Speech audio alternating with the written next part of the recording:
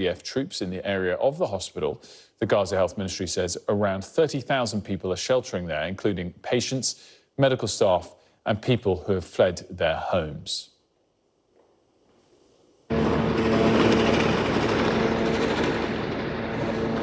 Well, social media footage taken around 3 a.m. local time and verified by Sky News shows smoke coming from the hospital area. The video was taken from a balcony nearby where both gunfire and military aircraft could be heard. We know that senior Hamas terrorists have regrouped inside the Shifa hospital and are using it to command attacks against Israel. Our targeted mission isn't just an operational necessity. It's a global imperative. Well, meanwhile, the EU's Foreign Policy Chief, Josep Borrell, speaking at a conference on humanitarian aid for Gaza in Brussels, has accused Israel of using starvation as a weapon of war. In Gaza, we are no longer on the brink of famine. We are in a state of famine. It's not a flood, it's not an earthquake. It's entirely man-made. By whom?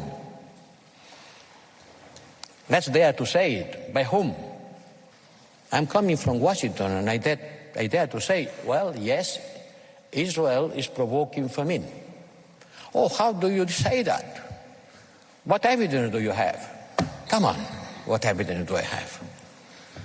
Hundreds of trucks are waiting to enter. And it's absolutely imperative to make crossing points work effectively and open additional crossing point. And it's just a matter of political will.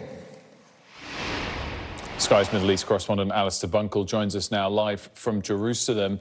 Alistair, what's your take on the overnight developments regarding Al-Shifa Hospital, and I guess the extent to which it shows the IDF and Israel's resolve to continue as they have done for some time, despite international pressure and pushback from various sides? Well, you heard the justification and the military reason for it in the clip from Rear Admiral Daniel Hagari. In a nutshell, they say, intelligence that Hamas fighters, including some senior commanders, have regrouped in the hospital compound, very big compound in Gaza City, and are starting to command operations from there. So from the Israeli military perspective, it is fundamental that they go and seek out and eliminate those Hamas fighters as part of this ongoing war against Hamas in the Gaza Strip that's now more than 5 months old. This is the second time that the Israelis have launched a major operation on Shifa Hospital. The last time was in November for similar reasons, and that was to go and find Hamas fighters and Hamas infrastructure. On that occasion, they uncovered some tunnels. It was done with great international concern because of the patients and staff inside the hospitals. And I think the general feeling was that the evidence uncovered of Hamas presence in the hospital didn't necessarily justify the size of the operation. Nevertheless, Israel went in and they have moved on through the Gaza Strip over recent months. And as they have done so, it's not that they have left northern Gaza exposed, it's not that they have left it completely as a military, but as their forces have gone elsewhere through the Gaza Strip, they have seen pockets of Hamas pop up again behind them, if you like, back in the north and back in the centre, and that looks as though it's what has happened this time. Now, obviously, when you have a hospital like this, which has, and in the case of Gaza, it's not just patients and medical staff, but thousands of people also seeking refuge and shelter there, thinking that because you're in the hospital confines, you will have a degree of security. So with that and a military operation, again, serious concern about the lives of innocent civilians inside the hospital. Some people will cite international law and say, I think as Hamas have done, this is a war crime. It's my understanding, though, that of international law, that if the attacking force, the Israelis, have good reason and can prove that there is a sort of a military operation from within this hospital, i.e. Hamas are in the hospital, then that does give them the legal justification to go in. I think what we've seen this time round, and I was starting to get messages about 2 or 3 o'clock in the morning on my phone from the IDF, is that they've been much more on the front foot, trying to explain and justify why they're carrying out this operation. Just, Ali, stepping back briefly, give us a summary of where we stand now elsewhere to the further south part of the Gaza Strip, Rafah in particular, but also the West Bank, and how things have played out over the last week or two relative to worst-case fears for this month, for this period of Ramadan. So Gaza first, the military have continued, the Israeli military have sort of systematically gone through from north to south, but they've sort of come to a halt around the Khan Yunis area, which is Gaza's second largest city, which is well to the south. And what we've been hearing a lot of from the Israeli Prime Minister over the last 48 hours is this absolute determined resolve that they will have to go into the southern city of Rafah, because that is where, one, they think Hamas senior leadership, even like the most senior leadership of Hamas, are hiding. They believe that hostages could be held there. And thirdly, their argument is we cannot defeat Hamas unless we go to this final major urban area of Rafah. The problem is you've got about 1.4 million people who've sought shelter there. And so that is why you've got this disagreement between the Israelis and their key allies, like the Americans and the British, over what happens with Rafah. As they've sort of gone through Gaza, they are now sort of in a bit of a holding position around Khan Yunis, but they are continuing to fight Hamas in and around Khan Yunis and elsewhere in the north. So Hamas has not been completely defeated in the north or the centre of the Gaza Strip. The West Bank, all eyes have been on the West Bank and here in Jerusalem with the start of Ramadan. I have to say that Ramadan so far has gone reasonably quietly. There's been no major problems, apart from some scuffles on the first night. There's been no major problems around Al-Aqsa Mosque, so that has filled people with a bit of confidence that it can continue to run peacefully. The West Bank as well has seen Israeli military operations. We had that tragic death of a 12-year-old boy in East Jerusalem who was holding a firework, was shot dead by an Israeli border police officer last week. But they have been quite small-scale operations. For the most part, the West Bank has remained quieter during Ramadan, despite Hamas calling for people to rise up against the Israelis. And one more final interesting thing that happened yesterday. Fatah, which is the sort of the political rival to Hamas, they control the Palestinian Authority and the West Bank.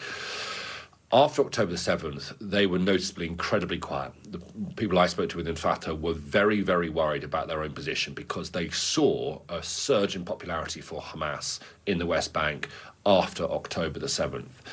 But yesterday, they came out very strongly against Hamas. They accused them of creating a second Nakba catastrophe for the Palestinian people.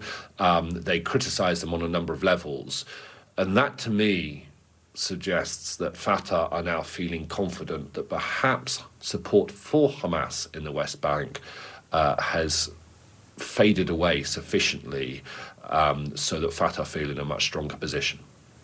Ali, as always, thanks so much. Alistair Bunkle there for us live in Jerusalem this morning. Now, Vladimir Putin has officially been declared Russian president once again, winning his 5th term in power. But the EU has said this morning that the election took place in what is called a highly restricted environment exacerbated by Russia's illegal war of aggression against Ukraine, and said it regrets the decision of Moscow authorities not to allow its observers to monitor the vote. Well, President Putin was re-elected with 87% of the vote, 10 percentage points up on his share 6 years ago. He said his victory was a sign of trust and hope in him by the Russian people. Well, NBC's chief international correspondent, Keir Simmons, has the latest from Moscow. This is the biggest vote for President Putin in his leadership, but there will be many, many around the world who will be questioning what is being claimed here. Certainly late last night, almost midnight, he walked into the news conference that we attended with a spring in his step, despite all of the questions, despite the protests, despite drone strikes through the weekend. And we were the first international news organization to ask President Putin a question after his election was announced. There was an idea to exchange Alexei Navalny for others who are in prison in Western countries. You can believe me or not, but the person spoke to me and said before the end of the sentence, I said, I agree. Unfortunately, what happened, happened.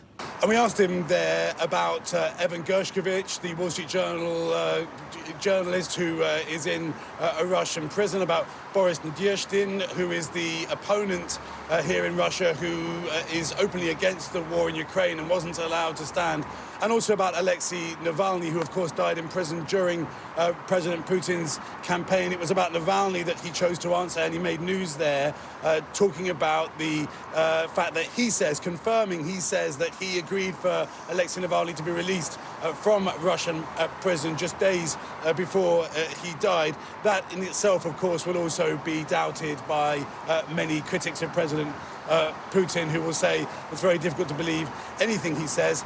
No matter, he is now going to be in power here in Russia for the next 6 years. He is being congratulated by Venezuela's leader, by Kim Jong-un of North Korea, the kinds of countries that you would expect, while at the same time, the Foreign Secretary, for example, saying this is not a free and fair election, and the White House already saying that this is not democracy here in Russia. NBC's Keir Simmons there for us, and we'll discuss both the Middle East and Russia with Professor Michael Clark shortly. Rishi Sunak has insisted the economy is turning a corner and has urged Tory MPs to stick to the plan, amid reports of a plot to oust him before the election. The Prime Minister is seeking to shift the political debate to gradually improving economic outlook today as he gives his first speech about the economy since the spring budget. Well, in the speech due later this hour, in the next 20 minutes or so, the Prime Minister is expected to announce a new package of reforms to cut red tape and support small businesses across the UK, a pledge to invest £60 million and create 20,000 new apprenticeships for young people, a new industry-led task force which aims to boost private investment in women-led businesses, and other finer points too. Our Deputy Political Editor, Sam Coates, joins me now. Sam, it's interesting, this speech coming obviously a little bit 10 days or so after the budget, and it's to small and medium-sized businesses. Are we expecting, to the same scale of the budget, new proposals for policy, the sort of long-term supply-side-led policies that maybe didn't come out in the budget, or nothing specific to that level? I don't think it's been quite like that. Look, the job of this speech is to effectively reinforce the Prime Minister's existing economic message. Really, I think underlying it, the job of this speech is to steady the nerves of Tory MPs and those who have been expressing a bit of concern about Rishi Sunak's leadership. The economy will be at the centre of the Conservatives' election campaign message.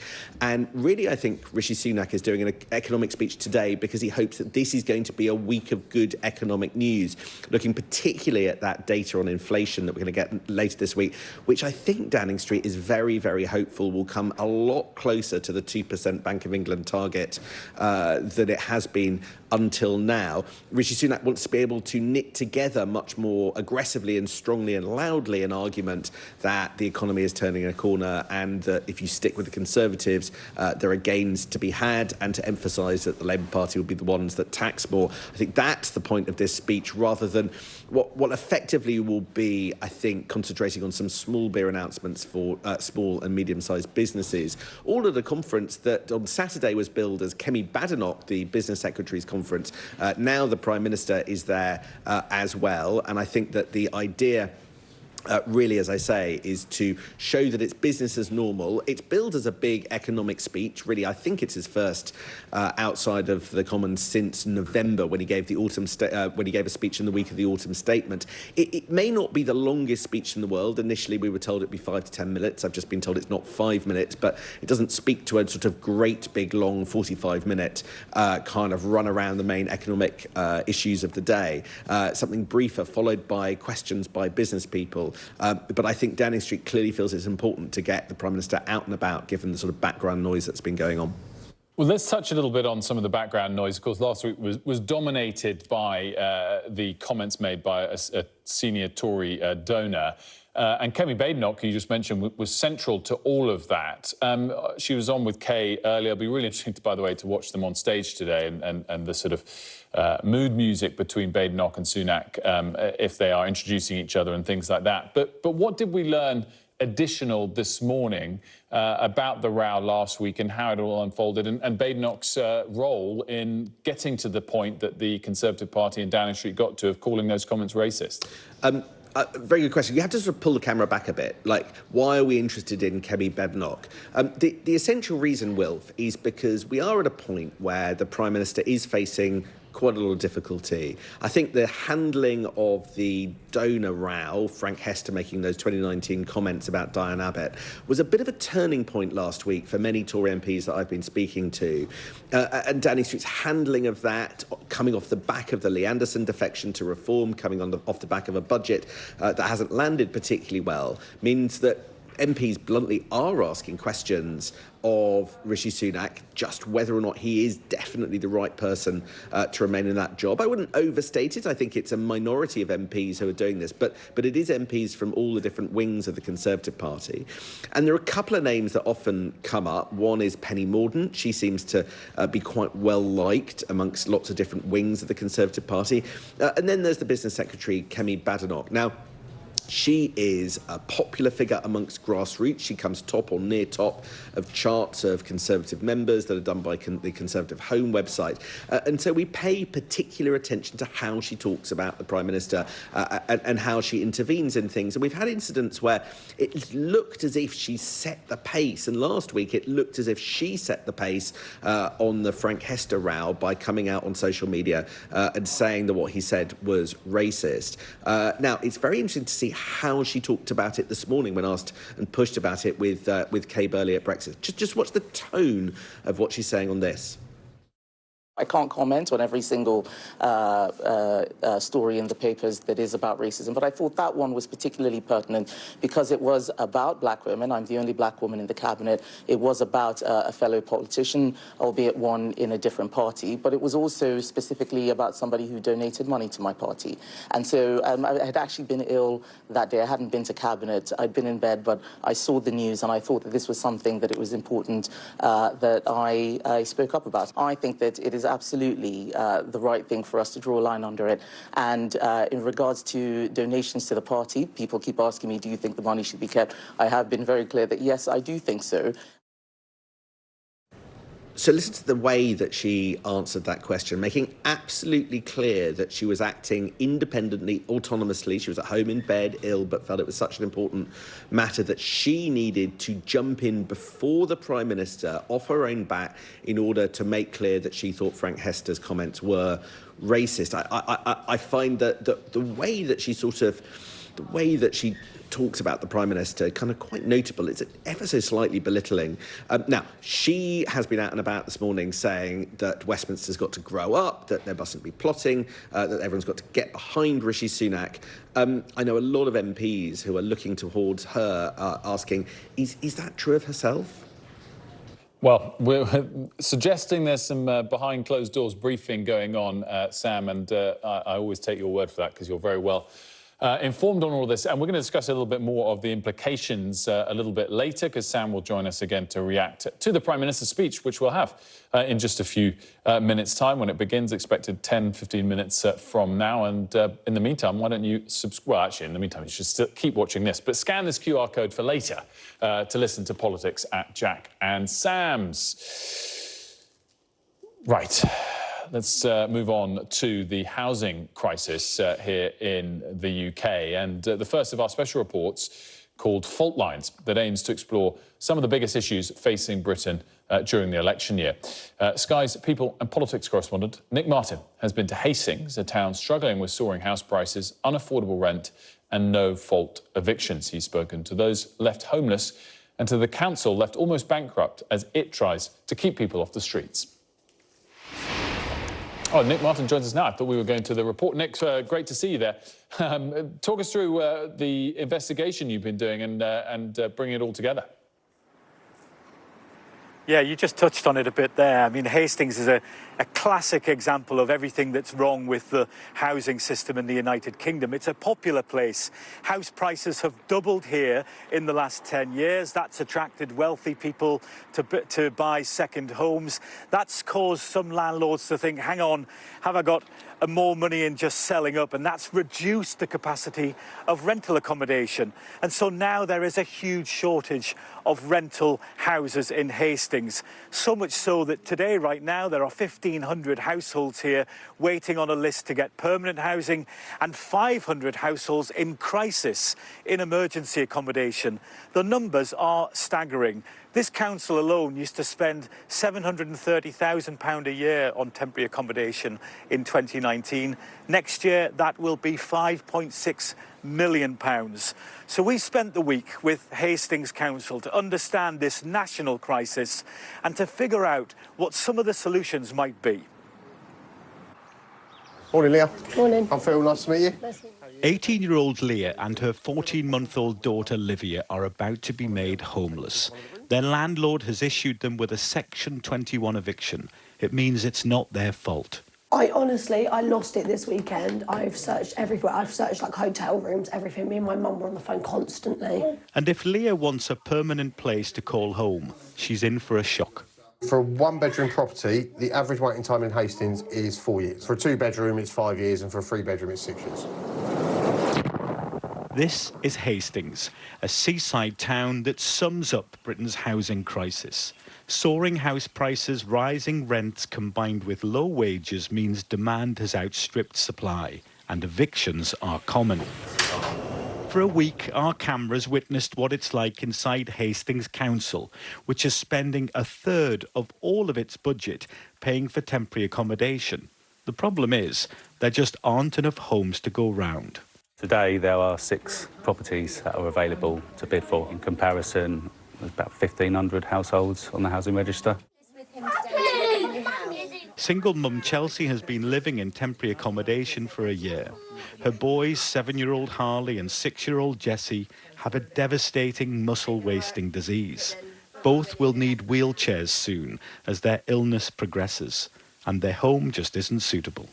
It's definitely going to be hard to find that suitable property that is big enough for both of these kids to live in. And it's not going to be just for now, it's got to be until they pass away.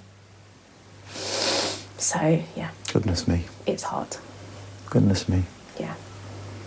That's hard to say out loud. That's hard for me to hear. It is. Mm. I'm sorry, it is hard to talk about.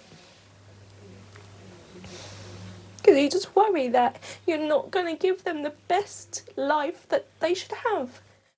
This is a crisis with many parts, and the government says it's committed to delivering 300,000 new homes. But there are still more than 1 million people on housing waiting lists. So Hastings and other councils are buying back council houses they sold a generation ago.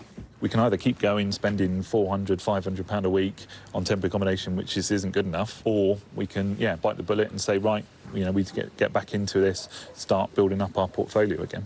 For people like Leah and her daughter, finding a place to call home could take years. So Nick, what is the government position on all of this? Well, as I said there, the target back in 2017 was to build 300,000 homes a year. There's nowhere near that. In fact, last year there was just over 200,000 homes built. But also when it comes to building social homes for rental, which is the real shortage here, there are only 9,500 of those built last year. So you can start to see that there is just not the capacity in the system for all of the people who are turning up to all of the council offices today presenting as homeless. Now, the government are spending money on this. They're spending £1.2 billion to councils so that they can do things like buy back council houses that they were selling under right to buy 30 years ago. But there's just not enough movement in that system to solve this crisis. There's no doubt it's a big one. It's a national crisis. The Conservatives and Labour don't agree on much, but what they do agree on is more houses need to be built. But the issue is so much more broader than that. Nick Martin, thanks so much for that. And by the way, you can watch the full version of Nick's piece throughout the day here on Sky. It's also already available on our website and on YouTube. We just had a flash coming across from the Foreign Secretary, David Cameron, who says Russian elections starkly underline the depth of repression under President Putin's regime, which seeks to silence any opposition to his illegal war. And that's coming across from the Foreign Secretary, Lord Cameron, of course, on the day in which President Putin secured his re-election with over 80% of the vote. One other flash coming across relates to the crossbow attacks in Shoreditch. Police have arrested a man after 2 people were injured by crossbow bolts in Shoreditch around 11 p.m. on Sunday, 18th of March. As part of the intelligence-led policing operation in response to the crossbow attacks, officers arrested a 47-year-old man in Shoreditch. I'm just scanning through the rest of this. We've got a quote from Chief Superintendent James Conway, who's responsible for policing in Hackney and Tower Hamlets, said, "I'm acutely aware of the level of concern in the community following these awful attacks. Since the first instance, the police response has been immediate and dynamic." And he goes on to address the arrest last night as a significant development in the investigation. We'll have more on that when we have it. We're going to take a quick break here on Sky News Today. And, of course, we've got that speech from the Prime Minister coming up shortly from Coventry.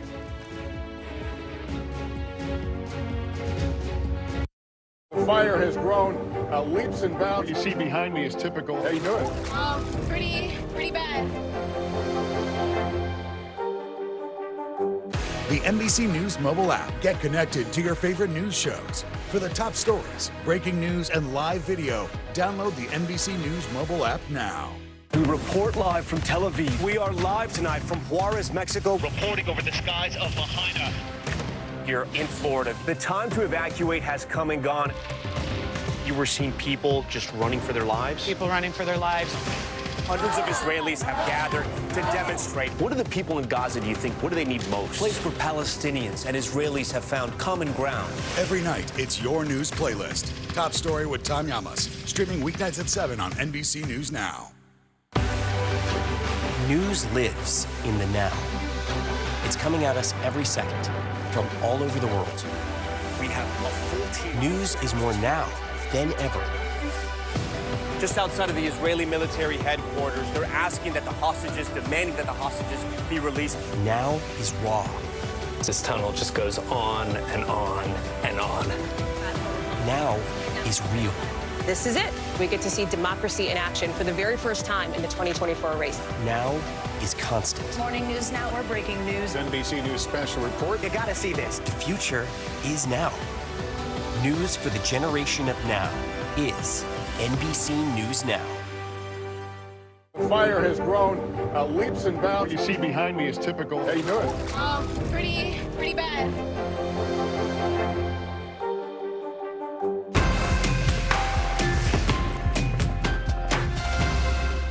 Kristen Welker hosts Meet the Press every Sunday on NBC.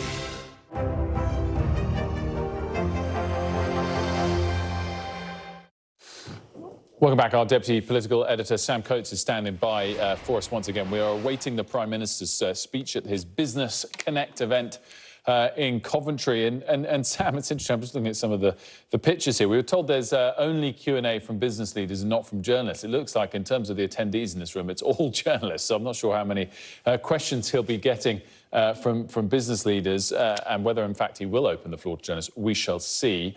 What are you expecting him to set out in this speech? It's interesting that you bring that up, Wilf, because one of the observations I've got about Rishi Sunak last week is we just didn't see very much of him. I think he did a sort of off-camera event on Monday. We only got a sort of interview with him, a pool interview on Thursday, and one appearance at Prime Minister's Questions. You didn't see a great deal of him last week. This week, today, this speech, clearly in quite a controlled circumstance. So here let's listen to him. 1.5 million small businesses in our country. And your contribution is enormous in jobs, growth, innovation. But it isn't just a number. It's 5.5 million stories of sacrifice, hard work, and hope that by taking a risk to build your own business, you can build a better future for yourself and your family. Stories like those of Ronnie Savage, who I just met earlier this morning, who runs the engineering firm Jonas Associates. Or Bradbury's Cheese in Buxton, 140 years old this year, and still as committed and knowledgeable as ever. Now, I grew up in a small business. When I wasn't at school, I'd work in my mum's pharmacy, serving customers, doing the bookkeeping, cleaning the shop. Our pharmacy shaped my beliefs about the economy. That pharmacy was ours. We owned it. We had a stake in its success. And if we worked hard, took pride in our work and provided a good service, business would improve. If we didn't, it wouldn't. And that's how it should be. That's the promise of entrepreneurship. Now, I know that that promise has come under strain. COVID, war in Ukraine, inflation, all caused major disruption, drove up the cost of doing business. I know things are still tough, but our plan is starting to work. Inflation, more than halved and falling fast. Growth, higher than anyone expected. Debt, on track to fall. But there is more that we need to do to restore that promise of entrepreneurship. So let me share 3 big steps we're taking to help small businesses. First, we're cutting your taxes. Your money is far better spent by you than by government. So we've increased the VAT threshold to £90,000 for the first time since 2017. We've taken 2 in 5 small businesses out of paying any employer's national insurance at all, thanks to our employment allowance. We've protected over 1 million small businesses from business rates increase, taken 1/3 out of paying any business rates whatsoever, and introduced a relief for retail, hospitality and leisure businesses that mean a small business in England will pay far less in business rates than you would in Wales or in Scotland. And we're cutting national insurance because we want to end the unfairness that you pay tax twice on income from work, but income from other sources is only taxed once. That's why our long-term ambition is to simplify the system and end the double tax on work by abolishing NICs. Now, we've already made good progress. For the self-employed, we've abolished Class 2 NICs and cut your main rate by 1/3, saving a typical self-employed person around £650 a year. And we've cut NICs for 29 million workers by around £900. That's a £20 billion tax cut for the British people. But we're not done yet. We'll make more progress towards abolition in the next Parliament. Now, our second step to help small business is to cut red tape. Since leaving the EU, we've revoked or reformed more than 2,000 EU laws, with 500 more coming this year, delivering more than £1 billion of savings for businesses and customers. But today, we can go further. We're announcing a new simplification package expected to save small businesses around £150 million a year. Now, take the rules that define who can qualify as a small business. It really matters, because if you don't qualify, suddenly you're hit with a load of extra paperwork. But now, we get to decide these definitions, not the EU. So we're changing the rules to ensure that far fewer businesses are hit by these burdens. We're also tackling late payments with strict new rules that mean any company bidding for large government contracts must show that they pay their own invoices within 45 days. And we're also making it easier for you to hire apprentices. Apprenticeships benefit young people and the businesses who hire them.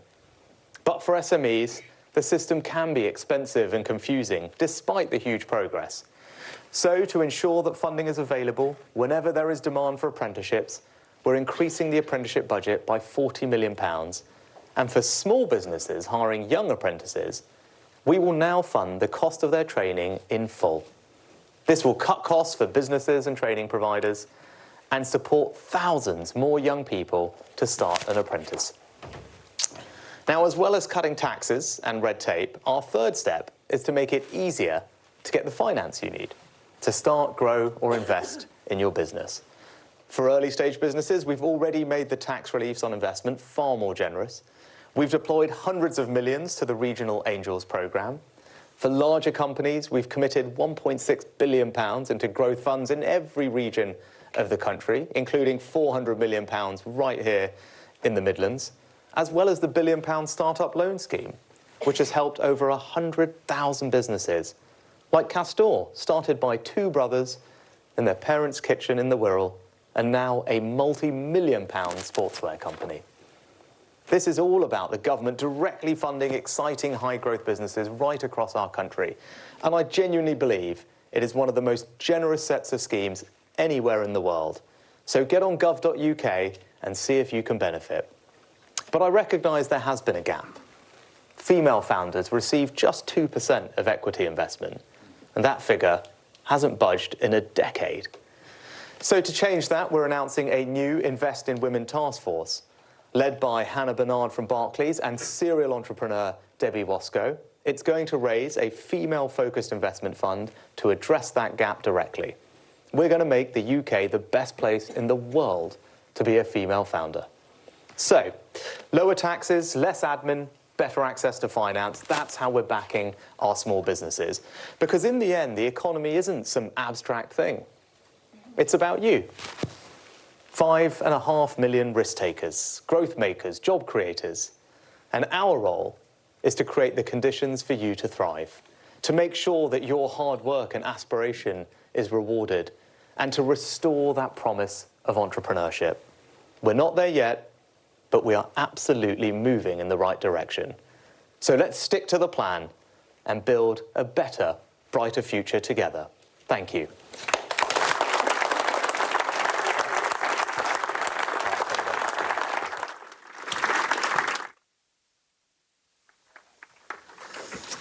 Hello, Prime Minister. Hello. So, it was International Women's Day just passed.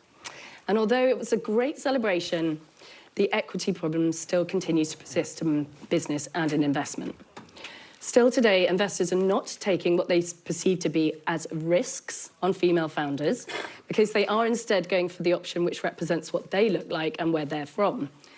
How can we incentivise investors to back female founders? And more broadly, what can be done to tackle the barrier to female entrepreneurship? Yeah, well, great question to start with. And I have two young girls, and as a dad, first and foremost, I want to make sure that my girls grow up in an economy and a society where there isn't a limit to their ambitions and aspirations. And if they want to start their own businesses one day, making sure that they have access to the finance they need is really important. So look, we have made progress. I think the last year that we have numbers for, we had a record number of female founders, and that has doubled over the last 5 or 6 years. But there's clearly more to do, as I alluded to. We just haven't got enough money going into this, which is why we've announced this new task force, which will raise money for a dedicated fund. And I think that will make a big difference. And it will complement the things we're doing to ensure that big FTSE companies have more women in leadership positions, where, again, there's been very good progress. But maybe I could actually touch on two slightly related areas, which I think actually will make a difference too. When I talk to female business leaders, actually what they talk to me about a lot is childcare, and making sure that there is good access to childcare so they can juggle family and work, which is never easy, but making it easier is something that people have always wanted. And I'm really pleased that actually we're in the middle of one of the biggest expansions of childcare that our country's ever seen. And in just a few weeks' time, the next stage of that will kick in, because we're on the path, and Gillian's here, we're on the path to making sure that everyone in work can have access to 30 hours of free childcare from the time that their little one is 9 months old until they start school. And when that is fully rolled out, I think it will be transformational, particularly benefiting female founders. So that's the first thing, I think, to focus on. And as I said, and Gillian could talk about it later, but in just a few weeks' time, that's about to start happening. And the second thing I'd say is about role models. And, I can't emphasise this enough, particularly female founders in traditionally male industries. And, Julie's here somewhere from Deidre is a great example of that. And all I'd say is, for all of you who have done that journey, don't underestimate the power you have in just going back to schools, to colleges, and talking about your experience, right? Because what we need our young girls to see is that there isn't a limit to what they can achieve. And actually, forget about all the policies we can put together in Whitehall or in Downing Street. I want my kids to be able to hear from people like you, from Julie and others, and go, OK, well, that's possible. I can do that. And that's why whenever I actually talk to female engineers in particular, as I was doing earlier today, the apprentices, I was like, make sure you go back to your college and your school and tell them what you're working on and what your job is now. And that will inspire a new generation of young women to, dream big and go realise those ambitions. So I think that is an important part of it, which is less about government and more about fantastic entrepreneurs like you, Julie, and others, sharing that and passing it on. I was in a school doing just that last week. Excellent. Very happy to hear. OK, moving on to hospitality. It's the third largest employer in the UK. It generates 93 billion in revenue. 2/3 of hospitality venues in the UK are independent. I'm the chair of a group of independent hospitality owners who are working hard to build back post the really difficult COVID years, but are now impacted by huge inflation. If we want to attract and retain world-class talent to live in the UK, they want thriving cities to live in. And that looks like... Emma Hill there, the MD of Lucky Saint, low alcohol or alcohol-free beer, asking the questions to the Prime Minister.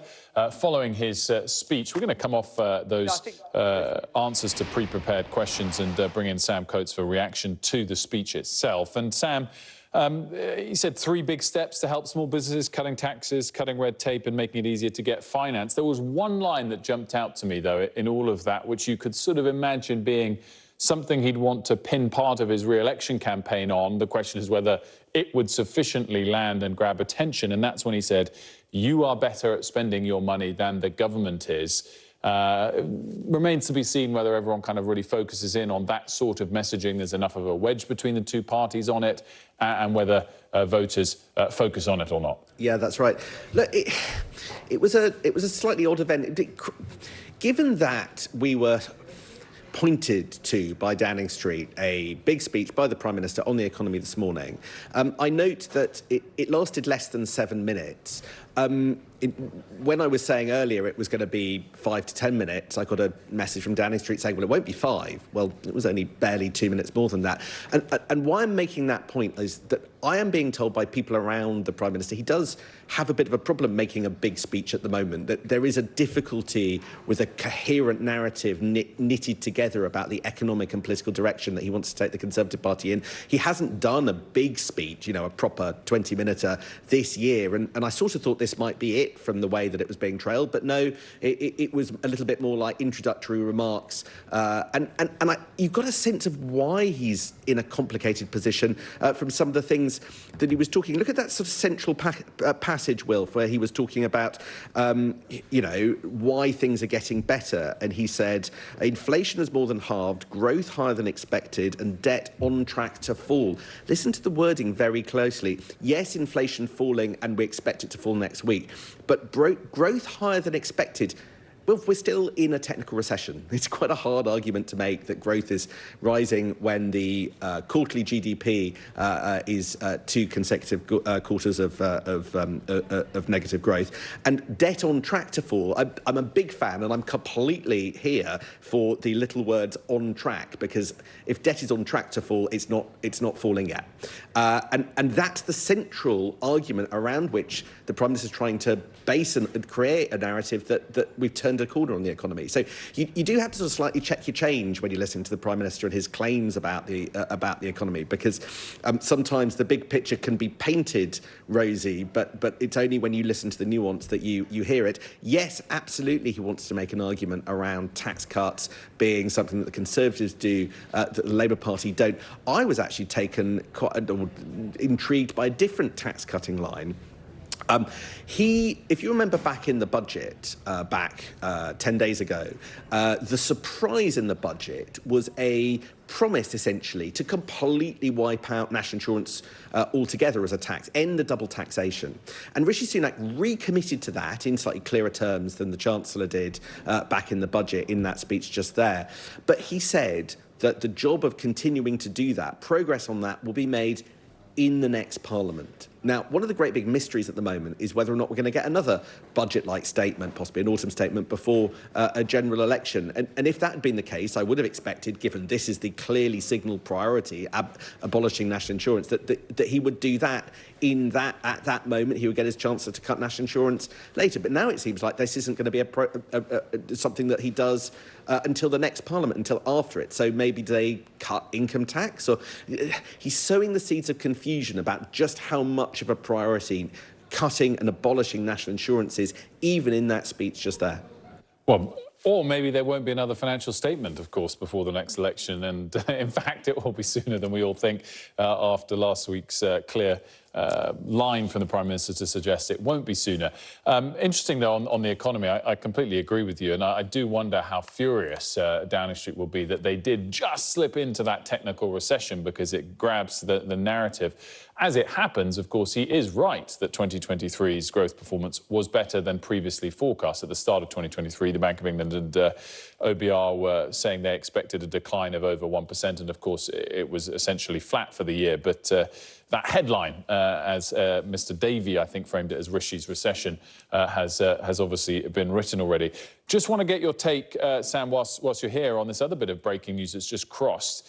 Let me just sum it up quickly. So Ofcom has just made an announcement about its investigations it was carrying out into certain episodes of GB News programmes. And they have decided that 5 programmes featuring politicians acting as news presenters did break due impartiality rules. Sam, they give a bit more detail in their release, saying that news must be presented with due impartiality. Additionally, a politician cannot be a newsreader, news interviewer or news reporter unless, exceptionally, there's editorial justification. In 5 of those episodes, they say they were acting as a newsreader. There wasn't exceptional justification for it. And, of course, they are politicians. They relate to 2 episodes of the Jacob Rees-Mogg Show and 3 episodes of the Esther and Phil Show. Sam, I wonder if there's much consequence for this in your beat, in the political beat, and whether some of these politicians who will be topping up earnings significantly with these sorts of roles might have to choose between one or the other. Will that make a big difference? What's your take? So it's important to say that sort of over the decades, there have always been politicians appearing, of course, on programmes. In some cases, they've played minor roles hosting them. But with the arrival of GB News, there's been a big shift towards having serving politicians being paid large sums to do Ofcom-regulated TV work and host shows. And the 2 names that you mentioned, or 3 names that you mentioned, Jacob Rees-Mogg, Esther McVeigh, and Philip Davies, those 3 have effectively cornered the market in this. Jacob Rees-Mogg appearing as a nightly host, and Philip Davies also being absolutely kind of critical when it comes to GB News' output, interviewing other politicians. Now, there has been pressure on Ofcom to look at this, and this judgment sounds, from what you've read out just there, fairly clear that they don't like this practice and sounds like they want to end it. It's not clear whether or not it will end it. I note that there are no immediate sanctions, so there's a question about whether or not GB News would comply. But this is the regulator going to the next level to get a bit tougher on this issue. Let's see whether it ends that practice or whether or not there's just another fight to be had. Sam Coates, as always, thanks so much. You're watching Sky News Today, and still to come, the most decorated British female Olympian of all time announces her retirement. We'll have more on that next.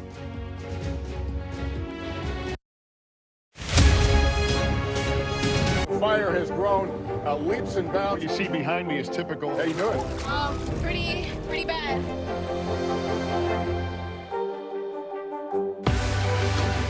We're talking possibly 1 trillion galaxies. Yes. That is a number that is just so hard to compute. Whether it's the moon, whether it's Mars, it feels like we're on the cusp of something big. Hey, I'm Hallie. It's good to be with you tonight. What do we know that voters care about? The economy, right? You are seeing that firsthand yourself on the ground there today. This is 2 things. It is pretty big medical news. It is also a pretty big mystery. And oh, by the way, it's driven by one of the most controversial people in the United States. What's happening? They have tweaked my monitor, and I can see now you are, in fact, soaking wet. I am deeply sorry. My commitment to apologize Hallie for the many Jackson now questions. will never be questioned. We report live from Tel Aviv. We are live tonight from Juarez, Mexico. Reporting over the skies of Lahaina. Here in Florida. The time to evacuate has come and gone. You were seeing people just running for their lives? People running for their lives. Hundreds of Israelis have gathered to demonstrate. What do the people in Gaza, do you think, what do they need most? A place where Palestinians and Israelis have found common ground. Every night, it's your news playlist. Top Story with Tom Yamas. Streaming weeknights at 7 on NBC News Now. From inside Iran, from Israel, from Florida, from Lewiston, Maine. Part of our continued reporting. This is what a country at war looks like. Women, children. What is it like? Countless neighborhoods across the region that look just like this. Everybody good? Get to it for all this damage to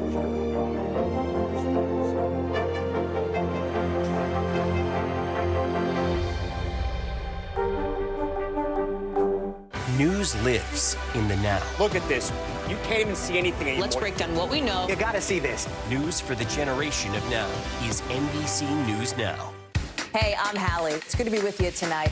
What do we know that voters care about? The economy, right? You are seeing that firsthand yourself on the ground there today. This is two things. It is pretty big medical news. It is also a pretty big mystery. And oh, by the way, it's driven by one of the most controversial people in the United States. What's happening? They have tweaked my monitor, and I can see now you are, in fact, soaking wet. I am deeply sorry. My I commitment apologize to Hallie for the many Jackson now questions. will never be questioned.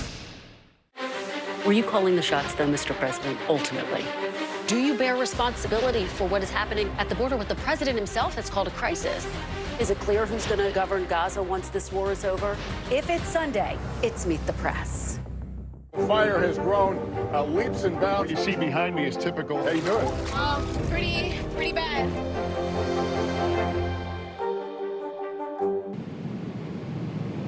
Maybe one day all airlines will have seats like this.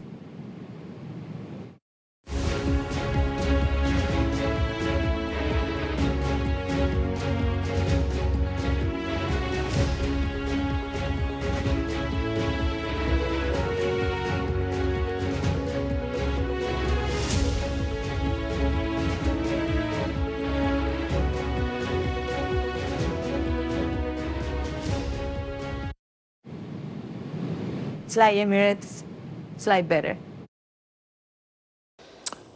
Dame Laura Kenny has announced she's retiring from cycling. The 31-year-old won 5 Olympic gold medals across her career, making her the most decorated British female Olympian of all time. Let's get more with Sky's Rachel Venables. Rachel, 5 Olympic golds really stands out. One might have thought at her age she could have kept going for another medal or two, but totally understandable why she wants to bow out now. Absolutely. 5 gold Olympic medals, 7 world championships, world titles, 14 European championships. The list just goes on and on. You know, she is Britain's most decorated female Olympian, and she won those 5 gold medals as well across 3 successive Olympic Games, starting back in London 2012, where she won her first 2 golds, following that up with another 2 golds in Rio as well. I mean, a staggeringly successful athlete who has just announced this morning her retirement from cycling. She posted on social media saying, "A special thanks to every teammate I've ever had over the years, and of course to my family for being the best support unit I could ever have wished for." She said it's now time to move on, but stay following for the next chapter. And of course, as you mentioned, she's 31 years old. She very much will continue in cycling, though of course we won't be seeing her at, for example, the Paris Olympics only taking place this summer. We did know there was only a slim chance that she would be competing, but she has firmly closed the door really on that chapter. But I mentioned London 2012, that was when she really first raced to prominence. We know also she married Britain's most successful Olympian, Jason Kenny, the two of them having 2 children together, 2 young sons, and she has since said that spending time at home with them was just proving more and more alluring to her. She was also made a dame. You can see the images there on your screen back in 2022. And this is what she told Sky Sports News at the time. I mean, I do feel proud, but, you know, when you compare us to someone who goes and fights war, it seems like it doesn't, like, riding a bike doesn't seem like that big a deal. And when you're living in that bubble, you almost don't see the kind of impression, I guess, that you're giving everyone else. So for us, on the day-to-day, we're just riding a bike. But yeah, like you say, our career, well, I'm proud of it for sure, but what we're doing for the greater good as well and trying to inspire that next generation is what is really important to us. We have the best is yet to come still, potentially? Well, I mean, maybe, yeah. I just keep turning up at these bike races and hoping for the best, to be honest. I think that was a very classic answer there from Dame Laura Kenny, who has announced this morning that she is retiring from competitive cycling. We don't yet know what's in store for her, but we're sure it will be about inspiring, as she just said, the next generation and continuing to do that work in cycling. Rachel, great stuff. Thanks so much for that. We're going to have a quick look at the weather. Warm memories wherever you go. The weather, sponsored by Qatar Airways. It'll be quite changeable this week.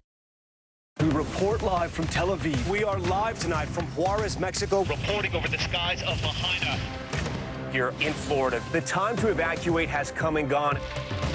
You were seeing people just running for their lives? People running for their lives. Hundreds of Israelis have gathered to demonstrate. What do the people in Gaza, do you think, what do they need most? A place where Palestinians and Israelis have found common ground. Every night, it's your news playlist. Top Story with Tom Llamas, streaming weeknights at 7 on NBC News Now.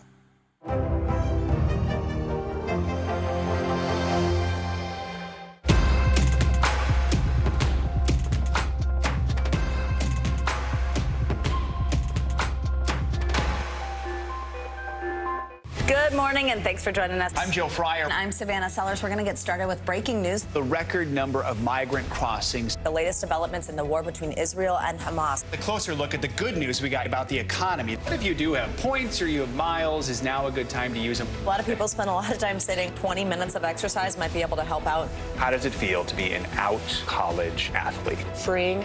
The first woman on a lunar mission. What was it like to get that news? Morning News Now, streaming weekdays at 7. From inside Iran, from Israel, from Florida. Part of our continued reporting. We're all safe. Everybody good? Women, children.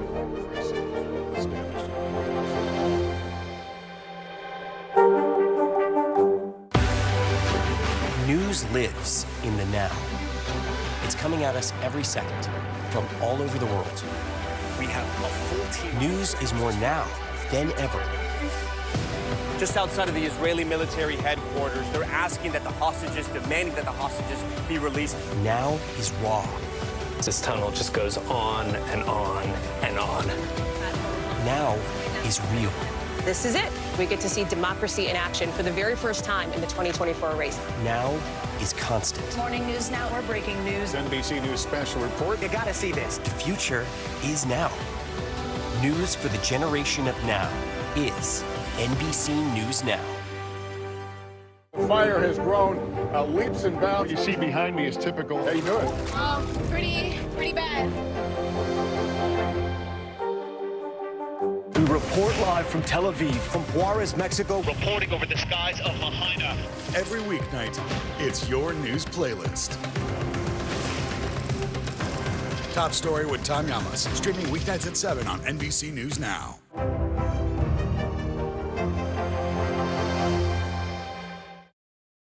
Thanks for tuning in. I'm Gotti Schwartz. Here are the stories we're following tonight. Storms keep coming here in California. The U.S. government just declassified this video. A lot more stories trending like crazy on social media. A controversy pitting lawmakers against young voters. What's the state of crypto today? Is it safe for investors? We've got another mind-bending story on artificial intelligence. This is what my voice sounds like when I clone it. That wasn't me. You gotta see this. Stay tuned now. Weeknights at 8 Eastern, 5 Pacific on NBC News Now.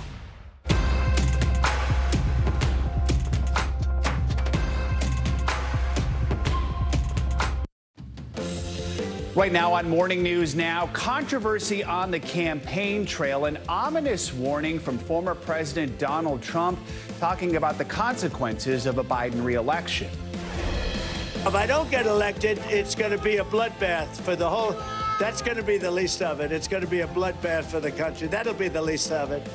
Trump's team says he was talking about Chinese car manufacturers, but the Biden campaign calls it a threat of political violence. This is voters in several states prepare to head to the polls for primary elections. We'll have the latest. Also this morning, another funding fight taking shape on Capitol Hill. Lawmakers now facing a Friday deadline to approve several bills before a partial government shutdown. More on negotiations and what's at stake. A landslide victory for Russian President Vladimir Putin in a three-day election that, with no real competition, was all but decided. We're going to take you to Moscow for the results, plus Putin's message to his country. And let the madness begin. That's right, it's time to fill out those brackets. March Madness is back. We're going to have highlights from a thrilling selection Sunday and look ahead to the men's and women's tournaments. Can you predict this year's Bracket Busters? Good to have you with us on this Monday morning. I'm Joe Fryer. Savannah is on assignment. We begin a new week with the race for the White House. Voters in 5 states will head to the polls tomorrow to cast their ballots in their state's primaries. The general election matchup between President Biden and former President Trump is coming into focus after they locked up their nominations last week. President Biden's campaign announced it raised $53 million in February.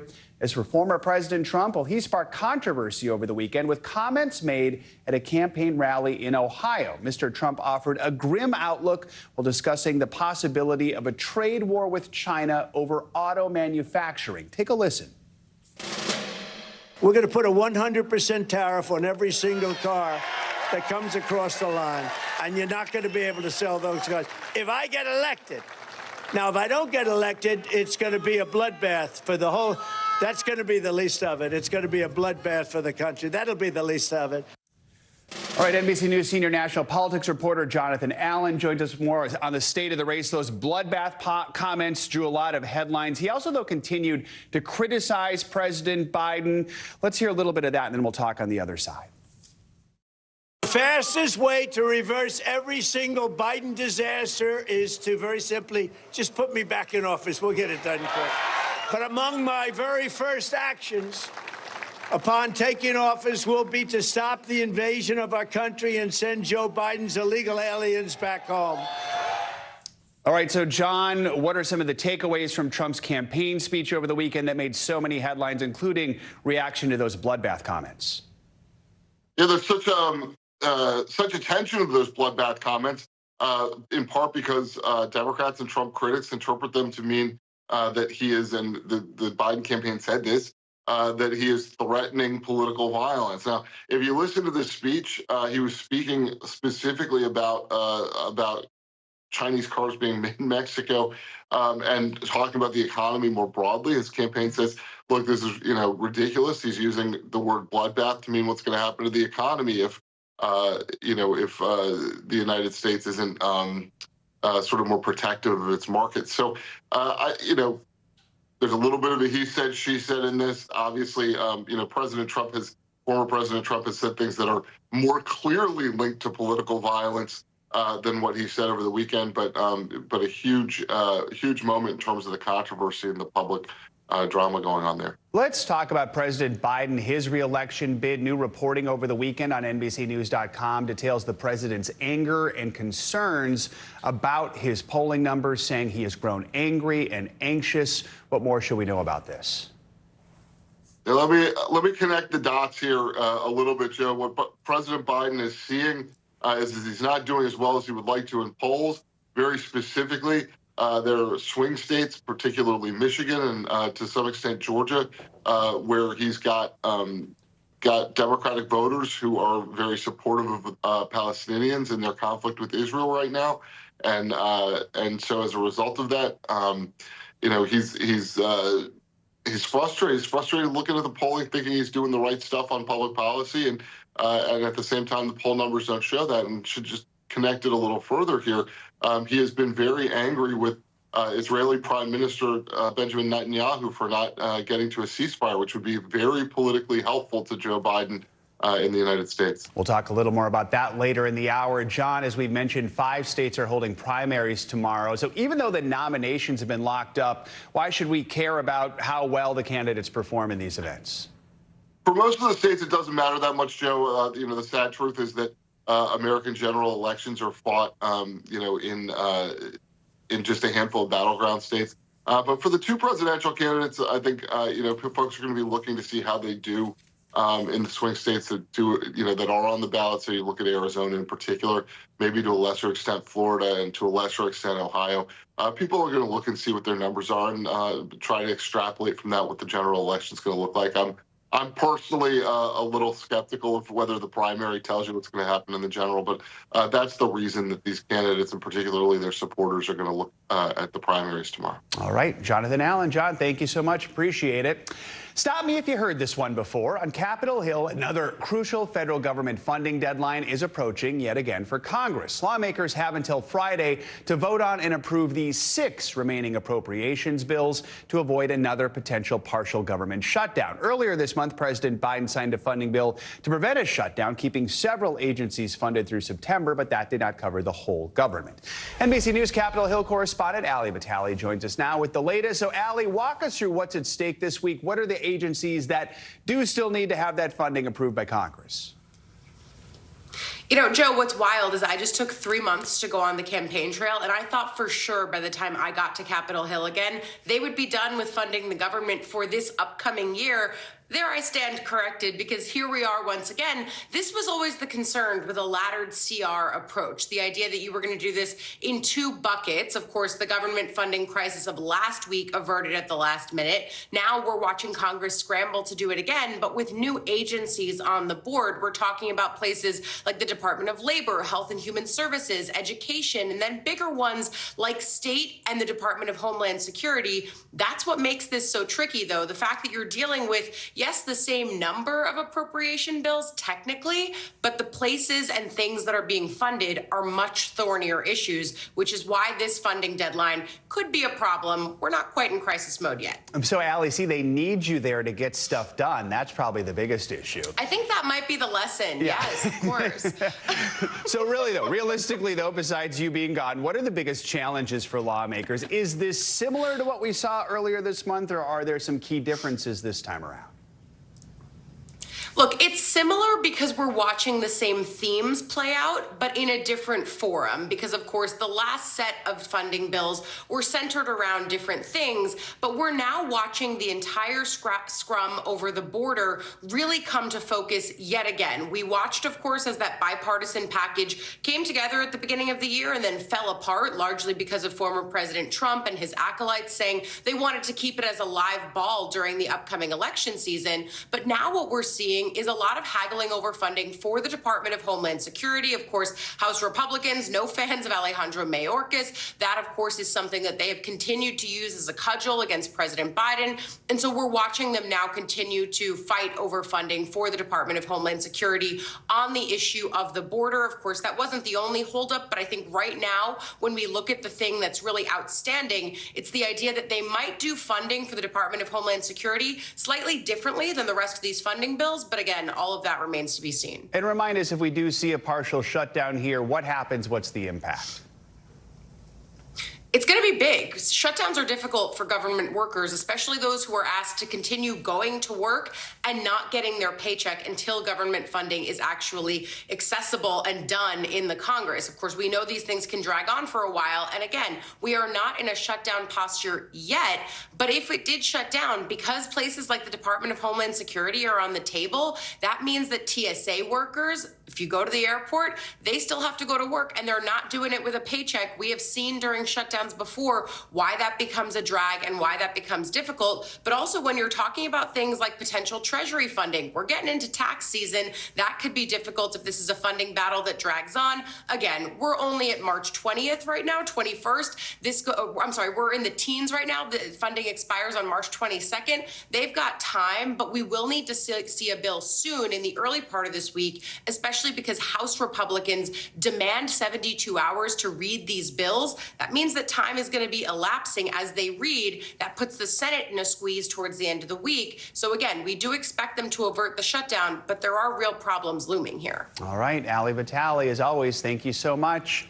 Today is the official last day of winter, but it is going out with a bang. Millions across the East are facing freeze threats. Meteorologist Michelle Grossman is here with the forecast. Michelle, good morning. Hi, Joe. Good to see you. And yeah, we are starting out chilly, at least ending winter, starting spring out chilly tomorrow. We're looking looking at temperatures tonight into Tuesday morning, well below freezing in many spots. So you want to cover any sensitive plants. That's mainly in the southeast. So 23 million people impacted by freeze alerts. Tonight into tomorrow morning, we have freeze warnings. That is in that hot pink color. So places like Memphis, Little Rock, Jackson, Montgomery, Atlanta, up to Charlotte, we'll see freeze conditions as we go throughout tonight. It's going to be a chilly afternoon, too, in many spots. Kansas City, well below normal for this time of year, in the 40s, the low 40s, 14 degrees below what is typical for this time of year. Also in the 40s in Nashville, Atlanta, you're just going to be at 59. That's 7 degrees below normal. And even down to places like New Orleans, just temperatures in the mid-60s. We're going to see another cool day tomorrow, but this is what it looks like overnight. I was talking about those freezing temperatures.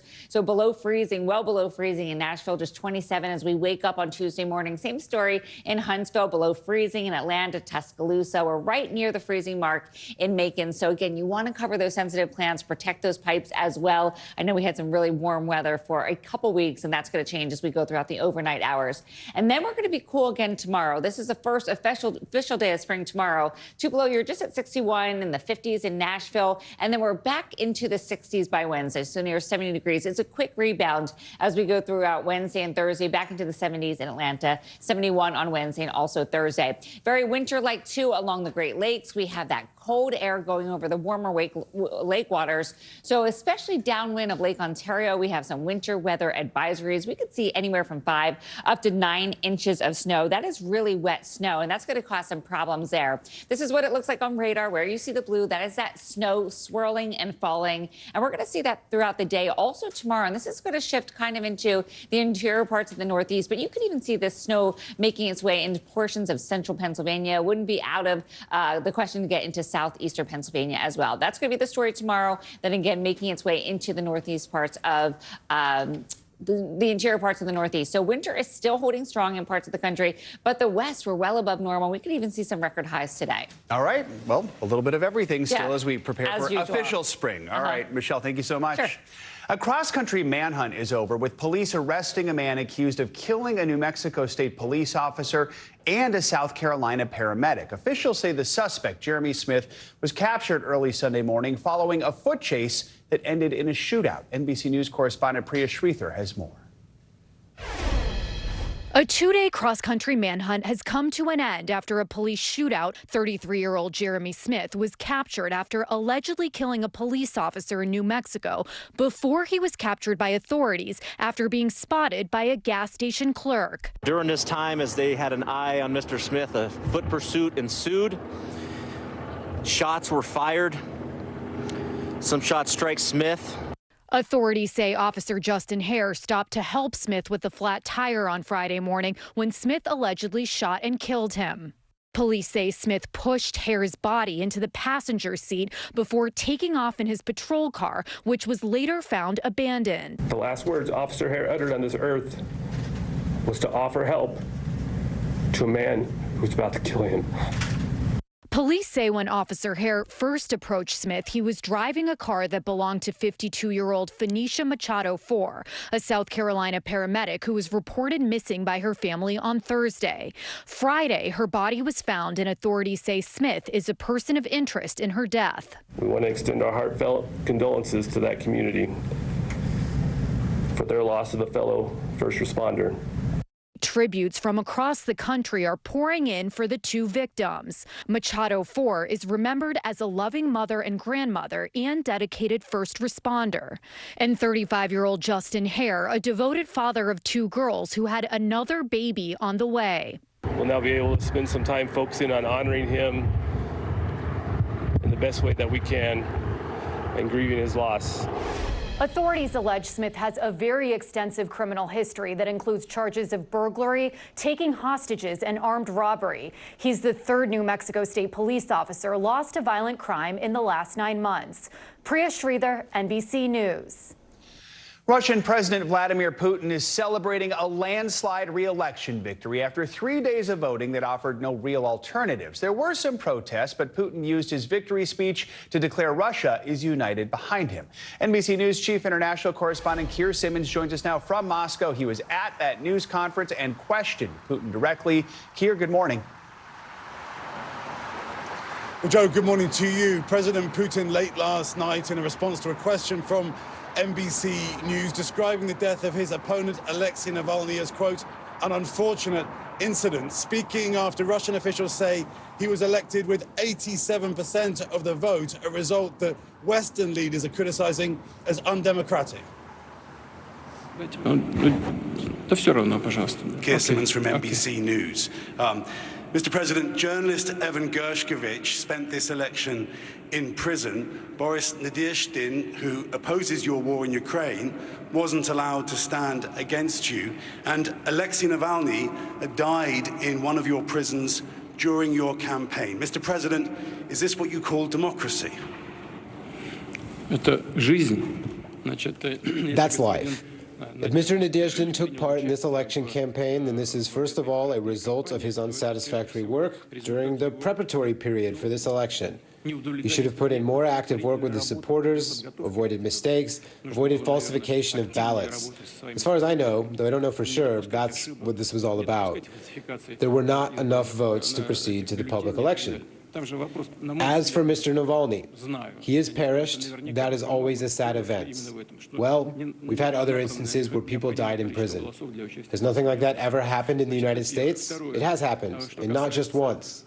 By the way, this will be unexpected, but several days before Mr. Navalny perished, I was told by some of my colleagues, not administration employees, but some people, that there's an idea to exchange Mr. Navalny for some people in prison in Western countries.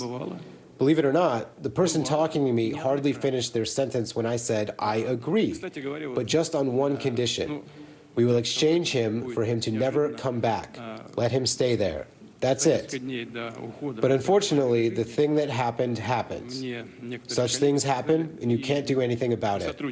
That is life. If you want to learn my opinion on whether our elections are democratic or not, I consider them democratic. And vice versa.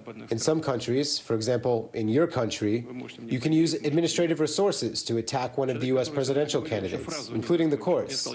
Is that called democratic? We have no preference for any candidate in the United States election, and we're going to work with the one who the U.S. voters trust. But the use of administrative resources in the court system, it's become laughable and a shame for the U.S. across the entire world to talk about your so-called democratic system. I have all grounds to believe that we can see no democracy, at least in the election campaigns, in some Western countries, the U.S. included. So now the ball is in your court.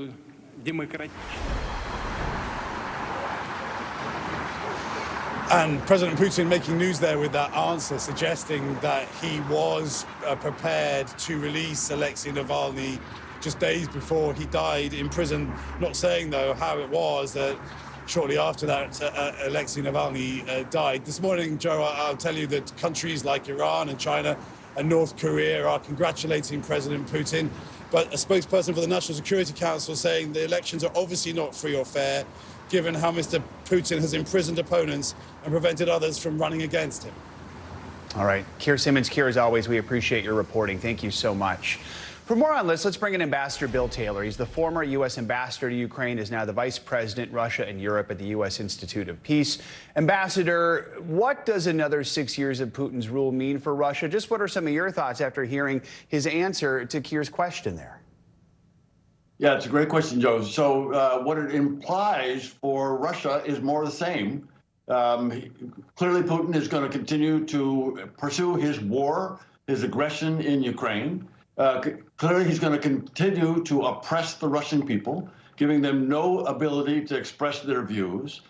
Clearly, he is going to continue to push against the international order that tries to maintain some rules of the road. Mr. Putin says he's got 87% of the vote. That's like North Korea, Joe. I mean, this is not a serious election. Putin's re-election comes at a time when the Ukraine war is at this crossroads. Ukraine is running dangerously low on supplies and ammunition. Efforts to send funds to Ukraine have stalled in the American Congress. Russian forces are making gains in the war. I know you just got back from Kyiv. What did you see? What's at stake here? At stake is the security of Ukraine, but it's more than that, Joe. You're exactly right. What's at stake here is the security of Europe and of the United States, which is why it's so important, as you just indicated, to provide those funds to allow the Ukrainians to stop the Russians in Ukraine. That's what's at stake. The Russians are moving across Ukraine. They're trying to take Ukraine so that they can threaten Europe. And that's what's at stake here right now. And Ukrainians, as you say, they're looking very carefully at what happens in the United States. They count on us. They count on the United States to continue to provide them the support so that they can do the fighting, so that they can stop the Russians. They're not looking for any other assistance like soldiers. They're looking for weapons that allow them to stop the Russians. So in January, Germany's defense minister warned that Russia could seek to attack a NATO member state within 5 to 8 years. We know the Danish defense minister said last month Russia is going to test Article 5 and test NATO's solidarity within a 3 to 5 year period. So what does Putin's re-election mean for Russia's diplomatic ties? Could this re-election try to embolden Putin to actually challenge NATO members and challenge NATO solidarity? So Putin is in office at least until 2030, probably until 2036 if he lives that long. So yes, he is emboldened now. He's got now he can call up more forces. So he can do this mobilization. He can do a bigger draft than he has been able to do up until now because it's very unpopular. So this is a problem for the Europeans. This is a problem that Putin is providing, is showing that he's got the intent to move across Ukraine, and the Europeans are right to be concerned. Europeans are right to be increasing their support for Ukraine. They're right to be increasing their defense budgets so in order they can stop the Russians as they move across Ukraine and threaten them. All right. Ambassador William Taylor, as always, we appreciate your time and your expertise. Thanks for joining us this morning. Thank you. Much more to come here on Morning News Now. Later this hour, enrolled and in debt. Incoming college freshmen now facing the reality of rising tuition. We're going to break down the costs and the options. Up first, doubling down. Israeli Prime Minister Benjamin Netanyahu refusing to back down from plans to invade southern Gaza. More on the move that could force action by the U.S. We'll be right back.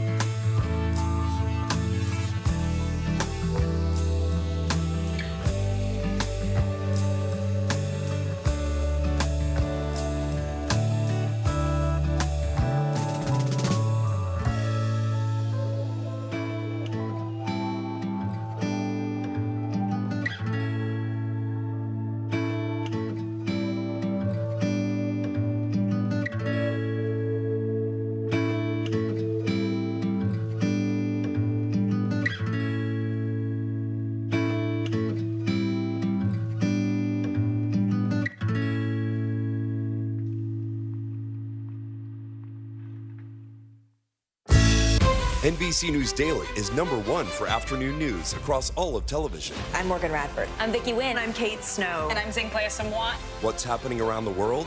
Israel's military is building up there along the border. And what matters here at home? New numbers are out today showing more encouraging signs for our economy. Let's zero in on exercise. We know we're supposed to be doing it. What does it do for our health? What needs to change for social media to be a safer place? NBC News Daily, weekdays from 12 to 4 on NBC News Now. We're back now with the latest on the war in the Middle East. Over the weekend, Israel's Prime Minister Benjamin Netanyahu repeated his military's plans for an invasion of Rafah in southern Gaza. That's where some 1.5 million Palestinians are taking refuge. The move would set up a potential showdown between Israel and the White House, which has called a military operation against Rafah a red line. Right now, aid agencies are sounding the alarm over the dire circumstances on the ground in Gaza. The Hamas-run Gaza Health Ministry says the death toll has now surpassed 31,700, including at least 30 people who've died of malnutrition. For more on all this, we're joined by NBC News international correspondent Raf Sanchez, who's in Tel Aviv. Raf, good morning. Let's start with that planned military incursion in Rafah. Do we know what the latest is there? Joe, good morning. Over the weekend, Prime Minister Benjamin Netanyahu approving what he says will be a two-phase plan for that attack on Rafah. He says an assault is necessary to defeat Hamas's remaining battalions in the south of the Strip. He says in the first phase, Israel's military will evacuate more than 1 million civilians out of the city, allowing them to go to some areas further north, not allowing them to go back to Gaza City. The second phase will be the attack itself. Now, President Biden has said that an attack on Rafah would be a red line. He has given slightly mixed messages here, saying that at the same time, there's nothing Israel could do that would lead him to actually cut off military or diplomatic support. The White House has said any attack on Rafah would be a disaster without, quote, a credible and executable plan to get those civilians out of harm's way. Secretary of State Antony Blinken saying he had not seen Israel's plan, is not yet in a position to judge whether or not it's credible. But we are also hearing from the UN that any attack on Rafah not only would lead to massive loss of civilian life, it would also disrupt the flow of aid coming in through the Rafah crossing from Egypt. And we'll dig into that a little more with our White House correspondent in just a moment. So, Raf, let's talk about peace talks. Reuters reports that those talks did resume in Qatar on Sunday, and this new round of talks comes after a new proposal from Hamas. What are we learning about that? Right. So, Joe, I spoke to an Israeli official this morning. They say Israel's spy chief, the head of the Mossad, is leading the Israeli delegation heading to those talks in Qatar. They say optimism is not high. You'll remember we have been here again and again and again, round after round of talks in Qatar, in Cairo, in Paris, in Warsaw, and still no breakthrough. We are 10 days into Ramadan, which was the White House's goal for getting ceasefire agreement in place. That goal not met. The basic framework for these talks is a 6-week ceasefire in exchange for Hamas releasing around 40 Israeli prisoners, most of them women, 40 Israeli hostages, most of them women. Israel would be expected to release several hundred Palestinian prisoners in exchange, but the details here are proving to be the devil. And at this point, Israeli officials are saying they are not optimistic about a breakthrough. And amid all this, Raf, the United Nations warning around a quarter of Gaza's 2.3 million residents are one step away from famine. On Friday, a ship carrying that desperately needed food and humanitarian aid did arrive on Gaza's shore. A second aid ship is expected to set sail. Real quick, what's the latest on this situation? Yeah, so that first ship full of food from World Central Kitchen, the American charity run by Chef Jose Andres, that ship arriving on the coast of Gaza, the aid taken to land. It has not yet been distributed, according to World Central Kitchen. Not totally clear what the holdup is. A second ship now underway. This is the beginning of what President Biden hopes will be a maritime corridor for getting more food into Gaza. But the message we are hearing, Joe, again and again and again from humanitarian organizations is that this is no substitute for getting more food in by land through both Israel and through Egypt, and that the big problem here is that there is such insecurity on the ground, especially in northern Gaza, that you cannot get this food safely distributed to the people who need it. These humanitarian groups saying it really is going to take a ceasefire to get food to where it needs to go. Joe. All right. Raph Sanchez. Raph, thank you so much.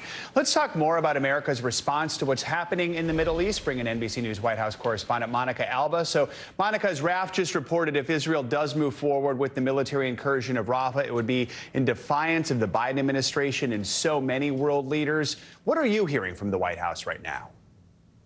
Yeah, Joe, for weeks, the Biden administration has been demanding to see this so-called plan. And really, there's a high level of skepticism that there even is a fully formed plan here for going into Rafah. And instead, this may be something that Israel was really trying to put out there publicly to hold leverage over Hamas so that Hamas believes this is imminent, but maybe it's not. But the president and his top aides have said that without any kind of a plan for trying to really move those more than 1 million people who are sheltering there, it would be unacceptable for Israel to do this. And here's what we heard from John Kirby, the White House National Security spokesman, on Friday about that. We still can't get behind a plan, and we won't get behind a plan that doesn't properly account for those 1.5 million refugees in Gaza who need a place to go where they can be safe from the fighting. But to move in right now in a major way without a proper accounting for all those people would, as we've said, be a disaster. And the U.S., of course, since the terrorist attacks of October 7th, has said that it will stand with Israel. The president has pledged Israel's right to defend itself. But you really have to look at the language, Joe, since then to now, and that has become just much more blunt. The Biden administration has been much more clear, but there's also a concern that some of these warnings will just be ignored. And that is why the Biden administration now needs to weigh what its options would be if indeed Israel does defy the president with a large-scale military invasion in the coming days. We even have this deadline now. The Biden administration set a March 24th deadline for Israel to provide written assurance that its use of American weapons is in accordance with international law. What more can you tell us about that? Yes, and so far there has been no instance where the U.S. has conditioned aid to Israel. Is that something we could see change? That would be a major policy shift in this war. That hasn't happened yet, but they have always said that they do need those written assurances that also any weapons that are going to be supplied to Israel are going toward the fight to eradicate Hamas, but will not hinder any humanitarian aid getting into Gaza. And that's something that Israel has signaled they are going to comply with. But now the State Department and the administration as a whole needs to review it and approve it to make sure that that is actually in compliance with that international law you mentioned. All right, Monica Alba. Monica, thank you so much. More international headlines now. The European Union just signed off on a multi-billion-dollar aid package for Egypt. NBC News International correspondent Claudio Lubanga joins us from Rome with that and other world news. Claudio, good morning. Good morning, Joe. That's right. The European Union, as you mentioned, announced an $8 billion aid package for Egypt as concern grows over migrants going to Europe due to growing conflicts in neighboring countries. Now, the deal was signed yesterday by Egyptian President Abdel Fattah el-Sisi and European Commission President Ursula von der Leyen. Now, the package includes both grants and loans spanning for the next 3 years. Now, over to Iceland, where Mother Nature has struck yet again. A state of emergency was declared in the southern Reykjanes Peninsula after a volcanic flare-up, the fourth since December. Strong and fast lava flows reached the already mostly evacuated town of Grindavik. The lava flow's possible path is located close to a geothermal plant that provides hot water to most of the region, causing concern of minor explosions and infrastructure damage. The area's famous Blue Lagoon was closed also until further notice as a precaution. And finally to Dublin, where the streets were filled with pints, pride and shamrocks as thousands celebrated St. Patrick's Day over the weekend. Over 4,000 people participated in the parade procession in the Irish capital city, including performances by groups from Bolivia, Brazil, Georgia and Ukraine. Even the sun poked its head out of the clouds as locals and tourists from around the world cheered on bagpipers while waving Irish flags in an array of festive hats and fake or real ginger beards. Back to you, Joe. All right, lots of noises going on there between the bagpipes in the video and whatever's happening behind you there, Claudia. Thank you so much. Coming up, TikTok. Time could be running out for TikTok here in the U.S. After the break, we're going to bring you the latest on efforts to try and stop a ban from advancing on Capitol Hill. Also, the prescription problem involving a new class of weight loss drugs now in high demand. You're watching Morning News Now.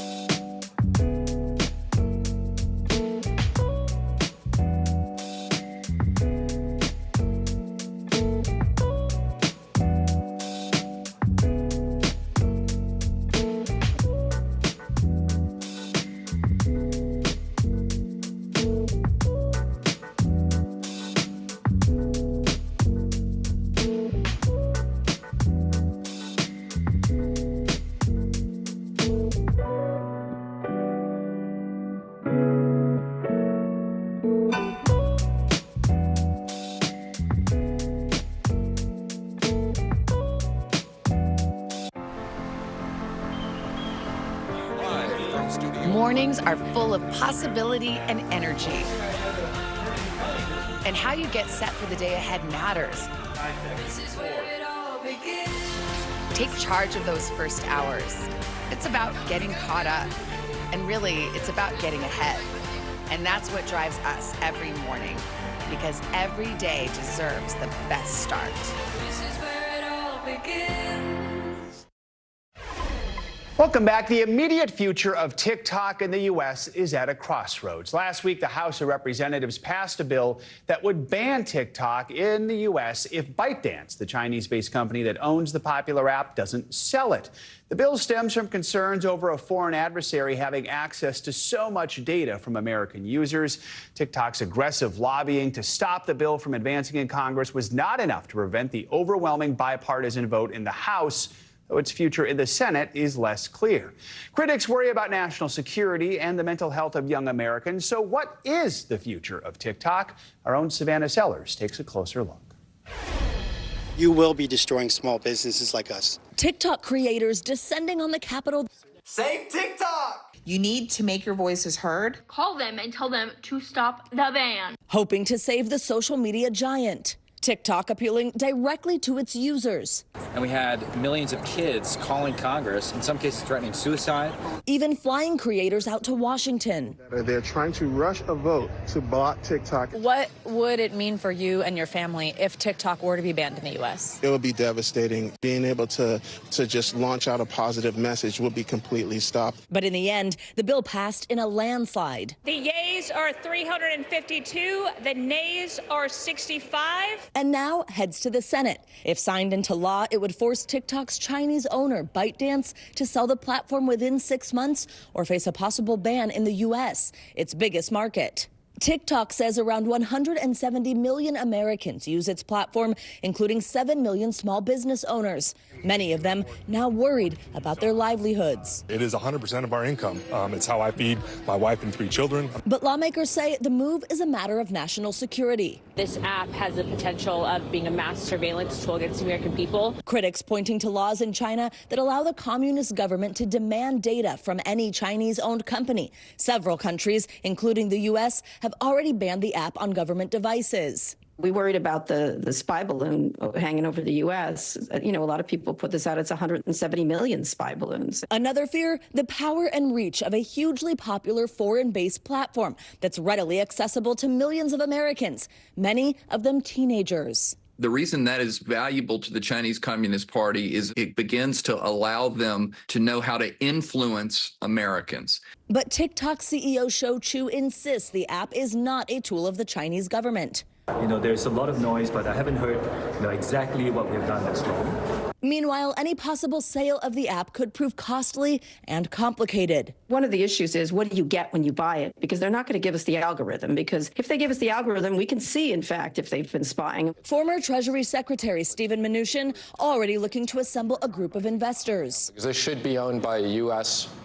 businesses. There's no way that the Chinese would ever let a U.S. company own something like this. The current bill does not allow the government to remove TikTok from people's phones. Instead, it would be unavailable to download or update. But in countries like India, where TikTok is already banned, savvy users were quick to find workarounds. It all comes in a consequential election year, with both parties desperate to woo young voters. Do you think this could impact how people vote?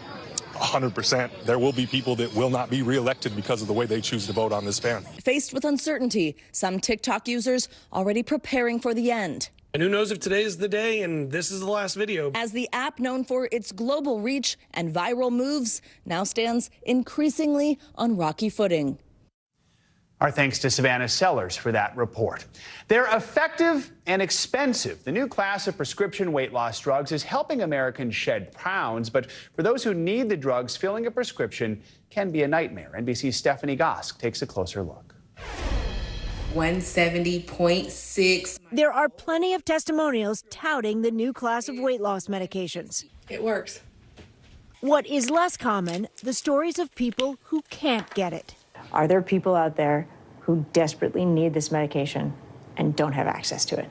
Absolutely. Our Medicare and Medicaid populations are some of the most at risk, and they do not have access. Dr. Lori DiMattia works at a weight loss clinic outside of Oklahoma City. So we've talked about healthy living. Are you back there?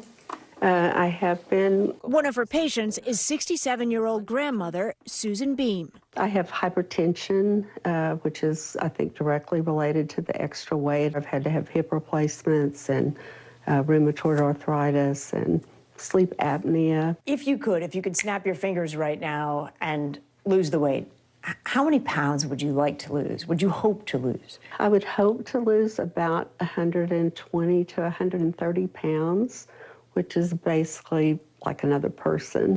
Beam's Medicare coverage will not cover the new class of drugs that the FDA has approved for weight loss. She hopes Congress will pass legislation to change that.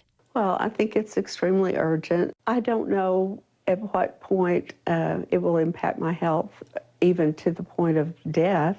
Oklahoma has the third highest obesity rate in the country. But according to healthcare analytics company Purple Lab, the state ranks 27th in rate of prescriptions written for Ozempic and Wegovy. And the price of those drugs is high, roughly $1,000 a month. Many health plans don't cover the cost. Getting insurance coverage is a constant headache for Dr. DiMattia. So difficult that we hired someone who specifically deals with just prior authorizations for the medications. That's their only job? That is their only job. Purple Lab's data also shows that while black people in the U.S. account for 32% of obesity cases, they are only getting 12.5% of Ozempic and Wegovy prescriptions. I hope that people have enough grace to, understand that this is bigger than just willpower. Liz Shoemate is another of Dr. DiMattia's patients. I don't think the goal for me is perfection, but it's to be in good health. She's hoping to get the newly FDA-approved Zepbound at a discount. But even discounted, that's $550 a month, and still a stretch out of pocket. Obesity is a disease. These patients that have this disease are humans, and they need treatment. And there's a treatment out there that works. There's a very effective treatment that works, and we're really struggling to get it to the people who need it the most. Being part of what doctors call a weight loss revolution often comes at too high a price. Stephanie Gosk, NBC News, Norman, Oklahoma. Coming up, we are talking tuition as a new class of freshmen gets ready to go to college. Many might be trying to figure out how they're going to pay for it. We're going to break down the options with one of our favorite financial experts, Caleb Silver, next on Morning News Now.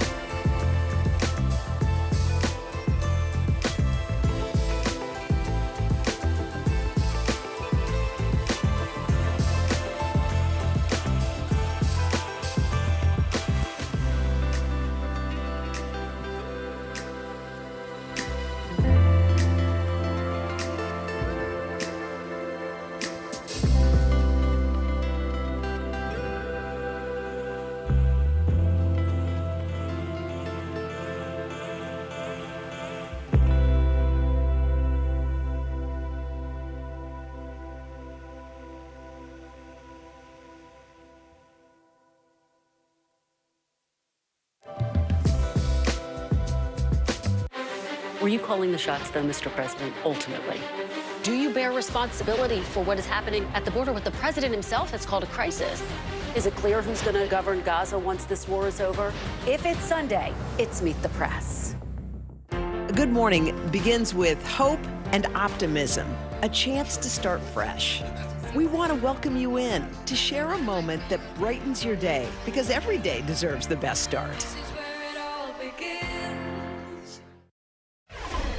It's almost officially spring. By now, many high school seniors across the country have received those college acceptance letters. It is an exciting time to hit such a major milestone, but of course, it also comes with big expenses and big decisions. Tuition and fees for college more than doubled in 20 years, leaving many families to worry about covering the cost of enrollment. So how can you tackle those high prices, even borrow money if necessary? Our money guy, Caleb Silver, the editor-in-chief of Investopedia, is here to help answer the question. So you know this firsthand. These costs can be intimidating. What's your advice? How can you maybe try and cut those costs down a little bit? Yeah, if you're looking for inflation, you're going to find it on campus. And we're going through this right now with my high school seniors. So lots of decisions. These are decision days for colleges and families. This is a big family financial decision. But in some cases, if you have a few schools that want your kid, some of them are offering money, you can actually negotiate with those admissions departments. You should have your kid do it, not the parent. It's much more personal that way. That can be pretty effective sometimes. You can also apply for study grants and scholarships. There are scholarships ranging from $1,000 to $15,000. You got to dig for them, but you can bring down the cost that way, and there are also some grants you can apply for. I love the negotiating thing. It's like your kid's a free agent. That's right. Hey, it happens.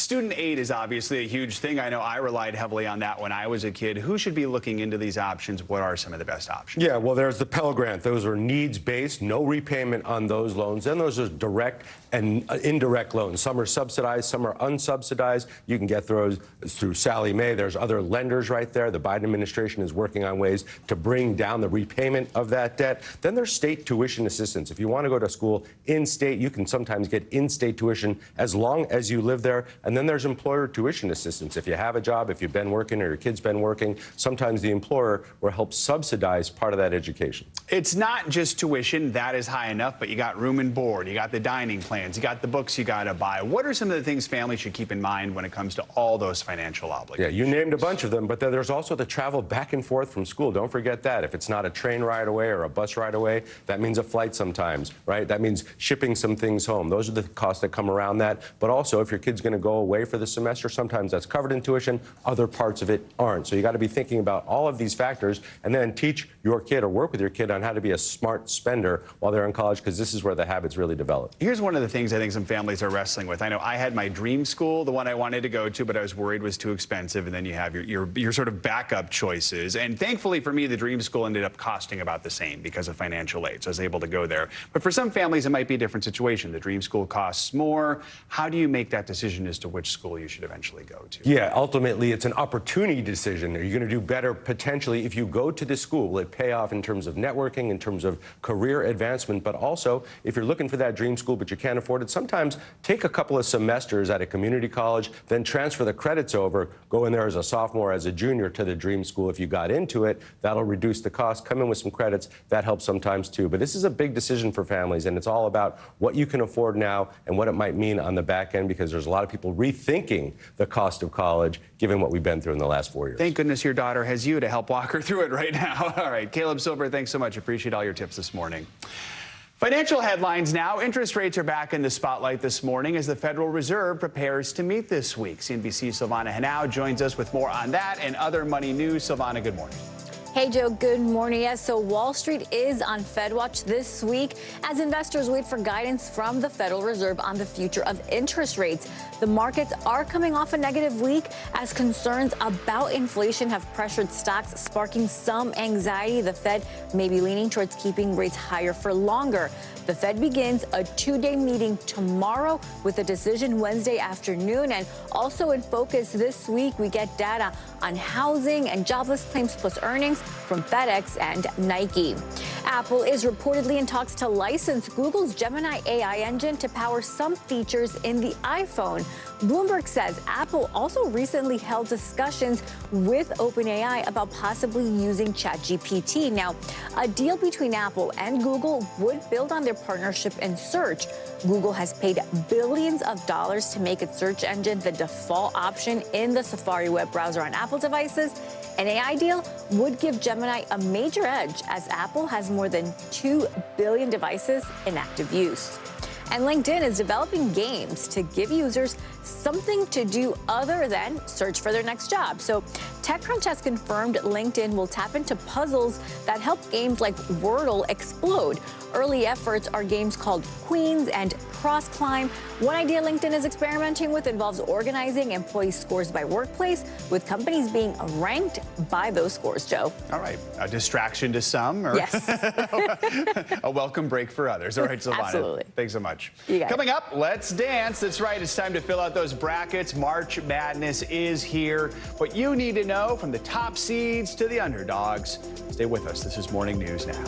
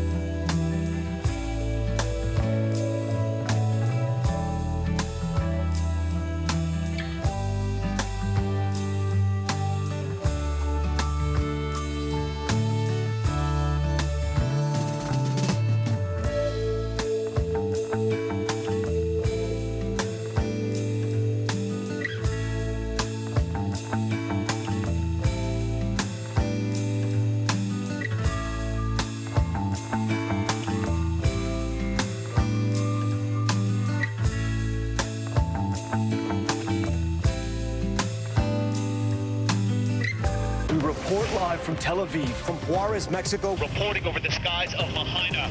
Every weeknight, it's your news playlist. Top Story with Tom Llamas, streaming weeknights at 7 on NBC News Now. News lives in the now. Look at this.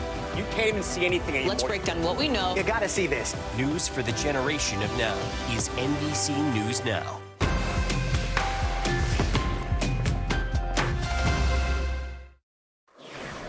We're back now with a toast that might make you see stars. NASA says its James Webb Telescope spotted a kind of chemical cocktail in space.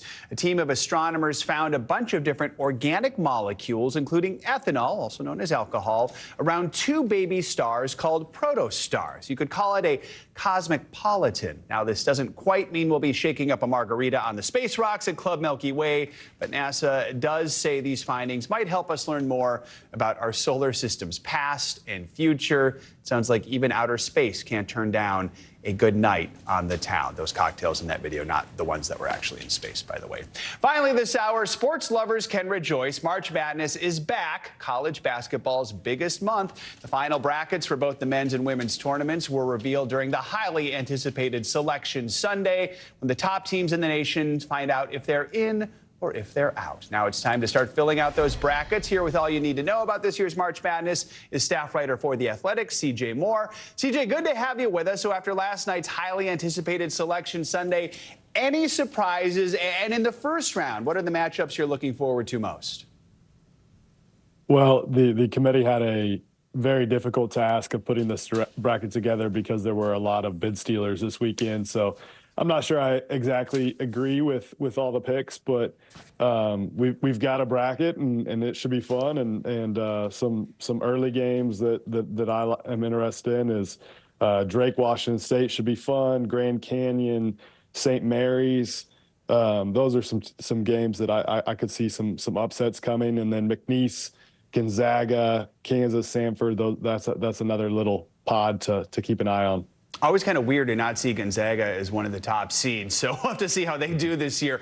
Obviously, folks are going to be watching Caitlin Clark as she tries to get the Hawkeyes back to the championship. A reminder for everything she's accomplished. She hasn't won that championship yet. On both the men's and women's sides, what are the biggest headlines you see going into the tournament? Well, on the men's side, I think Connecticut's bid to repeat as a national champion. I think the Huskies are probably the most complete and best team in the men's bracket going in. And then, a lot of eyes will be on Purdue. Last year, losing to Fairleigh Dickinson in the first round. Purdue's going to try to pull off what Virginia did in 2019 and go from losing to a number 16 seed and to winning the national championship. And I think the Boilermakers are one of the best two teams in the country. Zach Edey's back and had a wonderful year, should be National Player of the Year. Braden Smith, their sophomore guard, has really improved. And, a lot of people just assume that Purdue is going to Purdue again. But I think it's a much better team than the Boilermakers were a year ago. And so I don't see that happening. And I got him in the national title game. I would love to see Matt Painter get there because he gets a lot more flack than he deserves. He's a really good coach. Got it. So you do not think Purdue is going to Purdue again. All right. So let's talk about those brackets. A lot of people are wondering maybe if there's any underdogs that they should be looking out for. What do you think? If you're looking to pick some underdogs, I would go in the West region of the bracket. I think that I don't think the committee did a great job as far as like you look at the East where UConn is. I think there's they've got maybe arguably the best 2, 3, and 4 seeds. Not an easy path for them, but in the West, I think there could be chaos. New Mexico's a team I've got going all the way to the Elite Eight. Really, really good guard play. Richard Pitino, the son of Rick Pitino, his team has kind of been up and down, but they're finishing really strong. Jamal Mashburn Jr., the son of Jamal Mashburn's on that team. So some familiar names for those who've been covering or following college basketball for a long time. That's probably my biggest dark horse, and I've got Alabama coming out of that region, going to the Final Four, 4 seeds. So that's if you're looking for chaos, that's the region to kind of go crazy. We only have 20 seconds here, but yeah, who is in your Final Four? Do you see most of the 1 seeds making it? I've got Connecticut, Purdue, Marquette, and Alabama in my Final Four. All right. Well, a lot of 2 folks. 1 seeds. All right. And, of course, we can never predict what the bracket busters are going to be, but it's always fun to watch. CJ Moore, thanks so much for joining us this morning. We appreciate your time. Thanks for having me. It's going to do it for this hour of Morning News Now, but stay with us. The news continues right now.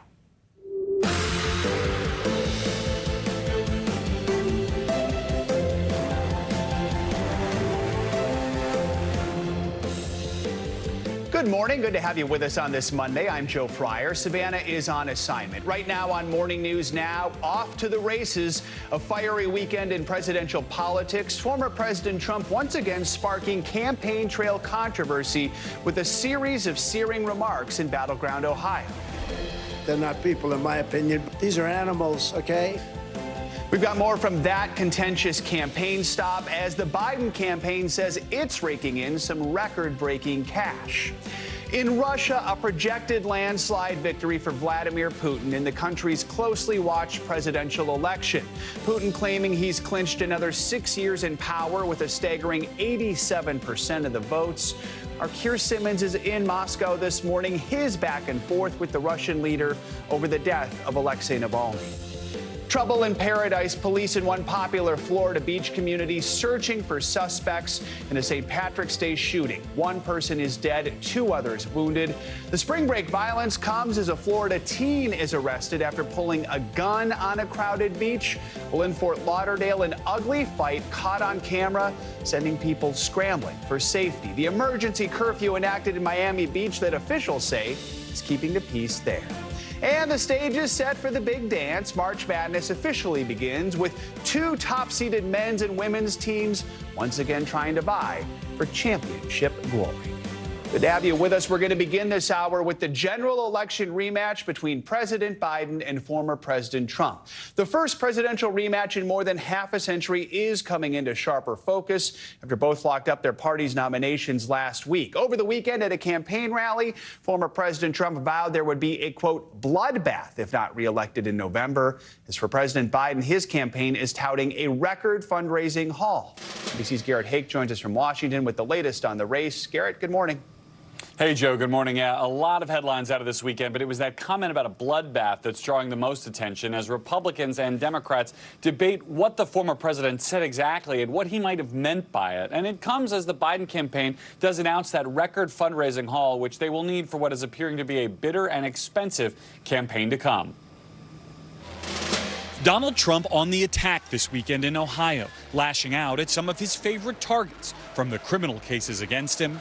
It's all politics. It's all coming in from Biden. What he claims are the criminal migrants crossing the southern border and destroying the country.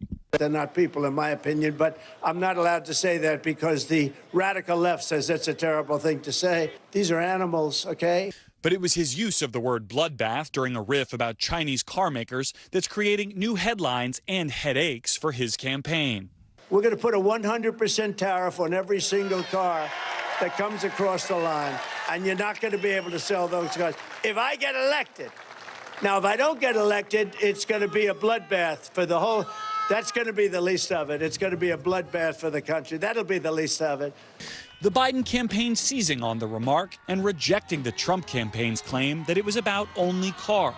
The idea that they're going to be able to spin their way out of this today is ridiculous because every single day Donald Trump is promoting and endorsing and encouraging political violence on the stump. Elected Republicans largely shrugging off the comment, including Mr. Trump's former VP turned rival Mike Pence, who has said he will not endorse his former boss's re-election campaign. I see him departing from the mainstream conservative agenda that has defined the Republican Party over the last 40 years. Meanwhile, the Biden campaign announcing a record fundraising haul of $53 million in February, leaving the campaign flush with $155 million in the bank. On Saturday night, the president attending Washington's white tie gridiron dinner, joking about both real and fictitious accomplishments, including, quote, rigging the Super Bowl for Taylor Swift. The 81-year-old also cracking a joke that his 10 p.m. speech came, quote, 6 hours past my bedtime. From jokes back to the deadly serious, former President Trump is also drawing bipartisan condemnation this weekend for continuing to refer to people charged or convicted of January 6-related crimes as hostages, whom he now says he would pardon if he's reelected. Those comments keeping January 6 in the headlines at a time where most other Republicans would like to move on. Joe? All right, Garrett, thank you so much. Now, with the general election matchup set, there is a new group of voters that could decide the outcome of the race. They're called double haters. That's because they don't like either candidate. NBC News correspondent Shaquille Brewster spoke with voters in the important swing state of Wisconsin to see how they feel about this presidential rematch. Excuse me there. How are you? I'm from NBC News. Can I ask you a quick question? First thing that comes to mind. Oh, boy. What do you think when you see these two options? Not great. In battleground Wisconsin, the choice these swing voters face in November is one they prefer not to make. Are you excited about these being your options? Quite honestly, no. I can't say that I'm happy about either option. What's the word that you think when you see these two candidates running for president? Oh, hell no. They're the so-called double haters. Why is it them two again? It happened 4 years ago. And they could decide the election by holding their nose and voting for one of the major party candidates, choosing not to vote at all, or... I'd like to have more choices. Well, funny you say that, because asking you shall receive. Well, look at that. Does it change at all if I do that and give you a third option? Depending on who that is. Coca-Cola or Pepsi? Maybe we do need a third option. Support for third-party candidates is one of the biggest wildcards this election. In a February poll, 21% of voters backed third-party candidates, with independent Robert F. Kennedy grabbing 15%.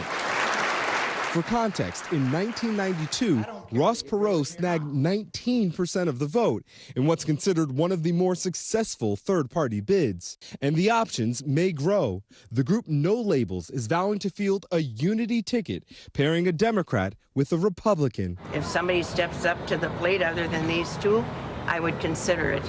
But the challenges are massive. Getting on the ballot in all 50 states, fundraising, and navigating hot-button issues like abortion. But perhaps the biggest hurdle... If the third-party option makes it easier for Trump to win, would you even consider it? Oh, no. Absolutely not. No. I believe it would be disruptive. Perot was blamed for taking votes away from George H.W. Bush and giving the presidency to Bill Clinton. Just as Ralph Nader is still attacked for shifting liberal votes away from Al Gore in 2000. Just doesn't get any closer than this. But for many of these double haters, they want to have the choice to vote with their heart. Could you see yourself voting for a third party in this election? Absolutely, I could. Shaquille Brewster, NBC News, Wauwatosa, Wisconsin. Now to Russia, where Vladimir Putin is set for another 6 years of power after winning a landslide victory in presidential elections there.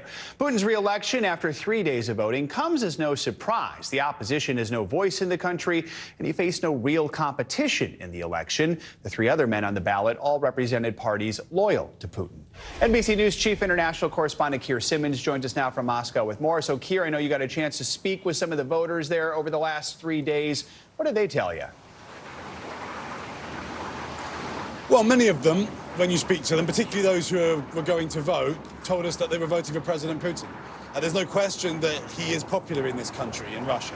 That being said, that's different from the results that we're now getting from Russian officials, suggesting that he's won 87% of the vote and that the turnout was 77%. I mean, just that turnout, which is important to the Kremlin, is perhaps surprising, given that many, particularly younger voters here in Russia, told us that, well, what's the point in voting because we know who's going to win? So a 77% turnout, a historic turnout, with that kind of feeling amongst some Russians that we spoke to here in Moscow at least. Look, this is a country of 11 time zones. It's very difficult to judge what people think collectively in such a huge landmass of a country.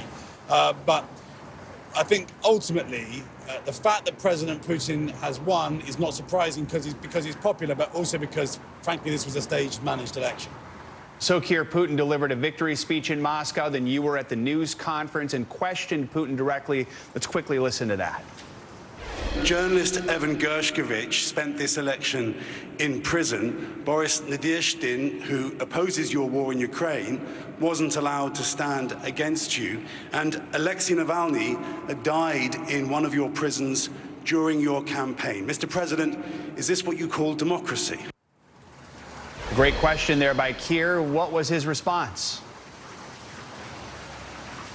Well, he focused actually on the question, the part of the question about Alexei Navalny, which was surprising because he very rarely, when Alexei Navalny was alive, used even his name. In fact, there's difficult to find record of him using his name. So for him to use his name now, his answer, that was a surprise. He described his death as an unfortunate incident. And he then did make some news by suggesting that he had been agreeing to have Alexei Navalny released from prison as long as he didn't come back to Russia just days before Mr. Navalny died. So, I mean, clearly that kind of explanation is going to be viewed very cynically by many Russia watchers and critics. But President Putin gave an answer that made headlines and will be surprising many people. And Keir, people did gather yesterday in a protest that was inspired by Navalny. What do we know about that? Were there any other protests? Yeah. Oh, well, there were. I mean, there was arson attacks, there was dye poured into ballot boxes, and then, as you mentioned, Alexei Navalny had called for this idea of noon on Sunday, people just to gather in silence. And then at noon on Sunday, there were people standing in line. You can see the pictures. Because of the nature of the difficulty of protesting here, it's hard to know what each person exactly had in mind. But that's what we saw, and that's what happened. Alexei Navalny's wife, by the way, who was part of that took part in the demonstration in Berlin, she's called for global leaders not to recognize this election. And I asked the Kremlin spokesman, Dmitry Peskov, about that when I got to him after that Putin press conference. Take a listen. Alexei Navalny's widow is calling on leaders around the world not to accept this election. Well, you know, those are people who get themselves deprived of their motherland, and they're staying abroad. She says that her husband was killed in a Russian prison. This is not the case. There was quite great news about this initiative to exchange Navalny for someone. Then the attitude of President Putin showed his openness. And Joe, today we do have something of a split screen with countries including China, Iran, North Korea congratulating President Putin. Western leaders, not so much, suggesting this election is not free and fair. Joe. All right, Keir, we appreciate your great reporting over these last few days. Thank you so much.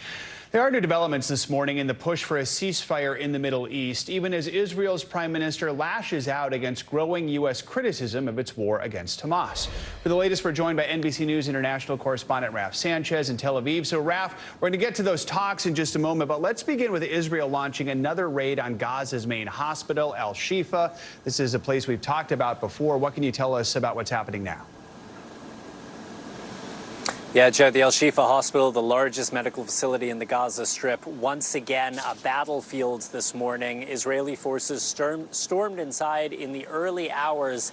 They say they tracked down and killed a senior Hamas operative who was hiding inside of the hospital. But Palestinian officials are saying this is another example of Israel targeting a medical facility, something that is a potential war crime. They say that there are multiple casualties reported inside the hospital. What we do know is that there were thousands of Palestinian civilians who were sheltering there, hoping the hospital would give them some measure of safety, that they might have access to humanitarian supplies there. Israel says it is not ordering patients, doctors out of the hospital itself, but they are evacuating the areas nearby. And once again, you are seeing scenes of Palestinians running away from battle in northern Gaza. Jeff. Let's talk about those ceasefire talks continuing this week in Qatar. Any hope for any progress? So, Joe, I spoke to an Israeli official this morning. They say optimism on this side of the negotiating table, at least, is very, very low. The Israeli delegation is being led by the director of Mossad, Israel's top spy chief.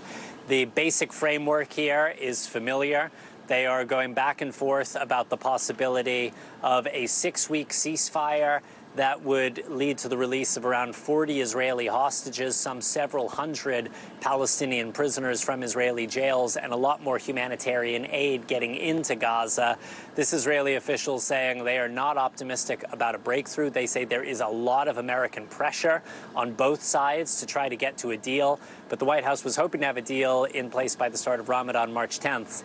And here we are with no sign of one coming together. Jeff. Raf, I also want to ask you, last week, Senate Majority Leader Chuck Schumer called for new elections to replace Israel's Prime Minister Netanyahu, calling him an obstacle to peace.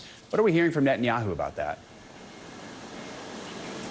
Yeah, so these comments from Chuck Schumer, the most senior Jewish official in the U.S. government, really landing like a bomb here for the Israeli government. I want you to take a listen to the frustration that Prime Minister Netanyahu expressed about that speech. I think what he said is totally inappropriate. It's inappropriate for to go to a sister democracy and try to replace the elected leadership there. That's something that the Israeli public does on its own, and we're not a banana republic. The majority of Israelis support the policies of my government. It's not a fringe government. It represents the policies supported by the majority of the people. If Senator Schumer opposes these policies, he's not opposing me. He's opposing the people of Israel. Now, you heard the Prime Minister say there a majority of Israelis support his policies. That's partly true, depending on how you look at the polls. A majority of Israelis do support an attack on the city of Rafah in the south of Gaza. Those same polls, though, show Israelis want early elections, and those polls indicate Prime Minister Netanyahu would lose those elections. Jeff. All right. Raf Sanchez. Raf, thank you so much. Turning now to new developments in the murder of University of Georgia nursing student Laken Riley. This morning, her father is speaking out for the first time, sharing his heartbreak over his daughter's death. The 22-year-old was found dead on campus last month. Her suspected killer is behind bars awaiting trial, and the case has become an issue on the campaign trail. NBC News correspondent Priscilla Thompson joins us now from Athens, Georgia, with more. Priscilla, good morning. Joe, good morning. Laken Riley's name has become a battle cry in the fight over partisan border politics. But this morning, her father tells us that he wants his daughter to be remembered not only for how she died, but also the way she lived. Who was Laken to you? She was like an angel. This morning, Jason Riley speaking out for the first time, describing his 22-year-old daughter, Laken, as an avid marathon runner with dreams of one day becoming a nurse and working with children. We were looking forward to seeing her graduate next year. She was so full of life. I just hate that, she was taken so early. Police say Laken was murdered while jogging on the University of Georgia campus last month. I wake up every day thinking, that I can call her, and I can't. Police have charged 26-year-old Jose Antonio Ibarra with her murder. Ibarra, a Venezuelan citizen, entered the U.S. illegally in 2022, officials say. And despite an arrest in New York and a citation for shoplifting in Georgia, was never deported. Do you think a difference in immigration policy would have made a difference for Laken? We have no idea if that would have changed anything, but he's here illegally, that he might not have been here had we had secure borders. Laken's murder has become a flashpoint in the partisan debate over immigration. Former President Trump meeting with Laken's mom and stepdad earlier this month, just days after this tense exchange at the State of the Union. Georgia Representative Marjorie Taylor Greene imploring President Biden to say Laken Riley's name. Laken Riley, an innocent young woman who was killed by an illegal. I feel like she's being used somewhat politically. How do you feel about that? It makes me angry. She was much better than that. She should be raised up for the person that she is. An angel on earth, her heartbroken father says, now gone far too soon. What gives you strength? Knowing that she's looking down on me, it has made me so much stronger. Powerful interview there, Priscilla. I know there are some new developments in the case. What more can you tell us about that? Yeah, Joe, while the suspect has not yet entered a plea, we do now know that he is demanding a jury trial according to court documents. And Laken Riley's family also preparing for what is sure to be a difficult trial. But her father told me that he is heartbroken not only for his family, but also the family of the suspect. And that if he were to see the suspect's mother, he would want to give her a hug because he believes that's what his daughter would have done. Joe? Wow. All right. Priscilla, thank you so much. Appreciate your reporting on this. Time to get a check on your morning news now. Weather meteorologist Michelle Grossman is here with a look at the week ahead. A little bit of everything, right? That's right. We have everything. We have winter weather. We have some spring-like weather. We have some storms in the south. So, yeah, let's start out looking at the week ahead because today we're looking at a couple things. Record warmth in the Pacific Northwest into portions of the west. We're going to see temperatures well above normal. Then we have a dividing line. Really cool in portions of the east. We're going to have freeze warnings tonight into the early part of Tuesday, but pretty dry. We have some showers in the southwest. Lake effect snow along the Great Lakes, especially downwind of Lake Ontario. We could see up to 9 inches in some spots. It's going to be a heavy wet snow as well. And then we're looking at the trends for some strong storms in parts of Florida. We could see some hail, some really gusty winds, heavy downpours. The tornado threat is low, but it's not at 0. Then by Wednesday, feeling like spring once again in portions of the south. So we have Monday and Tuesday being a little cooler in the south, the Mississippi Valley into the southeast. We rebound nicely by Wednesday. Looking at some northwest rain, still warmer as we look towards the west. And then we're looking at the chance for some snow in the northern tier of the nation into the Great Lakes once again. And then the interior parts of the northeast, also New England, we're looking at some snow as well. Thursday, we're looking at a lot more precipitation, especially in the northern tier of the nation, a wintry blast. Remember, spring starts tomorrow, so we're looking at spring snow. And then we're looking at some rain along the coast of California into Washington, also Oregon. Sunny and mild in parts of the south. south. Heavy rain and storms in the Carolinas down to the southeast along the Gulf Coast. And we had some heavy rain along the Gulf Coast yesterday, so grounds are pretty saturated. So the big story, again, would be the temperatures. We're looking at record warmth in parts of the west. Here's that dividing line. Spring chill in parts of the east, and we're looking at temperatures well below normal. Some spots even 20 degrees below what is typical for this time of year. Starting out in the west, temperatures in the 60s, 17 degrees above normal in Spokane. But as we look towards Kansas City, Chicago, Nashville, Monroe, we are chilly. Chilly in Nashville today, just 48 degrees. We are 15 degrees below normal. We're going to be chilly once again tomorrow, still warm in the west, but notice that warm air coming further to the east. So we're going to see that by Wednesday and Thursday in parts of the east. And then we're going to rebound nicely in parts of the south. Temperatures above normal in some spots. We're looking at temperatures still chilly in the north, 45 on Thursday in New York City, 46 on Friday. So you're going to need those coats for the first part of spring. Freeze alerts start tonight. We're looking at temperatures well below freezing. You need to cover those plants, sensitive crops as well. And also any pipes that might be exposed could see some bursts if we get down to temperatures into the 20s and 30s. So there's that spring chill. It's going to be cold. You need your coat as you head out to school, to work tomorrow in parts of the south, well below freezing in many spots. Not something folks expect in late March either in that part of the country. I know, and it's been so warm that it's, yeah, exactly. All right, Michelle, thank you so much. Sure. Much more to come on this hour of Morning News Now, including the mounting rumors swirling around the whereabouts of Princess Kate after that headline-grabbing manipulated family photo dropped last week. But first, a state of emergency in southern Iceland, where another volcanic eruption is devastating nearby communities, prompting evacuations. We've got the latest in just a moment. Stay with us.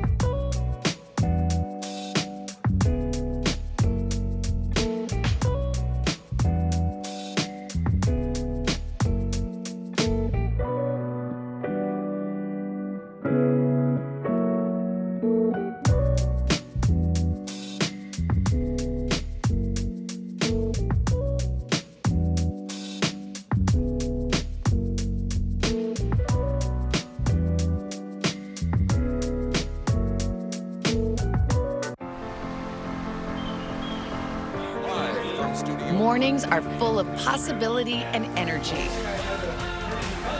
And how you get set for the day ahead matters. Take charge of those first hours. It's about getting caught up. And really, it's about getting ahead. And that's what drives us every morning. Because every day deserves the best start. This is where it all begins.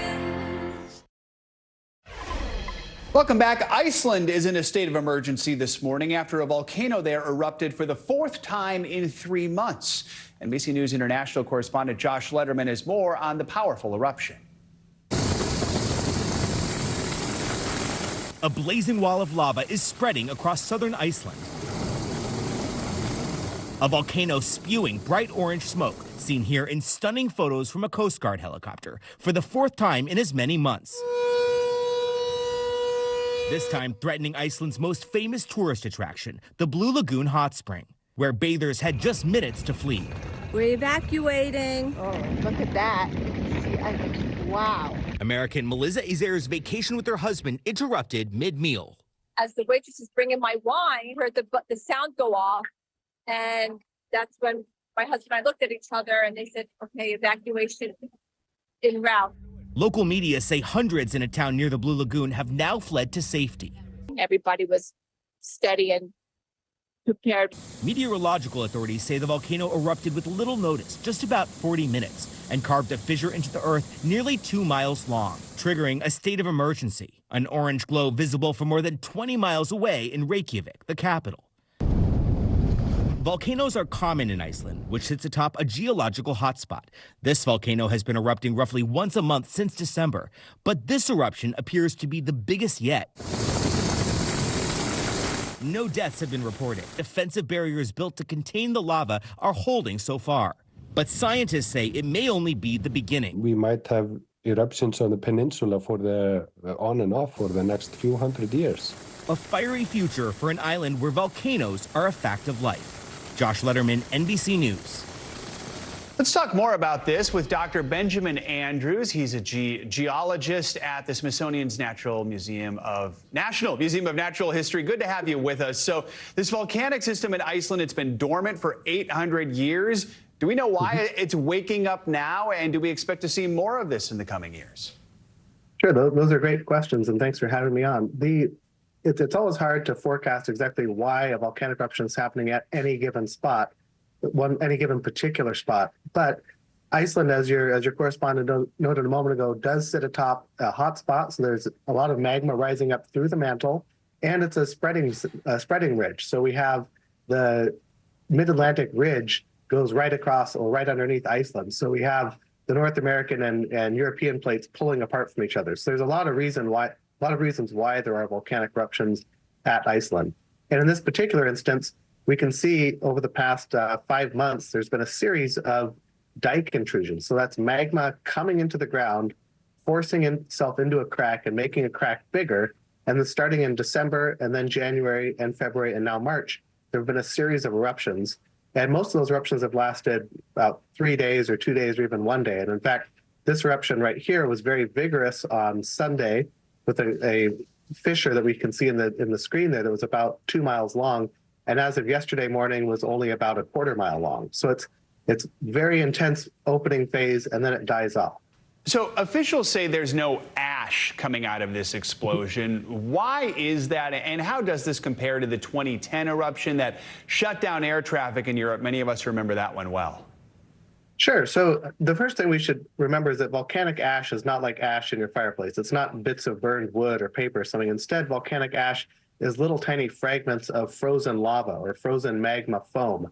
And so in the case of the 2010 eruption of Eyjafjallajökull, the magma came up underneath a glacier and it cooled against that glacier, but then melted that glacier into water and flashed that water into steam, which created an explosive power to rip the magma apart and make big explosions with lots of ash. In the case of the current eruption north of Grindavik, we see that the magma is coming out and it doesn't have any big source of gas to make it explode. And so as a result, it's mostly coming out as lava flows or fire fountains like we see right there, which you could think of as just very vigorous fountains of lava that might go tens or even hundreds of meters into the air, but come down to feed a lava flow. I know some experts are worried the lava could flow into the North Atlantic Ocean. We only have a few seconds left here, but what are the dangers there? Yeah, the big danger there is local, within a few hundred meters or a few kilometers, and that's that the hot lava can react with the ocean water to make hydrochloric acid, which you don't want to breathe, and it can also make some volcanic ash that would stay very local. So in that instance, it would again be a hazard within a few miles of where the lava is coming into the water, but not a big threat to global aviation or even to the entire country of Iceland. All right, Dr. Benjamin Andrews with the Smithsonian's National Museum of Natural History. Thank you for your time and expertise this morning. We appreciate it. Thank you. More international headlines now. North Korea resumed missile tests this morning, just days after the U.S. and South Korea wrapped up joint military drills. NBC News international correspondent Claudio Lavanga joins us from Rome with more on that and other world news. Claudio, good morning. Good morning, Joe. That's right. Japan says that early this morning, North Korea fired 3 short-range ballistic missiles just as the U.S. Secretary of State, Antony Blinken, was attending a conference in the South Korean capital, Seoul. Now, the Japanese Prime Minister, Fumio Kishida, said that the missiles landed in the waters between the Korean peninsula and Japan, but that no damage or injuries have been reported. Now, this is only the latest in a sequence of missile tests by North Korea, a trend that Kishida said threatens the peace and safety of Japan, the region, and the international society.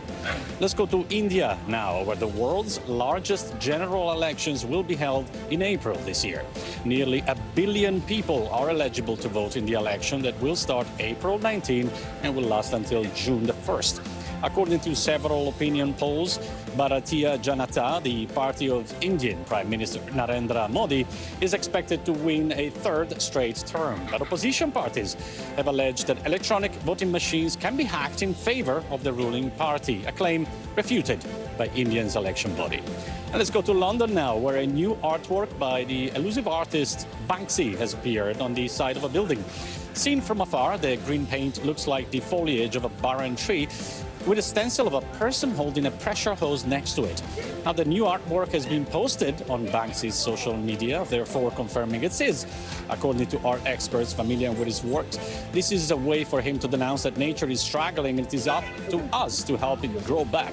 But another thing that may grow because of it is the value of the houses being painted on. One local said that Banksy came overnight and now my rent is skyrocketing. Back to you, Joe. It's a perspective we often forget about there. All right. Claudio, thank you so much. Appreciate it. That's right. This morning, rumors continue to swirl about the whereabouts of the Princess of Wales. Over the weekend, Kate missed one of her traditional outings, the St. Patrick's Day Parade. The princess has not been seen in public since Christmas after undergoing abdominal surgery. And this all comes a week after that family photo, which Kate admitted to altering. NBC News international correspondent Molly Hunter has the details. That's right. Yet another high-profile event passing without Kate, the Princess of Wales. And the Sunday Times has new reporting about Kate's state of mind, how she's coping after talking to her friends. Take a look. This week, Prince William will be back out and about at royal engagements, while his wife, Kate, the Princess of Wales, remains out of sight, upset, according to friends who spoke with the Sunday Times, by the way the last week has played out. As parents of 3 young children who are not immune to hearing some of the things that are going around in the media and social media, I think they're finding that very hard. And despite the increased royal load, the Sunday Times reports that those close to William say the Wales family bubble is his top priority. Over the weekend, on their official Instagram page, the Prince and Princess of Wales wished everyone a happy St. Patrick's Day. The parade, an event the Princess of Wales has attended in the past, stunning in green, but of course, no sign of her this year as she recovers. In the new reporting, the paper also suggests we may not see Kate until mid-April. In terms of resuming public duties, that definitely won't be until after the children go back after their school holidays, and that's on April the 17th. And when we do, that might be a chance for Kate to address her recovery period in public. The Sunday Times spoke with numerous friends of Kate in recent weeks and reports that she's been fully aware of the feeding frenzy around that picture and won't be pressured to respond. One source telling the paper she is not a show pony. But the next opportunity for a photo taken by Kate, like all her children's birthdays, may be little Louie's 6th birthday on April 23rd. No word yet on whether or not that will be taken by his mom or by a professional photographer. In an interview yesterday with the BBC, Princess Diana's brother Charles Spencer compared the public attention on his late sister with the current scrutiny swirling around Kate. And if we look at what's happening now around the current Princess of Wales, do you think the dangers of that online, almost sort of conspiracy world are more potent than the press intrusion that you have fought against? No, I think it was more dangerous back in the day. Do you worry, though, about what's happened to the truth? I do worry about what happened to the truth. Now, the next time we'll see Prince William is tomorrow morning at an event here in the UK. We'll be listening closely to see if he offers any clues or any news about his wife. All right, Molly, thank you so much. Coming up, trouble in paradise after the break, terror in one popular Florida beach community as a deadly shooting rocks St. Patrick's Day and spring break celebrations. We've got the latest as police search for suspects. Stay with us.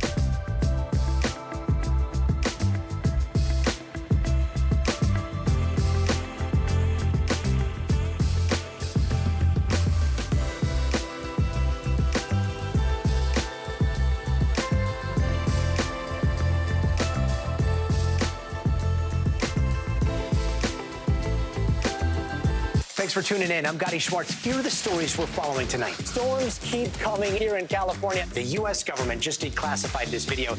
A lot more stories trending like crazy on social media. A controversy pitting lawmakers against young voters. What's the state of crypto today? Is it safe for investors?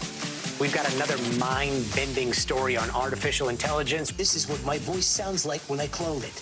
That wasn't me. You gotta see this. Stay tuned now, weeknights at 8 Eastern, 5 Pacific on NBC News Now. Over the weekend in Miami Beach, authorities activated an emergency midnight curfew. They were trying to protect spring break visitors and locals from the violence that's flared in years past. Well, those measures seemed to work. There were incidents in other parts of the state. NBC News correspondent Sam Brock has been following these spring break crackdowns for weeks. Joins us from Miami Beach with more details. Sam, good morning. Joe, good morning. This has been the safest spring break here in Miami Beach in years after those crackdown measures, as you mentioned. Unfortunately, other parts of Florida saw violence erupt, specifically Jacksonville Beach overnight, Joe, as we just heard from police that there were a series of 3 shootings over the period of about 40 minutes. Unrelated, it led to 3 people being injured and 1 person killed, as police right now are searching for multiple suspects. Overnight, terror at a spring break hotspot. A shooting in Jacksonville Beach, Florida, leaving 1 dead and 2 injured. 80 people running down the street. Watch a dude drop to his knees. Police saying the shooting happening out in the open in the popular beachfront area, where many were gathered celebrating St. Patrick's Day and enjoying spring break. We've got a lot of work ahead of us to figure out everything, put all the pieces together. This morning, authorities have lifted a shelter-in-place order, but are still searching for suspects or a motive. And it's not the only town facing issues as spring break heats up. We got a fight over there. In New Smyrna Beach, Florida, just north of Orlando, a fight escalating. And video clearly shows a beachgoer taking out a firearm, prompting Volusia County Sheriff's deputies to draw their weapons on a suspect they say is 16. Drop the gun! Officers chasing down the teenager before he rushed through crowds of spring breakers and into the ocean. After a 5-minute standoff, the teen was arrested and later charged. But in stark contrast, hours south in Miami Beach, where there's been spring break tension in the past, it was another calm weekend on the city's iconic streets. Thanks in part to a midnight curfew enacted for 72 hours after city officials noticed crowds growing. There was a tension that was building. People were, in fact, intoxicated, and we could see it. And so that causes friction. The city reinforcing its hard line against revelers with measures and messaging. This isn't working anymore. And it's not us. It's you. Apparently paying dividends during a tricky time for all cities here. How effective would you say so far all of these measures have been? So far, we are pleased. We've had no acts of violence. Back to Jacksonville Beach now, and officers say their response time there was 0. There was such a large police presence already in town, Joe. They also said they showed immense restraint. No officers fired their weapons as there were thousands of people in the background, and they were trying to protect everybody's safety. Back to you. Sam Brock. Sam, thank you so much. New details this morning on a frightening scene that crossed state lines. Authorities arrested Andre Gordon after a dramatic standoff in New Jersey over the weekend. Gordon allegedly killed 3 family members in Falls Township, a suburban community just outside Philadelphia, before carjacking a driver and taking off. The search for Gordon forced some communities to go into lockdown for 2 days. NBC News correspondent George Solis has the latest. This was the scene in Bucks County, Pennsylvania, in a suburb just outside Philadelphia. Right out my back window, there were cops running around with guns. A community was placed in lockdown as authorities responded to the threat of an armed suspect. It's quite scary. According to police, the man allegedly assaulted a woman in this housing development. The suspect eventually surrendering after a 2.5-hour standoff. We were able to successfully locate the gentleman and place him into custody without incident and no injuries to police. The dramatic scene less than 24 hours after the harrowing scenes in neighboring Falls Township, Bucks County. I don't know if I've actually processed it. You know what I mean? Authorities arresting and charging 26-year-old Andre Gordon, who they say murdered 3 of his family members before crossing state lines into Trenton, New Jersey, where police say he had taken hostages inside a home. These dramatic images of SWAT officers pulling people from a roof, the suspect somehow breaking through the police line, but later surrendered less than a mile from the home. Well, it's apparent that he left before the police arrived. Court documents obtained by NBC News revealing authorities say Gordon used a so-called ghost gun to commit the murders and carjack 2 individuals. Police say one of those victims was Sonia Hansen. And then he pulled the gun out, and my grandson seen the gun. He's only 9 years old. He jumped out the car and ran. Gordon now faces multiple charges related to the murders, carjackings, and possession of weapons, according to authorities. Now, we have seen people stop by the home here, none speaking with us, and you can see there is some plywood on the front door, possibly related to the forced entry. Police noted. Now, that suspect is expected to be extradited back to Pennsylvania in the coming days. Back to you. All right, thanks to George Solis for that report. Coming up, 10 items or less, some big changes coming to the checkout counter at one big retailer. What you need to know about Target's new policy that'll have customers limiting their self-checkout purchases. Stay with us, it's next.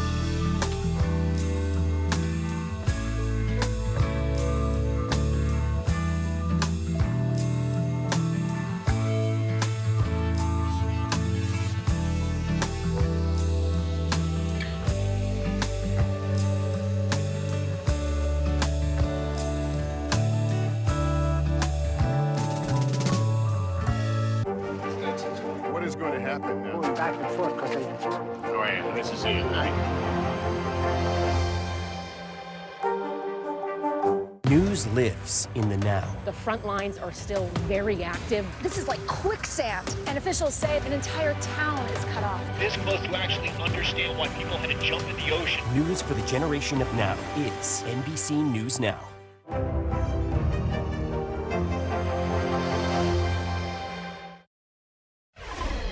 Welcome back. A landmark settlement could dramatically change the way we buy and sell homes. It could also potentially lower home prices. Now, if the settlement is approved by a federal court, the National Association of Realtors, which is the largest trade group in the nation, would pay $418 million to settle class action lawsuits over broker commissions. As part of the settlement, they'll admit to no wrongdoing. The settlement would also allow buyers and sellers to negotiate fees and compensation with agents up front, eliminating that 6% sales commission that's so common in many home sales. For more, let's bring in Erin Sykes. She's the chief economist and real estate wealth advisor at Nest Seekers International. Erin, good to have you with us this morning. So talk to us. What's the impact of this? Who is this going to affect most? So I actually have to disagree with the opening statement in that things are not going to change that much. Now, this allegation is that there was price fixing and that there was a standardized 6% commission split between the buyer and the seller on every single transaction. And reminder, this case goes back to the state of Missouri. And real estate is actually governed locally, so we're licensed state by state, and then each municipality also has different standards. And never never was there a standardized 6% fee. It was always negotiable. So the only change here is how things are going to be listed in MLS. And rather than having the buyer's fee listed transparently on MLS, be it 2%, 2.5%, or 3%, now that's going to be a conversation topic for the agents. Did a lot of home buyers maybe not realize that that was something they could negotiate? Maybe that's one of the reasons this is so eye-opening for so many?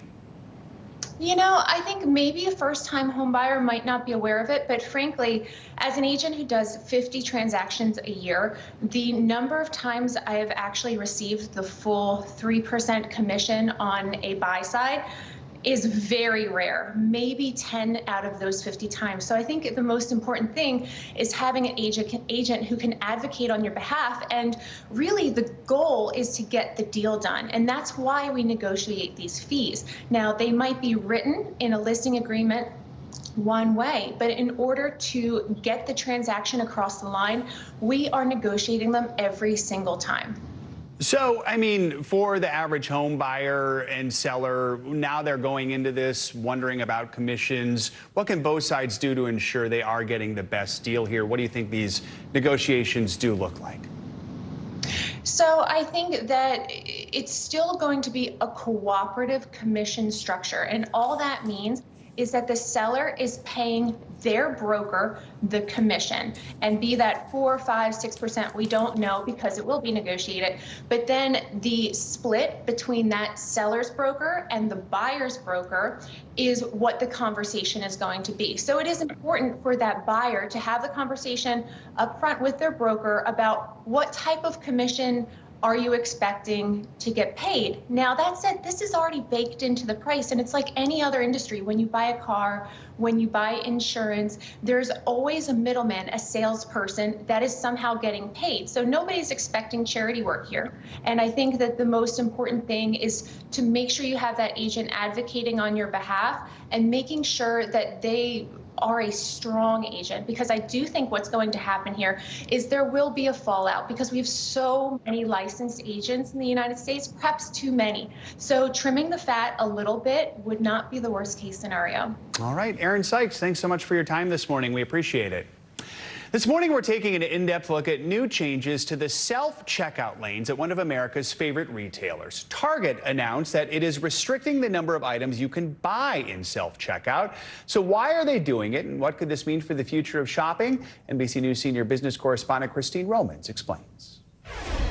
Hey there, we all have those feelings about self-checkout kiosks at stores. Some people prefer them for their speed and efficiency, while others are put off by their technical challenges. Now, Target is the latest retailer to introduce big changes to self-checkout, leading to even more controversy over these do-it-yourself machines.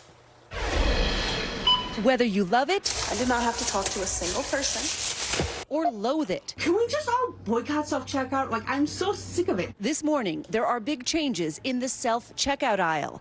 Target now limiting purchases to 10 items or less in self-checkout. The new policy already in effect at most stores nationwide. Why? Target says its pilot tests found the restriction made self-checkout twice as fast and improved the customer experience. It comes as the do-it-yourself option meant to get you out of the store quicker and reduce face-to-face interactions continues to cause technical hurdles for some consumers. I stood there for almost 10 minutes. Help is on the way. Help is on the way. We found mixed reaction to Target's new policy. The line goes quicker, but also I feel like it's not very convenient for some people that are buying a lot of stuff. I like someone that's doing it for me. I don't really like touching the screens, to be honest with you. Target follows other major retailers also checking out of self-checkout. According to multiple retail analysts, self-checkout machines increase the risk of theft and in some cases outweigh the investments companies made in them. At Walmart, some stores are experimenting with limiting self-checkout to delivery drivers and paid subscribers to the Walmart Plus app, this during high traffic times. A spokesperson says the decision is intended to better manage checkout availability. Dollar General is removing self-checkout machines from hundreds of its stores, in part to reduce shoplifting. And Costco has started screening membership cards in its self-checkout lanes after noticing more cases of card sharing. But for some shoppers, there's simply no substitute for a real human cashier. As a mom who has 3 kids with her usually, everything's just chaotic as is. With concerns, confusion, and the reported increase in theft, why are stores keeping self-checkouts? According to one survey from last year, 2/3 of shoppers say they would choose self-checkout over a human-run counter. Back to you. All right, Christine Romans, thank you. More financial news now. The White House pushing the Senate to pass that TikTok bill. CNBC's Silvana Henao has that and other money news. Silvana, good morning. Hey, Joe, good morning. Yeah, so the White House says the Senate should move swiftly to pass the bill that would force TikTok's Chinese parent company ByteDance to sell the social media platform or face a U.S. ban. Now, the bill passed by an overwhelming margin in the House last week, and President Biden says he'll sign it. However, momentum has slowed in the Senate, which is more divided on the issue, and lawmakers also face tough budget talks this week to avoid a partial government shutdown on Friday. DirecTV is giving subscribers the choice to cut local stations from their package for as long as they want and get a discount. So your bill could be reduced by $12 a month or $144 a year. And DirecTV says customers could test the feature by cutting local stations in the summer. That's when most networks are airing repeats, and add them again in the fall when shows return and the NFL season kicks off. Local stations are often at the center of disputes between media companies and cable and satellite providers. And Sony has hit pause on production of the latest PlayStation virtual reality headset as unsold inventory is piling up. Bloomberg reports sales of the wearable device, which is an accessory for the PS5 and cost $550, have slowed since its launch just over a year ago. Sony has produced more than 2 million units. Sony and Meta have been among the leading makers of virtual reality gear, but both have struggled to attract enough content to make their platforms compelling, Joe. All right, Silvana, thank you so much. Appreciate it. Coming up, the stage is set for March Madness. After the break, who we're watching this season as those big dance brackets take shape. That's next on Morning News Now.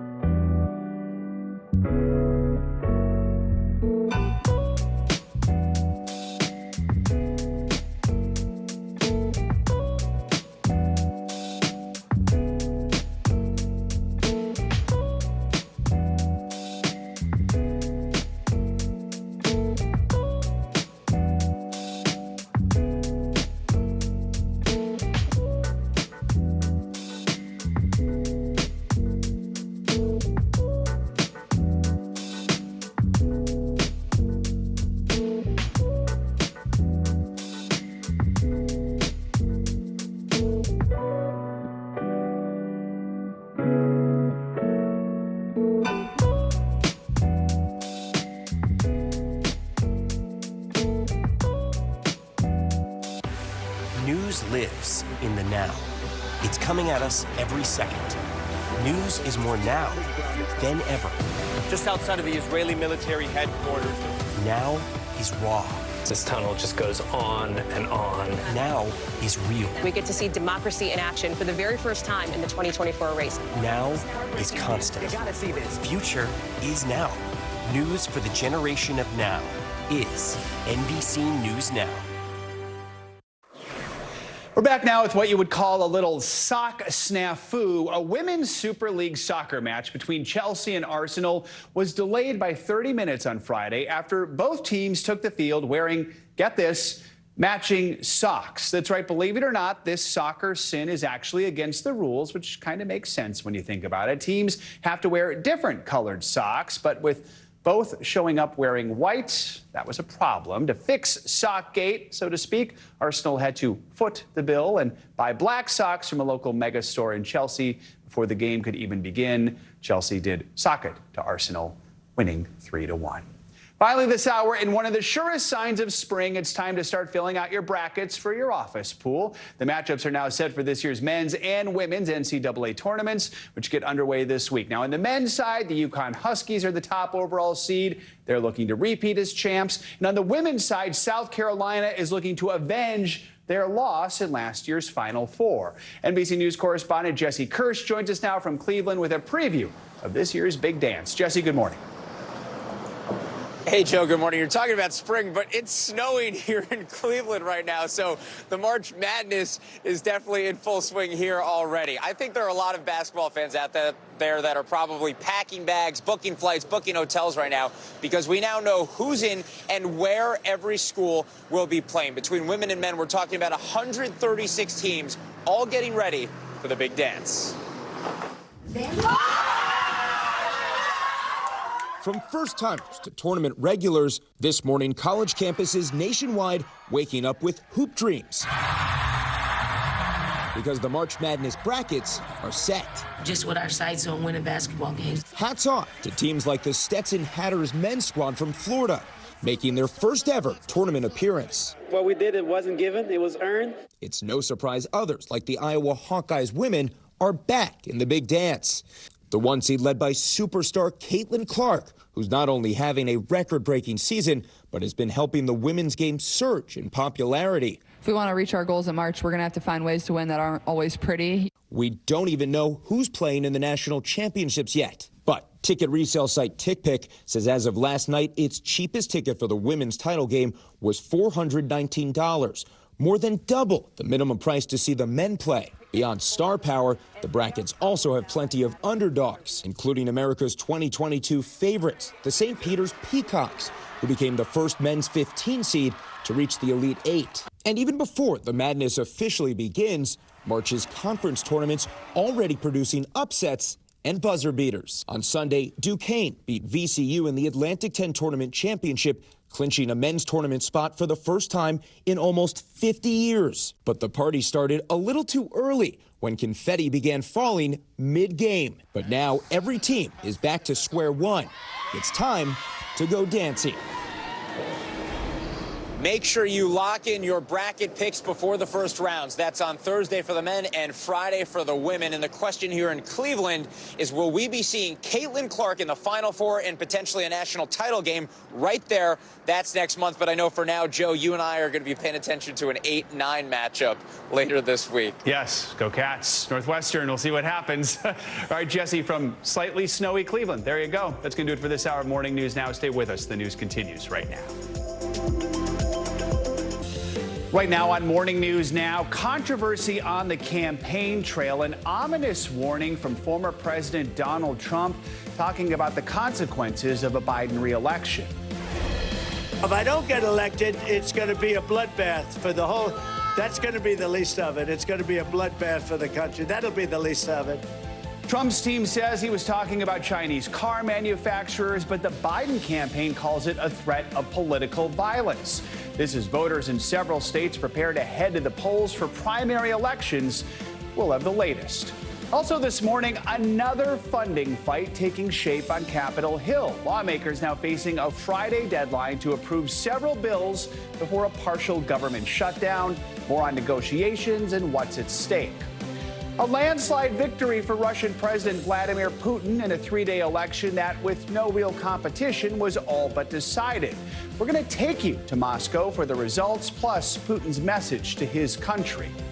And let the madness begin. That's right, it's time to fill out those brackets. March Madness is back. We're going to have highlights from a thrilling selection Sunday and look ahead to the men's and women's tournaments. Can you predict this year's Bracket Busters? Good to have you with us on this Monday morning. I'm Joe Fryer. Savannah is on assignment. We begin a new week with the race for the White House. Voters in 5 states will head to the polls tomorrow to cast their ballots in their state's primaries. The general election matchup between President Biden and former President Trump is coming into focus after they locked up their nominations last week. President Biden's campaign announced it raised $53 million in February. As for former President Trump, well, he sparked controversy over the weekend with comments made at a campaign rally in Ohio. Mr. Trump offered a grim outlook while discussing the possibility of a trade war with China over auto manufacturing. Take a listen. We're going to put a 100% tariff on every single car that comes across the line, and you're not going to be able to sell those cars. If I get elected, now, if I don't get elected, it's going to be a bloodbath for the whole. That's going to be the least of it. It's going to be a bloodbath for the country. That'll be the least of it. All right, NBC News senior national politics reporter Jonathan Allen joins us more on the state of the race. Those bloodbath comments drew a lot of headlines. He also, though, continued to criticize President Biden. Let's hear a little bit of that, and then we'll talk on the other side. The fastest way to reverse every single Biden disaster is to very simply just put me back in office. We'll get it done quick. But among my very first actions upon taking office will be to stop the invasion of our country and send Joe Biden's illegal aliens back home.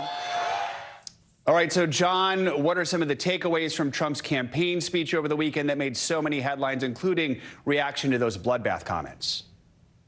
Yeah, there's such attention to those bloodbath comments, in part because Democrats and Trump critics interpret them to mean that he is, and the Biden campaign said this, that he is threatening political violence. Now, if you listen to this speech, he was speaking specifically about Chinese cars being made in Mexico, and talking about the economy more broadly. His campaign says, look, this is ridiculous. He's using the word bloodbath to mean what's going to happen to the economy if the United States isn't sort of more protective of its markets. So,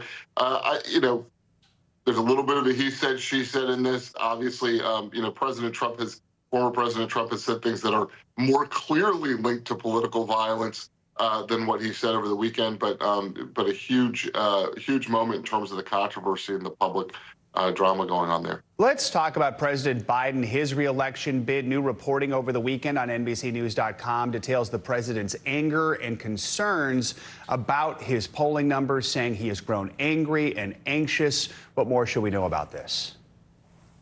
Yeah, let me connect the dots here a little bit, Joe. What President Biden is seeing is he's not doing as well as he would like to in polls. Very specifically, there are swing states, particularly Michigan and to some extent Georgia, where he's got Democratic voters who are very supportive of Palestinians in their conflict with Israel right now, and so as a result of that,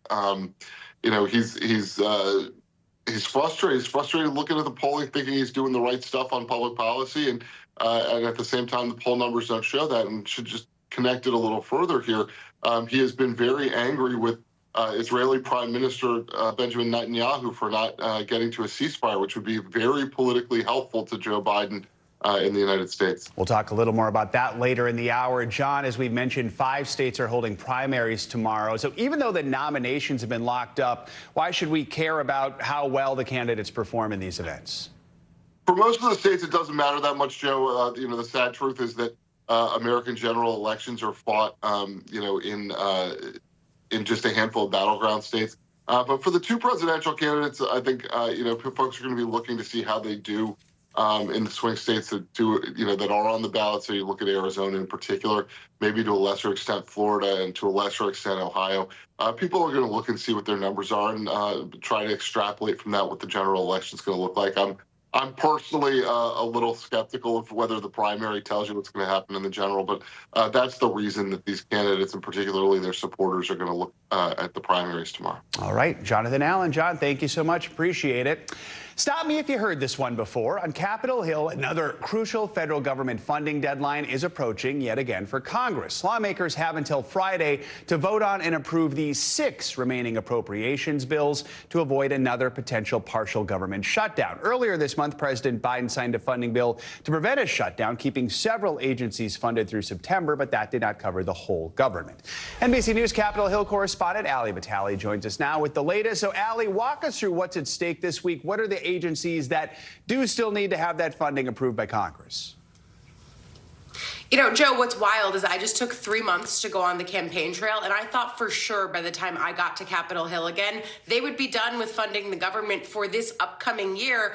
There I stand corrected, because here we are once again. This was always the concern with a laddered CR approach, the idea that you were going to do this in 2 buckets. Of course, the government funding crisis of last week averted at the last minute. Now we're watching Congress scramble to do it again, but with new agencies on the board. We're talking about places like the Department of Labor, Health and Human Services, Education, and then bigger ones like State and the Department of Homeland Security. That's what makes this so tricky, though. The fact that you're dealing with, yes, the same number of appropriation bills technically, but the places and things that are being funded are much thornier issues, which is why this funding deadline could be a problem. We're not quite in crisis mode yet. So, Allie, see, they need you there to get stuff done. That's probably the biggest issue. I think that might be the lesson. Yeah. Yes, of course.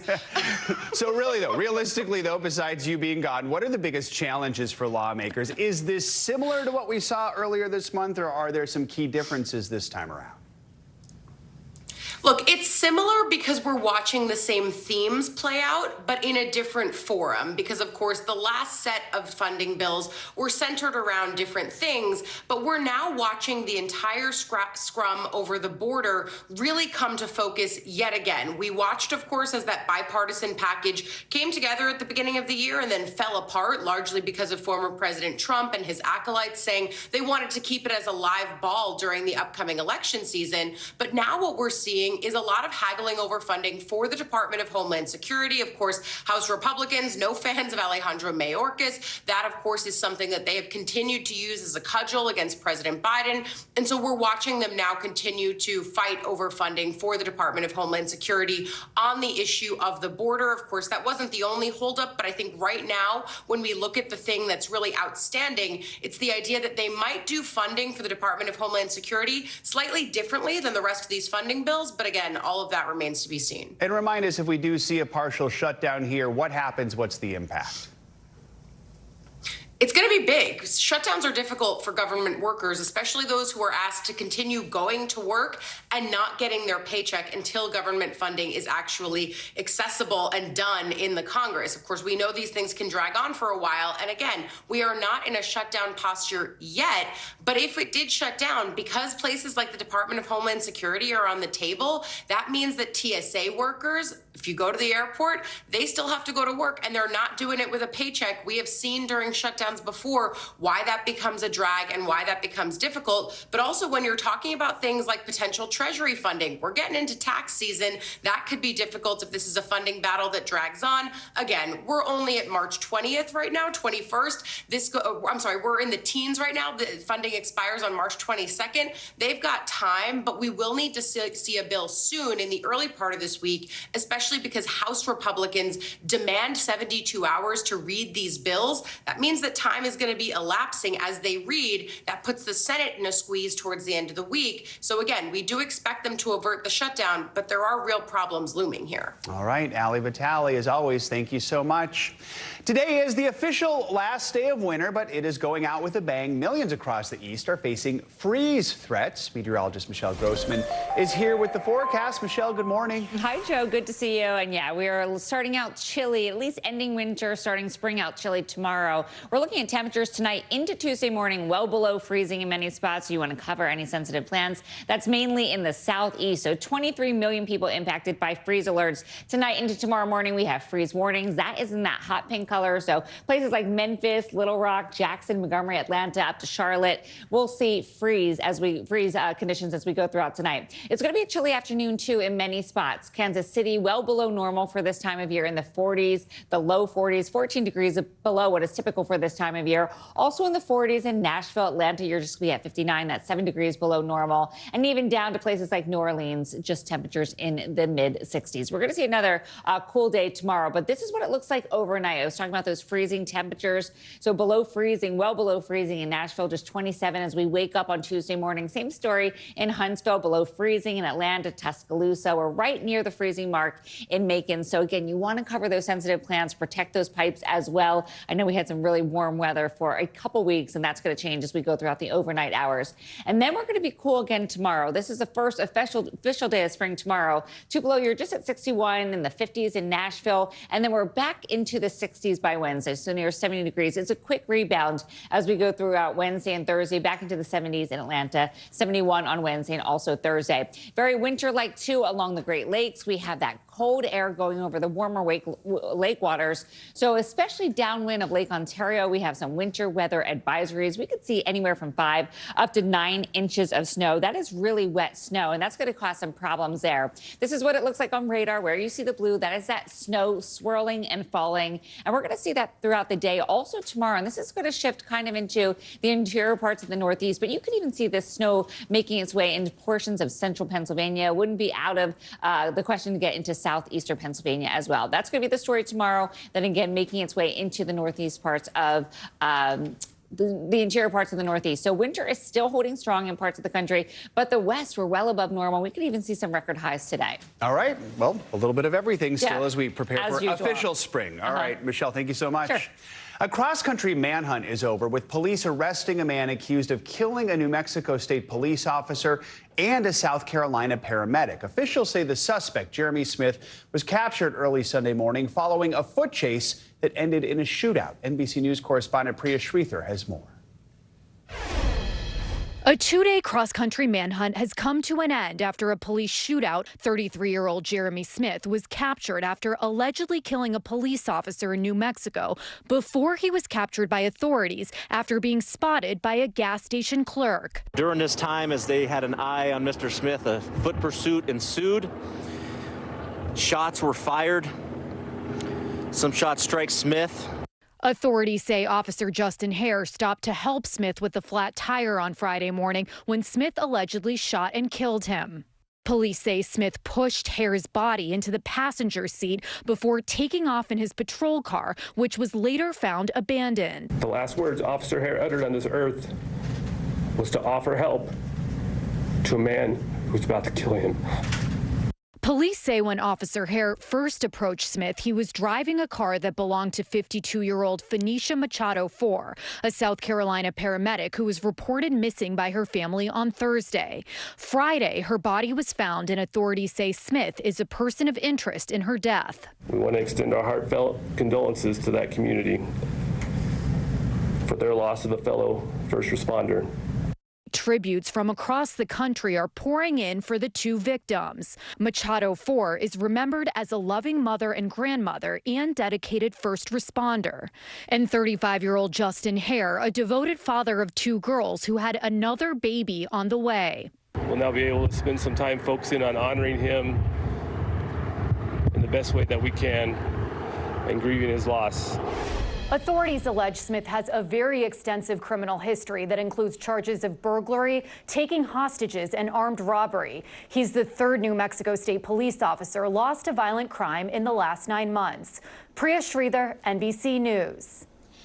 Russian President Vladimir Putin is celebrating a landslide re-election victory after 3 days of voting that offered no real alternatives. There were some protests, but Putin used his victory speech to declare Russia is united behind him.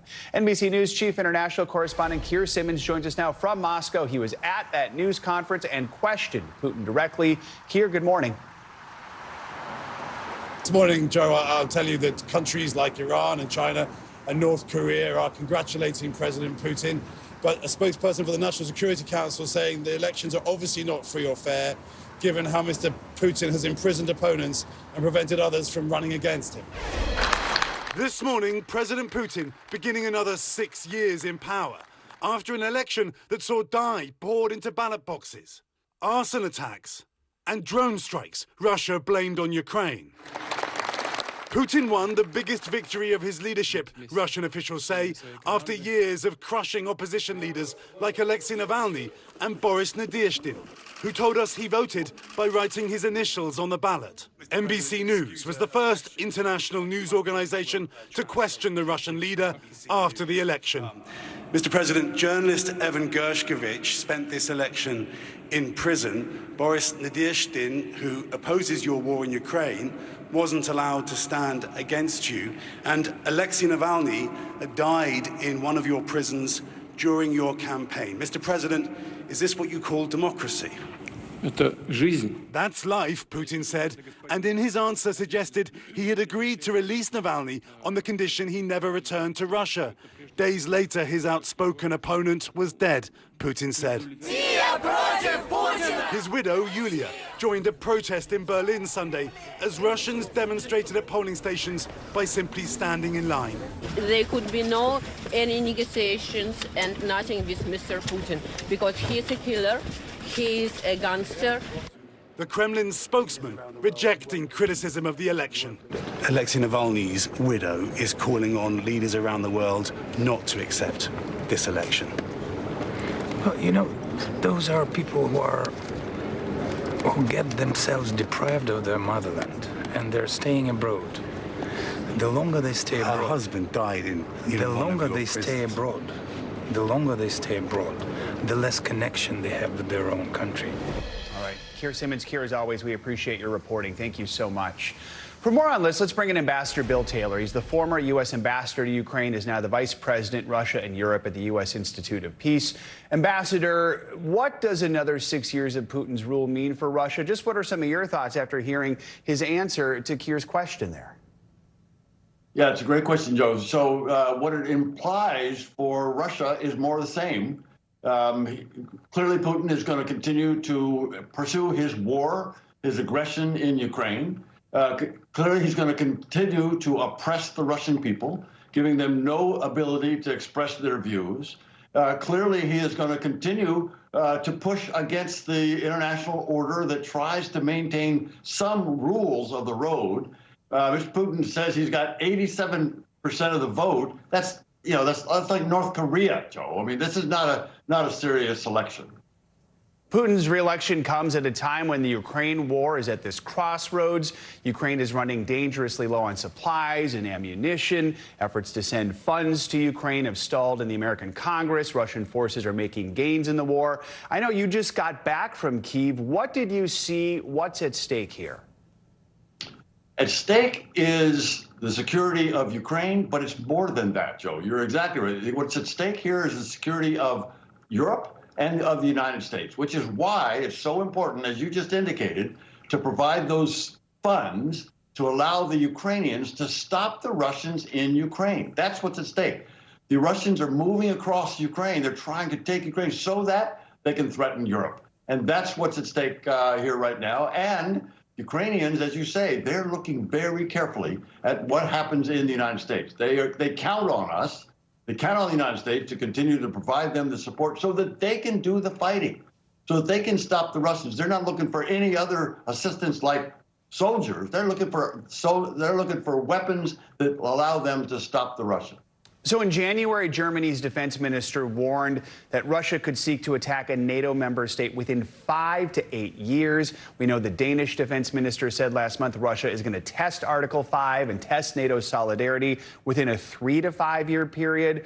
So what does Putin's re-election mean for Russia's diplomatic ties? Could this re-election try to embolden Putin to actually challenge NATO members and challenge NATO solidarity? So Putin is in office at least until 2030, probably until 2036 if he lives that long. So yes, he is emboldened now. He's got now he can call up more forces. So he can do this mobilization. He can do a bigger draft than he has been able to do up until now because it's very unpopular. So this is a problem for the Europeans. This is a problem that Putin is providing, is showing that he's got the intent to move across Ukraine, and the Europeans are right to be concerned. Europeans are right to be increasing their support for Ukraine. They're right to be increasing their defense budgets so in order they can stop the Russians as they move across Ukraine and threaten them. All right. Ambassador William Taylor, as always, we appreciate your time and your expertise. Thanks for joining us this morning. Thank you. Much more to come here on Morning News Now. Later this hour, enrolled and in debt. Incoming college freshmen now facing the reality of rising tuition. We're going to break down the costs and the options. Up first, doubling down. Israeli Prime Minister Benjamin Netanyahu refusing to back down from plans to invade southern Gaza. More on the move that could force action by the U.S. We'll be right back. The fire has grown Leaps and bounds. What you see behind me is typical. How you doing? Pretty bad. We report live from Tel Aviv. We are live tonight from Juarez, Mexico, reporting over the skies of Lahaina here in Florida. The time to evacuate has come and gone. You were seeing people just running for their lives? People running for their lives. Hundreds of Israelis have gathered to demonstrate. What do the people in Gaza, do you think, what do they need most? A place where Palestinians and Israelis have found common ground. Every night, it's your news playlist. Top Story with Tom Yamas. Streaming weeknights at 7 on NBC News Now. From inside Iran, from Israel, from Florida, from Lewiston, Maine. Part of our continued reporting. This is what a country in war looks like. Women, children. What is it like? Countless neighborhoods across the region that look just like this. Everybody good? It took for all this damage to occur.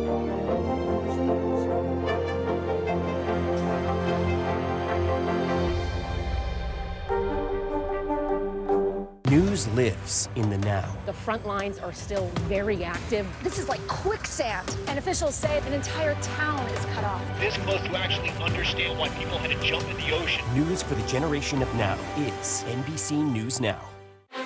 Were you calling the shots, though, Mr. President, ultimately? Do you bear responsibility for what is happening at the border, what the president himself has called a crisis? Is it clear who's going to govern Gaza once this war is over? If it's Sunday, it's Meet the Press. Still to come on the Channel 2 News. Well, the waters are certainly receding now. Still too close to call. Lester Holt reporting from the Ground Zero, as it's being referred to. It is, in fact, a taste of freedom. The Haitian people know a little something about resiliency. What's the biggest risk right now? Some of the troops who have been proud. I want to welcome you to the first presidential debate. In fact, we've been told we can't go any farther. You were some resilient folks. Let me get in.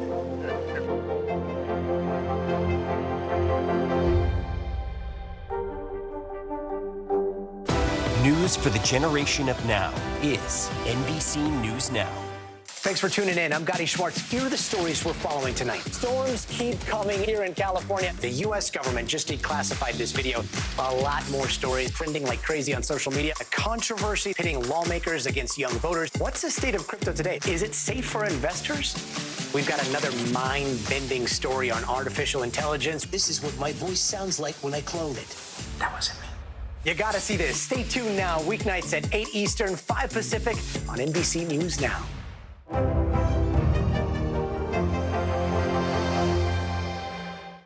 News for the generation of now is NBC News Now.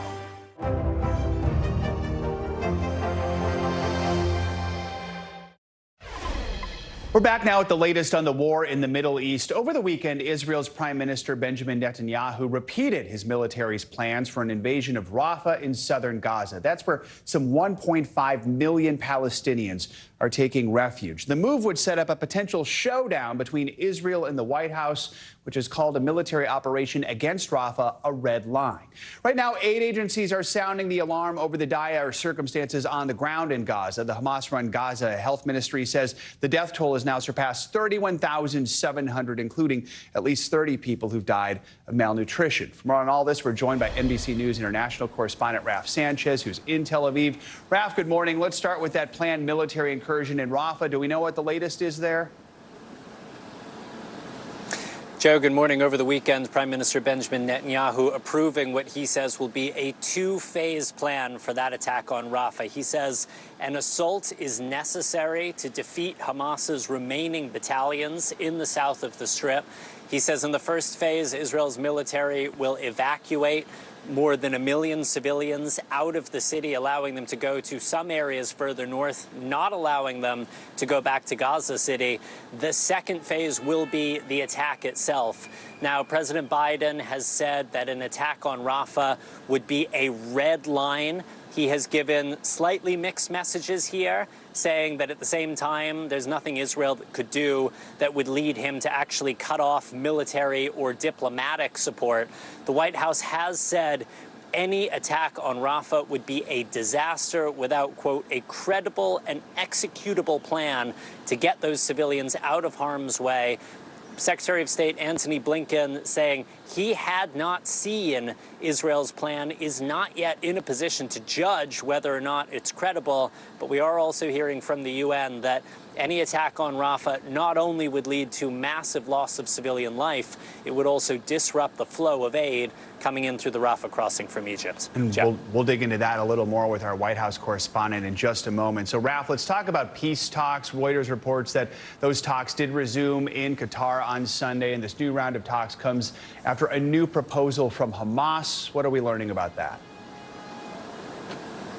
Right. So, Joe, I spoke to an Israeli official this morning. They say Israel's spy chief, the head of the Mossad, is leading the Israeli delegation heading to those talks in Qatar.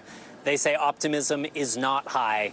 You'll remember we have been here again and again and again, round after round of talks in Qatar, in Cairo, in Paris, in Warsaw, and still no breakthrough. We are 10 days into Ramadan, which was the White House's goal for getting ceasefire agreement in place. That goal not met. The basic framework for these talks is a 6-week ceasefire in exchange for Hamas releasing around 40 Israeli prisoners, most of them women, 40 Israeli hostages, most of them women. Israel would be expected to release several hundred Palestinian prisoners in exchange, but the details here are proving to be the devil. And at this point, Israeli officials are saying they are not optimistic about a breakthrough. And amid all this, Raf, the United Nations warning around a quarter of Gaza's 2.3 million residents are one step away from famine. On Friday, a ship carrying that desperately needed food and humanitarian aid did arrive on Gaza's shore. A second aid ship is expected to set sail. Real quick, what's the latest on this situation? Yeah, so that first ship full of food from World Central Kitchen, the American charity run by Chef Jose Andres, that ship arriving on the coast of Gaza, the aid taken to land, it has not yet been distributed, according to World Central Kitchen. Not totally clear what the holdup is. A second ship now underway. This is the beginning of what President Biden hopes will be a maritime corridor for getting more food into Gaza. But the message we are hearing, Joe, again and again and again from humanitarian organizations is that this is no substitute for getting more food in by land through both Israel and through Egypt, and that the big problem here is that there is such insecurity on the ground, especially in northern Gaza, that you cannot get this food safely distributed to the people who need it. These humanitarian groups saying it really is going to take a ceasefire to get food to where it needs to go. Joe. All right. Raf Sanchez. Raf, thank you so much. Let's talk more about America's response to what's happening in the Middle East. Bring in NBC News White House correspondent Monica Alba. So, Monica, as Raf just reported, if Israel does move forward with the military incursion of Rafah, it would be in defiance of the Biden administration and so many world leaders. What are you hearing from the White House right now? Yeah, Joe, for weeks, the Biden administration has been demanding to see this so-called plan. And really, there's a high level of skepticism that there even is a fully formed plan here for going into Rafah. And instead, this may be something that Israel was really trying to put out there publicly to hold leverage over Hamas so that Hamas believes this is imminent, but maybe it's not. But the president and his top aides have said that without any kind of a plan for trying to really move those more than 1 million people who are sheltering there, it would be unacceptable for Israel to do this. And here's what we heard from John Kirby, the White House national security spokesman, on Friday about that.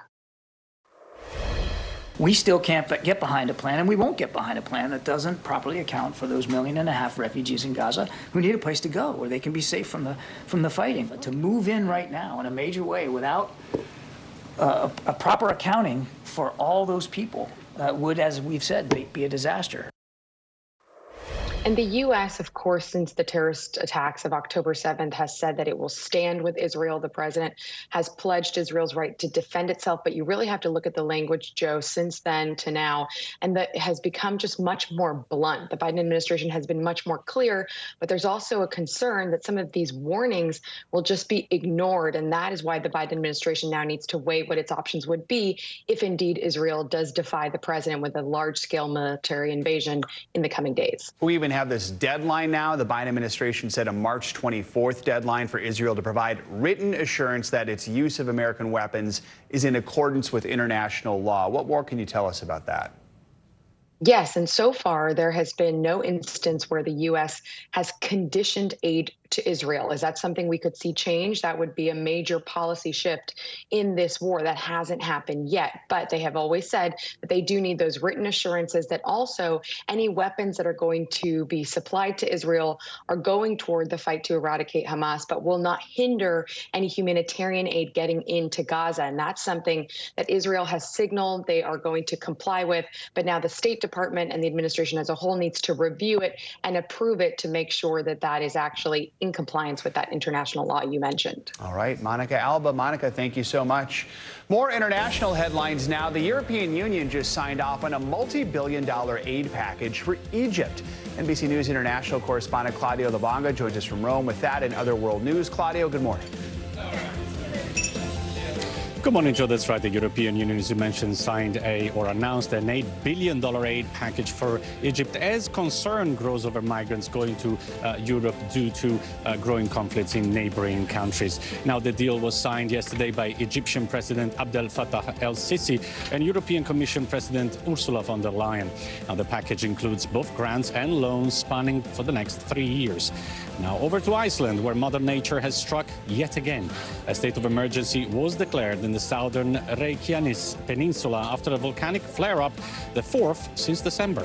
Strong and fast lava flows reached the already mostly evacuated town of Grindavik. The lava flow's possible path is located close to a geothermal plant that provides hot water to most of the region, causing concern of minor explosions and infrastructure damage. The area's famous Blue Lagoon was closed also until further notice as a precaution. And finally to Dublin, where the streets were filled with pints, pride and shamrocks as thousands celebrated St. Patrick's Day over the weekend. Over 4,000 people participated in the parade procession in the Irish capital city, including performances by groups from Bolivia, Brazil, Georgia and Ukraine. Even the sun poked its head out of the clouds as locals and tourists from around the world cheered on bagpipers while waving Irish flags in an array of festive hats and fake or real ginger beards. Back to you, Joe. All right, lots of noises going on there between the bagpipes in the video and whatever's happening behind you there, Claudia. Thank you so much. Coming up, TikTok. Time could be running out for TikTok here in the U.S. After the break, we're going to bring you the latest on efforts to try and stop a ban from advancing on Capitol Hill. Also, the prescription problem involving a new class of weight loss drugs now in high demand. You're watching Morning News Now. Thanks for tuning in. I'm Gotti Schwartz. Here are the stories we're following tonight. Storms keep coming here in California. The U.S. government just declassified this video. A lot more stories trending like crazy on social media. A controversy pitting lawmakers against young voters. What's the state of crypto today? Is it safe for investors? We've got another mind-bending story on artificial intelligence. This is what my voice sounds like when I clone it. That wasn't me. You gotta see this. Stay tuned now. Weeknights at 8 Eastern, 5 Pacific on NBC News Now. The fire has grown leaps and bounds. You see behind me is typical. How you doing? Pretty bad. Hey, I'm Hallie. It's good to be with you tonight. What do we know that voters care about? The economy, right? You are seeing that firsthand yourself on the ground there today. This is two things. It is pretty big medical news. It is also a pretty big mystery. And oh, by the way, it's driven by one of the most controversial people in the United States. What's happening? They have tweaked my monitor, and I can see now you are, in fact, soaking wet. I am deeply sorry. My I commitment to apologize Hallie for the Jackson many questions. will never be questioned. People really don't know what's going to happen. Nearly a dozen hours after the eye roared ashore. More good people than bad people, I know, right? 5, 7, 4, 3. There is some late-breaking news 4 hours into the Iowa caucuses. Private Hammers with everything. All right, it just meant to.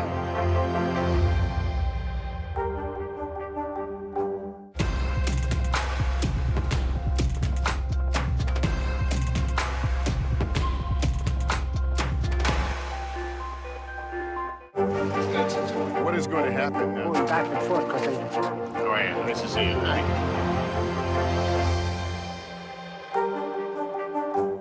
Hey, I'm Hallie. It's good to be with you tonight. What do we know that voters care about? The economy, right? You are seeing that firsthand yourself on the ground there today. This is two things. It is pretty big medical news. It is also a pretty big mystery. And oh, by the way, it's driven by one of the most controversial people in the United States. What's happening? They have tweaked my monitor, and I can see now you are, in fact, soaking wet. I am deeply sorry. My I commitment to apologize Hallie for the many Jackson now questions. will never be questioned. People really don't know what's going to happen. Nearly a dozen hours after the eye roared ashore.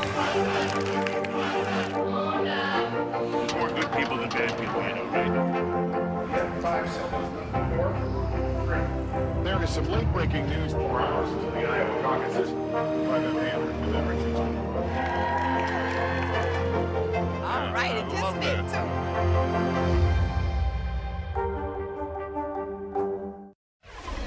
Welcome back. The immediate future of TikTok in the U.S. is at a crossroads. Last week, the House of Representatives passed a bill that would ban TikTok in the U.S. if ByteDance, the Chinese-based company that owns the popular app, doesn't sell it. The bill stems from concerns over a foreign adversary having access to so much data from American users.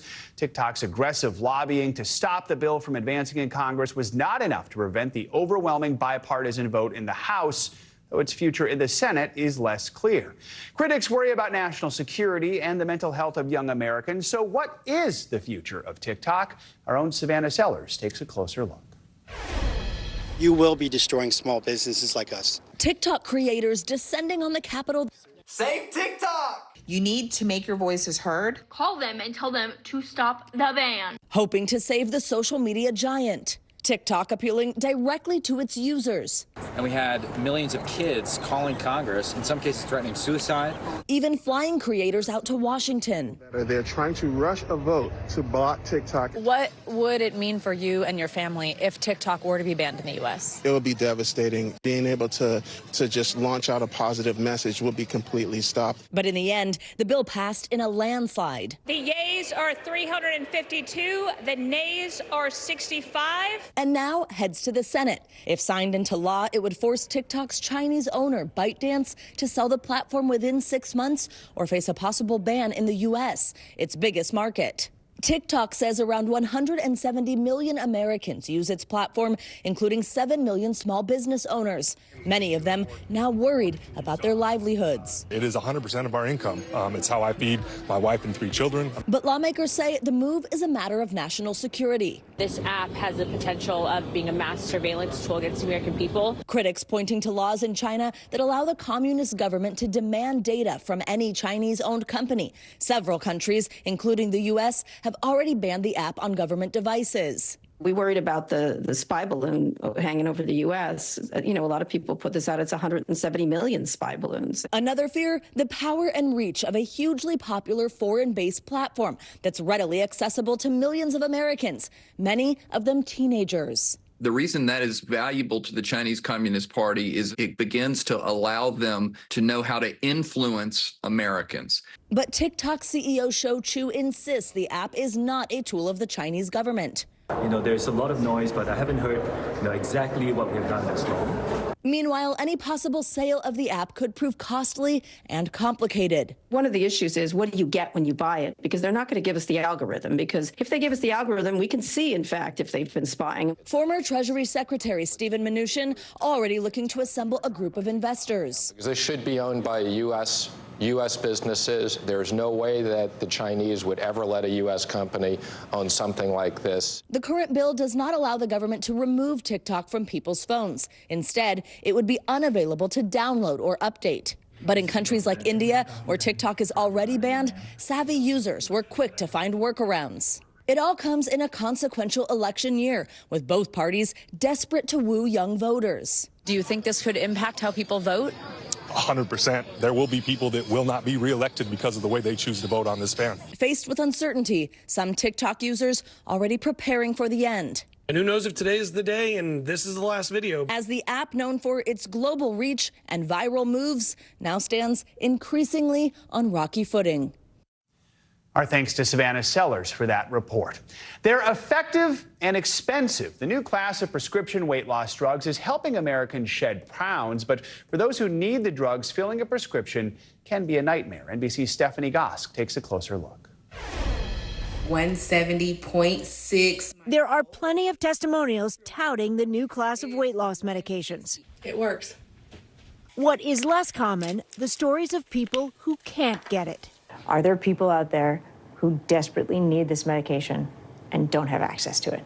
Absolutely. Our Medicare and Medicaid populations are some of the most at risk, and they do not have access. Dr. Lori DiMattia works at a weight loss clinic outside of Oklahoma City. So we've talked about healthy living. Are you back there?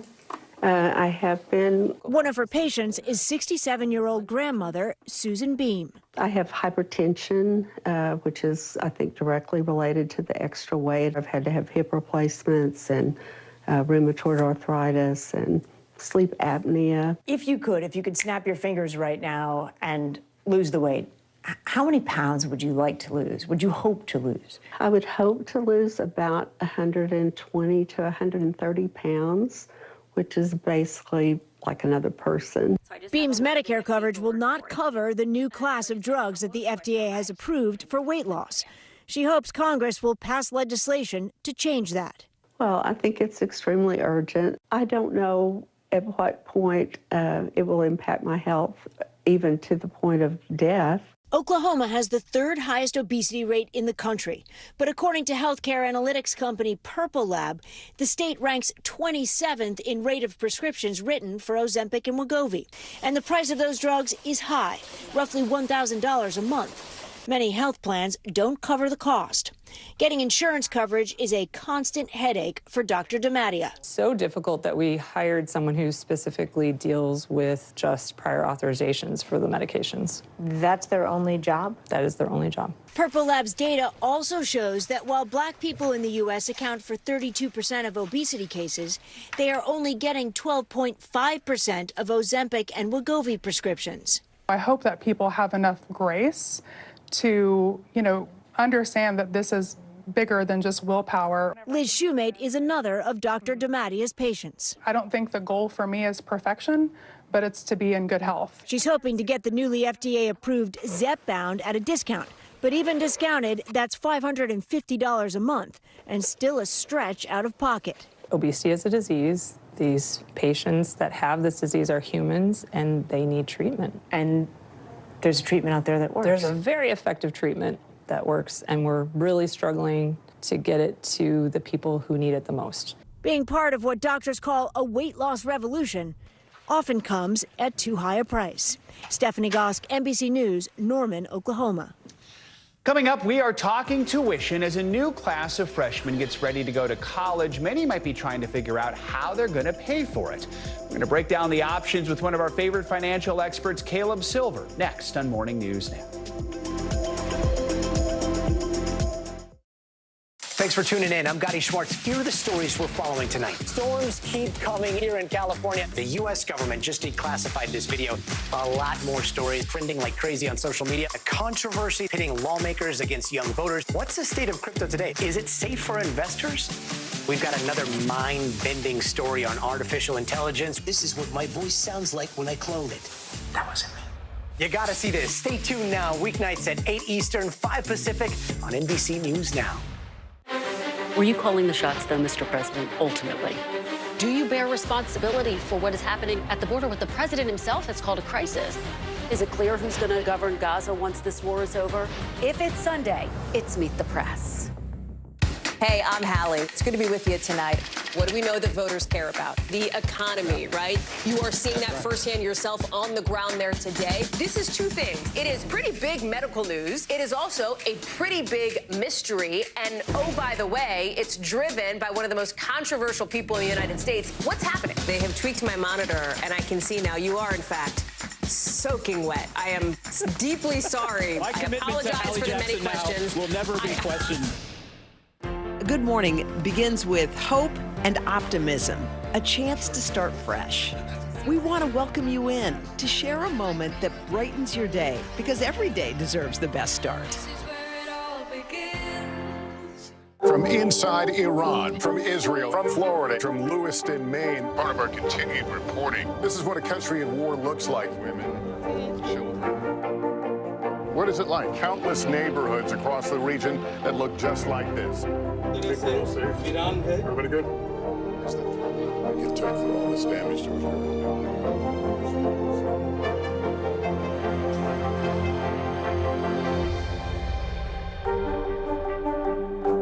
Good morning. Thanks for joining us. I'm Joe Fryer. I'm Savannah Sellers. The latest developments in the war between Israel and Hamas. If you do have points or you have miles, is now a good time to use them. The first woman on a lunar mission. What was it like to get that news? Morning News Now, streaming weekdays at 7.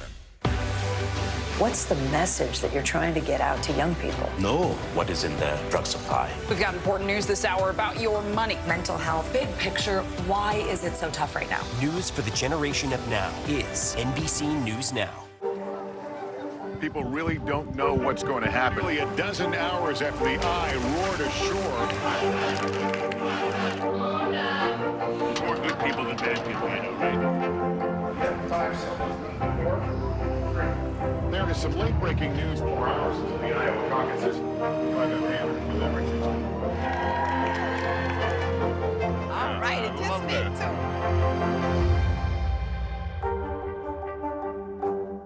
It's almost officially spring. By now, many high school seniors across the country have received those college acceptance letters. It is an exciting time to hit such a major milestone, but of course, it also comes with big expenses and big decisions. Tuition and fees for college more than doubled in 20 years, leaving many families to worry about covering the cost of enrollment. So how can you tackle those high prices, even borrow money if necessary? Our money guy, Caleb Silver, the editor-in-chief of Investopedia, is here to help answer the question. So you know this firsthand. These costs could be intimidating. What's your advice? How can you maybe try and cut those costs down a little bit? Yeah, if you're looking for inflation, you're going to find it on campus. And we're going through this right now with my high school seniors. So lots of decisions. These are decision days for colleges and families. This is a big family financial decision. But in some cases, if you have a few schools that want your kid, some of them are offering money, you can actually negotiate with those admissions departments. You should have your kid do it, not the parent. It's much more personal that way. That can be pretty effective sometimes. You can also apply for study grants and scholarships. There are scholarships ranging from $1,000 to $15,000. You got to dig for them, but you can bring down the cost that way, and there are also some grants you can apply for. I love the negotiating thing. It's like your kid's a free agent. That's right. Hey, it happens.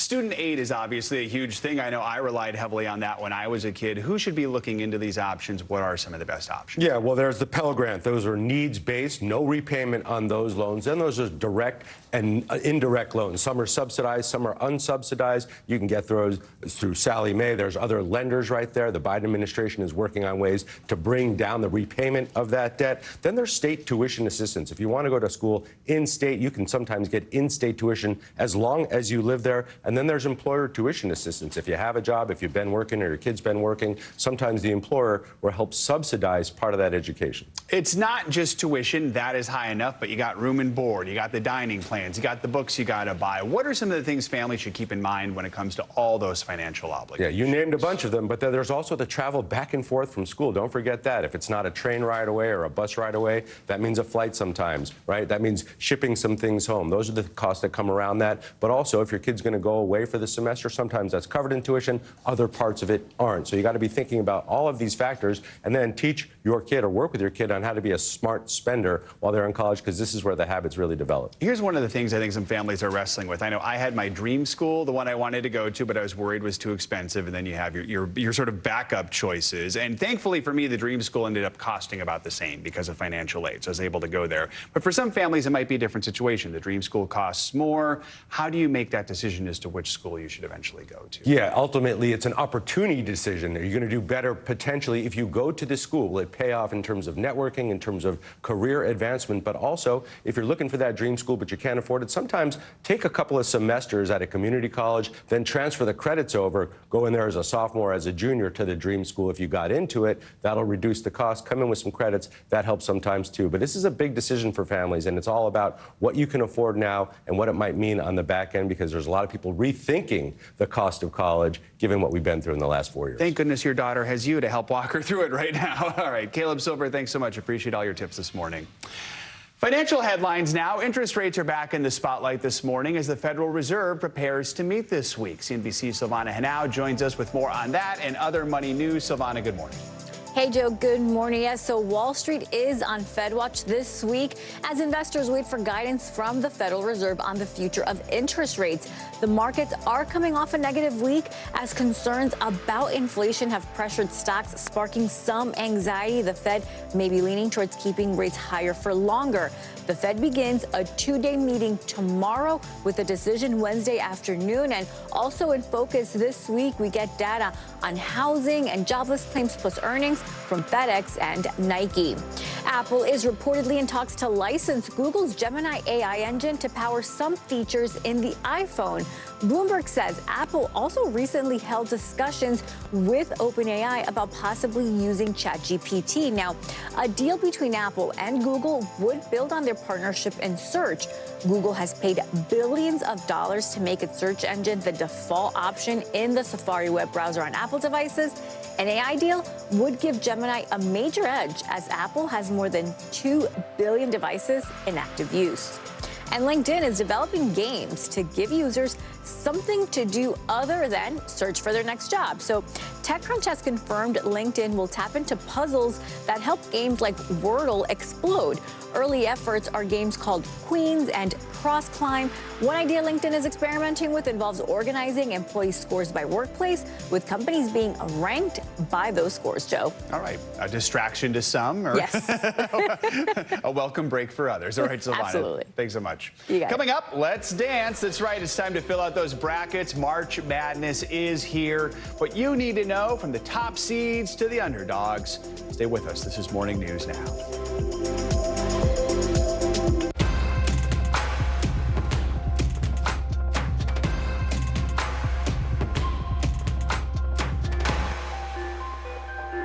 News lives in the now. The front lines are still very active. This is like quicksand, and officials say an entire town is cut off. This close to actually understand why people had to jump in the ocean. News for the generation of now is NBC News Now. The NBC News mobile app. Get connected to your favorite news shows. For the top stories, breaking news, and live video, download the NBC News mobile app now. Good morning, and thanks for joining us. I'm Joe Fryer. And I'm Savannah Sellers. We're going to get started with breaking news. The record number of migrant crossings. The latest developments in the war between Israel and Hamas. A closer look at the good news we got about the economy. If you do have points or you have miles, is now a good time to use them. A lot of people spend a lot of time sitting. 20 minutes of exercise might be able to help out. How does it feel to be an out college athlete? Freeing. The first woman on a lunar mission. What was it like to get that news? Morning News Now, streaming weekdays at 7. People really don't know what's going to happen. Nearly a dozen hours after the eye roared ashore. More good people than bad people, you know, right? There is some late-breaking news 4 hours into the Iowa caucuses by the All right, it just me too.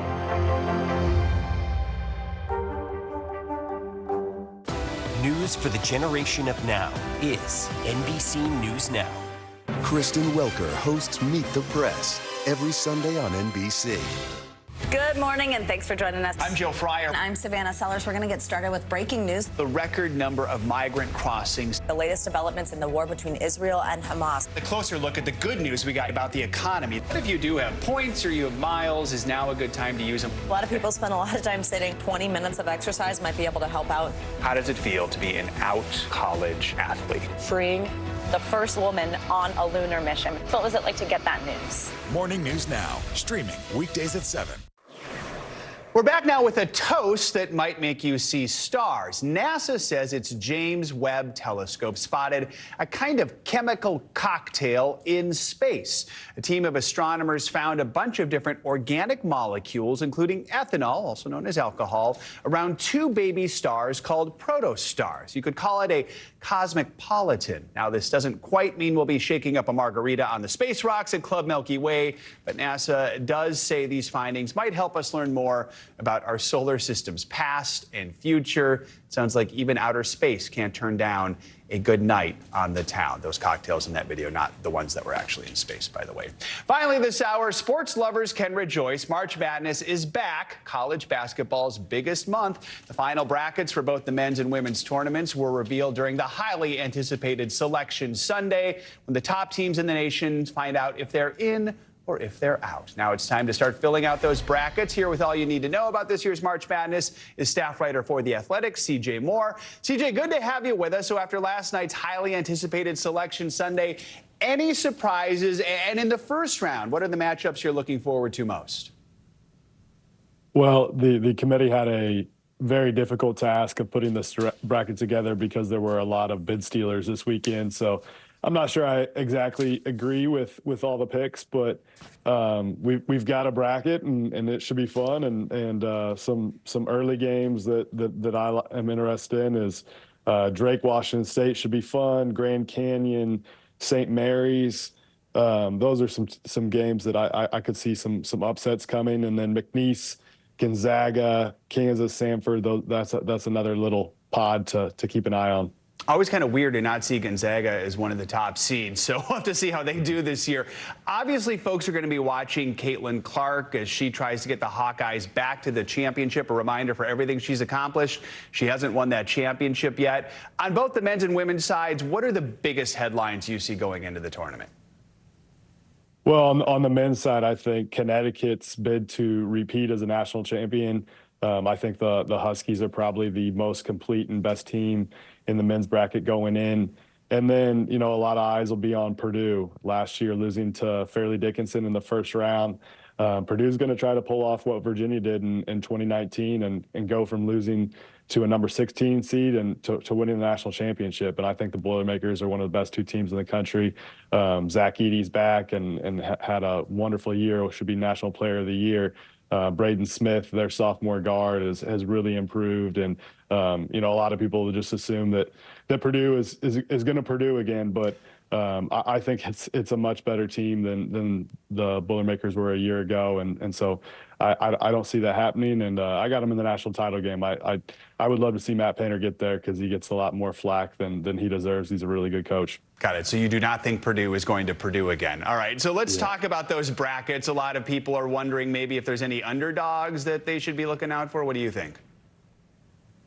If you're looking to pick some underdogs, I would go in the West region of the bracket. I think that I don't think the committee did a great job as far as like you look at the East where UConn is. I think there's they've got maybe arguably the best 2, 3, and 4 seeds.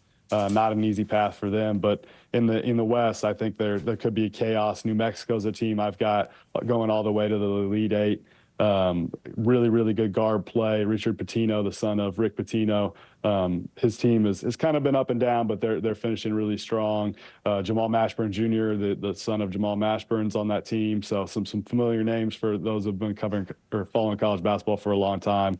That's probably my biggest dark horse, and I've got Alabama coming out of that region, going to the Final Four, 4 seeds. So that's if you're looking for chaos, that's the region to kind of go crazy. We only have 20 seconds here, but yeah, who is in your Final Four? Do you see most of the 1 seeds making it? I've got Connecticut, Purdue, Marquette, and Alabama in my Final Four. All right. Well, a lot so of two folks. 1 seeds. All right. And, of course, we can never predict what the bracket busters are going to be, but it's always fun to watch. CJ Moore, thanks so much for joining us this morning. We appreciate your time. Thanks for having me. It's going to do it for this hour of Morning News Now, but stay with us. The news continues right now.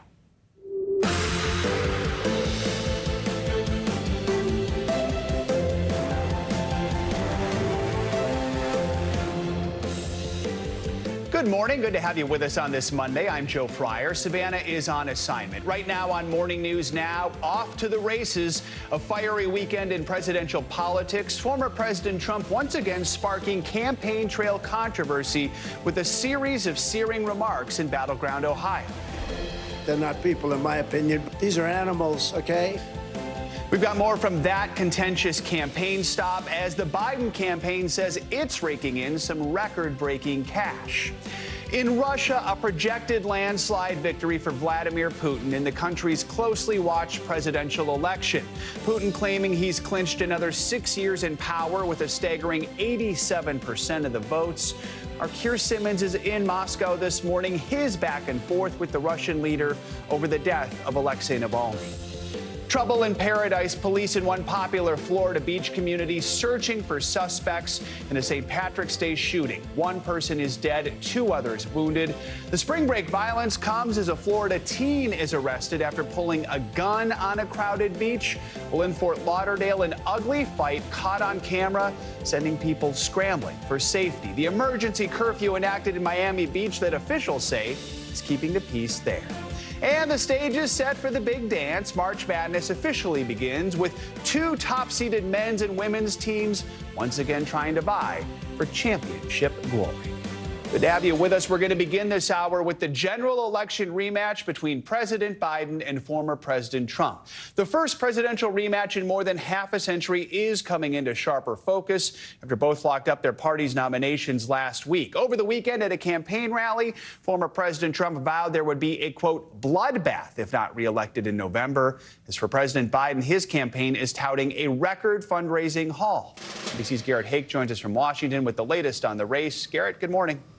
Hey, Joe, good morning. Yeah, a lot of headlines out of this weekend, but it was that comment about a bloodbath that's drawing the most attention as Republicans and Democrats debate what the former president said exactly and what he might have meant by it. And it comes as the Biden campaign does announce that record fundraising haul, which they will need for what is appearing to be a bitter and expensive campaign to come. Donald Trump on the attack this weekend in Ohio, lashing out at some of his favorite targets, from the criminal cases against him. It's all politics. It's all coming in from Biden. What he claims are the criminal migrants crossing the southern border and destroying the country. They're not people, in my opinion, but I'm not allowed to say that because the radical left says that's a terrible thing to say. These are animals, okay? But it was his use of the word bloodbath during a riff about Chinese car makers that's creating new headlines and headaches for his campaign. We're going to put a 100% tariff on every single car that comes across the line, and you're not going to be able to sell those cars if I get elected. Now, if I don't get elected, it's going to be a bloodbath for the whole. That's going to be the least of it. It's going to be a bloodbath for the country. That'll be the least of it. The Biden campaign seizing on the remark and rejecting the Trump campaign's claim that it was about only cars. The idea that they're going to be able to spin their way out of this today is ridiculous because every single day Donald Trump is promoting and endorsing and encouraging political violence on the stump. Elected Republicans largely shrugging off the comment, including Mr. Trump's former VP turned rival Mike Pence, who has said he will not endorse his former boss's re-election campaign. I see him departing from the mainstream conservative agenda that has defined the Republican Party over the last 40 years. Meanwhile, the Biden campaign announcing a record fundraising haul of $53 million in February, leaving the campaign flush with $155 million in the bank. On Saturday night, the president attending Washington's white tie gridiron dinner, joking about both real and fictitious accomplishments, including, quote, rigging the Super Bowl for Taylor Swift. The 81-year-old also cracking a joke that his 10 p.m. speech came, quote, 6 hours past my bedtime. From jokes back to the deadly serious, former President Trump is also drawing bipartisan condemnation this weekend for continuing to refer to people charged or convicted of January 6-related crimes as hostages, whom he now says he would pardon if he's reelected. Those comments keeping January 6 in the headlines at a time where most other Republicans would like to move on. Joe? All right, Garrett, thank you so much. Now, with the general election matchup set, there is a new group of voters that could decide the outcome of the race. They're called double haters. That's because they don't like either candidate. NBC News correspondent Shaquille Brewster spoke with voters in the important swing state of Wisconsin to see how they feel about this presidential rematch. Excuse me there. How are you? I'm from NBC News. Can I ask you a quick question? First thing that comes to mind. Oh, boy. What do you think when you see these two options? Not great. In battleground Wisconsin, the choice these swing voters face in November is one they prefer not to make. Are you excited about these being your options? Quite honestly, no. I can't say that I'm happy about either option. What's the word that you think when you see these two candidates running for president? Oh, hell no. They're the so-called double haters. Why is it them two again? It happened 4 years ago. And they could decide the election by holding their nose and voting for one of the major party candidates, choosing not to vote at all, or... I'd like to have more choices. Well, funny you say that, because asking you shall receive. Well, look at that. Does it change at all if I do that and give you a third option? Depending on who that is. Coca-Cola or Pepsi? Maybe we do need a third option. Support for third-party candidates is one of the biggest wildcards this election. In a February poll, 21% of voters backed third-party candidates, with independent Robert F. Kennedy grabbing 15%. For context, in 1992, Ross Perot snagged 19% of the vote in what's considered one of the more successful third-party bids. And the options may grow. The group No Labels is vowing to field a unity ticket, pairing a Democrat with a Republican. If somebody steps up to the plate other than these two, I would consider it. But the challenges are massive. Getting on the ballot in all 50 states, fundraising, and navigating hot-button issues like abortion. But perhaps the biggest hurdle... If the third-party option makes it easier for Trump to win, would you even consider it? Oh, no. Absolutely not. No. I believe it would be disruptive. Perot was blamed for taking votes away from George H.W. Bush and giving the presidency to Bill Clinton. Just as Ralph Nader is still attacked for shifting liberal votes away from Al Gore in 2000. Just doesn't get any closer than this. But for many of these double haters, they want to have the choice to vote with their heart. Could you see yourself voting for a third party in this election? Absolutely, I could. Shaquille Brewster, NBC News, Wauwatosa, Wisconsin. Now to Russia, where Vladimir Putin is set for another 6 years of power after winning a landslide victory in presidential elections there. Putin's re-election after 3 days of voting comes as no surprise. The opposition has no voice in the country, and he faced no real competition in the election. The three other men on the ballot all represented parties loyal to Putin.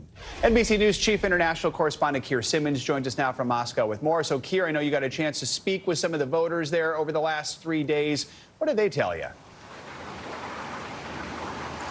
Well, many of them, when you speak to them, particularly those who were going to vote, told us that they were voting for President Putin. There's no question that he is popular in this country, in Russia. That being said, that's different from the results that we're now getting from Russian officials, suggesting that he's won 87% of the vote and that the turnout was 77%. I mean, just that turnout, which is important to the Kremlin, is perhaps surprising, given that many, particularly younger voters here in Russia, told us that, well, what's the point in voting because we know who's going to win.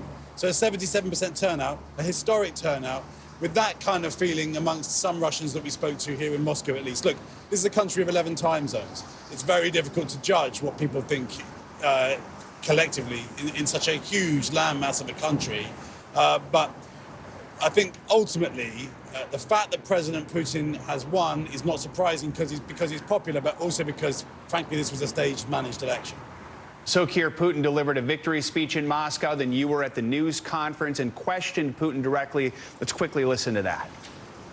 Journalist Evan Gershkovich spent this election in prison. Boris Nadezhdin, who opposes your war in Ukraine, wasn't allowed to stand against you. And Alexei Navalny died in one of your prisons during your campaign. Mr. President, is this what you call democracy? Great question there by Keir. What was his response? Well, he focused actually on the question, the part of the question about Alexei Navalny, which was surprising because he very rarely, when Alexei Navalny was alive, used even his name. In fact, there's difficult to find record of him using his name. So for him to use his name now, his answer, that was a surprise. He described his death as an unfortunate incident. And he then did make some news by suggesting that he had been agreeing to have Alexei Navalny released from prison as long as he didn't come back to Russia just days before Mr. Navalny died. So, I mean, clearly that kind of explanation is going to be viewed very cynically by many Russia watchers and critics. But President Putin gave an answer that made headlines and will be surprising many people. And Keir, people did gather yesterday in a protest that was inspired by Navalny. What do we know about that? Were there any other protests? Oh, well, there were. I mean, there was arson attacks, there was dye poured into ballot boxes, and then, as you mentioned, Alexei Navalny had called for this idea of noon on Sunday, people just to gather in silence. And then at noon on Sunday, there were people standing in line. You can see the pictures. Because of the nature of the difficulty of protesting here, it's hard to know what each person exactly had in mind. But that's what we saw, and that's what happened. Alexei Navalny's wife, by the way, who was part of that took part in the demonstration in Berlin, she's called for global leaders not to recognize this election. And I asked the Kremlin spokesman, Dmitry Peskov, about that when I got to him after that Putin press conference. Take a listen. Alexei Navalny's widow is calling on leaders around the world not to accept this election. Well, you know, those are people who get themselves deprived of their motherland, and they're staying abroad. She says that her husband was killed in a Russian prison. This is not a case. There was quite great news about this initiative to exchange Navalny for someone. The attitude of President Putin showed his openness.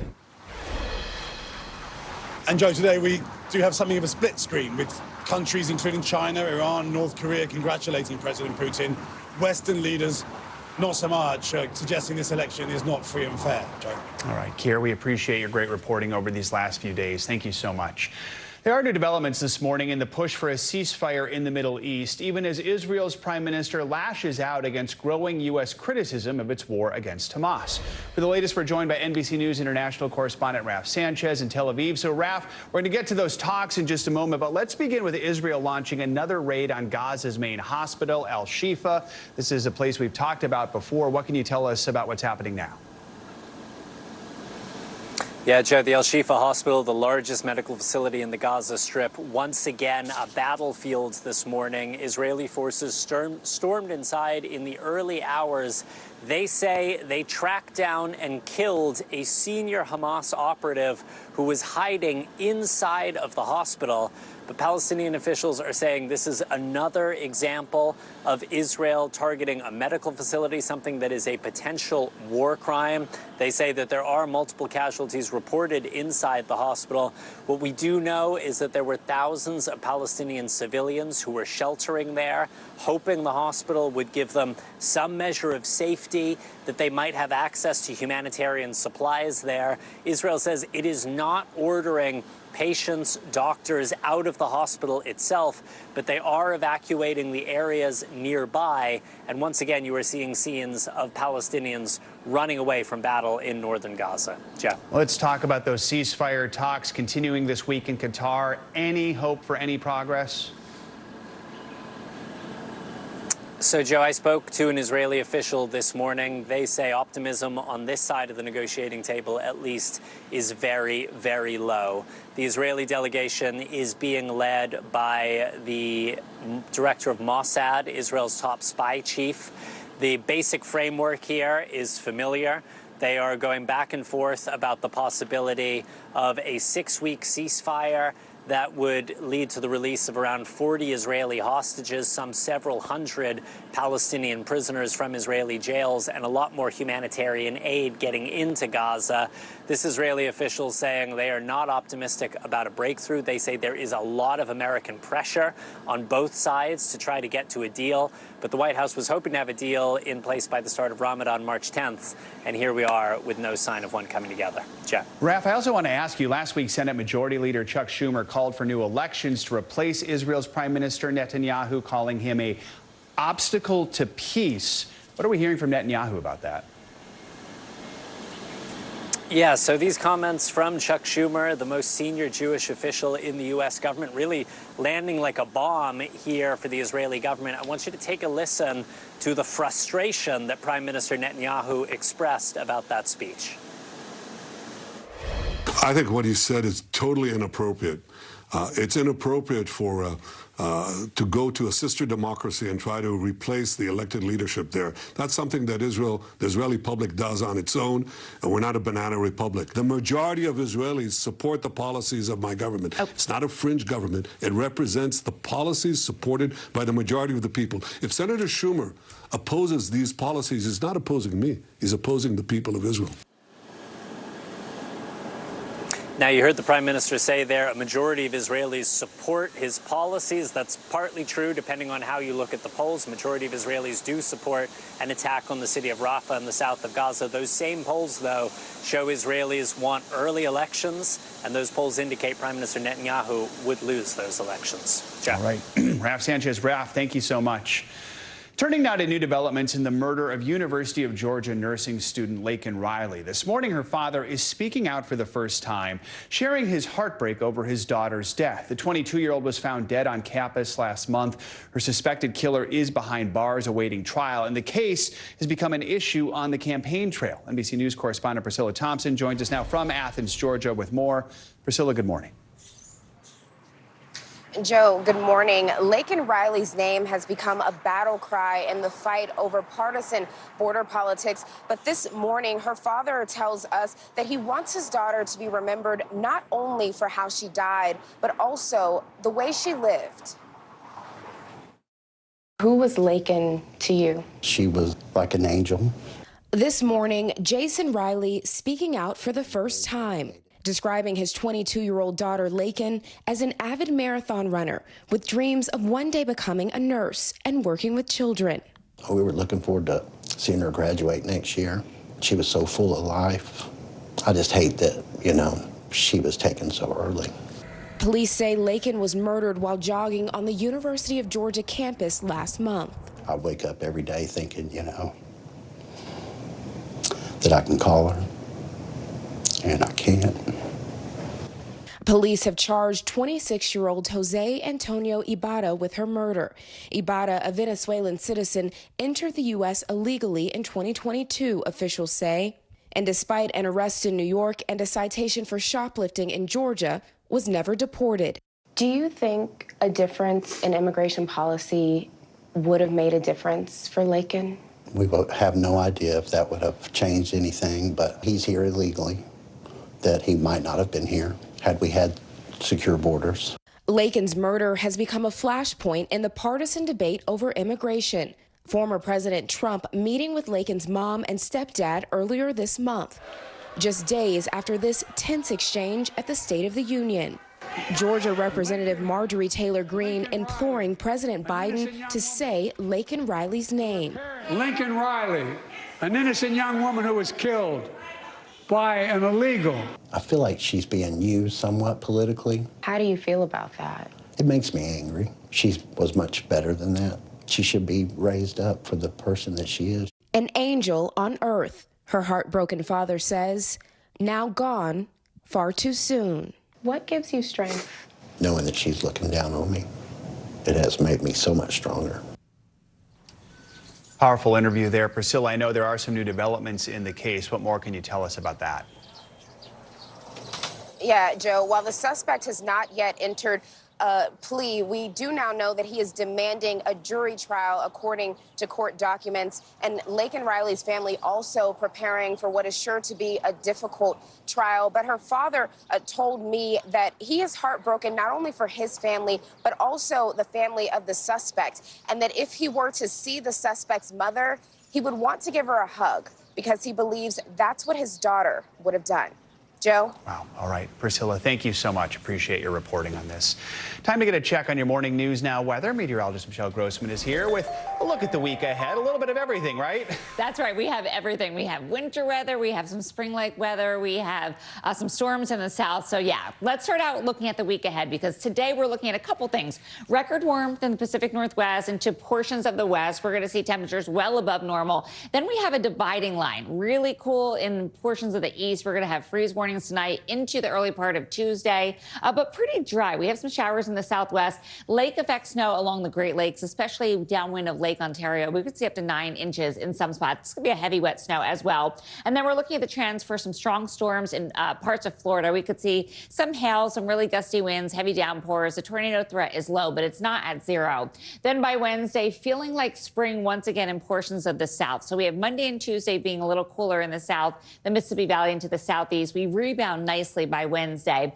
Looking at some northwest rain, still warmer as we look towards the west. And then we're looking at the chance for some snow in the northern tier of the nation, into the Great Lakes once again, and then the interior parts of the northeast. Also New England, we're looking at some snow as well. Thursday, we're looking at a lot more precipitation, especially in the northern tier of the nation, a wintry blast. Remember, spring starts tomorrow, so we're looking at spring snow, and then we're looking at some rain along the coast of California into Washington, also Oregon. Sunny and mild in parts of the south. Heavy rain and storms in the Carolinas down to the southeast along the Gulf Coast. And we had some heavy rain along the Gulf Coast yesterday, so grounds are pretty saturated. So the big story, again, would be the temperatures. We're looking at record warmth in parts of the west. Here's that dividing line. Spring chill in parts of the east, and we're looking at temperatures well below normal. Some spots even 20 degrees below what is typical for this time of year. Starting out in the west, temperatures in the 60s, 17 degrees above normal in Spokane. But as we look towards Kansas City, Chicago, Nashville, Monroe, we are chilly. Chilly in Nashville today, just 48 degrees. We are 15 degrees below normal. We're going to be chilly once again tomorrow, still warm in the west. But notice that warm air coming further to the east. So we're going to see that by Wednesday and Thursday in parts of the east. And then we're going to rebound nicely in parts of the south. Temperatures above normal in some spots. We're looking at temperatures still chilly in the north.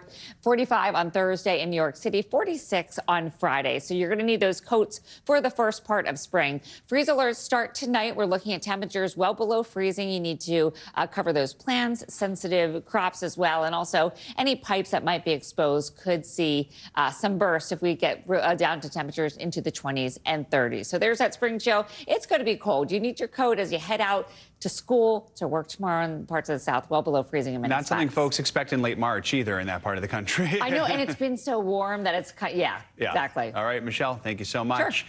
Much more to come on this hour of Morning News Now, including the mounting rumors swirling around the whereabouts of Princess Kate after that headline-grabbing, manipulated family photo dropped last week. But first, a state of emergency in southern Iceland, where another volcanic eruption is devastating nearby communities, prompting evacuations. We've got the latest in just a moment. Stay with us.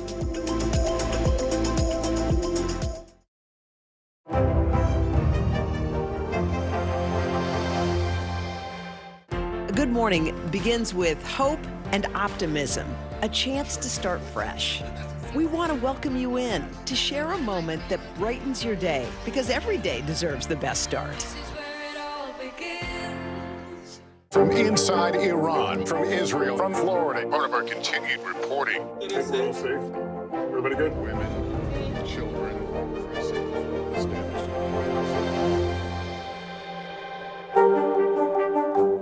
News lives in the now. Look at this. You can't even see anything anymore. Let's break down what we know. You gotta see this. News for the generation of now is NBC News Now. Good morning. Thanks for joining us. I'm Joe Fryer. And I'm Savannah Sellers. The latest developments in the war between Israel and Hamas. If you do have points or you have miles, is now a good time to use them. The first woman on a lunar mission. What was it like to get that news? Morning News Now, streaming weekdays at 7. Were you calling the shots, though, Mr. President, ultimately? Do you bear responsibility for what is happening at the border, what the president himself has called a crisis? Is it clear who's going to govern Gaza once this war is over? If it's Sunday, it's Meet the Press. What's the message that you're trying to get out to young people? Know what is in the drug supply. We've got important news this hour about your money. Mental health, big picture. Why is it so tough right now? News for the generation of now is NBC News Now. Kristen Welker hosts Meet the Press every Sunday on NBC. Good morning. Thanks for joining us. I'm Joe Fryer. And I'm Savannah Sellers. The latest developments in the war between Israel and Hamas. If you do have points or you have miles, is now a good time to use them. The first woman on a lunar mission. What was it like to get that news? Morning News Now, streaming weekdays at 7. Good morning begins with hope and optimism, a chance to start fresh. We want to welcome you in to share a moment that brightens your day, because every day deserves the best start. now is raw. How hard is it to see it like this? Our house is no longer here, but we are here. Now is real. Let's break down what we know and then the big questions still outstanding. News for the generation of now is NBC News Now. Good morning, and thanks for joining us. I'm Joe Fryer. And I'm Savannah Sellers. We're going to get started with breaking news. The record number of migrant crossings. The latest developments in the war between Israel and Hamas. A closer look at the good news we got about the economy. If you do have points or you have miles, is now a good time to use them. A lot of people spend a lot of time sitting. 20 minutes of exercise might be able to help out. How does it feel to be an out college athlete? Freeing. The first woman on a lunar mission. What was it like to get that news? Morning News Now, streaming weekdays at 7. News lives in the now. Look at this. You can't even see anything anymore. Let's break down what we know. You gotta see this. News for the generation of now is NBC News Now. Welcome back. Iceland is in a state of emergency this morning after a volcano there erupted for the 4th time in 3 months. NBC News International correspondent Josh Letterman has more on the powerful eruption. A blazing wall of lava is spreading across southern Iceland. A volcano spewing bright orange smoke, seen here in stunning photos from a Coast Guard helicopter for the 4th time in as many months. This time threatening Iceland's most famous tourist attraction, the Blue Lagoon hot spring, where bathers had just minutes to flee. We're evacuating. Oh, look at that.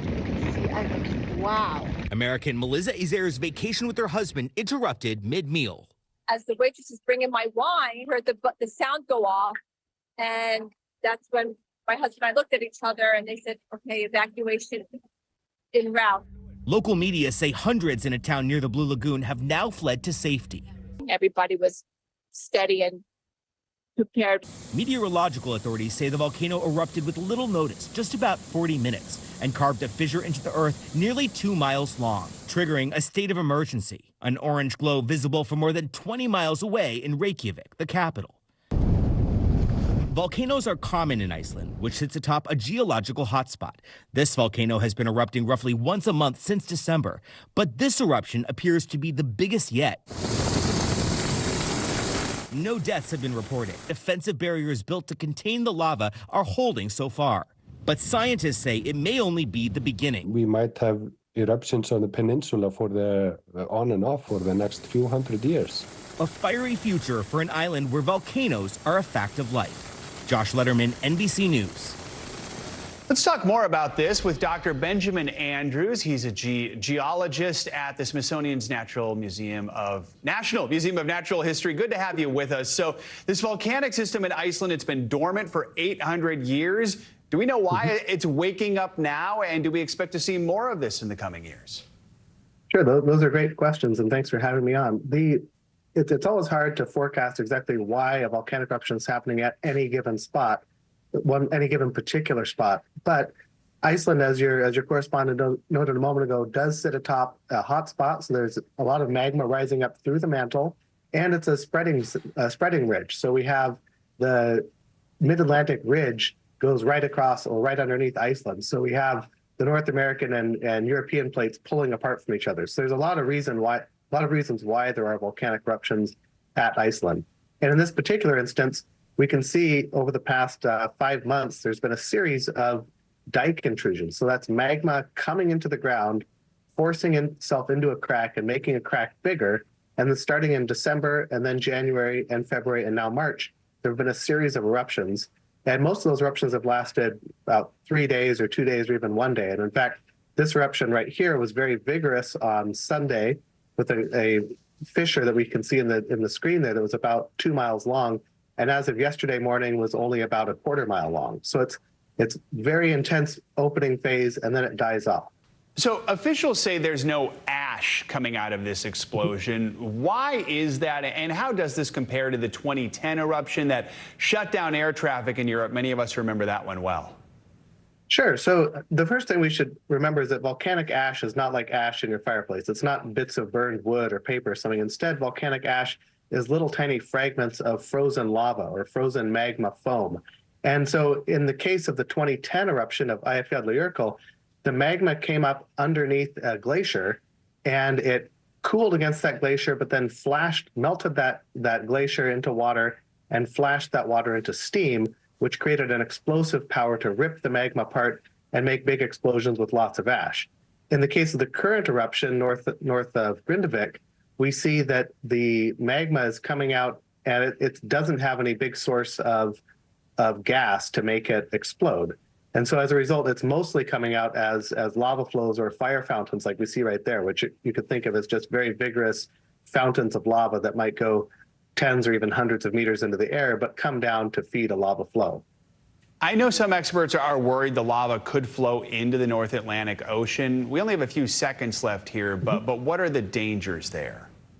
Yeah, the big danger there is local, within a few hundred meters or a few kilometers, and that's that the hot lava can react with the ocean water to make hydrochloric acid, which you don't want to breathe, and it can also make some volcanic ash that would stay very local. So in that instance, it would again be a hazard within a few miles of where the lava is coming into the water, but not a big threat to global aviation or even to the entire country of Iceland. All right, Dr. Benjamin Andrews with the Smithsonian's National Museum of Natural History. Thank you for your time and expertise this morning. We appreciate it. Thank you. More international headlines now. North Korea resumed missile tests this morning, just days after the U.S. and South Korea wrapped up joint military drills. NBC News international correspondent Claudio Lavanga joined us from Rome with more on that and other world news. Claudio, good morning. Good morning, Joe. That's right. Japan says that early this morning, North Korea fired 3 short-range ballistic missiles just as the U.S. Secretary of State, Antony Blinken, was attending a conference in the South Korean capital, Seoul. Now, the Japanese Prime Minister, Fumio Kishida, said that the missiles landed in the waters between the Korean peninsula and Japan, but that no damage or injuries have been reported. Now, this is only the latest in a sequence of missile tests by North Korea, a trend that Kishida said threatens the peace and safety of Japan, the region, and the international society. Let's go to India now, where the world's largest general elections will be held in April this year. Nearly 1 billion people are eligible to vote in the election that will start April 19 and will last until June the 1st. According to several opinion polls, Bharatiya Janata, the party of Indian Prime Minister Narendra Modi, is expected to win a 3rd straight term. But opposition parties have alleged that electronic voting machines can be hacked in favor of the ruling party, a claim refuted by India's election body. And let's go to London now, where a new artwork by the elusive artist Banksy has appeared on the side of a building. Seen from afar, the green paint looks like the foliage of a barren tree, with a stencil of a person holding a pressure hose next to it. Now, the new artwork has been posted on Banksy's social media, therefore confirming it's his. According to art experts familiar with his work, this is a way for him to denounce that nature is struggling and it is up to us to help it grow back.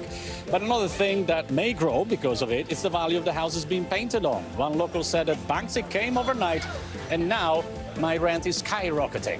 Back to you, John. It's a perspective we often forget about there. All right. Claudio, thank you so much. Appreciate it. That's right.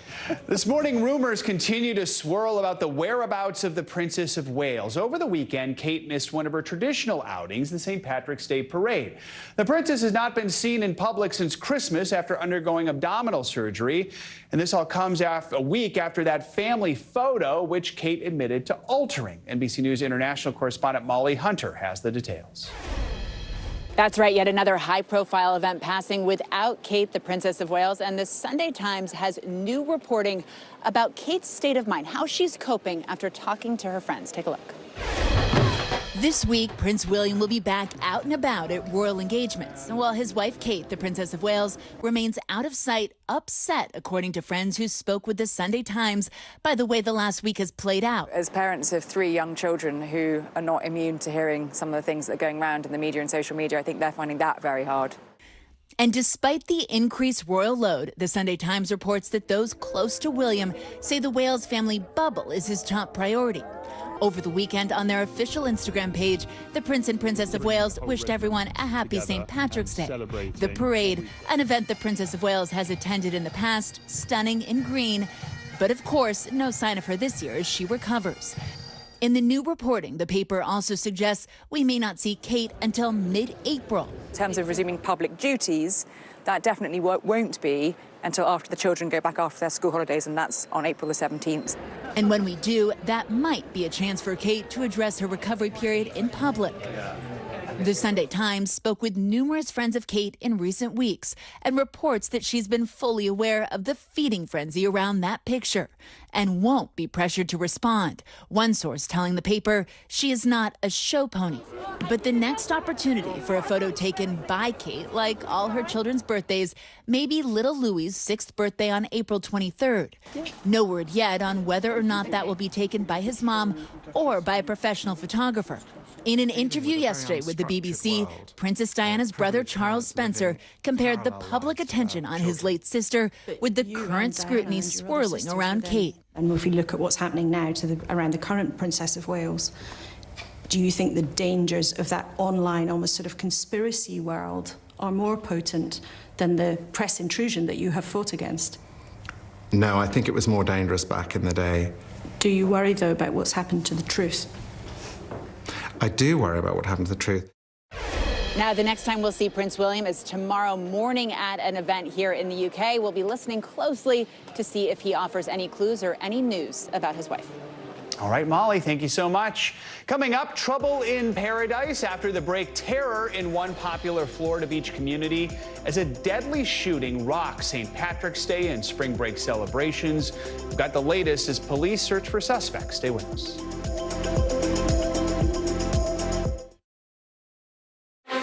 Were you calling the shots, though, Mr. President, ultimately? Do you bear responsibility for what is happening at the border, what the president himself has called a crisis? Is it clear who's going to govern Gaza once this war is over? If it's Sunday, it's Meet the Press. Now is raw. How hard is it to see it like this? Our house is no longer here, but we are here. Now is real. Let's break down what we know and then the big questions still outstanding. News for the generation of now is NBC News Now. Mornings are full of possibility and energy. And how you get set for the day ahead matters. Take charge of those first hours. It's about getting caught up. And really, it's about getting ahead. And that's what drives us every morning. Because every day deserves the best start. This is where it all begins. NBC News Daily is #1 for afternoon news across all of television. I'm Morgan Radford. I'm Vicki Wynn. I'm Kate Snow. And I'm Zinklea Samwat. What's happening around the world?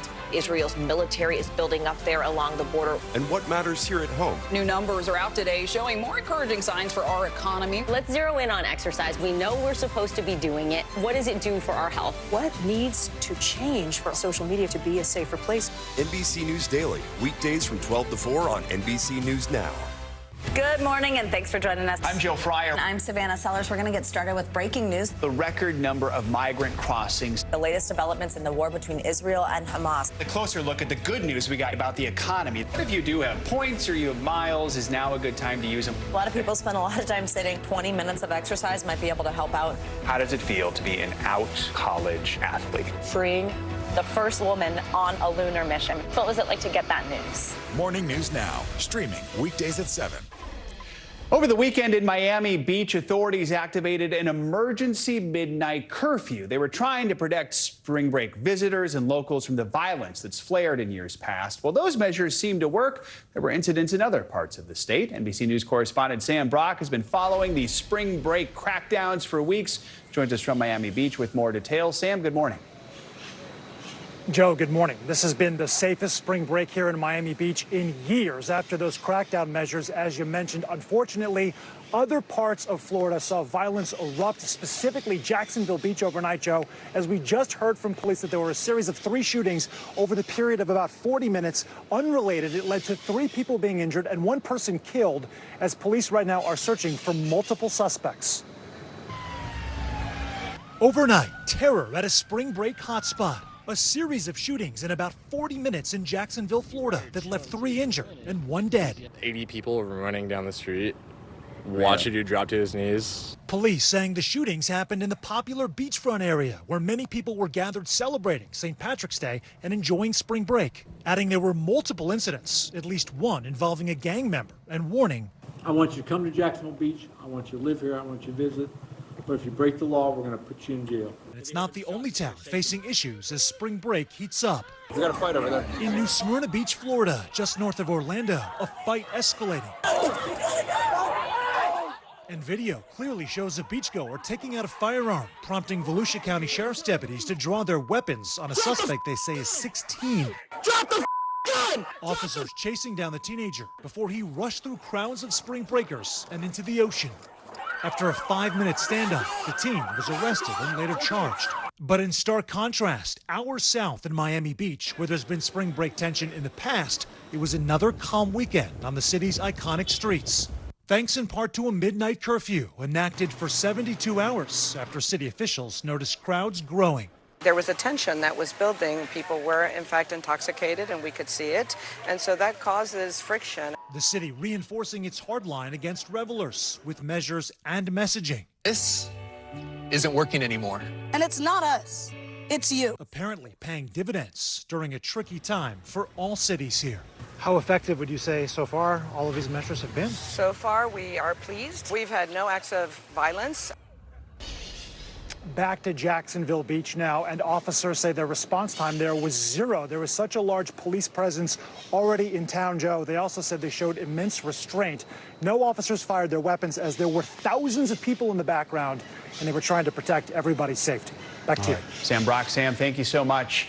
New details this morning on a frightening scene that crossed state lines. Authorities arrested Andre Gordon after a dramatic standoff in New Jersey over the weekend. Gordon allegedly killed 3 family members in Falls Township, a suburban community just outside Philadelphia, before carjacking a driver and taking off. The search for Gordon forced some communities to go into lockdown for 2 days. NBC News correspondent George Solis has the latest. This was the scene in Bucks County, Pennsylvania, in a suburb just outside Philadelphia. Right out my back window, there were cops running around with guns. A community was placed in lockdown as authorities responded to the threat of an armed suspect. It's quite scary. According to police, a man allegedly assaulted a woman in this housing development. The suspect eventually surrendering after a 2.5-hour standoff. We were able to successfully locate the gentleman and place him into custody without incident and no injuries to police. The dramatic scene less than 24 hours after the harrowing scenes in neighboring Falls Township, Bucks County. I don't know if I've actually processed it. You know what I mean? Authorities arresting and charging 26-year-old Andre Gordon, who they say murdered 3 of his family members before crossing state lines into Trenton, New Jersey, where police say he had taken hostages inside a home. These dramatic images of SWAT officers pulling people from a roof, the suspect somehow breaking through the police line, but later surrendered less than a mile from the home. Well, it's apparent that he left before the police arrived. Court documents obtained by NBC News revealing authorities say Gordon used a so-called ghost gun to commit the murders and carjack 2 individuals. Police say one of those victims was Sonia Hansen. And then he pulled the gun out, and my grandson seen the gun. He's only 9 years old. He jumped out the car and ran. Gordon now faces multiple charges related to the murders, carjackings, and possession of weapons, according to authorities. Now, we have seen people stop by the home here, none speaking with us, and you can see there is some plywood on the front door, possibly related to the forced entry. Police noted. Now, that suspect is expected to be extradited back to Pennsylvania in the coming days. Back to you. All right, thanks to George Solis for that report. Coming up, 10 items or less, some big changes coming to the checkout counter at one big retailer. What you need to know about Target's new policy that'll have customers limiting their self-checkout purchases. Stay with us, it's next.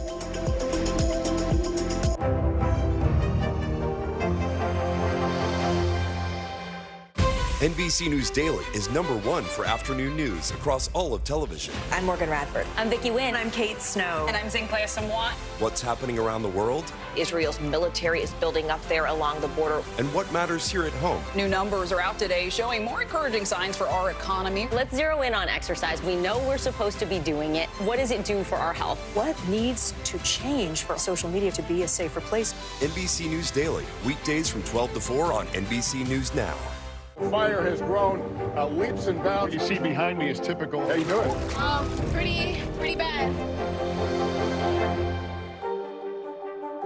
Good morning, and thanks for joining us. I'm Joe Fryer. And I'm Savannah Sellers. We're going to get started with breaking news. The record number of migrant crossings. The latest developments in the war between Israel and Hamas. A closer look at the good news we got about the economy. If you do have points or you have miles, is now a good time to use them. A lot of people spend a lot of time sitting. 20 minutes of exercise might be able to help out. How does it feel to be an out college athlete? Freeing the first woman on a lunar mission. What was it like to get that news? Morning News Now, streaming weekdays at 7. What's the message that you're trying to get out to young people? Know what is in the drug supply. We've got important news this hour about your money. Mental health. Big picture, why is it so tough right now? News for the generation of now is NBC News Now. What is going to happen now? Going back and forth because Go ahead. This is it, right?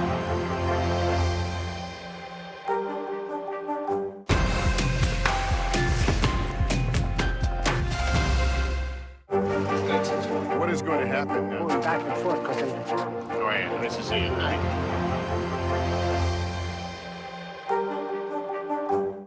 News for the generation of now is NBC News Now. Welcome back. A landmark settlement could dramatically change the way we buy and sell homes. It could also potentially lower home prices. Now, if the settlement is approved by a federal court, the National Association of Realtors, which is the largest trade group in the nation, would pay $418 million to settle class action lawsuits over broker commissions. As part of the settlement, they'll admit to no wrongdoing. The settlement would also allow buyers and sellers to negotiate fees and compensation with agents up front, eliminating that 6% sales commission that's so common in many home sales. For more, let's bring in Erin Sykes. She's the chief economist and real estate wealth advisor at Nest Seekers International. Erin, good to have you with us this morning. So talk to us. What's the impact of this? Who is this going to affect most? So I actually have to disagree with the opening statement in that things are not going to change that much. Now, this allegation is that there was price fixing and that there was a standardized 6% commission split between the buyer and the seller on every single transaction. And reminder, this case goes back to the state of Missouri. And real estate is actually governed locally. So we're licensed state by state, and then each municipality also has different standards.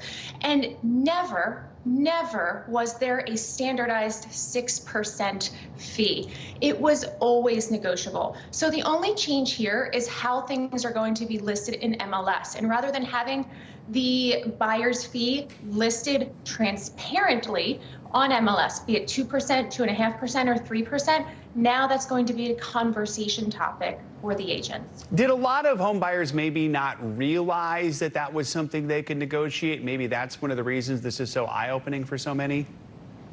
You know, I think maybe a first-time home buyer might not be aware of it, but frankly, as an agent who does 50 transactions a year, the number of times I have actually received the full 3% commission on a buy side is very rare, maybe 10 out of those 50 times. So I think the most important thing is having an agent who can advocate on your behalf. And really the goal is to get the deal done. And that's why we negotiate these fees. Now, they might be written in a listing agreement one way, but in order to get the transaction across the line, we are negotiating them every single time.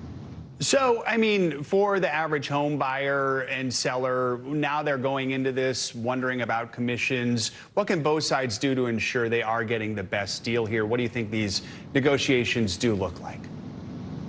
So I think that it's still going to be a cooperative commission structure. And all that means is that the seller is paying their broker the commission, and be that 4, 5, 6%, we don't know because it will be negotiated. But then the split between that seller's broker and the buyer's broker is what the conversation is going to be. So it is important for that buyer to have the conversation up front with their broker about what type of commission are you expecting to get paid? Now, that said, this is already baked into the price, and it's like any other industry. When you buy a car, when you buy insurance, there's always a middleman, a salesperson that is somehow getting paid. So nobody's expecting charity work here. And I think that the most important thing is to make sure you have that agent advocating on your behalf and making sure that they are a strong agent, because I do think what's going to happen here is there will be a fallout because we have so many licensed agents in the United States, perhaps too many.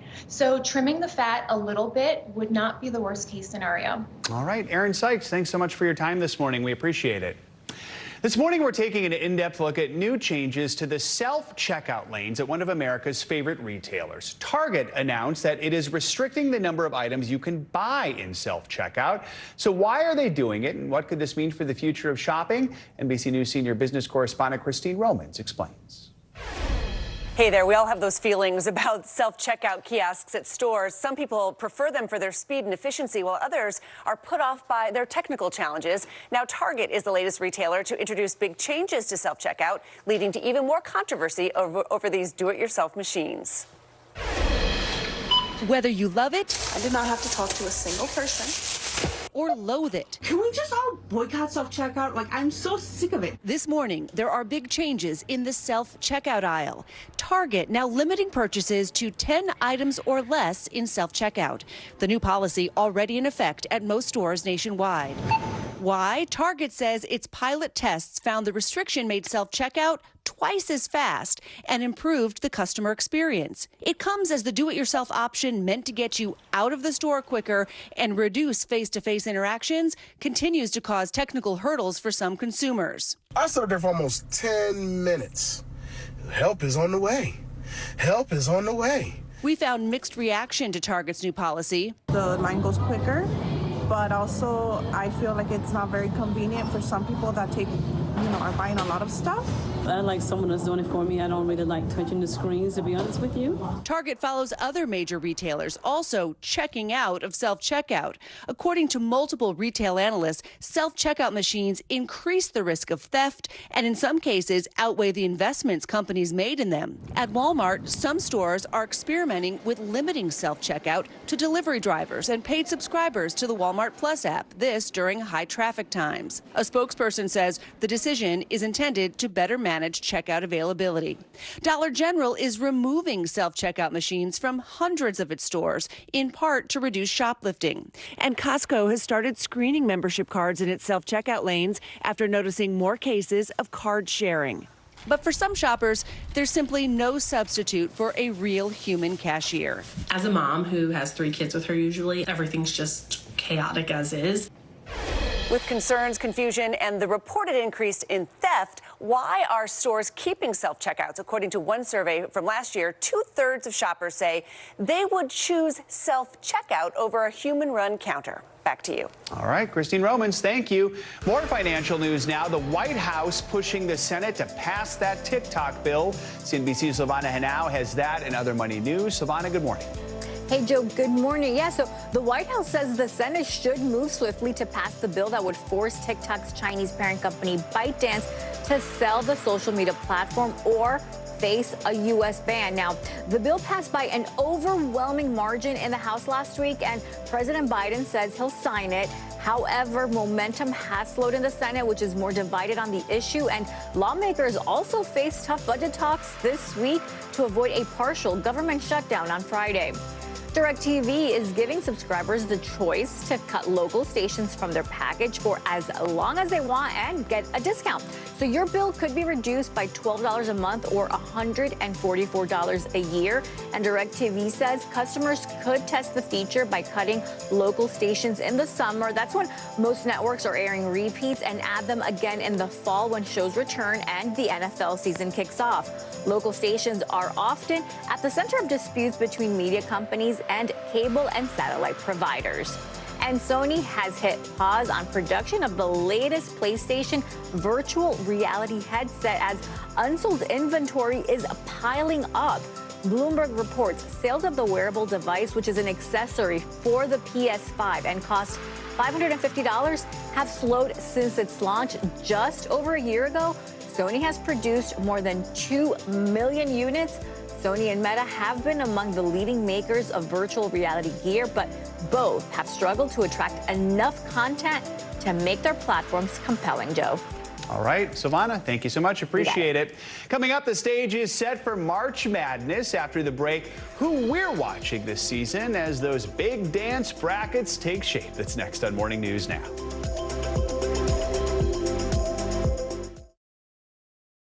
News lives in the now. Look at this. You can't even see anything anymore. Let's break down what we know. You gotta see this. News for the generation of now is NBC News Now. Good morning. Thanks for joining us. I'm Joe Fryer. I'm Savannah Sellers. The latest developments in the war between Israel and Hamas. If you do have points or you have miles, is now a good time to use them. The first woman on a lunar mission. What was it like to get that news? Morning News Now, streaming weekdays at 7. People really don't know what's going to happen. Nearly a dozen hours after the eye roared ashore. More good people than bad people, you know, right? 5 seconds. 4, 3. There is some late-breaking news 4 hours into the Iowa caucuses. All right, it just me too.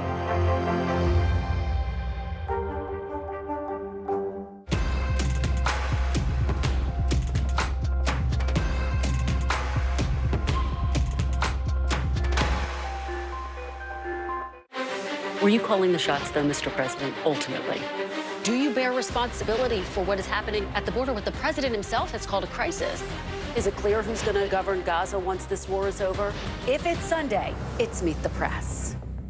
Still to come on the Channel 2 News. Well, the waters are certainly receding now. Still too close to call. Lester Holt reporting from Ground Zero, as it's being referred to. It is, in fact, the taste of freedom. The Haitian people know a little something about resiliency. What's the biggest risk right now? Some of the troops who have been proud. I want to welcome you to the first presidential debate. In fact, we've been told we can't go any farther. You with some resilient folks, let me get in.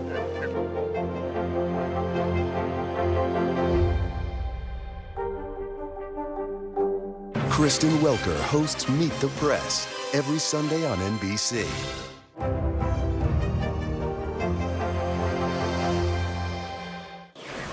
We're back now with what you would call a little sock snafu. A women's Super League soccer match between Chelsea and Arsenal was delayed by 30 minutes on Friday after both teams took the field wearing, get this, matching socks. That's right, believe it or not, this soccer sin is actually against the rules, which kind of makes sense when you think about it. Teams have to wear different colored socks, but with both showing up wearing white, that was a problem. To fix Sockgate, so to speak, Arsenal had to foot the bill and buy black socks from a local mega store in Chelsea before the game could even begin. Chelsea did sock it to Arsenal, winning 3-1. Finally this hour, in one of the surest signs of spring, it's time to start filling out your brackets for your office pool. The matchups are now set for this year's men's and women's NCAA tournaments, which get underway this week. Now, on the men's side, the UConn Huskies are the top overall seed. They're looking to repeat as champs. And on the women's side, South Carolina is looking to avenge their loss in last year's Final Four. NBC News correspondent Jesse Kirsch joins us now from Cleveland with a preview of this year's big dance. Jesse, good morning. Hey, Joe, good morning. You're talking about spring, but it's snowing here in Cleveland right now, so the March Madness is definitely in full swing here already. I think there are a lot of basketball fans out there that are probably packing bags, booking flights, booking hotels right now, because we now know who's in and where every school will be playing. Between women and men, we're talking about 136 teams all getting ready for the big dance. From first-timers to tournament regulars, this morning college campuses nationwide waking up with hoop dreams. Because the March Madness brackets are set. Just with our sights on winning basketball games. Hats off to teams like the Stetson Hatters men's squad from Florida, making their first ever tournament appearance. What we did, it wasn't given, it was earned. It's no surprise others, like the Iowa Hawkeyes women, are back in the big dance.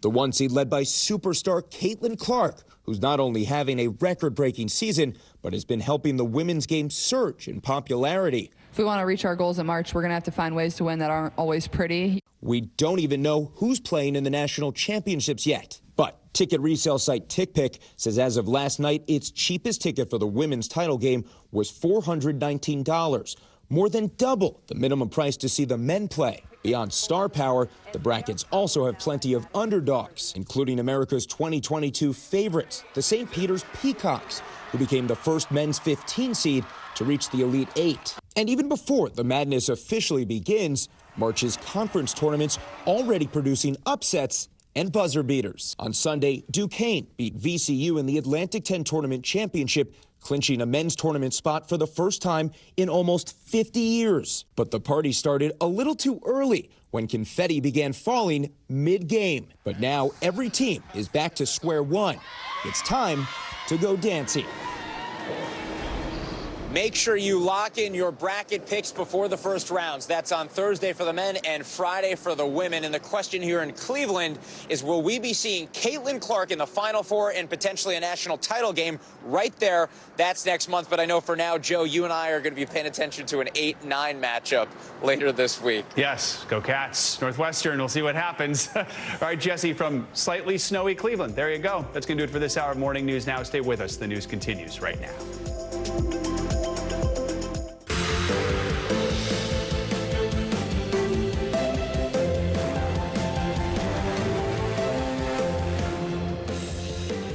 Good morning. Good to have you with us on this Monday. I'm Joe Fryer. Savannah is on assignment. Right now on Morning News Now, off to the races. A fiery weekend in presidential politics. Former President Trump once again sparking campaign trail controversy with a series of searing remarks in battleground Ohio.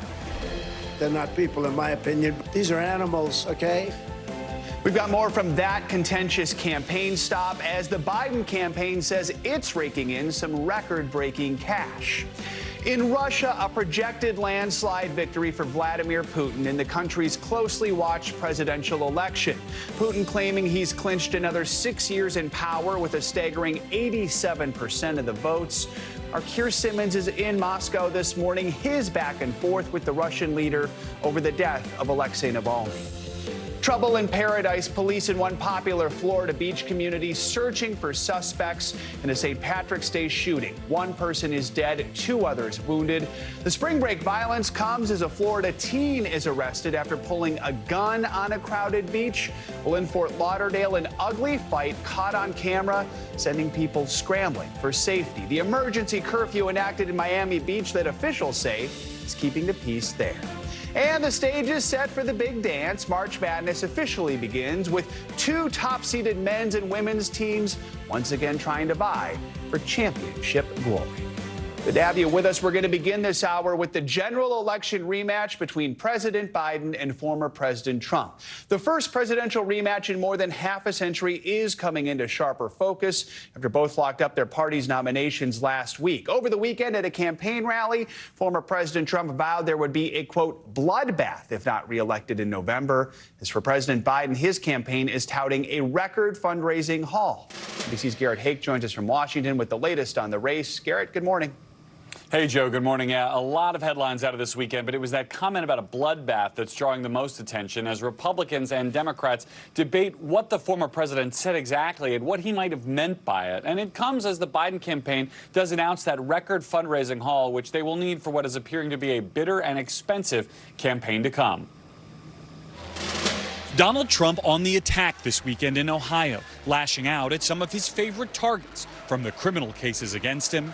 It's all politics. It's all coming in from Biden. What he claims are the criminal migrants crossing the southern border and destroying the country. They're not people, in my opinion, but I'm not allowed to say that because the radical left says that's a terrible thing to say. These are animals, okay? But it was his use of the word bloodbath during a riff about Chinese car makers that's creating new headlines and headaches for his campaign.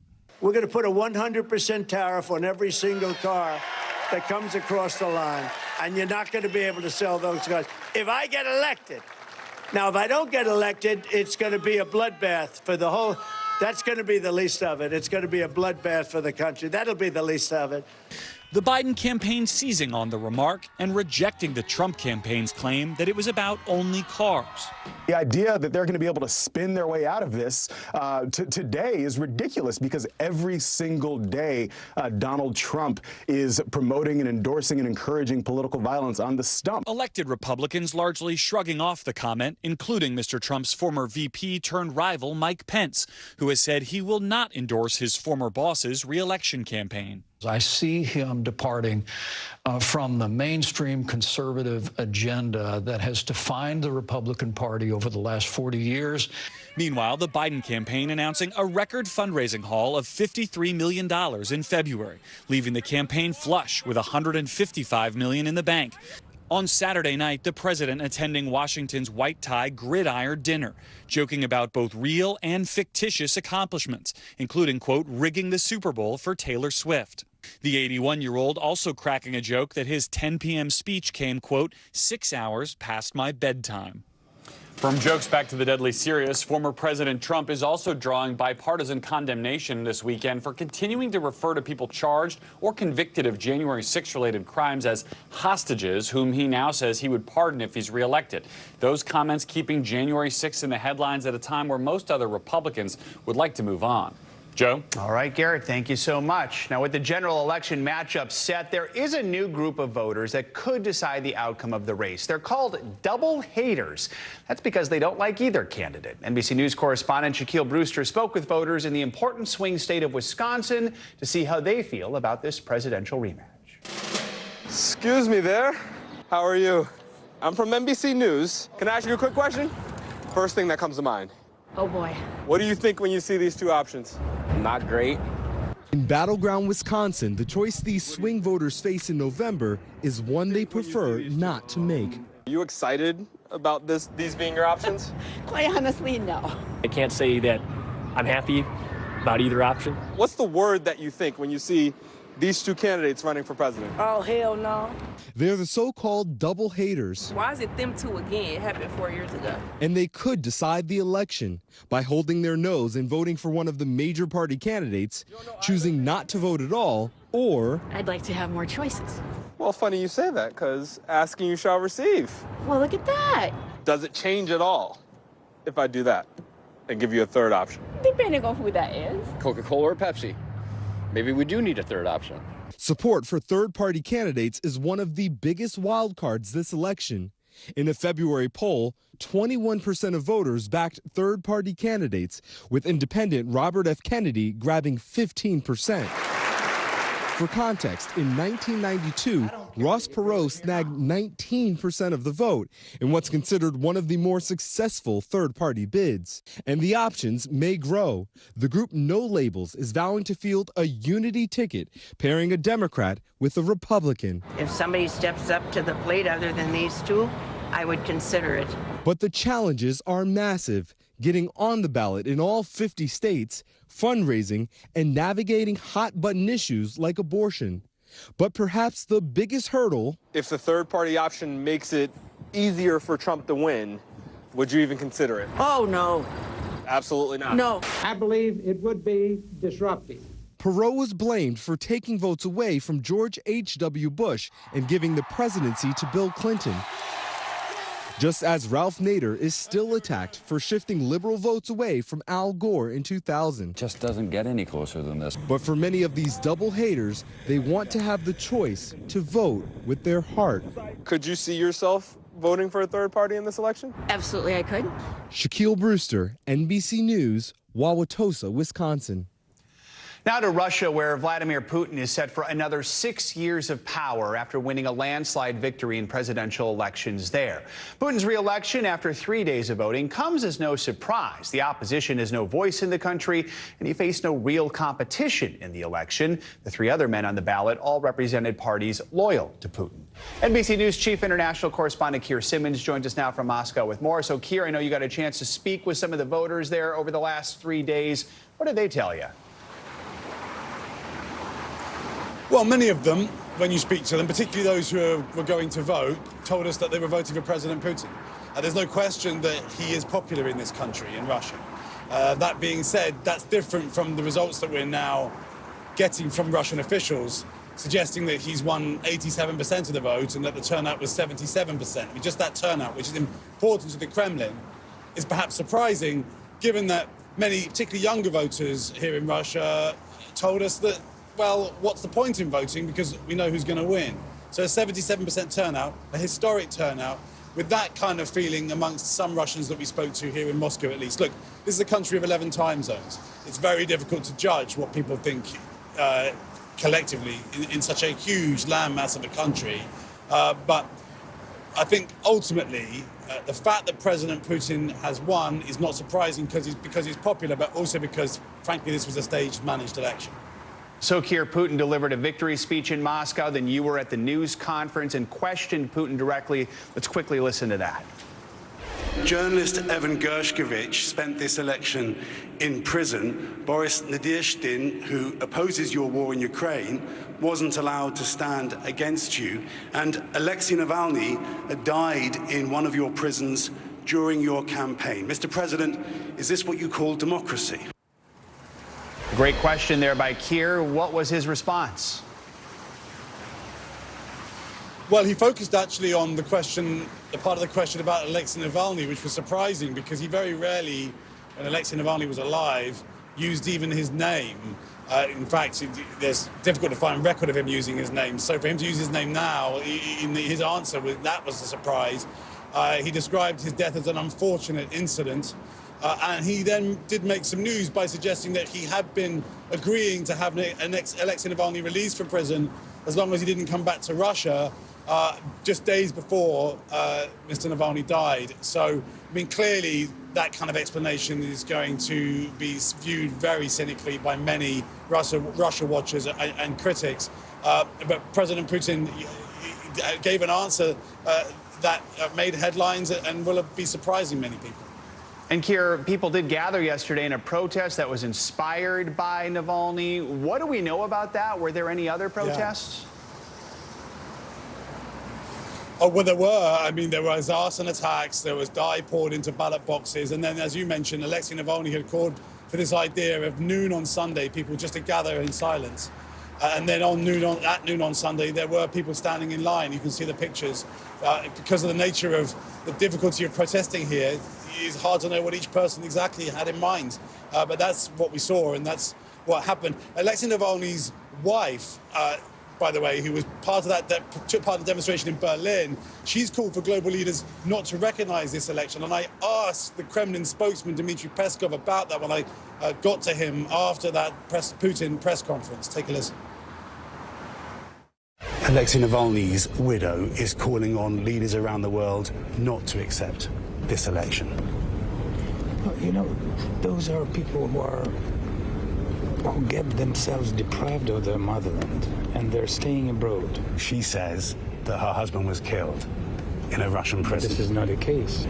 There was quite great news about this initiative to exchange Navalny for someone. The attitude of President Putin showed his openness. And Joe, today we do have something of a split screen with countries including China, Iran, North Korea congratulating President Putin. Western leaders, not so much, suggesting this election is not free and fair. Joe. All right, Keir, we appreciate your great reporting over these last few days. Thank you so much.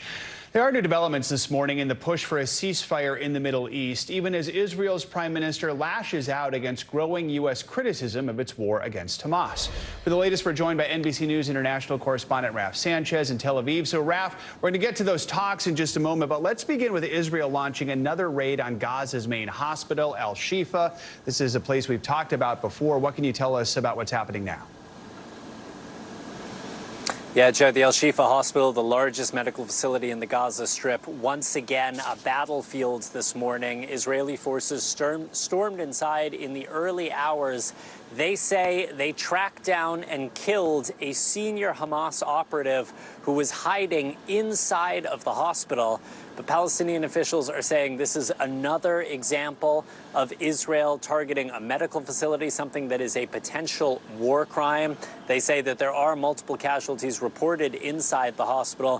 What we do know is that there were thousands of Palestinian civilians who were sheltering there, hoping the hospital would give them some measure of safety, that they might have access to humanitarian supplies there. Israel says it is not ordering patients, doctors out of the hospital itself, but they are evacuating the areas nearby. And once again, you are seeing scenes of Palestinians running away from battle in northern Gaza. Jeff. Let's talk about those ceasefire talks continuing this week in Qatar. Any hope for any progress? So, Joe, I spoke to an Israeli official this morning. They say optimism on this side of the negotiating table, at least, is very, very low. The Israeli delegation is being led by the director of Mossad, Israel's top spy chief. The basic framework here is familiar. They are going back and forth about the possibility of a 6-week ceasefire that would lead to the release of around 40 Israeli hostages, some several hundred Palestinian prisoners from Israeli jails, and a lot more humanitarian aid getting into Gaza. This Israeli official saying they are not optimistic about a breakthrough. They say there is a lot of American pressure on both sides to try to get to a deal. But the White House was hoping to have a deal in place by the start of Ramadan, March 10th. And here we are with no sign of one coming together. Jeff. Raph, I also want to ask you, last week, Senate Majority Leader Chuck Schumer called for new elections to replace Israel's Prime Minister Netanyahu, calling him an obstacle to peace. What are we hearing from Netanyahu about that? Yeah, so these comments from Chuck Schumer, the most senior Jewish official in the U.S. government, really landing like a bomb here for the Israeli government. I want you to take a listen to the frustration that Prime Minister Netanyahu expressed about that speech. I think what he said is totally inappropriate. It's inappropriate for to go to a sister democracy and try to replace the elected leadership there. That's something that the Israeli public does on its own, and we're not a banana republic. The majority of Israelis support the policies of my government. It's not a fringe government. It represents the policies supported by the majority of the people. If Senator Schumer opposes these policies, he's not opposing me. He's opposing the people of Israel. Now, you heard the Prime Minister say there a majority of Israelis support his policies. That's partly true, depending on how you look at the polls. A majority of Israelis do support an attack on the city of Rafah in the south of Gaza. Those same polls, though, show Israelis want early elections, and those polls indicate Prime Minister Netanyahu would lose those elections. Jeff. All right. Raph Sanchez. Raph, thank you so much. Turning now to new developments in the murder of University of Georgia nursing student Laken Riley. This morning, her father is speaking out for the first time, sharing his heartbreak over his daughter's death. The 22-year-old was found dead on campus last month. Her suspected killer is behind bars awaiting trial, and the case has become an issue on the campaign trail. NBC News correspondent Priscilla Thompson joins us now from Athens, Georgia, with more. Priscilla, good morning. Joe, good morning. Laken Riley's name has become a battle cry in the fight over partisan border politics. But this morning, her father tells us that he wants his daughter to be remembered not only for how she died, but also the way she lived. Who was Laken to you? She was like an angel.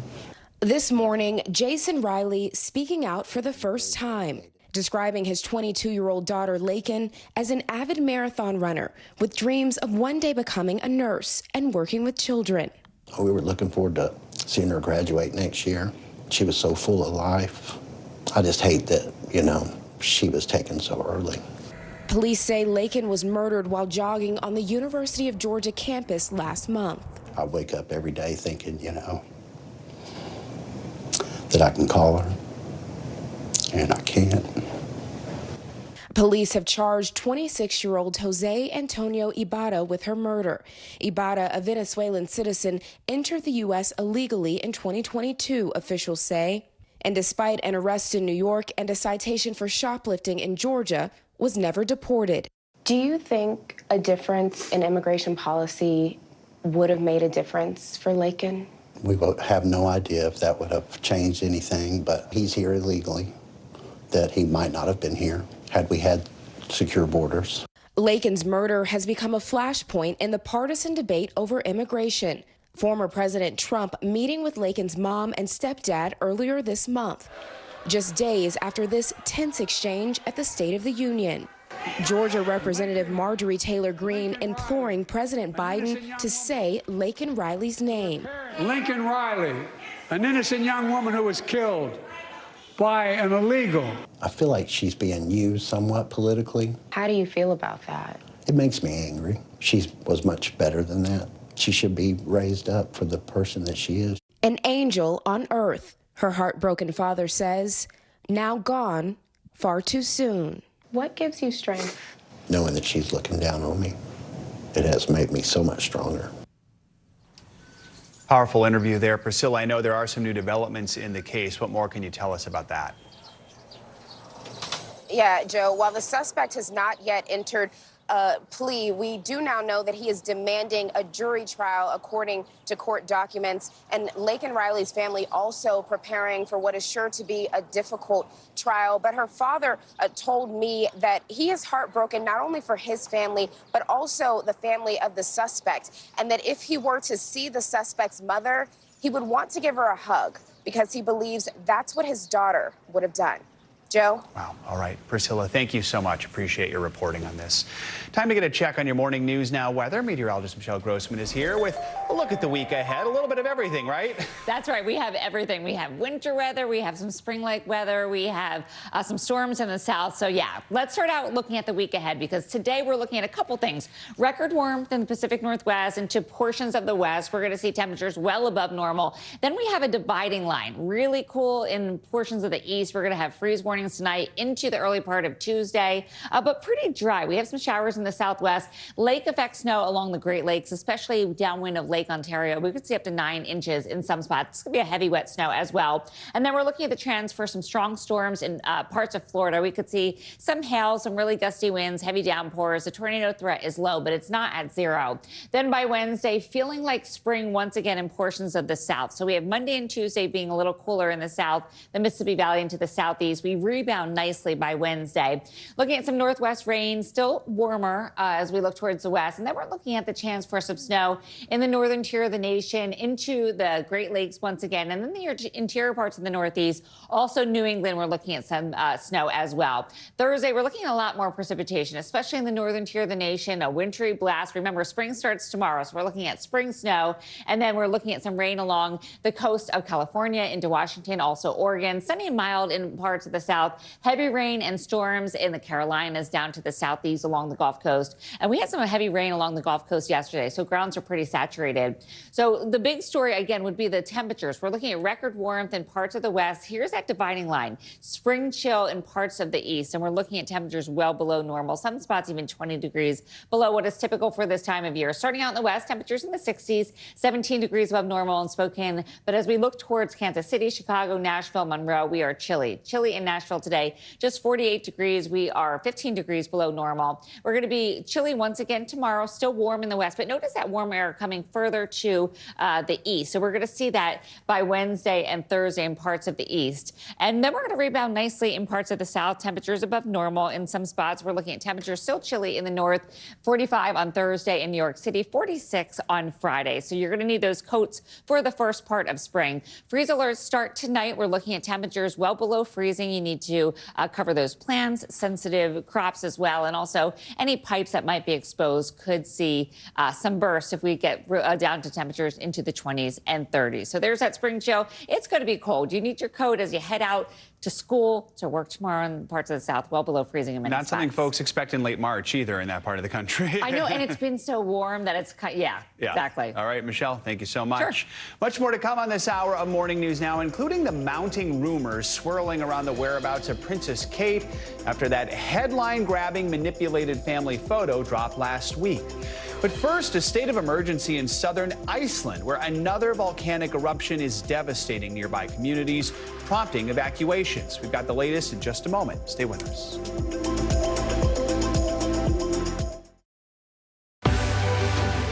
We're talking possibly 1 trillion galaxies. Yes. That is a number that is just so hard to compute. Whether it's the moon, whether it's Mars, it feels like we're on the cusp of something big. We report live from Tel Aviv. We are live tonight from Juarez, Mexico. Reporting over the skies of Lahaina. Here in Florida. The time to evacuate has come and gone. You were seeing people just running for their lives? People running for their lives.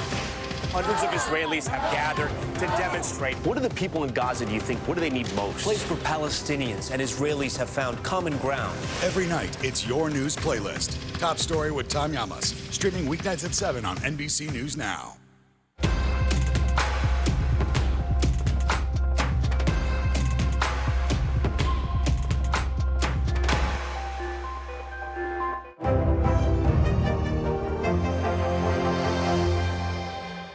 Thanks for tuning in. I'm Gotti Schwartz. Here are the stories we're following tonight. Storms keep coming here in California. The U.S. government just declassified this video. A lot more stories trending like crazy on social media. A controversy pitting lawmakers against young voters. What's the state of crypto today? Is it safe for investors? We've got another mind-bending story on artificial intelligence. This is what my voice sounds like when I clone it. That wasn't me. You gotta see this. Stay tuned now, weeknights at 8 Eastern, 5 Pacific on NBC News Now. News lives in the now. It's coming at us every second. News is more now than ever. Just outside of the Israeli military headquarters. Now is raw. This tunnel just goes on and on. Now is real. We get to see democracy in action for the very first time in the 2024 race. Now is constant. You gotta see this. Future is now. News for the generation of now is NBC News Now. Welcome back. Iceland is in a state of emergency this morning after a volcano there erupted for the 4th time in 3 months. NBC News International correspondent Josh Letterman has more on the powerful eruption. A blazing wall of lava is spreading across southern Iceland. A volcano spewing bright orange smoke, seen here in stunning photos from a Coast Guard helicopter for the 4th time in as many months. This time threatening Iceland's most famous tourist attraction, the Blue Lagoon hot spring, where bathers had just minutes to flee. We're evacuating. Oh, look at that. You can see, wow. American Melissa Izer's vacation with her husband interrupted mid-meal. As the waitress is bringing my wine, heard the sound go off, and that's when my husband and I looked at each other and they said, okay, evacuation en route. Local media say hundreds in a town near the Blue Lagoon have now fled to safety. Everybody was steady and prepared. Meteorological authorities say the volcano erupted with little notice, just about 40 minutes, and carved a fissure into the earth nearly 2 miles long, triggering a state of emergency. An orange glow visible from more than 20 miles away in Reykjavik, the capital. Volcanoes are common in Iceland, which sits atop a geological hotspot. This volcano has been erupting roughly once a month since December, but this eruption appears to be the biggest yet. No deaths have been reported. Defensive barriers built to contain the lava are holding so far. But scientists say it may only be the beginning. We might have eruptions on the peninsula for on and off for the next few hundred years. A fiery future for an island where volcanoes are a fact of life. Josh Letterman, NBC News. Let's talk more about this with Dr. Benjamin Andrews. He's a geologist at the Smithsonian's National Museum of Natural History. Good to have you with us. So this volcanic system in Iceland, it's been dormant for 800 years. Do we know why it's waking up now, and do we expect to see more of this in the coming years? Sure, those are great questions, and thanks for having me on. It's always hard to forecast exactly why a volcanic eruption is happening at any given spot, any given particular spot. But Iceland, as your correspondent noted a moment ago, does sit atop a hot spot. So there's a lot of magma rising up through the mantle, and it's a spreading ridge. So we have the Mid-Atlantic Ridge goes right across or right underneath Iceland. So we have the North American and European plates pulling apart from each other. So there's a lot of reasons why there are volcanic eruptions at Iceland. And in this particular instance, we can see over the past 5 months, there's been a series of dike intrusions. So that's magma coming into the ground, forcing itself into a crack and making a crack bigger. And then starting in December and then January and February and now March, there have been a series of eruptions. And most of those eruptions have lasted about 3 days or 2 days or even 1 day. And in fact, this eruption right here was very vigorous on Sunday, with a fissure that we can see in the screen there that was about 2 miles long, and as of yesterday morning was only about a quarter mile long. So it's very intense opening phase, and then it dies off. So officials say there's no ash coming out of this explosion. Why is that, and how does this compare to the 2010 eruption that shut down air traffic in Europe? Many of us remember that one well. Sure. So the first thing we should remember is that volcanic ash is not like ash in your fireplace. It's not bits of burned wood or paper or something. Instead, volcanic ash is little tiny fragments of frozen lava or frozen magma foam. And so in the case of the 2010 eruption of Eyjafjallajökull, the magma came up underneath a glacier, and it cooled against that glacier, but then melted that glacier into water and flashed that water into steam, which created an explosive power to rip the magma apart and make big explosions with lots of ash. In the case of the current eruption north of Grindavik, we see that the magma is coming out and it doesn't have any big source of gas to make it explode. And so as a result, it's mostly coming out as lava flows or fire fountains like we see right there, which you could think of as just very vigorous fountains of lava that might go tens or even hundreds of meters into the air, but come down to feed a lava flow. I know some experts are worried the lava could flow into the North Atlantic Ocean. We only have a few seconds left here, but what are the dangers there?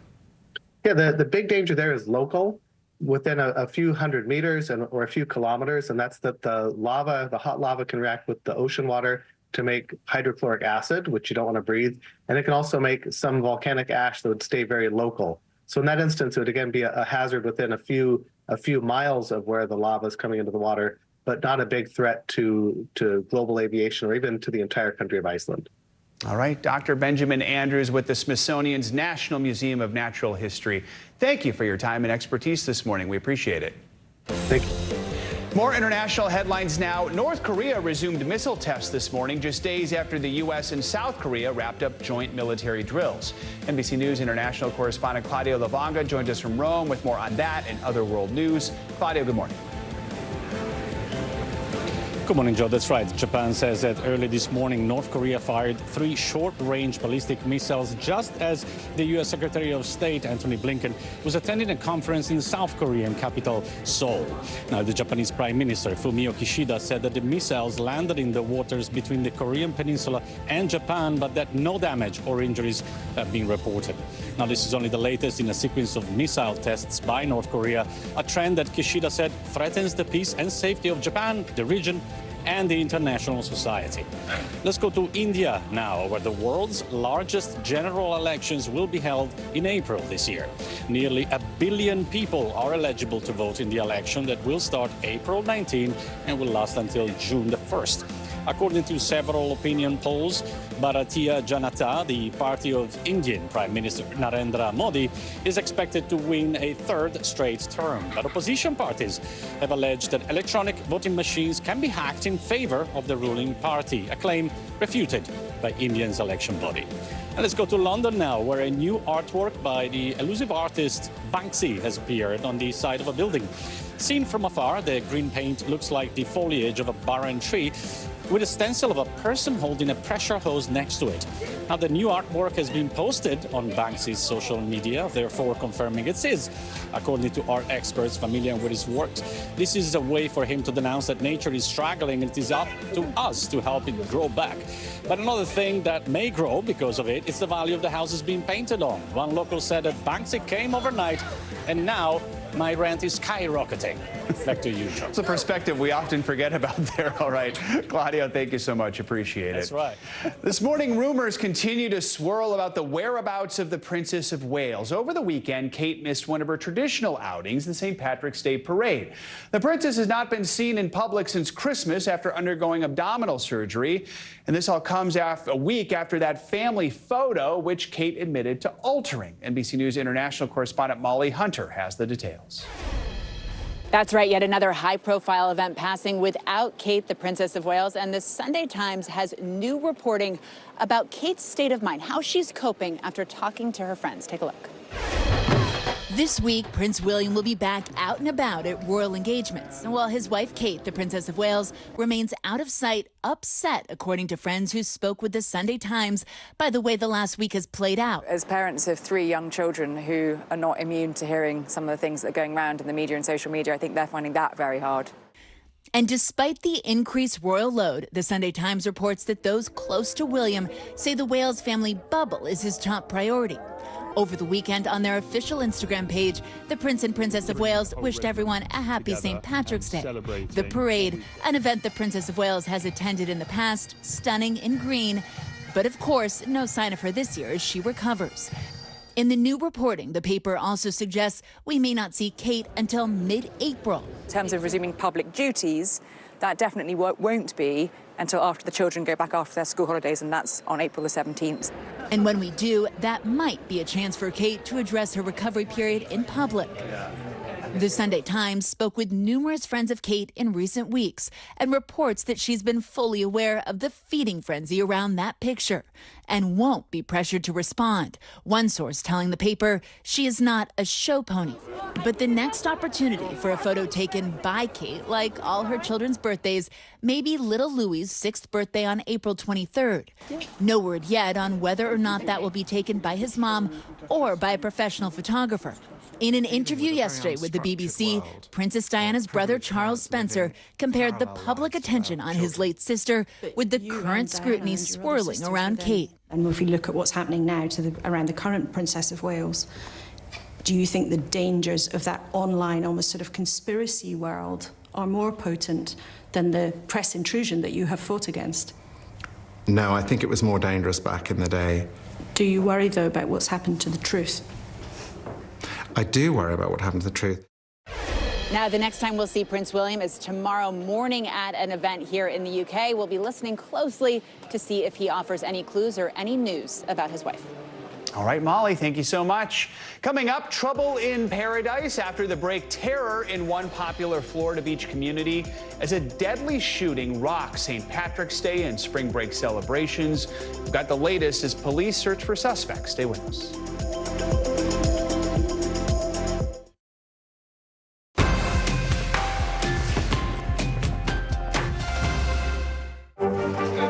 What is going to happen now? Going back and forth because Oh, yeah, this is it, right?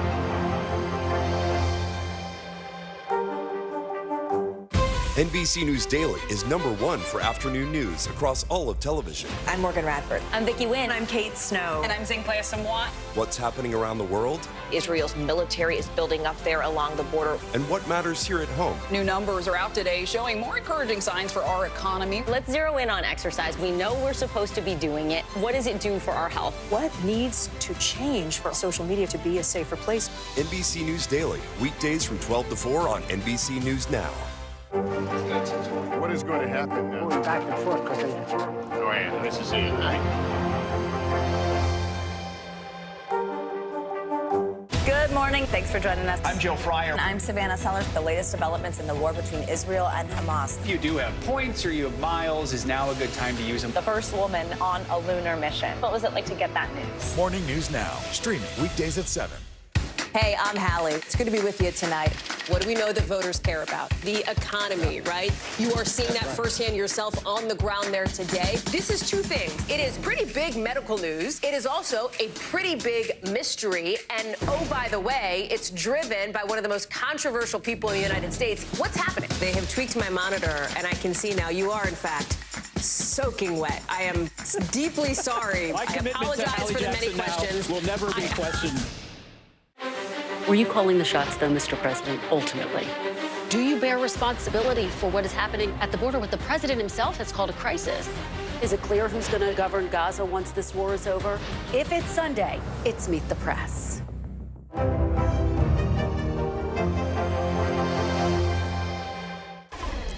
Over the weekend in Miami Beach, authorities activated an emergency midnight curfew. They were trying to protect spring break visitors and locals from the violence that's flared in years past. Well, those measures seemed to work. There were incidents in other parts of the state. NBC News correspondent Sam Brock has been following these spring break crackdowns for weeks. Joins us from Miami Beach with more details. Sam, good morning. Joe, good morning. This has been the safest spring break here in Miami Beach in years after those crackdown measures, as you mentioned. Unfortunately, other parts of Florida saw violence erupt, specifically Jacksonville Beach overnight, Joe, as we just heard from police that there were a series of 3 shootings over the period of about 40 minutes. Unrelated, it led to 3 people being injured and 1 person killed, as police right now are searching for multiple suspects.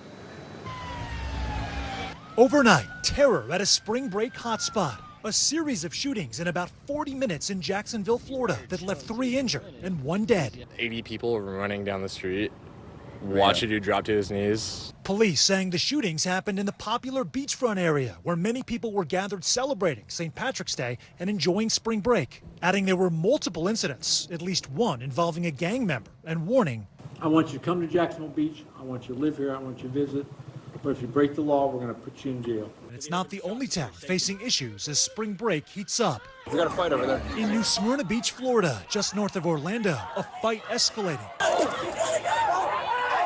And video clearly shows a beachgoer taking out a firearm, prompting Volusia County Sheriff's deputies to draw their weapons on a suspect they say is 16. Drop the gun! Officers chasing down the teenager before he rushed through crowds of spring breakers and into the ocean.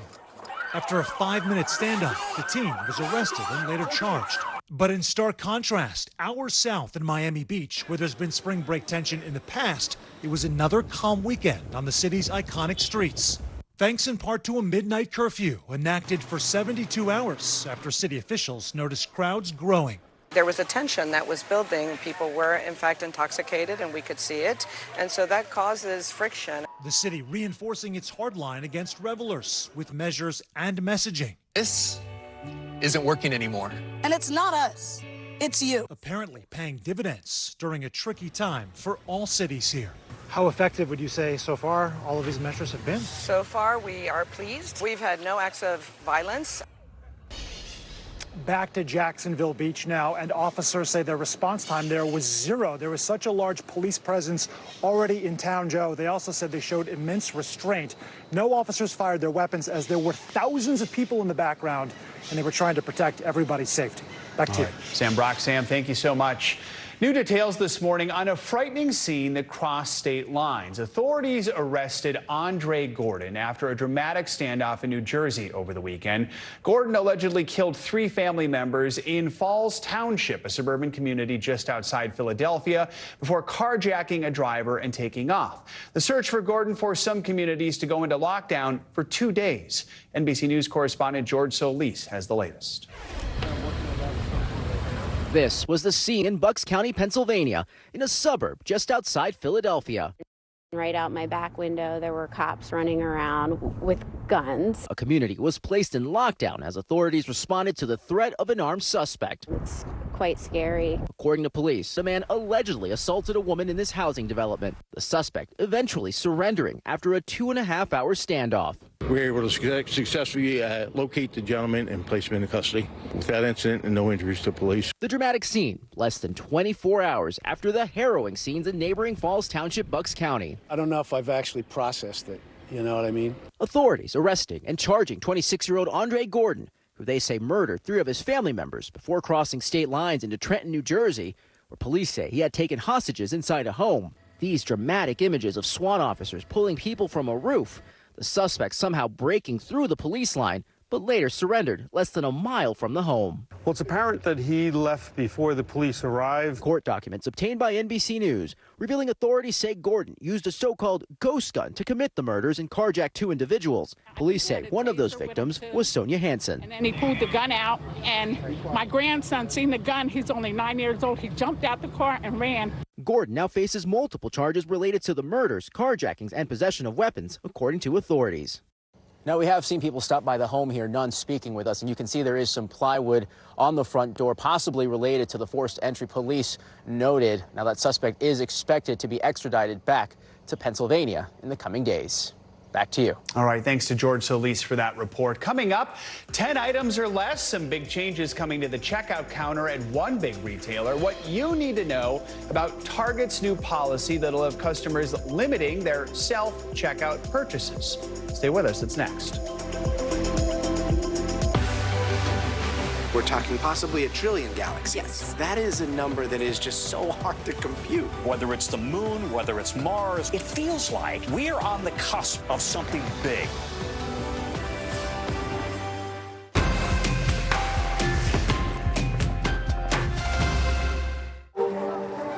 People really don't know what's going to happen. Nearly a dozen hours after the eye roared ashore. More good people than bad people, you know, right? There is some late-breaking news 4 hours into the Iowa caucuses by the handler with everything.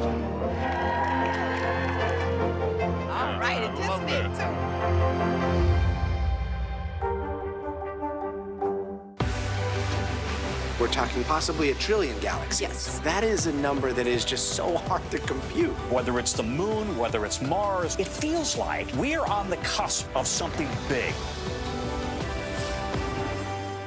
Good morning, and thanks for joining us. I'm Joe Fryer. And I'm Savannah Sellers. We're going to get started with breaking news. The record number of migrant crossings. The latest developments in the war between Israel and Hamas. A closer look at the good news we got about the economy. If you do have points or you have miles, is now a good time to use them. A lot of people spend a lot of time sitting. 20 minutes of exercise might be able to help out. How does it feel to be an out college athlete? Freeing the first woman on a lunar mission. What was it like to get that news? Morning News Now, streaming weekdays at 7.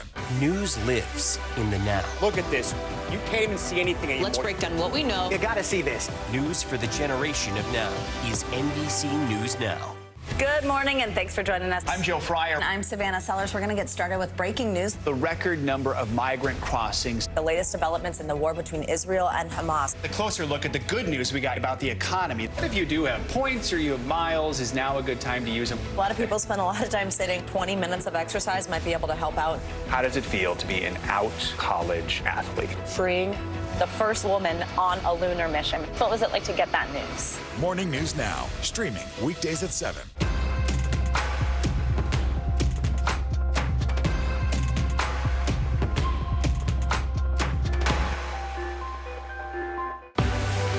What's the message that you're trying to get out to young people? Know what is in the drug supply. We've got important news this hour about your money. Mental health, big picture. Why is it so tough right now? News for the generation of now is NBC News Now.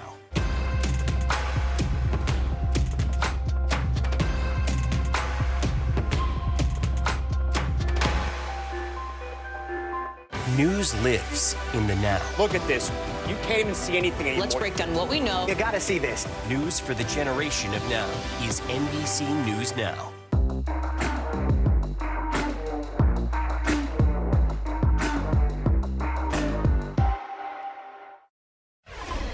Welcome back. A landmark settlement could dramatically change the way we buy and sell homes. It could also potentially lower home prices. Now, if the settlement is approved by a federal court, the National Association of Realtors, which is the largest trade group in the nation, would pay $418 million to settle class action lawsuits over broker commissions. As part of the settlement, they'll admit to no wrongdoing. The settlement would also allow buyers and sellers to negotiate fees and compensation with agents up front, eliminating that 6% sales commission that's so common in many home sales. For more, let's bring in Erin Sykes. She's the chief economist and real estate wealth advisor at Nest Seekers International. Erin, good to have you with us this morning. So talk to us. What's the impact of this? Who is this going to affect most?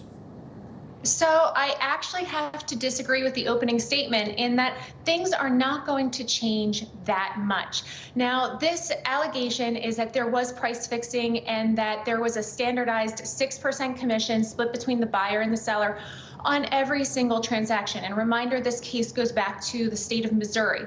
And real estate is actually governed locally. So we're licensed state by state, and then each municipality also has different standards. And never was there a standardized 6% fee. It was always negotiable. So the only change here is how things are going to be listed in MLS. And rather than having the buyer's fee listed transparently on MLS, be it 2%, 2.5%, or 3%, now that's going to be a conversation topic for the agents. Did a lot of home buyers maybe not realize that that was something they could negotiate? Maybe that's one of the reasons this is so eye-opening for so many? You know, I think maybe a first-time home buyer might not be aware of it, but frankly, as an agent who does 50 transactions a year, the number of times I have actually received the full 3% commission on a buy side is very rare, maybe 10 out of those 50 times. So I think the most important thing is having an agent who can advocate on your behalf. And really the goal is to get the deal done. And that's why we negotiate these fees. Now, they might be written in a listing agreement one way, but in order to get the transaction across the line, we are negotiating them every single time. So, I mean, for the average home buyer and seller, now they're going into this wondering about commissions. What can both sides do to ensure they are getting the best deal here? What do you think these negotiations do look like? So I think that it's still going to be a cooperative commission structure. And all that means is that the seller is paying their broker the commission, and be that 4%, 5%, 6%, we don't know because it will be negotiated. But then the split between that seller's broker and the buyer's broker is what the conversation is going to be. So it is important for that buyer to have the conversation up front with their broker about what type of commission are you expecting to get paid. Now, that said, this is already baked into the price, and it's like any other industry. When you buy a car, when you buy insurance, there's always a middleman, a salesperson that is somehow getting paid. So nobody's expecting charity work here. And I think that the most important thing is to make sure you have that agent advocating on your behalf and making sure that they are a strong agent, because I do think what's going to happen here is there will be a fallout because we have so many licensed agents in the United States, perhaps too many. So trimming the fat a little bit would not be the worst case scenario. All right, Erin Sykes, thanks so much for your time this morning. We appreciate it. This morning, we're taking an in-depth look at new changes to the self-checkout lanes at one of America's favorite retailers. Target announced that it is restricting the number of items you can buy in self-checkout. So why are they doing it, and what could this mean for the future of shopping? NBC News senior business correspondent Christine Romans explains. Hey there, we all have those feelings about self-checkout kiosks at stores. Some people prefer them for their speed and efficiency, while others are put off by their technical challenges. Now, Target is the latest retailer to introduce big changes to self-checkout, leading to even more controversy over these do-it-yourself machines. Whether you love it, I did not have to talk to a single person, or loathe it. Can we just all boycott self-checkout? Like, I'm so sick of it. This morning, there are big changes in the self-checkout aisle. Target now limiting purchases to 10 items or less in self-checkout. The new policy already in effect at most stores nationwide. Why? Target says its pilot tests found the restriction made self-checkout twice as fast and improved the customer experience. It comes as the do-it-yourself option meant to get you out of the store quicker and reduce face-to-face interactions continues to cause technical hurdles for some consumers. I stood there for almost 10 minutes. Help is on the way. Help is on the way. We found mixed reaction to Target's new policy. The line goes quicker, but also I feel like it's not very convenient for some people that are buying a lot of stuff. I like someone that's doing it for me. I don't really like touching the screens, to be honest with you. Target follows other major retailers also checking out of self-checkout. According to multiple retail analysts, self-checkout machines increase the risk of theft and in some cases outweigh the investments companies made in them. At Walmart, some stores are experimenting with limiting self-checkout to delivery drivers and paid subscribers to the Walmart Plus app, this during high traffic times. A spokesperson says the decision is intended to better manage checkout availability.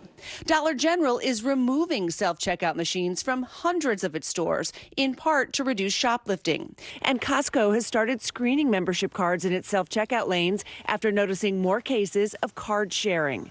But for some shoppers, there's simply no substitute for a real human cashier. As a mom who has 3 kids with her usually, everything's just chaotic as is.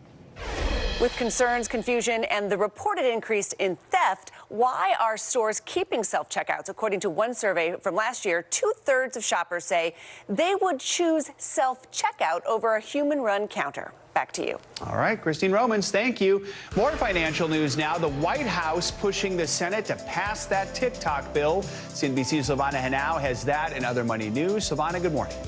Hey, Joe, good morning. Yeah, so the White House says the Senate should move swiftly to pass the bill that would force TikTok's Chinese parent company ByteDance to sell the social media platform or face a U.S. ban. Now, the bill passed by an overwhelming margin in the House last week, and President Biden says he'll sign it. However, momentum has slowed in the Senate, which is more divided on the issue, and lawmakers also face tough budget talks this week to avoid a partial government shutdown on Friday. DirecTV is giving subscribers the choice to cut local stations from their package for as long as they want and get a discount. So your bill could be reduced by $12 a month or $144 a year. And DirecTV says customers could test the feature by cutting local stations in the summer. That's when most networks are airing repeats, and add them again in the fall when shows return and the NFL season kicks off. Local stations are often at the center of disputes between media companies and cable and satellite providers. And Sony has hit pause on production of the latest PlayStation virtual reality headset as unsold inventory is piling up. Bloomberg reports sales of the wearable device, which is an accessory for the PS5 and cost $550, have slowed since its launch just over a year ago. Sony has produced more than 2 million units. Sony and Meta have been among the leading makers of virtual reality gear, but both have struggled to attract enough content to make their platforms compelling, Joe. All right, Silvana, thank you so much. Appreciate it. Coming up, the stage is set for March Madness. After the break, who we're watching this season as those big dance brackets take shape. That's next on Morning News Now.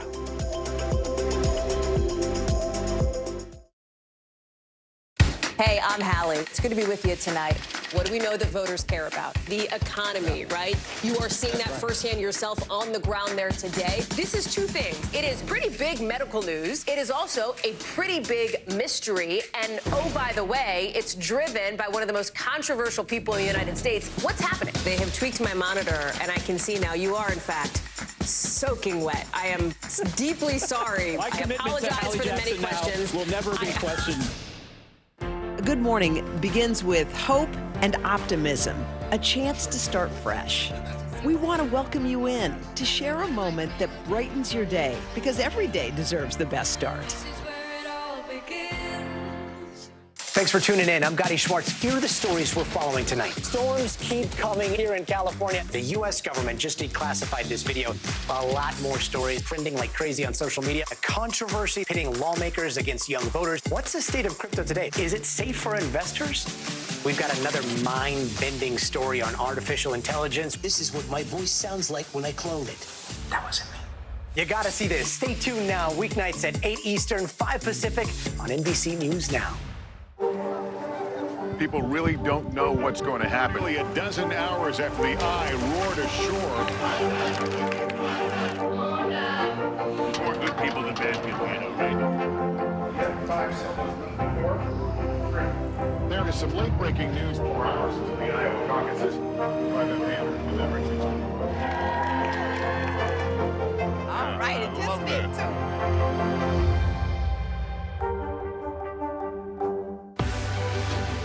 We're talking possibly a trillion galaxies. Yes. That is a number that is just so hard to compute. Whether it's the moon, whether it's Mars, it feels like we're on the cusp of something big. We're back now with what you would call a little sock snafu. A women's Super League soccer match between Chelsea and Arsenal was delayed by 30 minutes on Friday after both teams took the field wearing, get this, matching socks. That's right, believe it or not, this soccer sin is actually against the rules, which kind of makes sense when you think about it. Teams have to wear different colored socks, but with both showing up wearing white, that was a problem. To fix Sockgate, so to speak, Arsenal had to foot the bill and buy black socks from a local mega store in Chelsea before the game could even begin. Chelsea did sock it to Arsenal, winning 3-1. Finally this hour, in one of the surest signs of spring, it's time to start filling out your brackets for your office pool. The matchups are now set for this year's men's and women's NCAA tournaments, which get underway this week. Now, on the men's side, the UConn Huskies are the top overall seed. They're looking to repeat as champs. And on the women's side, South Carolina is looking to avenge their loss in last year's Final Four. NBC News correspondent Jesse Kirsch joins us now from Cleveland with a preview of this year's big dance. Jesse, good morning. Hey, Joe, good morning. You're talking about spring, but it's snowing here in Cleveland right now, so the March Madness is definitely in full swing here already. I think there are a lot of basketball fans out there that are probably packing bags, booking flights, booking hotels right now, because we now know who's in and where every school will be playing. Between women and men, we're talking about 136 teams all getting ready for the big dance. From first-timers to tournament regulars, this morning college campuses nationwide waking up with hoop dreams. Because the March Madness brackets are set. Just with our sights on winning basketball games. Hats off to teams like the Stetson Hatters men's squad from Florida, making their first ever tournament appearance. What we did, it wasn't given, it was earned. It's no surprise others, like the Iowa Hawkeyes women, are back in the big dance. The one seed led by superstar Caitlin Clark, who's not only having a record-breaking season, but has been helping the women's game surge in popularity. If we want to reach our goals in March, we're going to have to find ways to win that aren't always pretty. We don't even know who's playing in the national championships yet. But ticket resale site TickPick says as of last night, its cheapest ticket for the women's title game was $419, more than double the minimum price to see the men play. Beyond star power, the brackets also have plenty of underdogs, including America's 2022 favorites, the St. Peter's Peacocks, who became the first men's 15 seed to reach the Elite Eight. And even before the madness officially begins, March's conference tournaments already producing upsets and buzzer beaters. On Sunday, Duquesne beat VCU in the Atlantic 10 Tournament Championship, clinching a men's tournament spot for the first time in almost 50 years. But the party started a little too early when confetti began falling mid-game. But now every team is back to square one. It's time to go dancing. Make sure you lock in your bracket picks before the first rounds. That's on Thursday for the men and Friday for the women. And the question here in Cleveland is, will we be seeing Caitlin Clark in the Final Four and potentially a national title game right there? That's next month. But I know for now, Joe, you and I are going to be paying attention to an 8-9 matchup later this week. Yes, go Cats. Northwestern, we'll see what happens. All right, Jesse, from slightly snowy Cleveland. There you go. That's going to do it for this hour of Morning News Now. Stay with us. The news continues right now.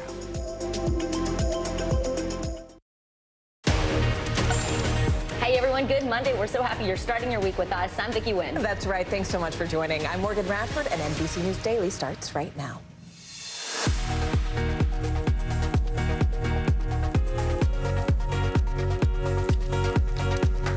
Today is Monday, March 18th, spring break nightmare. A Florida beach town saw a series of shootings all in less than an hour. Officials say they are still searching for the suspects. And you will not want to miss this hand-to-hand combat. A woman in Washington state speaking out after she was attacked by a cougar while biking with her friends. We're going to tell you how she's describing those harrowing moments as she and her friends fought for her life. Self-checkout shakeup. Target rolling out some major changes to the way customers shop. What it could mean for the future of retail stores as more companies experiment with do-it-yourself kiosks. Overprescribed. A new report finds older Americans are being given medication that might be doing more harm than good. We'll tell you about the warning signs you should really be on the lookout for to protect your loved ones.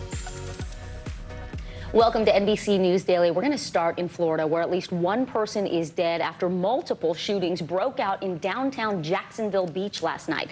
At least 3 more people were injured. That's right. The city's police chief said earlier today that they believe that these shootings are unrelated. So far, no arrests have been made. NBC News correspondent Marissa Parra is live for us in Jacksonville Beach, Florida. Marissa, the police chief also said that they did get an advance warning about a group of hundreds of juveniles set to gather near where the first shooting took place. Walk us through what happened there. Hey, Vicki and Morgan. Well, I'll just start out by saying we just got on the scene just a couple of minutes ago, but there was a police briefing that happened this morning. And in that briefing, we learned from police that, yes, they had some intel that there would be teenagers, juveniles showing up in what they believed to be the hundreds. The planned meeting spot was under a pier nearby around 2 p.m. yesterday. And remember the context here. Yesterday was St. Patrick's Day, so they were also already expecting the crowds celebrating St. Patrick's Day. And it was a Sunday beach day during spring break. So, of course, in addition to those 2 factors, they also did see an arrival of roughly 250 to 400 juveniles yesterday, they said. And so as they were dispersing those crowds of juveniles, they said during today's press briefing that it was during that time when they were dispersing those crowds that the first shots in that first incident happened just before 8 p.m. Vicki and Morgan. You know, Marissa, we are learning a little bit more about the victims. I know you're just getting on scene there. Tell us what officials are saying about the people who were injured, and did we know anything more about the person who was killed? So many questions, and those are things that we are certainly keeping an eye out for. We know that there are some conditions who are in stable and others who are in serious conditions, so we are working to learn more about exactly that. Vicki and Morgan? All right, NBC News correspondent Marissa Parr live in Florida for us. Marissa, thank you. Well, Vicki, now let's head to an NBC News exclusive. The father of Laken Riley, the 22-year-old nursing student who was killed on the University of Georgia's campus last month, is speaking out for the very first time. Her alleged killer is a 26-year-old Venezuelan man who entered the U.S. illegally. Now, the suspect is behind bars and awaiting trial, and her death is fueling the political debate over U.S. immigration policies. NBC News correspondent Priscilla Thompson is live for us on the UGA campus there in Athens, Georgia. Priscilla, it's good to see you. You brought us this NBC exclusive. What is Laken's father saying about grieving her death, really in the national spotlight as this story is unfolding? Yeah, Morgan, he says that it has been difficult, especially as her name has become a rallying cry in this partisan fight over border politics. And that is why he spoke out. He said that today he wants his daughter to be remembered not just for how she died, but also how she lived. Who was Laken to you? She was like an angel. Jason Riley speaking out for the first time, describing his 22-year-old daughter Laken as an avid marathon runner with dreams of one day becoming a nurse and working with children. We were looking forward to seeing her graduate next year. She was so full of life. I just hate that, she was taken so early. Police say Laken was murdered while jogging on the University of Georgia campus last month. I wake up every day thinking, that I can call her, and I can't. Police have charged 26-year-old Jose Antonio Ibarra with her murder.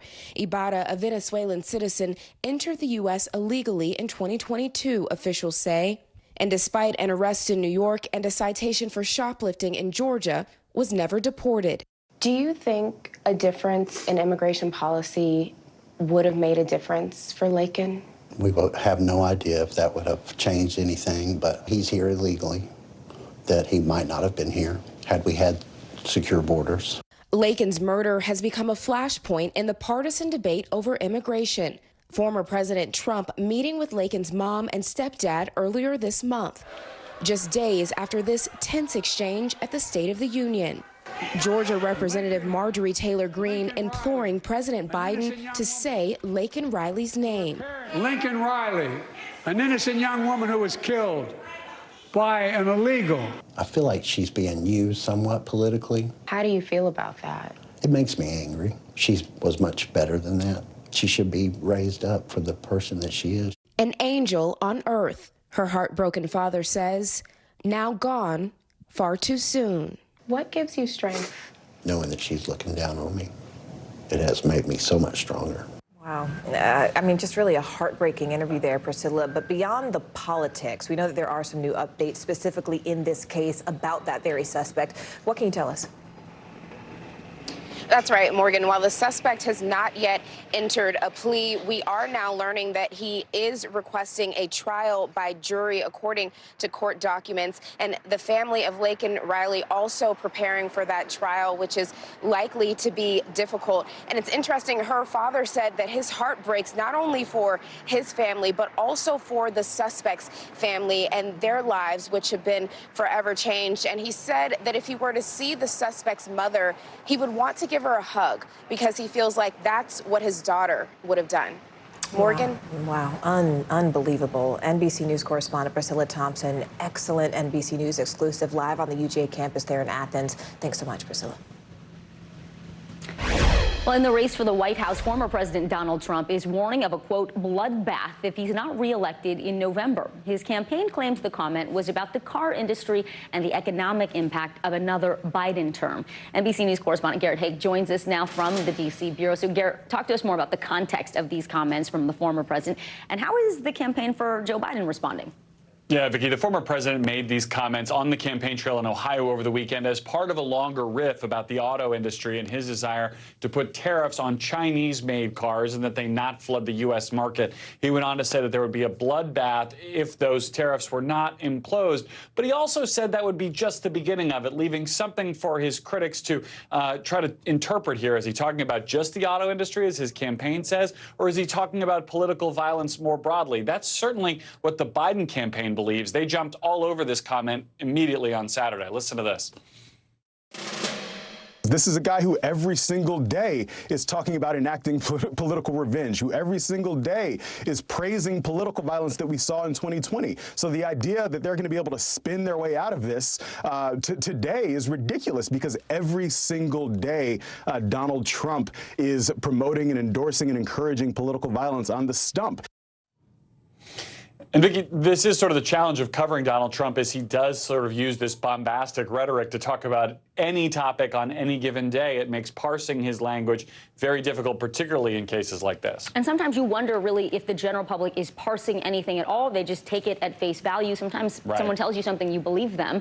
Exactly. Garrett, I want to ask you about this NBC News reporting that behind the scenes, President Biden has grown angry and anxious about the re-election effort. What have you learned about that? Yeah, it's some great work by our crack White House team, who find that President Biden is really chafing against the constraints of the campaign as it's being run right now. Several instances of sources telling us that he's grown frustrated that he's not able to get out and campaign more, that he thinks his political instincts might be stronger than those of his advisors, then he doesn't necessarily like the way that the campaign has been run up until this point. Of course, there's a lot more runway in front of him with 7 months or so to go till folks start casting their ballots in November. And we've already seen over the last week or so a more aggressive Biden campaign after the State of the Union. So perhaps that anxiety and that anger will be assuaged by a president now much more actively getting out on the road. Vicki? Oh, we shall see. NBC News correspondent Garrett Hake. Thank you so much, Garrett. You bet. It is time now for our CNBC Money Minute. Bloomberg is reporting a potential blockbuster artificial intelligence agreement between tech giants Apple and Google. Now, according to Bloomberg, Apple is in talks to build Google's Gemini AI engine into future iPhones. CNBC Tech Check anchor Deirdre Bosa joins us now. Deirdre, always good to see you. So how will this affect iPhone users if these two giants team up? Hey, good morning, Vicki and Morgan. So if the partnership were to go through, and remember, this is just a report at this time, Gemini could help power some of the AI features coming to iPhones later this year, when Apple is expected to release its new operating system. The deal would give Gemini a foothold with billions of potential iPhone users, but could also draw extra scrutiny of both companies from antitrust regulators if the deal were to be finalized. Meanwhile, a glitch that affected pre-market trading at the NASDAQ has been resolved. For 3 hours, an issue impacted its matching engine for buy and sell orders. The exchange said in a statement that any unacknowledged orders were canceled. This is the second reported glitch affecting NASDAQ in the last few months. And after a string of safety incidents on its Boeing jets this year, United CEO says the airline is reviewing training for its own employees. In an email to customers, CEO Scott Kirby said despite the recent issues, the airline remains committed to safety and has already planned extra training for all of its pilots and changed its training curriculum for its new mechanics. Being proactive, guys, which is great. So many eyes on this guy at this point. And they're ahead of the curve, it sounds like. CNBC Tech Check anchor Deirdre Bosa. Thanks so much, Deirdre. Thanks. Well, it was a terrifying moment on a biking trail in Washington state. A cougar attacking a woman as she rode her bike with friends. Next, how they managed to fight off the animal and escape. Stay with us. You are watching NBC News Daily.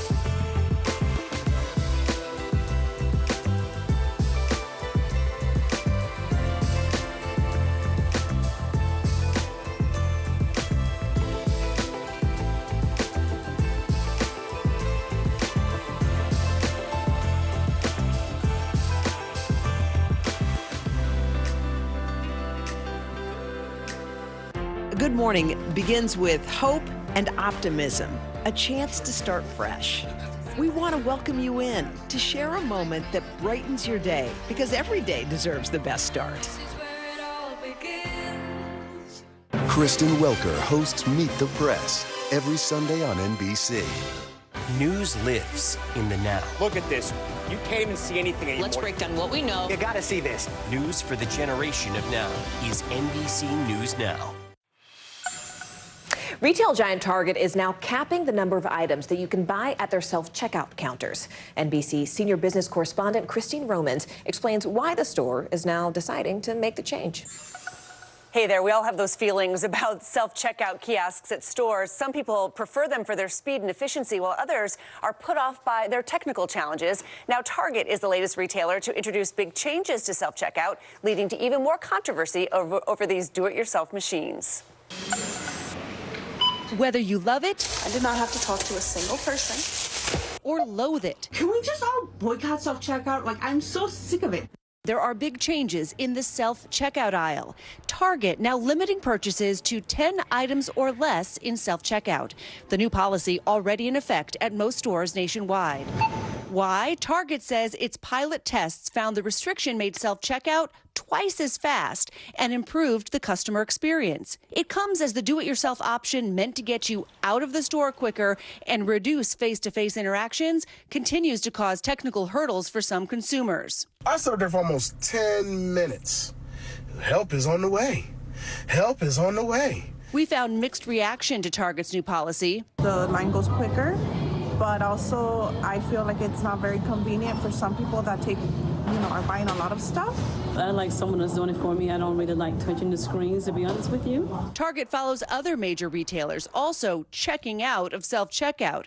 According to multiple retail analysts, self-checkout machines increase the risk of theft and in some cases outweigh the investments companies made in them. At Walmart, some stores are experimenting with limiting self-checkout to delivery drivers and paid subscribers to the Walmart Plus app, this during high traffic times. A spokesperson says the decision is intended to better manage checkout availability. Dollar General is removing self-checkout machines from hundreds of its stores, in part to reduce shoplifting. And Costco has started screening membership cards in its self-checkout lanes after noticing more cases of card sharing. But for some shoppers, there's simply no substitute for a real human cashier. As a mom who has 3 kids with her usually, everything's just chaotic as is. With concerns, confusion, and the reported increase in theft, why are stores keeping self-checkouts? According to one survey from last year, 2/3 of shoppers say they would choose self-checkout over a human-run counter. Back to you. All right, Christine, thank you. Well, a woman who survived a cougar attack near Seattle last month is now speaking out about her experience for the first time. She says her friends went into, quote, hand-to-hand combat with the animal after it suddenly jumped out at her during a bike ride. Julie Calhoun from our NBC affiliate King 5 spoke with her about what she calls the fight of her life. They're amazing. Carrie, Annie, and Tish are competitive cyclists and have been riding together for at least 5 years. But on February 17th, a ride would turn into a fight for Carrie's life. And the attack just happened so fast. A group of 5 women started riding from Tish's home in North Bend and made it to Cocoa Creek Trail near Snoqualmie. Then 19 miles into their ride, 2 cougars ran out from the brush. One kept going into the woods, the other lunged at Carrie. From the time we saw the cougars to the time it took Carrie off her bike was about 3 seconds. 1 second, I'll say. So we didn't have a chance to face off with them to scare them away or anything. I just remember getting tackled from this side and then ending up at the other side of the road. I immediately tried to choke the cougar, which was like choking a rock. The women used sticks and a large rock to try to get the cougar off Carrie, but it had her face clenched in its jaw. I knew every second what was going on, and I was doing my own, poking at it and trying to poke his eyeballs out and get up his nose and pry his mouth with my hand. 15 minutes into the battle, a small moment of release, and Carrie was able to get away. The group managed to get a bike on top of the cougar and hold it down until help arrived. Carrie's just laying there by herself, and we just kept saying, "Are you doing okay?" And she would just give us a little bloody thumbs up that she was doing okay. A Fish and Wildlife officer got there and shot and killed the young cougar.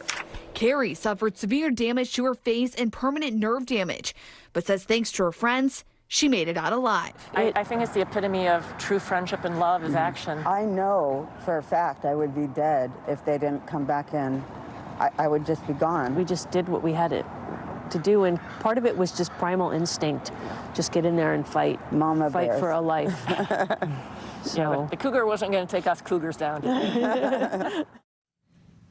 I mean, talk about needing a good pack of friends. Yeah, they're self-deprecating heroes. I mean, the humor is pretty remarkable too, how that's kind of getting them through it. But I think she had her helmet on, which probably saved her life if you think about it. And the cougar had her head in its mouth. Recovering, right? 5 days, I think, in the hospital. Yep. Just wow, an incredible amount of courage. Glad she's okay. Our thanks to Julie Calhoun from King 5 for that report.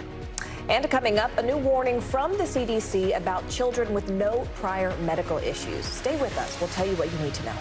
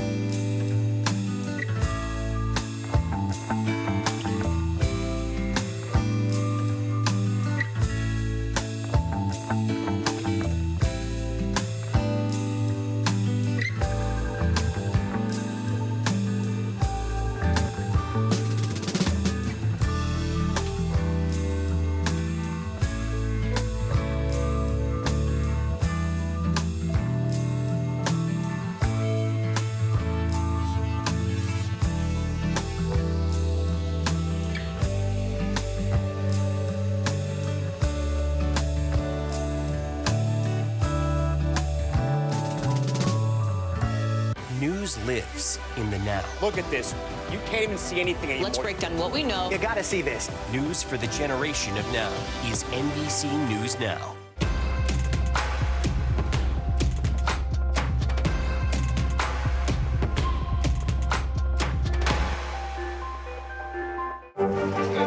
What is going to happen now? Going back and forth because Oh, yeah, this is it, right?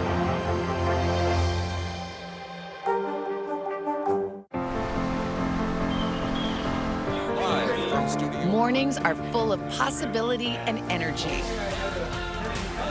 And how you get set for the day ahead matters. Take charge of those first hours. It's about getting caught up. And really, it's about getting ahead. And that's what drives us every morning. Because every day deserves the best start. This is where it all begins.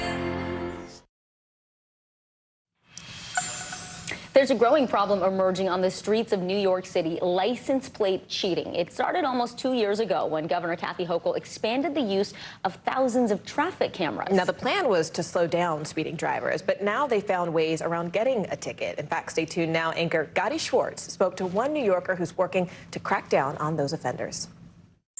New York City is known for its homegrown crime fighters. Spider-Man. Batman. But wait, there's a new crime-stopping vigilante in town. Hey, it's Gersh Kunstman doing what I do best. Hey, it's your buddy Gersh Kunstman of Streets Blog. Hey, it's Gersh Kunstman. You know I'm hiding in plain sight. Gersh Kunstman, a former tabloid reporter turned road safety advocate, is on a mission to stop cheating.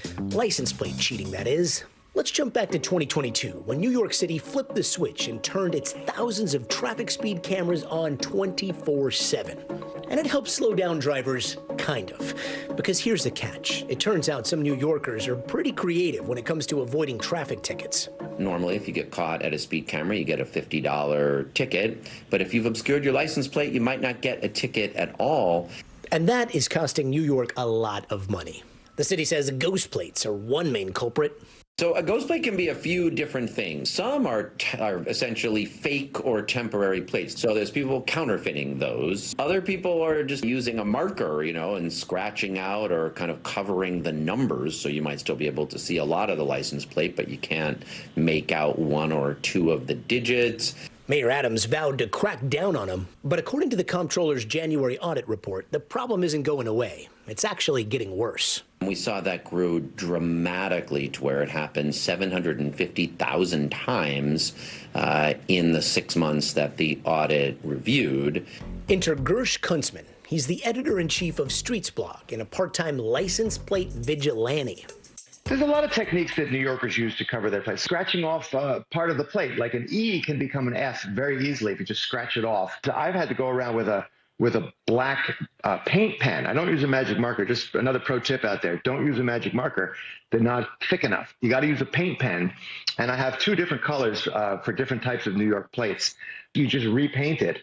And it's funny because I'll sometimes come along and see, like a paleontologist, I'll see different layers on a plate, and I'll see some that I've painted, and then the person scratched off again, and I repainted it. Gersh likes to spice up his morning commute with a little DIY activism. And his X page is dedicated to naming and shaming offenders. Most of the time, I'm just going to work. I don't set up these long, elaborate bike rides to find these people, but there's certain hotspots around my office in Lower Manhattan. And basically, any area where public officials feel that they are in charge and they are the law, you see a lot of it. And get this, he says a lot of the plates he unobscures actually belong to city employees. And here's a court officer placard. You're gonna love this one.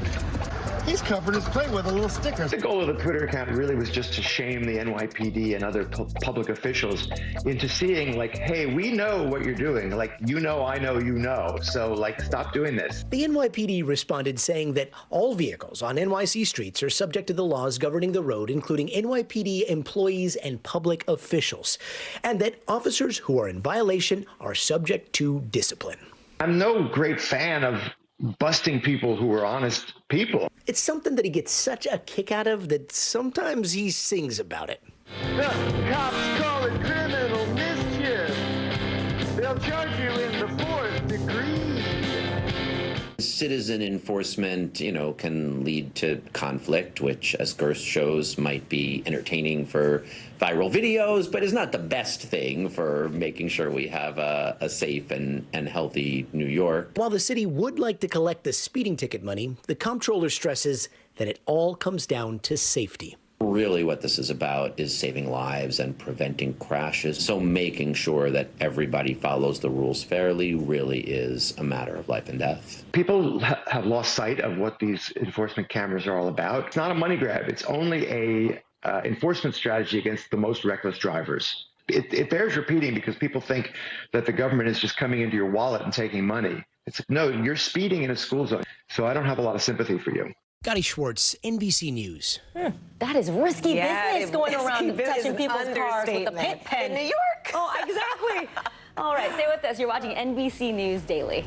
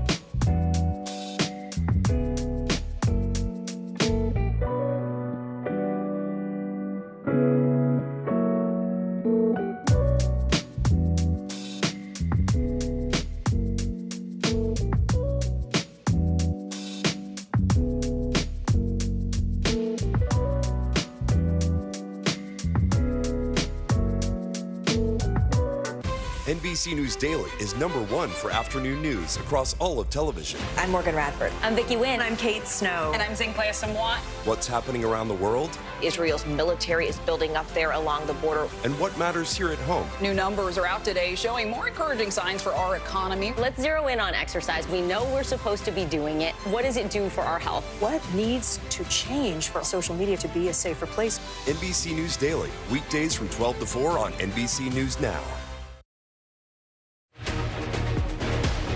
Welcome back. It is 12:30 in Philadelphia, Pennsylvania, and right here in New York City, New York. I'm Morgan Radford. I'm Vicki Wynn. Here's what's making news right now. President Joe Biden set to sign an executive order today expanding research on women's health care. The president is also expected to announce more than 20 actions being taken by federal agencies, as well as $200 million for research at the National Institutes of Health. Part of the focus will be on women's midlife health, including post-menopause disease and conditions like heart attacks and osteoporosis. The White House says this would be the, quote, most comprehensive set of actions ever taken on women's health research. A plane evacuating more than 30 U.S. citizens from Haiti has landed in Miami. U.S. State Department officials say it is the first of several limited charter flights to fly American citizens out of the country as the main airport system remains closed. This all comes after the U.S. Embassy urged Americans to leave Port-au-Prince earlier this month as gang violence there escalated. And a volcano in Iceland is still spewing smoke and lava into the air 3 days after it erupted. Authorities say the world-famous Blue Lagoon and its surrounding towns were evacuated after this. Look at this. Lava started flowing on Saturday. It is the 4th time in just 3 months that this volcano has erupted. The Centers for Disease Control is recommending the annual flu vaccine for everyone who is 6 months or older. According to the latest data, flu activity is high, with an increase of cases in some parts of the country just in recent weeks. And as of March 9th, the CDC reported 116 pediatric flu deaths. It says that nearly 90% of the children who died were not fully vaccinated, and more than half of them had no other medical issues before they got the flu. NBC News medical contributor Dr. Natalie Azar joins us now. Dr. Azar, it's great to see you. So the head of the CDC flu surveillance team called the pediatric death numbers, quote, sobering. Walk us through the season so far. Why is it so bad compared to previous years? Yeah, so what's interesting, Vicki, is that the numbers right now are kind of probably on track to what we saw last year. Last year, there were 184 pediatric deaths. So we're not really seeing numbers that would be higher than expected. But as you said in the intro, the numbers are really sobering in that over 90% of the children who die are not vaccinated, and over 50% of the kids who die have no underlying medical conditions. And, you know, that's the kind of thing that keeps you up at night if you're a parent. Why could a perfectly healthy child succumb to the flu in a couple of hours? And we do know that kids, even healthy kids, can die from the flu when their immune system overreacts to the infection. It really can lead to multi-system organ failure and death in rare cases. Yeah, you know, and Dr. Azar, I think as a parent, one thing that's really shocking about all of this is that, you know, the report really, a lot of parents say they're surprised by how quickly the flu can kill just a perfectly healthy child. Why is that? Mm-hmm.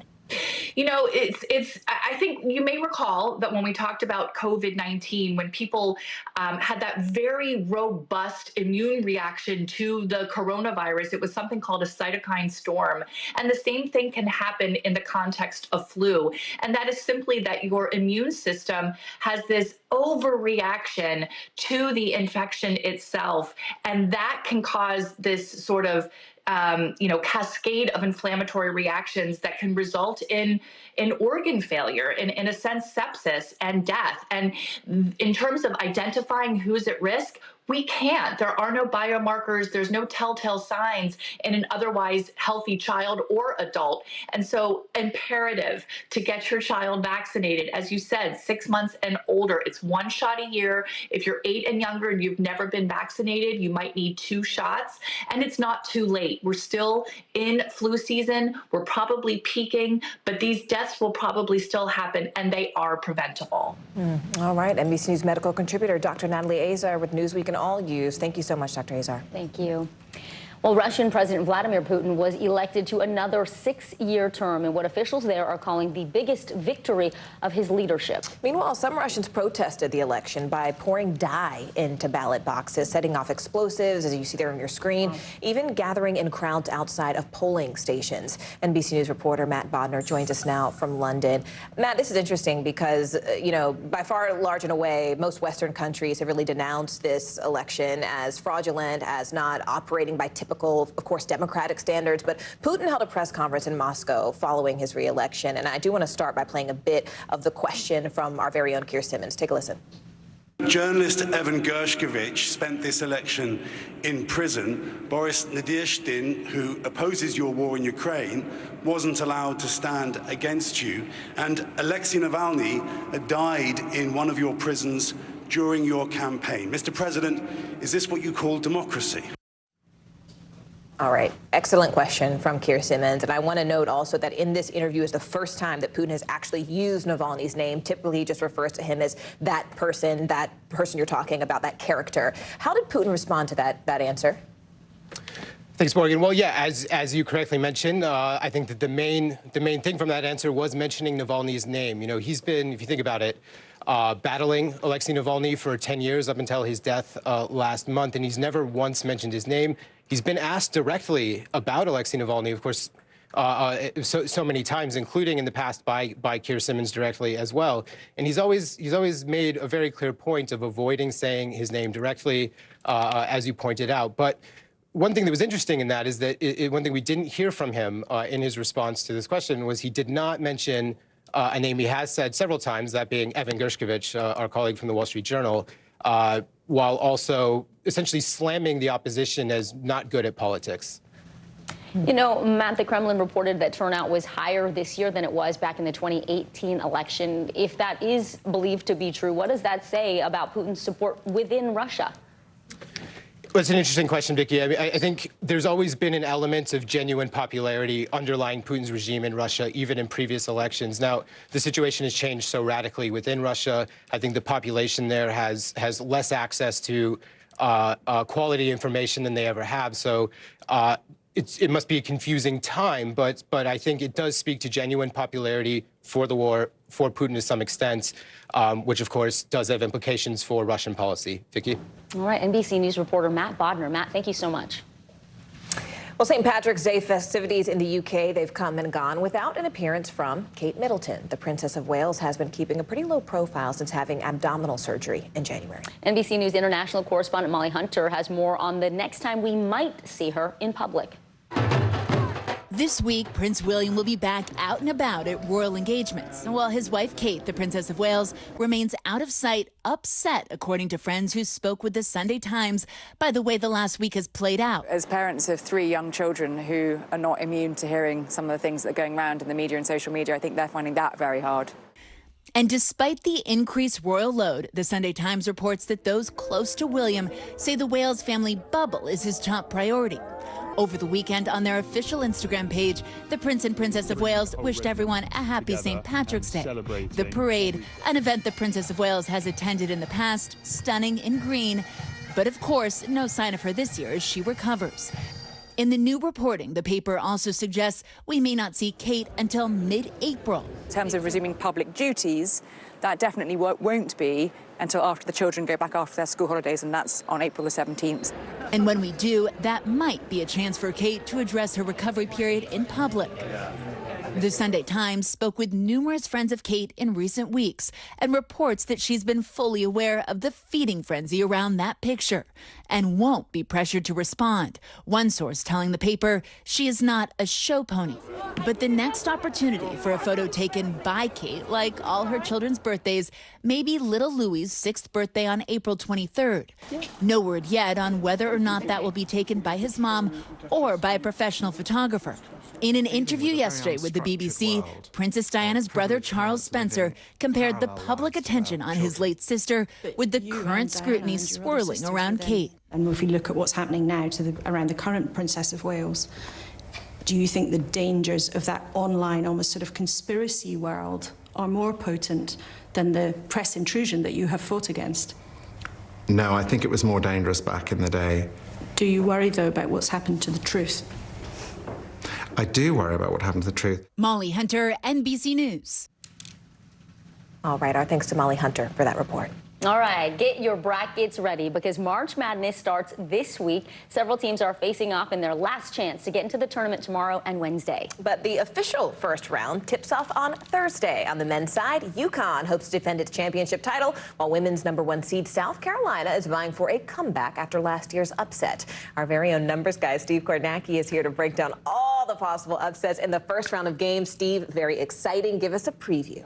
Yeah, well, Morgan, I'll start with the bad news for you. Harvard did not make it this year. And Vicky, I'm sorry, the San Francisco Dons are out too. Look at you doing your homework. I know. That's why he's our numbers guy. It's, maybe next year is what we'll say for that. So starting, on the men's side here, as you mentioned, the UConn Huskies, the defending champions, they powered through the Big East tournament over the weekend. They are the top overall seed in this tournament. Here are the other #1 seeds. One to keep an eye on is Purdue. If you remember last year, Purdue was a 1 seed last year. They played the 16 seed in the first round, and Purdue last year became only the second 1 seed ever to lose to a 16 seed in the first round. So they have, I think, a different outcome on their minds this year. We'll see if they can avoid that trap this year. You take a look here at the bracket on the men's side. A couple things I think jump out here. First, take a look at some of the teams I'm circling here. The 11 seed NC State here in the South bracket, then the 11 seed Oregon here in the Midwest bracket. They both unexpectedly ran through their conference tournaments and won. That got them automatic bids in this tournament. And what that did, there were some teams that thought they were getting in this tournament who didn't make it because of this. So NC State, Oregon, some call them bid stealers in this tournament. One thing as well, when you're looking at your bracket to fill it out for your office pool, I thought I had it there. I apologize. But the upsets here, one of the upsets to look at, the 12 seed over the 5 happens almost every year. 12 seed over the 5. Okay, we'll note that. Let's talk about the women's teams. Caitlin Clark, there's just so much excitement, so much more viewership, even more betting on the women. Great point. Yeah, last year, I think it really exploded with Caitlin Clark bringing Iowa almost to the national championship. Well, she's back here. This will be her final go-round with Iowa, and the Hawkeyes get the #1 seed, one of the #1 seeds. First time that program's got it in 32 years. South Carolina, undefeated. They replaced 5 starters from a year ago. They have the top overall seed. USC, this is the first time since 1986 they've had a top seed in this tournament. Been a while for Texas either. And again, you look at this bracket. But I think what's interesting on the Caitlin Clark story side, because a lot of people are very interested in that, yes, Iowa has the top seed, but this region that they have to come through, if they're going to get to the Final Four, is loaded. LSU, the team they played in the championship game last year, is the #3 seed in this region. The #2 seed is UCLA. That is sort of a murderer's row of women's teams there. So if Iowa does get to the Final Four and have a shot at the national championship, they will certainly have earned their way there. Oh, a murderer's row. Whatever's in your bracket, could you just make a couple photocopies and leave them on the desk? I got to tell you, the people who know the least about college basketball tend to win the bracket pools. Well, I think we have a chance then. I know. Maybe that's our only hope. All right, Steve Kornacki, as always, thank you so much. You got it. And coming up, new data shows taking too many prescription pills can do more harm than good. What you need to know about the so-called silent epidemic affecting older Americans. More NBC News Daily right after this.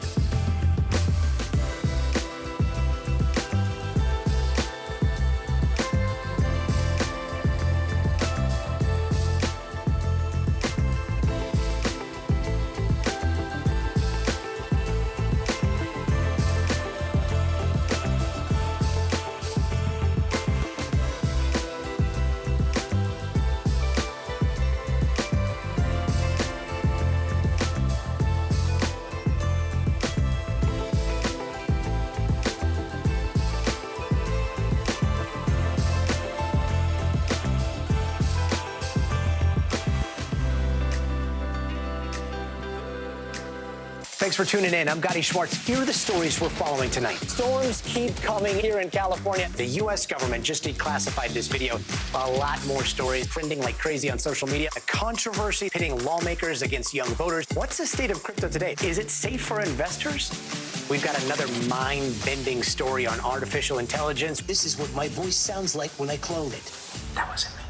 You gotta see this. Stay tuned now, weeknights at 8 Eastern, 5 Pacific on NBC News Now. Kristen Welker hosts Meet the Press every Sunday on NBC. About 40% of older Americans regularly take 5 or more prescription medications, tripling the rate from just 2 decades ago. This is according to the Journal of the American Medical Association. Now, experts say the increase is due to a silent epidemic affecting older adults called polypharmacy. Now, effectively, this happens when someone is prescribed too much medication by their healthcare providers, leading to a growing list of pills and even higher risk of serious side effects. So, joining us now, Dr. Karen Ochita. She is a geriatric at Weill Cornell medicine and New York Presbyterian. Dr. Ochita, thank you so much for joining us. Thank you for having me. We really appreciate it. It feels like, you know, I remember growing up and seeing like older people kind of have this pill box where they just stuff it with so many pills. How do you get to taking so many pills? How does this even happen? It can happen in several ways. The first thing is what we call the prescribing cascade. So an older person may go to the doctor and have a new symptom, nausea, or where they're just kind of feeling dizzy. And instead of the physician or the medical provider saying, or the older adult saying, oh, what could one of my other medications be causing this? Could an interaction between 2 of my medications be causing this? Instead, a third medication is prescribed for the nausea. So a common example of a prescribing cascade is someone goes in, says, you know what, I'm feeling a little nauseous. Then another medication is prescribed for the nausea. Then that nausea medication can cause another symptom, and then it kind of keeps going on and on. That's really dizzying, for lack of a better word. Yeah, really a cascade. So, you know, walk us through the risks of taking too many medications, obviously drug interactions, and also people will also go to the pharmacy and get over-the-counter meds too. How does that factor in all of this? So we have to make sure that the over-the-counter medications are counted in that total number. So you define polypharmacy as we do, which is 5 or more medications. And that's not just your prescription. So over-the-counter medications can also have side effects, even though you can get them without a prescription. But the common concerns that we have about people being on so many medications is those interactions. So interactions from multiple medications, side effects from one medication, and then a big thing for our older adults is falls. The more medications you're on, the higher the risk of falls. Is that from being dizzy, or what? Why? What? From dizziness or from those medication interactions. There's certain classes of medications that are a little bit higher risk or more linked to falls, like things that are sedatives, things that are anti-seizure medications. So certain ones we're at even kind of higher alert about, but 5 or more medications can increase your risk of falls. Oh my gosh. You know, doctor, what about sort of the social element of this? Because I feel like a lot of times older people are dismissed. When they come in and they have questions or they have concern, people kind of brush them off like, oh, you're just being anxious, or oh, you're being too worried. But, you know, these are real concerns. So how can an older person sort of make sure they're advocating for themselves so that they're not being prescribed so many pills? That's such a good point. So older adults, older Americans, their concerns can be dismissed as, well, that's just something you should expect. If you're feeling fatigued, what do you expect? You're 85 years old. When I tell my patients, well, I see lots of 85-year-olds. They're not all feeling fatigued. They're not all feeling low mood. They're not all feeling dizzy. So we need to get to the bottom of this. So the way an older person can be proactive, first of all, is to have a very accurate medication list. Have it written out on a piece of paper where you have the name of your medication, the dose you're taking, how often you take it, and what are you taking it for? And having that last column, the purpose of it, can also help an older person or their caregiver understand, wait, there is no, I don't know why I'm taking this. I don't know why it's on here. And then that can lead to a good conversation with their medical provider. I also imagine that's good if you share that list with a son or daughter, friend, someone else who can help. Absolutely. What can you do to trim your medication list if you're in a situation like this? So I think the list helps trim it in the first place, and that just so that you can actually visually see how much am I taking. I had a very amazing caregiver daughter show me a list that she had created that was an entire table, and it just visually showed for me how much this person is on. Very helpful. These are all great tips. Dr. Karen Ochita, thank you so much for your time. We really appreciate it. Stay with us, everybody. You are watching NBC News Daily.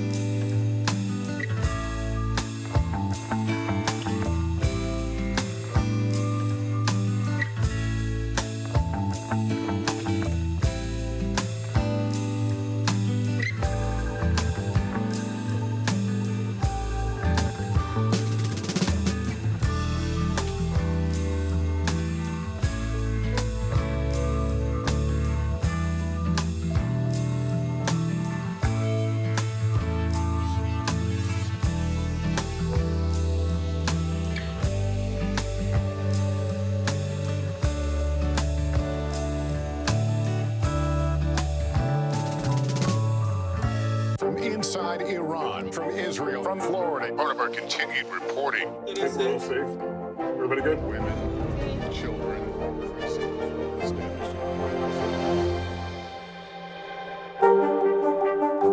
Kristen Welker hosts Meet the Press every Sunday on NBC. The NBC News mobile app. Get connected to your favorite news shows. For the top stories, breaking news, and live video, download the NBC News mobile app now. Whether it's her Golden Globe-winning performance as a Philadelphia detective in The Mayor of Easttown or her new role as a dictator in the HBO miniseries The Regime, actress Kate Winslet is known for fully becoming the character. Man, she is so good pretty much in everything, incredible. right? Oh. Today, co-host Willie Geist sat down with the Academy Award winner to talk all about her latest transformation. In The Regime, Winslet plays Chancellor Elena Vernon, a vaguely European leader whose grasp on power and reality are slipping away. Be better at being normal. Good, let's start. I play a slightly larger-than-life, absurd, sometimes repulsive, sometimes oddly lovable, challenging female dictator. But then there's this other really fantastic, unexpected dynamic, which is that she finds herself totally falling in love with a very unlikely ex-soldier who is employed to take care of her and only her. And these two people become obsessed with one another, and it's quite funny. This mustard will help. Go on, then. Slap me up like a sandwich. Where did you start? Was it the accent? Was it a look? I felt instinctively right away I mustn't sound like myself. I was quite nervous that if I opened my mouth and I spoke like that people would automatically assume that they were watching the story about the British monarchy. So it was important right away that we were able to establish that this was somewhere else. It is an imagined universe.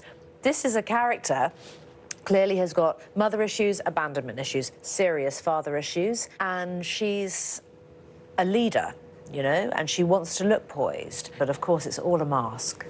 So for me to kind of peek behind the curtain as to, okay, why does she keep saying, no, I'm marvelous, aren't I? Let's go. Yes, let's go. Good, good, quick, quick, happy, happy. How do I look should not be a rhetorical question No, that you answer yourself, yes. right? How do I look? I look marvelous.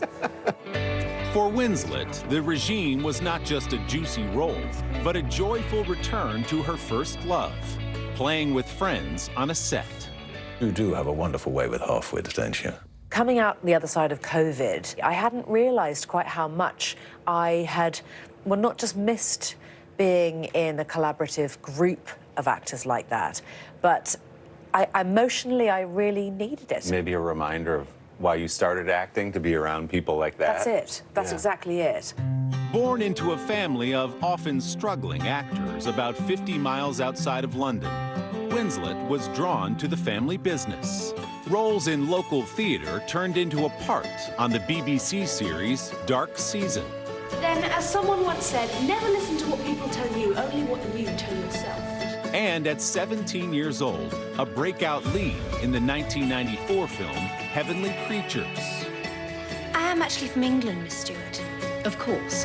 Her introduction to a life in the movies. You look at the call sheet, your pickup time might be, 3:50 a.m. or 4:10 a.m. It's like having a secret. I have my little coffee in my thermos, I'm running my lines. Who else gets to do this? In 1997, the rising star quickly became a global celebrity when she played Rose alongside Leonardo DiCaprio's Jack in one of the biggest movies in Hollywood history. I want to let go, Jack. Winslet had just turned 22 when Titanic hit theaters, turning her life upside down overnight. Obviously, when Titanic comes out in 1997, everything changes for Yeah. you. What was that moment like in your life as that became a phenomenon? Actually, in its most acute phase of Titanicness, it was really not much fun because I didn't have kind of an infrastructure, I guess, that went hand in hand with being a famous person. Also, when you are given opportunities like that when you're young and you're a girl, you just shut up and be grateful. So there was a lot of kind of, yeah, thank you so much, thank you.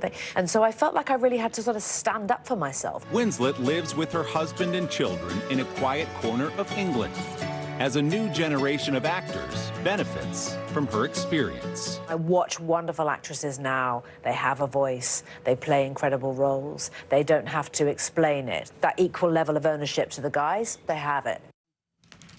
All right, incredible interview. That was today co-host Willie Geist reporting. I'm Morgan Radford. I'm Vicki Nguyen. You're watching NBC News Daily, and stay with us. You can watch us free 24/7 on our streaming network, NBC News Now. Do it wherever you stream. All those places on your screen.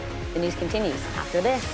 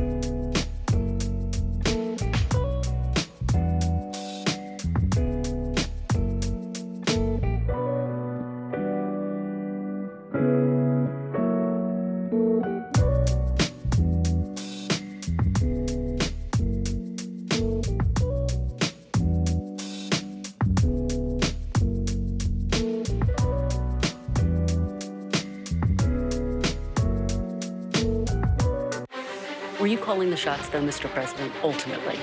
Do you bear responsibility for what is happening at the border, what the president himself has called a crisis? Is it clear who's going to govern Gaza once this war is over? If it's Sunday, it's Meet the Press. Nearly a dozen hours after the eye roared ashore. There is some late-breaking news. All right, and this is.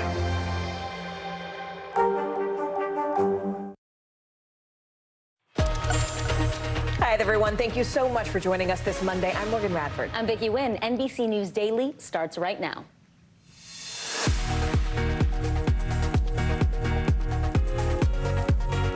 Today is Monday, March 18th. Spring break violence. At least one person is dead, 2 others hurt after a series of shootings in Jacksonville Beach, Florida. The latest on the investigation as police search for suspects. Speaking out, the father of a student who was killed on the University of Georgia campus, opening up publicly for the first time since her death. What he said about his daughter's life and how it's intensifying the debate over immigration. New warning. The CDC reports more than 100 children have died of the flu this season, and many didn't appear to have any prior medical issues. We'll hear from a doctor about what parents can do to make sure their kids are safe. It is time for March Madness. Brackets are set for the men's and women's NCAA basketball tournaments. We're going to preview the first round matchups and who could be this year's Cinderella teams. Welcome to NBC News Daily, where we start right now in Florida. That's where police are investigating 3 separate shootings that killed at least one person in Jacksonville Beach last night and injured at least 3 others. No arrests have been made at this point. Police say they don't think the shootings are related, but officials did get an advance tip about hundreds of teens and young adults expected to gather under a pier that's close to where the first shooting took place. NBC News correspondent Marissa Parra is live in Jacksonville Beach, Florida for us. So, Marissa, police are saying that first shooting happened just before 8 p.m. last night. What else do we know? Hey, Vicki and Morgan. So you just mentioned how they had previous intel on a large gathering of juveniles that was anticipated to gather around a pier here in Jacksonville. And remember, all of this happening on St. Patrick's Day. This is also a Sunday, a beach day during spring break. So police already had large crowds expected in this area. But then they said that yesterday they saw roughly 250 to 400 juveniles. We're talking about teenagers, young adults, all gathered together. There's been social media videos that you may have seen. Of course, much of that has shown young people running, but in some of those videos, you can see people fighting. And so we saw some flyers advertising what was being talked about yesterday, and in one of the descriptions, it asked people to bring their boxing gloves. So at any rate, we know that there was an increase in police presence here, and it was as they were dispersing the crowds, according to police, when the first shots rang out in that first incident. But it's really important to remind everyone, 3 separate incidents here. We are just outside of the bar where one of those shootings had happened, but 3 separate incidents, all within several blocks of each other. Vicki and Morgan. And Marissa, what can you tell us about the victims? And that is something that we're still working to learn more in terms of their identity. But what I do know, of course, all this coming from police, they said that one of the people shot was a certified gang member, and that was in one of those incidents. They also described an innocent bystander in a separate incident, and that separate incident, that innocent bystander, was someone from out of town. Other than that, we do not have publicly available information at this moment, but we do know that between those who were injured, some are in serious condition, another is stable. So, of course, we're working to learn who is who, more about them, and get the latest. And, of course, we'll update you right here. Vicki and Morgan. NBC News correspondent Marissa Parra live for us in Florida. Thanks so much, Marissa. Well, Morgan, former President Donald Trump once again sparking controversy on the campaign trail. Over the weekend, he vowed there would be a, quote, bloodbath if he loses the presidential election. Now, the Trump team is clarifying the remarks, saying they were about the economic turmoil the U.S. would face if Biden regained the White House. NBC News correspondent Garrett Hake joins us now from the D.C. bureau. So, Garrett, what is the Biden campaign saying about this? Are they capitalizing on this comment? Well, Vicki, they're trying to. And if you watch the context of that whole speech and the comments about the bloodbath, it's clear that Donald Trump is talking about the economy in the moment, but he also leaves things very open-ended and talks about the idea that that economic bloodbath he's referring to would be the least of it. He never goes on to explain what the most of it would be on the other side. The kind of thing that when you're using that kind of violent rhetoric leaves you open for criticism like this from the Biden campaign. This is a guy who every single day is talking about enacting political revenge, who every single day is praising political violence that we saw in 2020. So the idea that they're going to be able to spin their way out of this today is ridiculous, because every single day Donald Trump is promoting and endorsing and encouraging political violence on the stump. Vicki, the Trump campaign argues that's, hyperbolic from the Biden campaign and that it's spin. But when you use this kind of violent rhetoric, this is the position you find yourself in, as Trump so often has during his political career. Those words matter. Well, Garrett, let me ask you about President Biden and the Democratic parties on money terms. They raised $53 million in February. They say that was the strongest fundraising month they've had since the start of this campaign. What is that doing for morale on the Biden team? And can you give us some context in comparison? How is Trump's campaign doing money-wise? Yeah, look, the Biden campaign has a number of challenges they're going to deal with going into this fall, but it doesn't look like money is going to be one of them. That's $155 million they now say they have on hand, essentially in their campaign war chest, is a record for this part of the campaign cycle. That should give them some comfort, but there has been frustration within the Biden campaign, including from the president himself, according to some great reporting by our White House team, at the way the campaign is going, at Biden's perception that he's not getting the credit he deserves from voters for some of the work that's gone on during this administration, and that the president believes, according to sources, that he's not been deployed enough or as well as he could be on the campaign trail. Now, that's something they're trying to address in Biden world over the last couple of weeks since the State of the Union, getting him out more and more, campaigning more actively. But this is always the kind of the frustration you see, especially from incumbent presidents who feel like they have excellent political instincts, but they're often wrapped in the infrastructure of the White House. You've seen it before, we'll see it again, but we'll see if the Biden himself is able to address it by kind of scratching that itch out on the campaign trail more often. All right, NBC News correspondent Garrett Hake with some insight for us. Thank you so much, Garrett.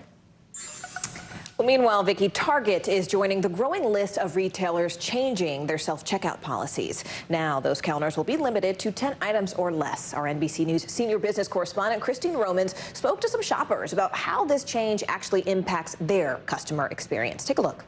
Hey there, we all have those feelings about self-checkout kiosks at stores. Some people prefer them for their speed and efficiency, while others are put off by their technical challenges. Now, Target is the latest retailer to introduce big changes to self-checkout, leading to even more controversy over these do-it-yourself machines.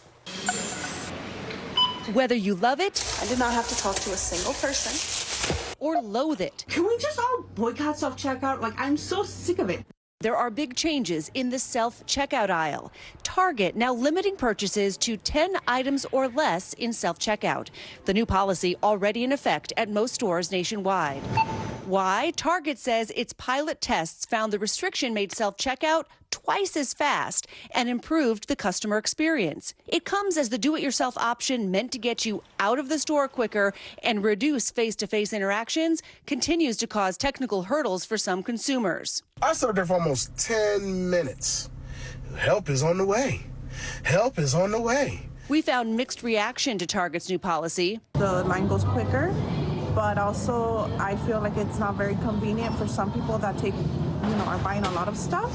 I like someone that's doing it for me. I don't really like touching the screens, to be honest with you. Target follows other major retailers also checking out of self-checkout. According to multiple retail analysts, self-checkout machines increase the risk of theft and in some cases outweigh the investments companies made in them. At Walmart, some stores are experimenting with limiting self-checkout to delivery drivers and paid subscribers to the Walmart Plus app, this during high traffic times. A spokesperson says the decision is intended to better manage checkout availability. Dollar General is removing self-checkout machines from hundreds of its stores, in part to reduce shoplifting. And Costco has started screening membership cards in its self-checkout lanes after noticing more cases of card sharing. But for some shoppers, there's simply no substitute for a real human cashier. As a mom who has 3 kids with her usually, everything's just chaotic as is.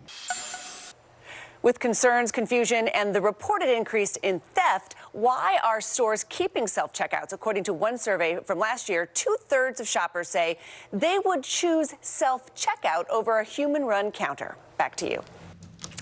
I do like a self-checkout, though. I don't love a You self-checkout. don't? I do. I like when you to have the get in and conversation. out. I want to say hi. I want to have a chit-chat. On brand for you.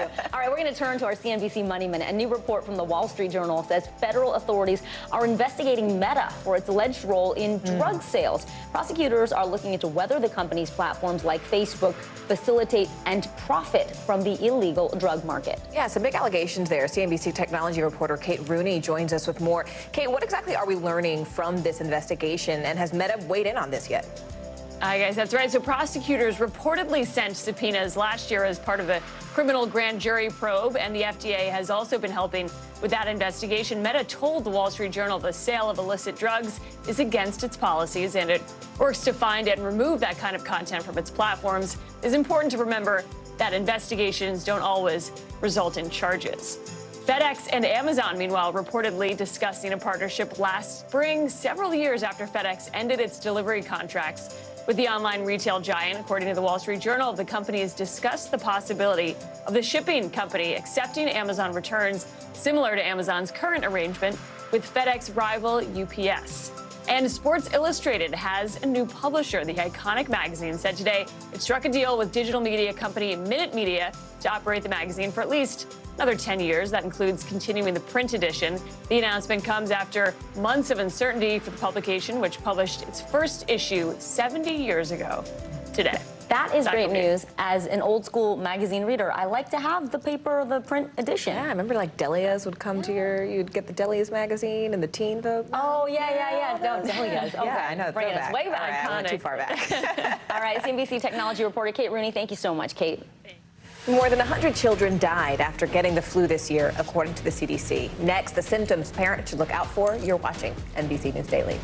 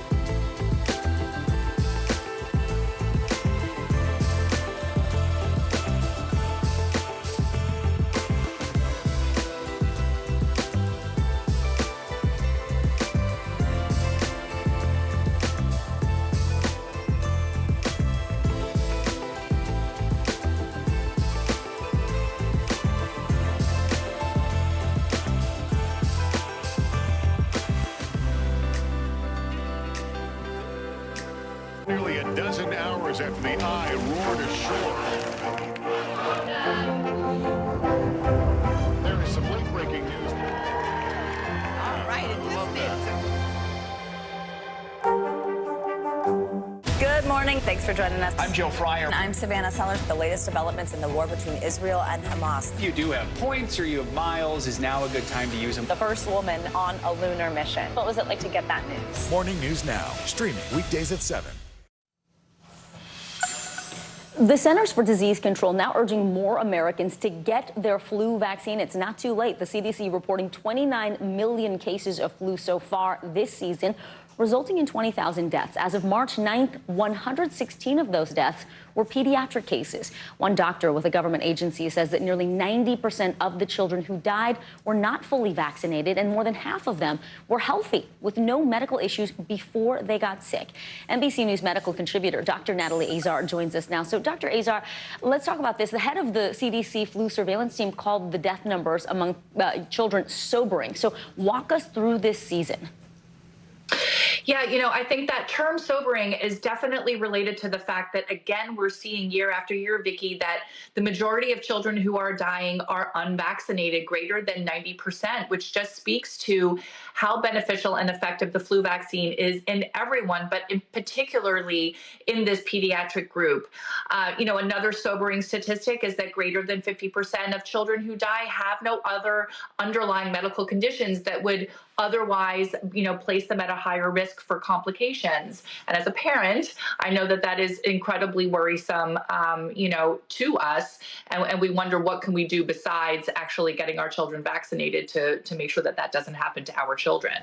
Yeah, and Dr. Azar, you said, what, age 6 months and up, you can get the flu shot for your child, but sometimes they might need more than 2 shots or more than 1 shot? Yes, if they're 8 years old or younger and they have never received the flu shot, it's actually recommended to get 2 to be fully vaccinated, as opposed to everybody else where you're getting it once a year, Vicki. Now, what are the emergency signs of flu complications in children? When do they need to go to the hospital? So this is true for children as it is for adults, Vicki. Anytime you notice that your child might be having difficulty breathing, they may be complaining of chest pain, a fever of greater than 104, if they're acting at all not alert, a little bit more listless, and certainly if they're having seizures, you need to get your child medical attention immediately. I think the scariest part of this conversation, Dr. Azar, is how quickly a child can go from being perfectly healthy, not having any other underlying conditions, to suffering gravely from the flu. Why does that happen? So there's really 2 explanations for that, Vicki. One is that in very, very young children who have small airways, they get infected and get inflamed, just like we talked about with RSV. They can really suffer acute lung injury fairly quickly. But the other more concerning complication from flu, as well as many other infections, is this overreaction of your immune system to the initial infection, which really can result in a sepsis-like picture with multi-organ system failure and ultimately death. That's something called a cytokine storm. And again, that's an overreaction, a robust immune reaction to the infection. And you can't predict who that's going to happen to. It can happen to a perfectly healthy child, and it can happen really, really quickly. So please, again, PSA, if your child hasn't been vaccinated yet, it is not too late. Please get them vaccinated for flu this year. Dr. Natalie Azar, really important information. Thank you so much. Well, Vicki, let's stick with our medical news, because we've all heard and really seen the success stories from these new weight loss drugs on the market. But with high demand and high cost, access to this medication is still pretty limited. NBC News correspondent Stephanie Gosk talks to people who say they need these drugs for much more than just dropping a few pounds. 170.6. There are plenty of testimonials touting the new class of weight loss medications. It works. What is less common, the stories of people who can't get it. Are there people out there who desperately need this medication and don't have access to it? Absolutely. Our Medicare and Medicaid populations are some of the most at risk, and they do not have access. Dr. Lori DiMattia works at a weight loss clinic outside of Oklahoma City. So we've talked about healthy living. Are you back there? I have been. One of her patients is 67-year-old grandmother Susan Beam. I have hypertension, which is, I think, directly related to the extra weight. I've had to have hip replacements and rheumatoid arthritis and sleep apnea. If you could snap your fingers right now and lose the weight, how many pounds would you like to lose? Would you hope to lose? I would hope to lose about 120 to 130 pounds, which is basically like another person. Beam's Medicare coverage will not cover the new class of drugs that the FDA has approved for weight loss. Oklahoma has the 3rd highest obesity rate in the country. But according to healthcare analytics company Purple Lab, the state ranks 27th in rate of prescriptions written for Ozempic and Wegovy. And the price of those drugs is high, roughly $1,000 a month. Many health plans don't cover the cost. Purple Labs data also shows that while black people in the U.S. account for 32% of obesity cases, they are only getting 12.5% of Ozempic and Wegovy prescriptions. I hope that people have enough grace to, understand that this is bigger than just willpower. Liz Shoemate is another of Dr. DiMattia's patients. I don't think the goal for me is perfection, but it's to be in good health. She's hoping to get the newly FDA-approved Zepbound at a discount. But even discounted, that's $550 a month, and still a stretch out of pocket. Obesity is a disease. These patients that have this disease are humans, and they need treatment. And there's a treatment out there that works. There's a very effective treatment that works, and we're really struggling to get it to the people who need it the most. Stephanie Gosk, NBC News, Norman, Oklahoma. Stay with us. You're watching NBC News Daily.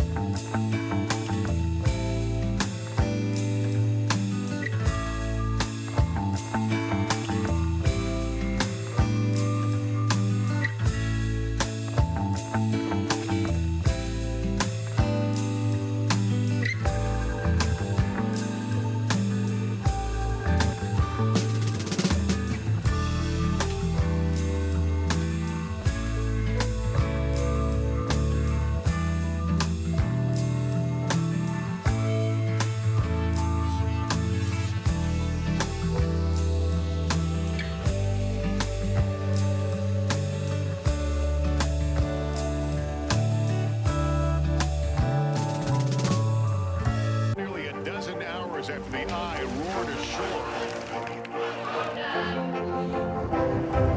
There is some late-breaking news. All right,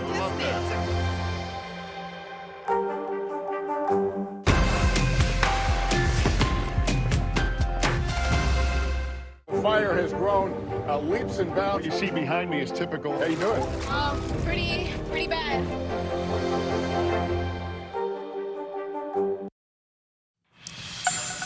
There's a growing problem emerging on the streets of New York City, license plate cheating. It started almost 2 years ago when Governor Kathy Hochul expanded the use of thousands of traffic cameras. Now, the plan was to slow down speeding drivers, but now they found ways around getting a ticket. In fact, stay tuned now. Anchor Gotti Schwartz spoke to one New Yorker who's working to crack down on those offenders. New York City is known for its homegrown crime fighters. Spider-Man. Batman. But wait, there's a new crime-stopping vigilante in town. Hey, it's Gersh Kunstman doing what I do best. Hey, it's your buddy Gersh Kunstman of Streets Blog. Hey, it's Gersh Kunstman. You know I'm hiding in plain sight. Gersh Kunstman, a former tabloid reporter turned road safety advocate, is on a mission to stop cheating. License plate cheating, that is. Let's jump back to 2022, when New York City flipped the switch and turned its thousands of traffic speed cameras on 24/7. And it helps slow down drivers, kind of. Because here's the catch. It turns out some New Yorkers are pretty creative when it comes to avoiding traffic tickets. Normally, if you get caught at a speed camera, you get a $50 ticket. But if you've obscured your license plate, you might not get a ticket at all. And that is costing New York a lot of money. The city says ghost plates are one main culprit. So a ghost plate can be a few different things. Some are essentially fake or temporary plates. So there's people counterfeiting those. Other people are just using a marker, and scratching out or kind of covering the numbers. So you might still be able to see a lot of the license plate, but you can't make out one or two of the digits. Mayor Adams vowed to crack down on them, but according to the comptroller's January audit report, the problem isn't going away. It's actually getting worse. We saw that grew dramatically to where it happened 750,000 times in the 6 months that the audit reviewed. Enter Gersh Kuntzman. He's the editor-in-chief of Streets Blog and a part-time license plate vigilante. There's a lot of techniques that New Yorkers use to cover their plate. Scratching off part of the plate, like an E can become an F very easily if you just scratch it off. So I've had to go around with a black paint pen. I don't use a magic marker. Just another pro tip out there. Don't use a magic marker. They're not thick enough. You got to use a paint pen. And I have 2 different colors for different types of New York plates. You just repaint it. And it's funny because I'll sometimes come along and see, like a paleontologist, I'll see different layers on a plate, and I'll see some that I've painted, and then the person scratched off again, and I repainted it. Gersh likes to spice up his morning commute with a little DIY activism. And his X page is dedicated to naming and shaming offenders. Most of the time, I'm just going to work. I don't set up these long, elaborate bike rides to find these people, but there's certain hotspots around my office in Lower Manhattan. And basically, any area where public officials feel that they are in charge and they are the law, you see a lot of it. And get this, he says a lot of the plates he unobscures actually belong to city employees. And here's a court officer placard. You're gonna love this one.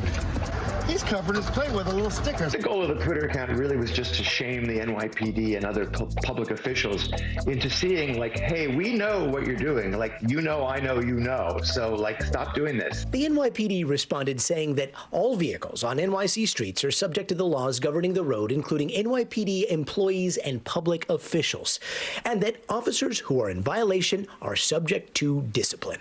I'm no great fan of busting people who are honest people. It's something that he gets such a kick out of that sometimes he sings about it. The cops call it criminal mischief. They'll charge you in the 4th degree. Citizen enforcement, can lead to conflict, which, as Gersh shows, might be entertaining for viral videos, but is not the best thing for making sure we have a safe and healthy New York. While the city would like to collect the speeding ticket money, the comptroller stresses that it all comes down to safety. Really what this is about is saving lives and preventing crashes. So making sure that everybody follows the rules fairly really is a matter of life and death. People have lost sight of what these enforcement cameras are all about. It's not a money grab. It's only a enforcement strategy against the most reckless drivers. It bears repeating because people think that the government is just coming into your wallet and taking money. No, you're speeding in a school zone. So I don't have a lot of sympathy for you. Gotti Schwartz, NBC News. That is risky business going around touching people's cars with a paint pen. In New York. Oh, exactly. All right, stay with us. You're watching NBC News Daily.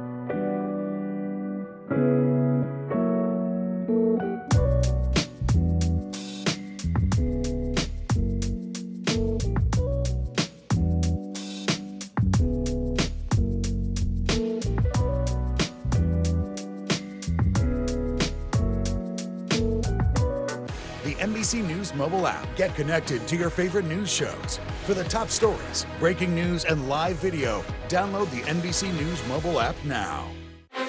Were you calling the shots, though, Mr. President, ultimately? Do you bear responsibility for what is happening at the border, what the president himself has called a crisis? Is it clear who's going to govern Gaza once this war is over? If it's Sunday, it's Meet the Press.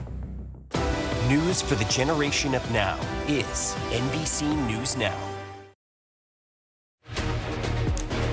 Well, welcome back. It is 12:30 in Abilene, Texas, and 1:30 in Wilkes-Barre, Pennsylvania. I'm Vicki Wynn. I'm Morgan Radford. Here's what's making news right now. Congress is scrambling to avert a partial government shutdown. The Departments of Defense and Homeland Security, as well as the IRS and TSA, will run out of money if lawmakers do not strike a deal by this Friday.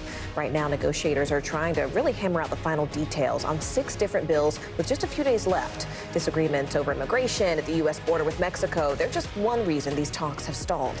The Environmental Protection Agency is banning the latest type of asbestos that's still being used here in the U.S. The ban applies to asbestos used in car parts, including brakes, linings, and gaskets. According to the EPA, exposure to asbestos has been linked to several types of cancer, including lung and ovarian cancers. It's also linked to more than 40,000 deaths. A wild scene in California over the weekend where police say a woman drove into the Pacific Ocean while trying to avoid officers during a car chase. Now, that woman had 2 dogs inside the car. One managed to escape while first responders rescued the second dog. Officers arrested the suspect after she tried to swim away. She's now facing potential charges of speeding, evading authorities, and even animal cruelty. Wow, that story just kept getting more and more layered. I mean, there were so many turns. Right, I said, we first saw you in the water, then there was 1 dog, 2 dogs. Ooh, wow. All right.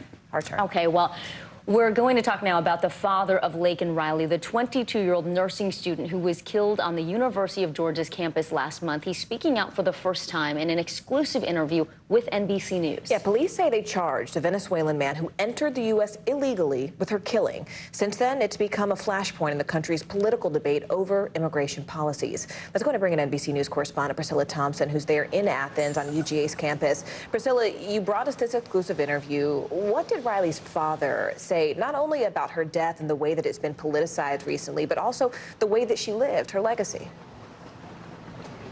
Yeah, Morgan, he said that that aspect of the politicization has been incredibly difficult. But today he is seeking to remember her as a person, someone who was an avid marathon runner who was looking forward to going out on dates this year. She wanted to become a nurse and work with children. And he said that he would talk to her often. In fact, he spoke with her just 2 weeks before she died. And I want to play a little bit about what he shared about that. Do you remember the last conversation you had with her? I do. We just talked about how she was doing in school, and she was going out for a run. She was very easy to talk to about anything. Yeah. I wake up every day thinking, you know, that I can call her, and I can't. And Morgan, he called her his angel on earth. Morgan, Vicki. Wow. Priscilla, we know there are some new developments in terms of what we've learned about the suspect in this case. What can you tell us?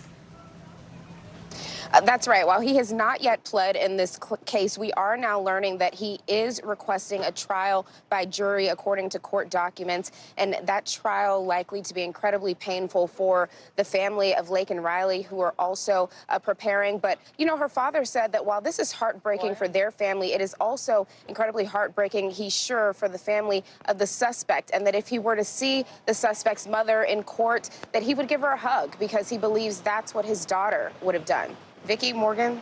Priscilla, thank you so much for bringing us that interview. NBC News correspondent Priscilla Thompson live from UGA's campus. Well, former CNN anchor Don Lemon dropped his long-awaited interview with billionaire Elon Musk today, and it marks the first episode of Lemon's new show since he was fired from CNN in April of last year. Take a look. You don't agree that this country was founded on racism and founded on slavery and in many ways inequities that still continue on to this day? I think every country at that time, and I think even today, was extremely racist. We want to look to the future rather than the past. And instead of engaging in constant rehashing of the past. Because in fact, if you look at history, if you study history broadly, everyone was a slave. Everyone. The Don Lemon Show was supposed to launch on X, but Musk abruptly pulled the plug on their partnership after that interview was recorded. In a post on X, the company said after careful consideration, it decided not to partner with the show, but that Lemon could post its content on the site. Lemon later claimed that Musk's support of free speech did not apply when it came to him. We have NBC News entertainment correspondent Chloe Malas with us now. So, Chloe, you spoke directly with Don Lemon this morning. What did he tell you about what went on behind the scenes of that interview and how basically it landed him without a platform for his show? I know, and this is such a headline-making interview. Even now, even though we knew that this was a hot-button issue and that so many things have transpired over the last few days, and I used to work with Don Lemon at CNN for many years, so, you know, I called him up and we had a long conversation this morning, and he said as soon as he walked into the interview that Elon Musk was cold, that he knew that the situation seemed a little dicey, but he had no idea that he was going to ask questions. You know, he knew he was going to ask hard-hitting questions, but he didn't realize that he was going to upset Elon Musk so much. And he keeps saying, Don, that he wants the viewers to try to decide what it was about the interview that bothered Musk so much. And, you know, Don has said repeatedly that Elon did not want to answer questions from somebody like me. And I think that if you read between the lines there, he's saying, you know, a gay man of color, right? And so I think, you know, he has said, look, he expects Elon Musk to pay out that contract. And it was a very expensive, lucrative contract that Don had with the X platform, and that, you know, they will go to court if things are not resolved amicably. And, you know, they talked about a wide range of issues, including Elon Musk's use of ketamine, which clearly upset Elon during the interview. I watched it this morning, and, you know, Elon says that he uses ketamine recreationally because he suffers from some depression. And Don Lemon pushed Elon Musk on that issue and said, you have federal contracts. You oversee satellites. You know, you have SpaceX. How can you be using ketamine? And he claims he only uses it in small doses. And, you know, this interview goes on for a while, and you can tell that Elon Musk is very agitated in it. And I said to Don, when it ended, what did he say? And he said that Elon just thanked him. They both thanked each other, and that Elon left. That he had no idea that Elon then texted his team and said, contract terminated, and that this was all going to be over. Wow. You know, it's interesting you mentioned legal action, but does Don's show have a future without X? He says yes. He says that it will be on 3 times a week, that he will have interviews, but that sometimes it will just be his own commentary. They will continue to post it on YouTube, on different social media platforms, even at X, and that he actually would welcome Elon Musk to come back on the show. I said, who's your dream guest? And he said, I would love to have Elon Musk come back on the show. He said he would like to have Nikki Haley come on the show. Remember, those are some of the comments that he came under fire for while at CNN, saying that Nikki Haley was past her prime. He said he would like to have former President Donald Trump on, even President Biden, but that he doesn't only want to focus on politics, that it could be entertainment or just whatever is in the zeitgeist of pop culture at the moment. But he says he is entertaining advertisers and he's having active conversations with other platforms. So we shall see. But he says the show must go on, and it will be on 3 times a week. Everyone certainly is talking about it right now. And I will say it is a true journalist instinct to be willing to go tete-a-tete with someone who you perhaps had a misunderstanding with. And you hear Elon Musk say in the interview, I'm only doing this interview because you asked for it and because the show is on X. Well, here we go. Not any longer. All right, NBC News entertainment correspondent Chloe Malas. Chloe, thanks. Chloe, thank you so much. Well, a woman who survived a cougar attack near Seattle last month is speaking out now about her experience for the first time. She says her friends went into hand-to-hand combat with the animal after it jumped out at her during a bike ride. Julie Calhoun from our NBC affiliate King 5 spoke with her about what she calls the fight of her life. They're amazing. Carrie, Annie, and Tish are competitive cyclists and have been riding together for at least 5 years. But on February 17th, a ride would turn into a fight for Carrie's life. And the attack just happened so fast. A group of 5 women started riding from Tish's home in North Bend and made it to Cocoa Creek Trail near Snoqualmie. Then 19 miles into their ride, 2 cougars ran out from the brush. One kept going into the woods, the other lunged at Carrie. From the time we saw the cougars to the time it took Carrie off her bike was about 3 seconds. 1 second, I'll say. So we didn't have a chance to face off with them to scare them away or anything. I just remember getting tackled from this side and then ending up at the other side of the road. I immediately tried to choke the cougar, which was like choking a rock. The women used sticks and a large rock to try to get the cougar off Carrie, but it had her face clenched in its jaw. I knew every second what was going on, and I was doing my own, poking at it and trying to poke his eyeballs out and get up his nose and pry his mouth with my hand. 15 minutes into the battle, a small moment of release, and Carrie was able to get away. The group managed to get a bike on top of the cougar and hold it down until help arrived. Carrie's just laying there by herself, and we just kept saying, "Are you doing okay?" And she would just give us a little bloody thumbs up that she was doing okay. A Fish and Wildlife officer got there and shot and killed the young cougar. Carrie suffered severe damage to her face and permanent nerve damage, but says thanks to her friends, she made it out alive. I think it's the epitome of true friendship and love is action. I know for a fact I would be dead if they didn't come back in. I would just be gone. We just did what we had to do, and part of it was just primal instinct. Just get in there and fight. Mama fight bears. for a life. Yeah, the cougar wasn't going to take us cougars down. Julie Calhoun, NBC News.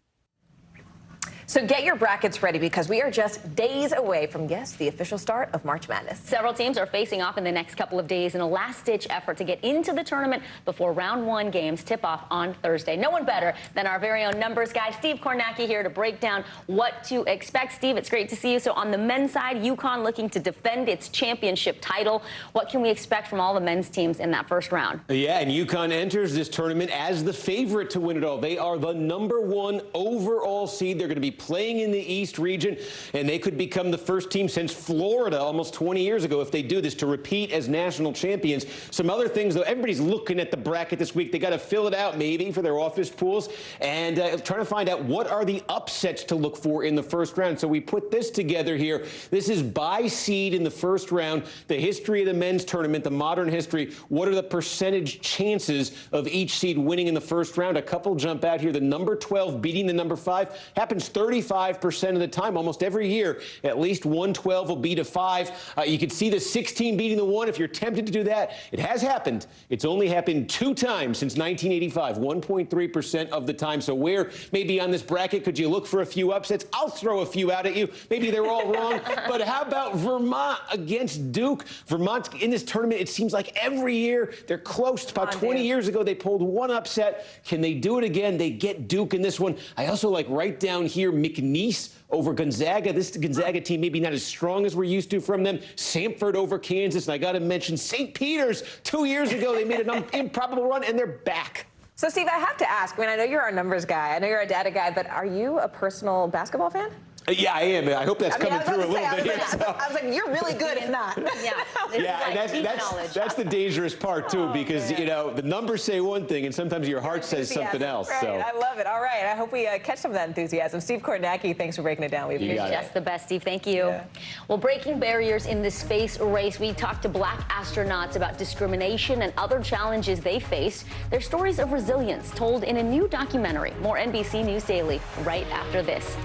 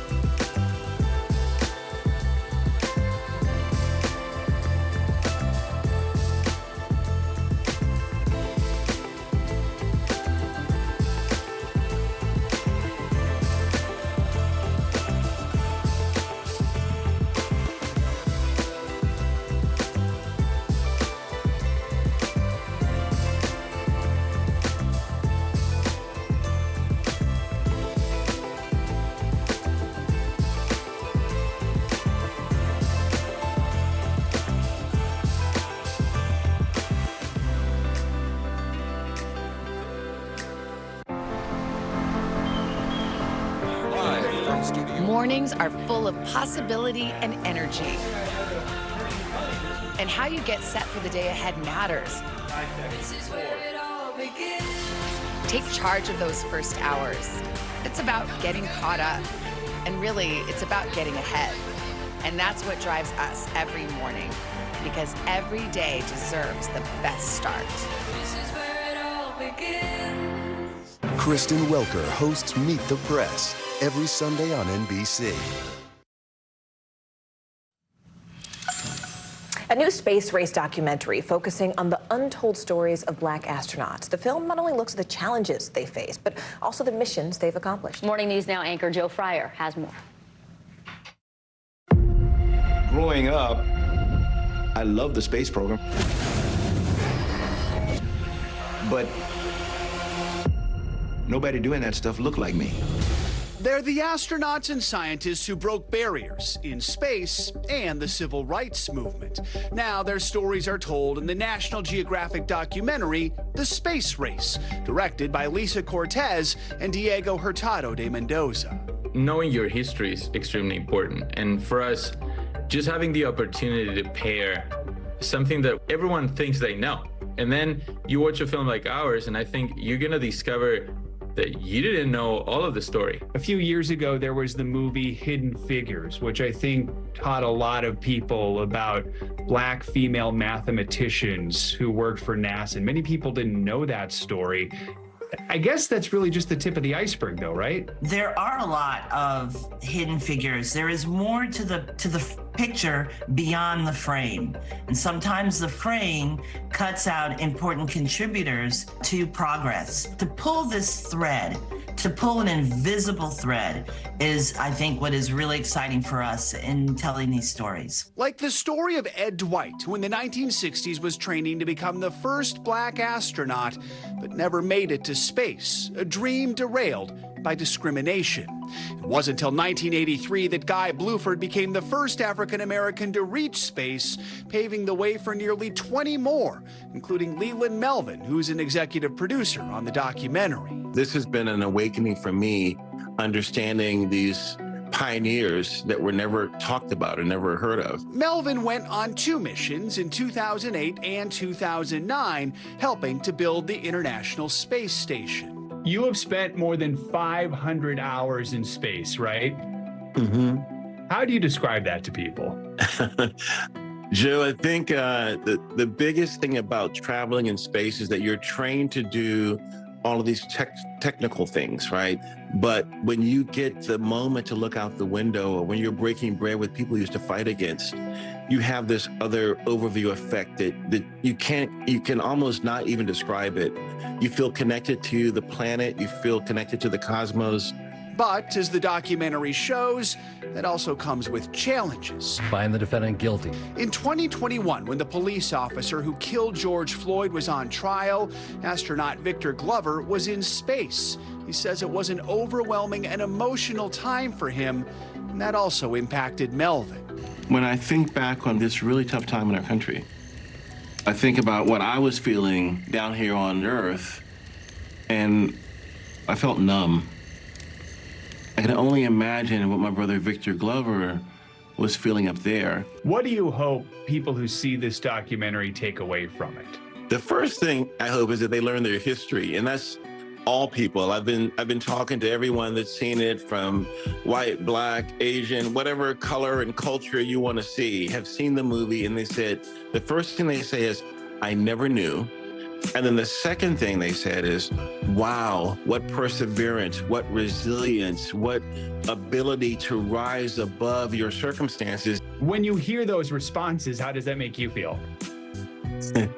It's a big smile on my face because I had a part of helping bring these stories to light. Joe Fryer, NBC News. Those stories, those people, so deserving. You're watching NBC News Daily.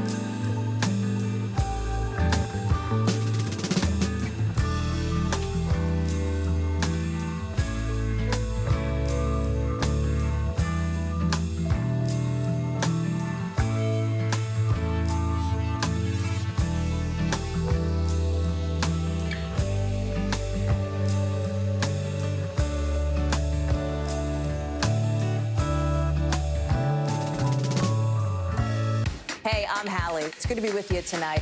What do we know that voters care about? The economy, right? You are seeing that firsthand yourself on the ground there today. This is two things. It is pretty big medical news. It is also a pretty big mystery. And oh, by the way, it's driven by one of the most controversial people in the United States. What's happening? They have tweaked my monitor, and I can see now you are, in fact, soaking wet. I am deeply sorry. My commitment I apologize to Hallie for the many Jackson now questions. will never be questioned.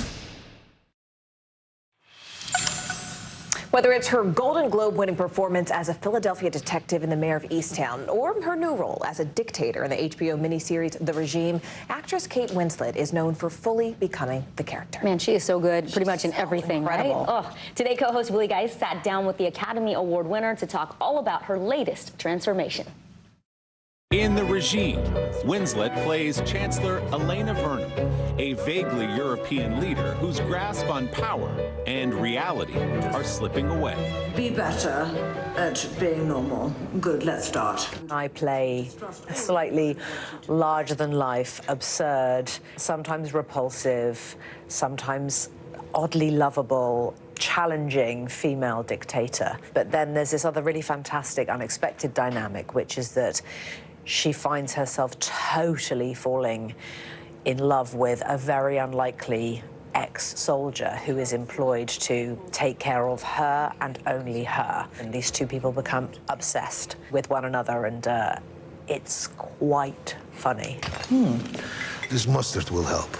Go on, then. Slap me up like a sandwich. Where did you start? Was it the accent? Was it a look? I felt instinctively right away I mustn't sound like myself. I was quite nervous that if I opened my mouth and I spoke like that people would automatically assume that they were watching a story about the British monarchy. So it was important right away that we were able to establish that this was somewhere else. It is an imagined universe.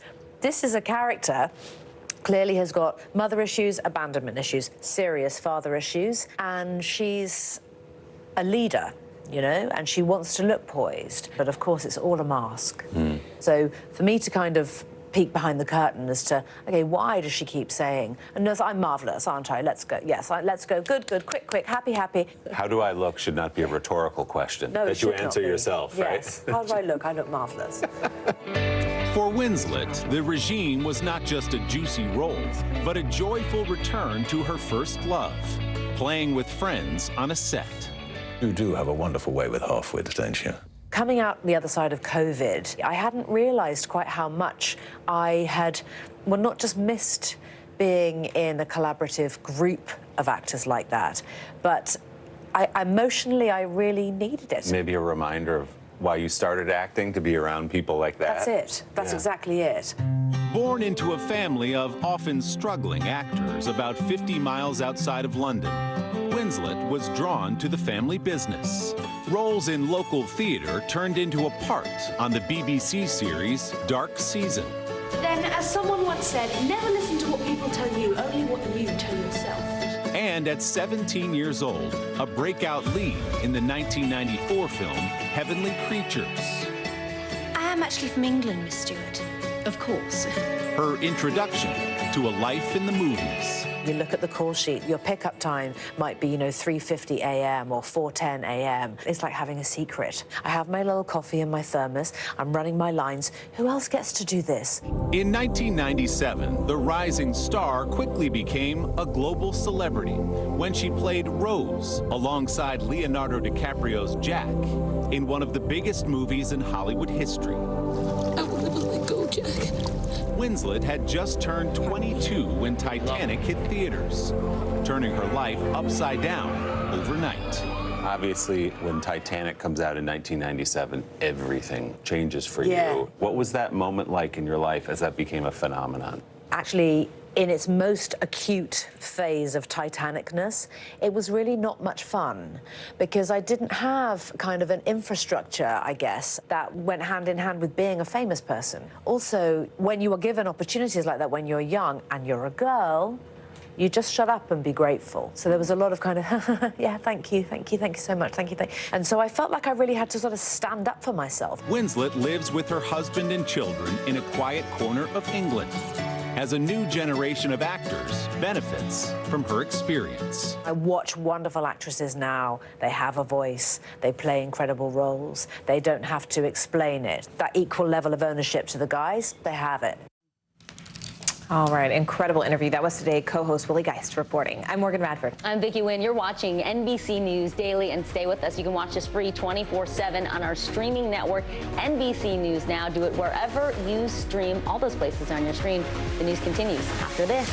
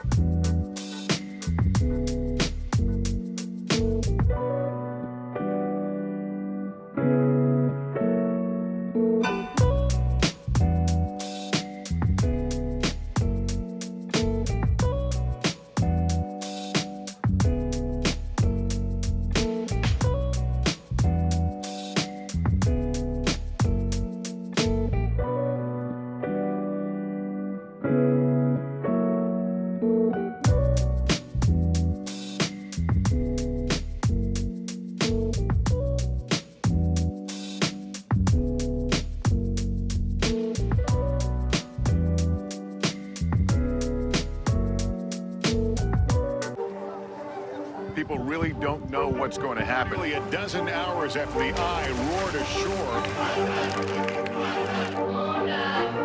More good people than bad people, right?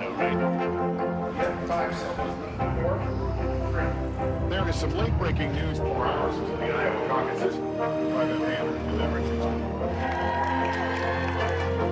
All right, it just did too.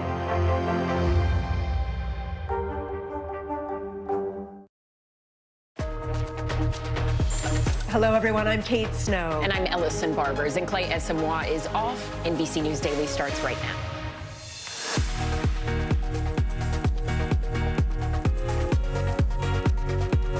Today, Monday, March 18th, 2024, hours to go. A high-stakes deadline looming for the Supreme Court. The controversial Texas border law that could go into effect today if the justices decide not to intervene. Spring break chaos. Partygoers seen running for their lives after a series of shootings in Florida vacation hotspots. What's being done right now to get things back under control? A father's grief for the first time. We're hearing from the dad of that Georgia college student allegedly killed by a man who was in the U.S. illegally. She was so full of life. I just hate that, she was taken so early. The exclusive interview and why he says he's furious at some political leaders. Plus, escaping a cougar. A group of friends jump into action as one of them was being mauled. How they saved her from the jaws of a wild animal.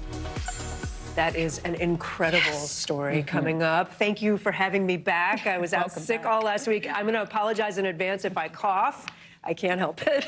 But thank you for being with me. We're going to begin this hour in the nation's capital, where we're watching the clock very closely. Yeah, just 3 hours from now, we could learn if the justices will allow that controversial Texas law to take effect. It would allow local police to arrest and deport migrants, suspected of illegally entering the United States. The Supreme Court had put a temporary hold on that law called a stay, but that expires at 5 p.m. Eastern today. Joining us to talk about that case and others before the Supreme Court today, NBC News correspondent David Noriega in Los Angeles and NBC News Justice and Intelligence correspondent Ken Delanian's with us in Washington. David, I'll start with Texas. You've been speaking with attorneys there about this immigration law. What do they say will happen if this 5 p.m. Eastern deadline comes and goes with the Supreme Court doing nothing? Yeah, Kate, so this law would be hugely consequential in a lot of ways. It would have national consequences affecting the balance of power between the federal and state governments when it comes to immigration. There's pretty clear precedent saying that the federal government is solely in charge of enforcing immigration laws, which is why a lot of legal experts think it's fairly unlikely that this law will be allowed to go into effect. However, we can't take anything for granted. And if this law does go into effect at 4 p.m. Central, 5 p.m. Eastern tonight, what attorneys on the ground who would be tasked with kind of navigating the fallout have told me is that they expect pretty much chaos. There are a lot of things that would happen as a result of this law that are pretty much completely unprecedented. Just one example, the law, by making it a state misdemeanor to cross the border without authorization, would allow Texas judges, would actually compel Texas judges to issue what amount to de facto deportation orders. But there is no infrastructure or process or any kind of system in place for state or local law enforcement officials to actually remove people from the country. That's something that's done by the federal government for a lot of reasons, not least of which is the fact that there needs to be a binational agreement between the United States and whichever country is receiving that deportee. So there really are way more questions than answers about what this law would actually look like on the ground if it allows to proceed. Back to you guys. Ken, let's bring you in here. The justices, they're also weighing arguments on 2 high-stakes cases involving government and free speech. One of them focuses on fighting misinformation on social media platforms. The other involves the National Rifle Association, the NRA. Let's start with that social media case. Walk us through what the justices are ultimately deciding here. Yeah, Ellison, both of these cases go to what's the line between persuasion and coercion when it comes to government officials trying to tell private companies about, for example, misinformation and disinformation.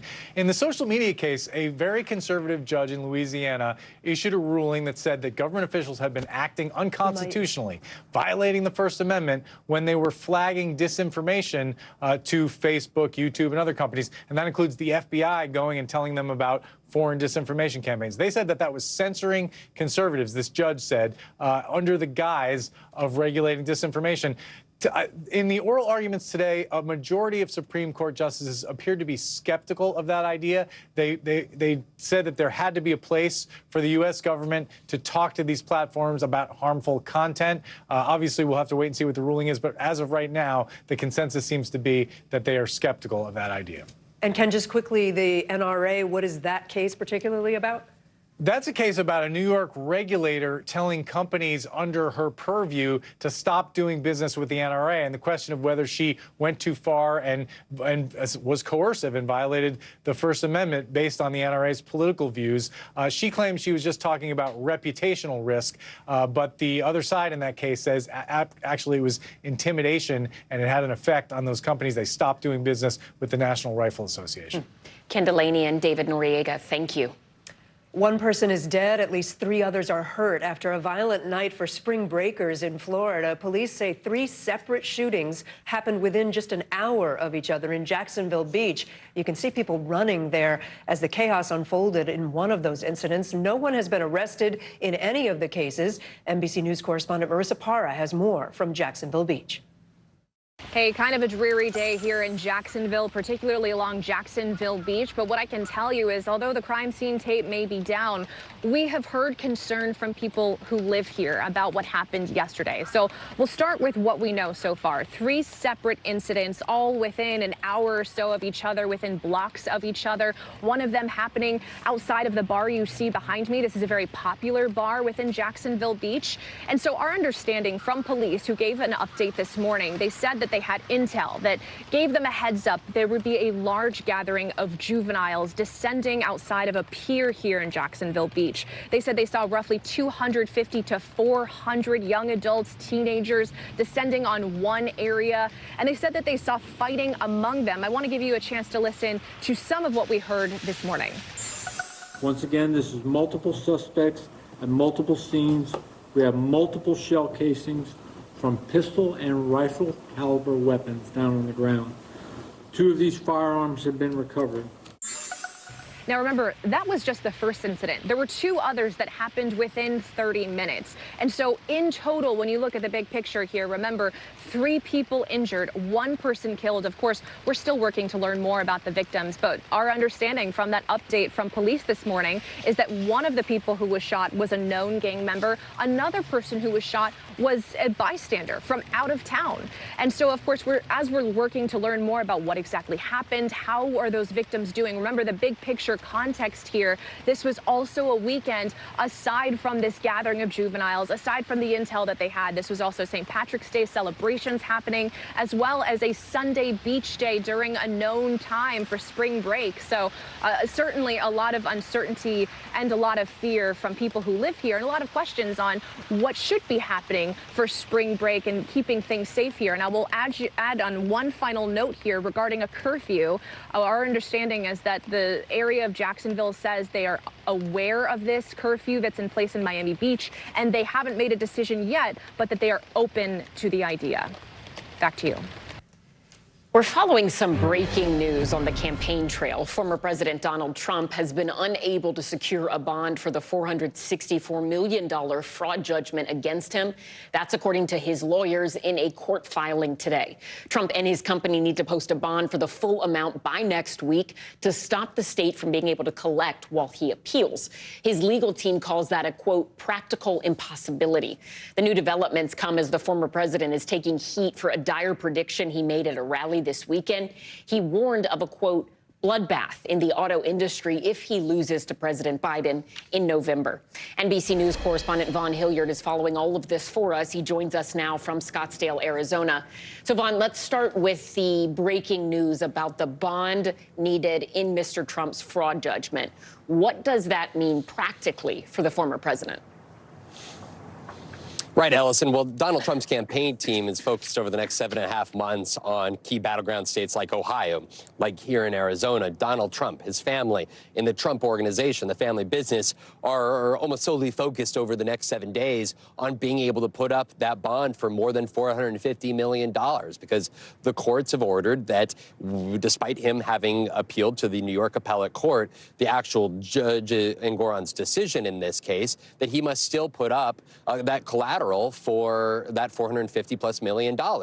The issue is for Donald Trump and his legal team in this filing, this motion this morning, looking to put a stay on having to put that bond forward, is that they said that it is practically impossible to find anybody that was willing to put up a bond of that magnitude. They have already, according to the attorney, gone to 30 different surety bond companies to seek help on this, and they have been unsuccessful. So in the meanwhile, while we wait to see whether the appellate court rules on this stay and grants Donald Trump that financial flexibility, New York Attorney General Letitia James said that come Monday, March 25th, if Donald Trump does not put up that appeal bond, that she will begin efforts to seize his assets, including even his properties in Manhattan, Allison.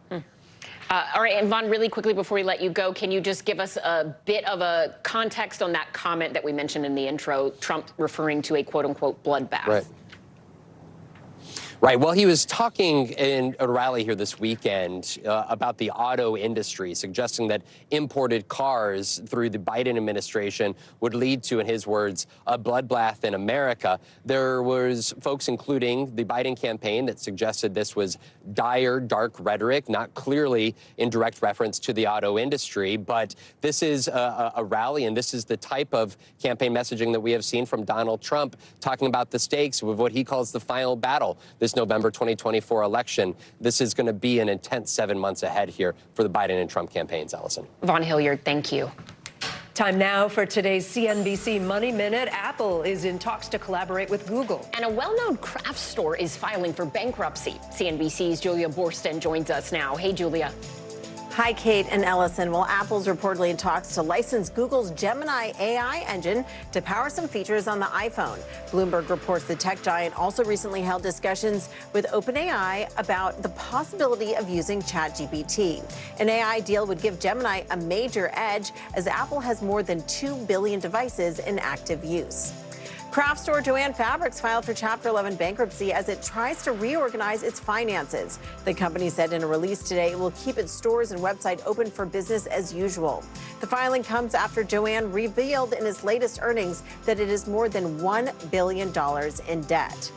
And the buzz around artificial intelligence is really as big as it seems. FactSet analyzed earnings calls of all S&P 500 companies between December 15th and March 14th and found nearly 180 of them mentioned AI. Unsurprisingly, AI chipmaker NVIDIA brought up the phrase the most, saying it more than 100 times during its February call. That's when the company posted a 265% growth in revenue based on strong sales for its chips. Chips, of course, used for AI. Back over to you. Julia, Thank you. Thank you.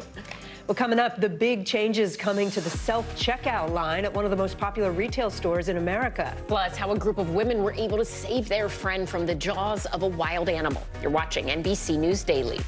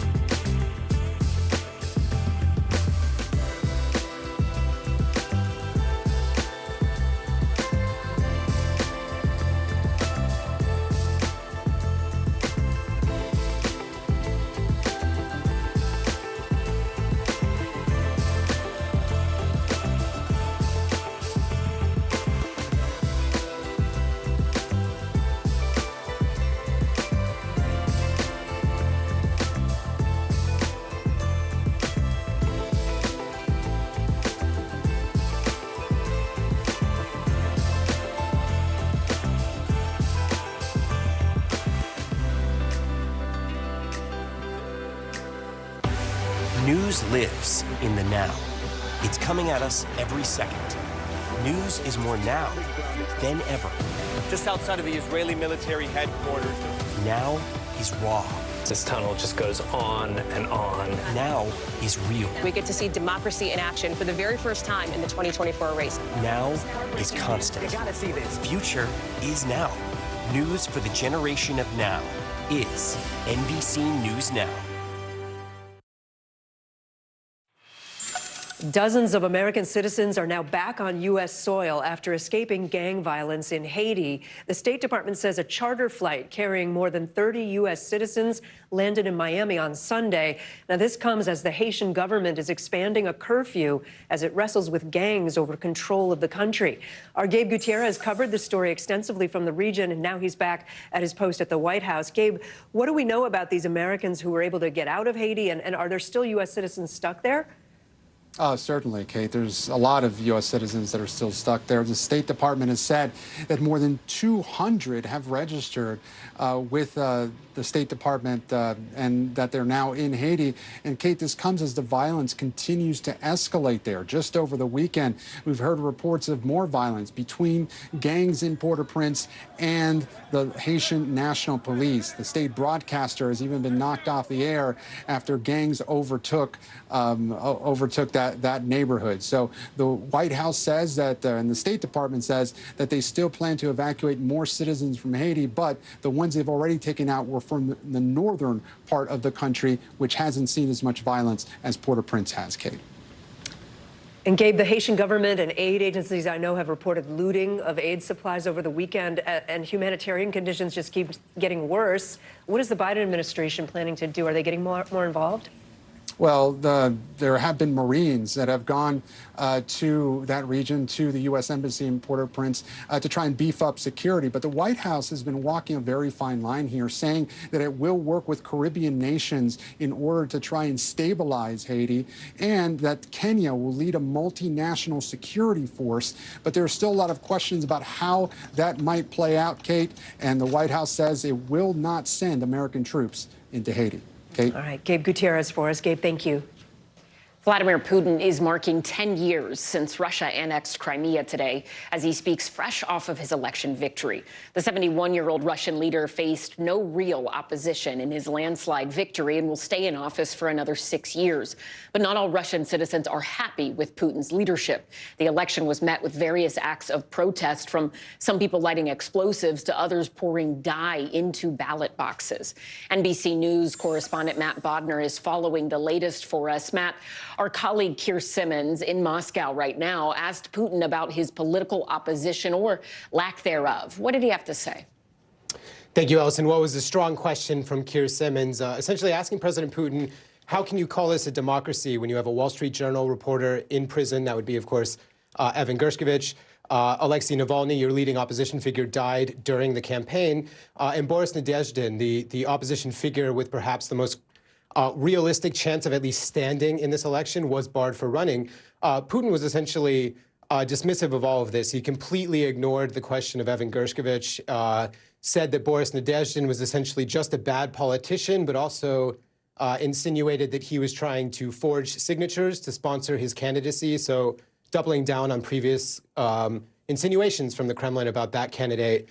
Then, of course, with Alexei Navalny, we heard for the very first time in answering Keir's question, the Russian president saying Alexei Navalny's name, which is astonishing to think about when you look back on the decade that they had been battling. So very defiant, President Putin. Ellison? Matt, how are other world leaders, including the United States, reacting to all of this and Putin's inevitable, what we expected to happen, his re-election victory?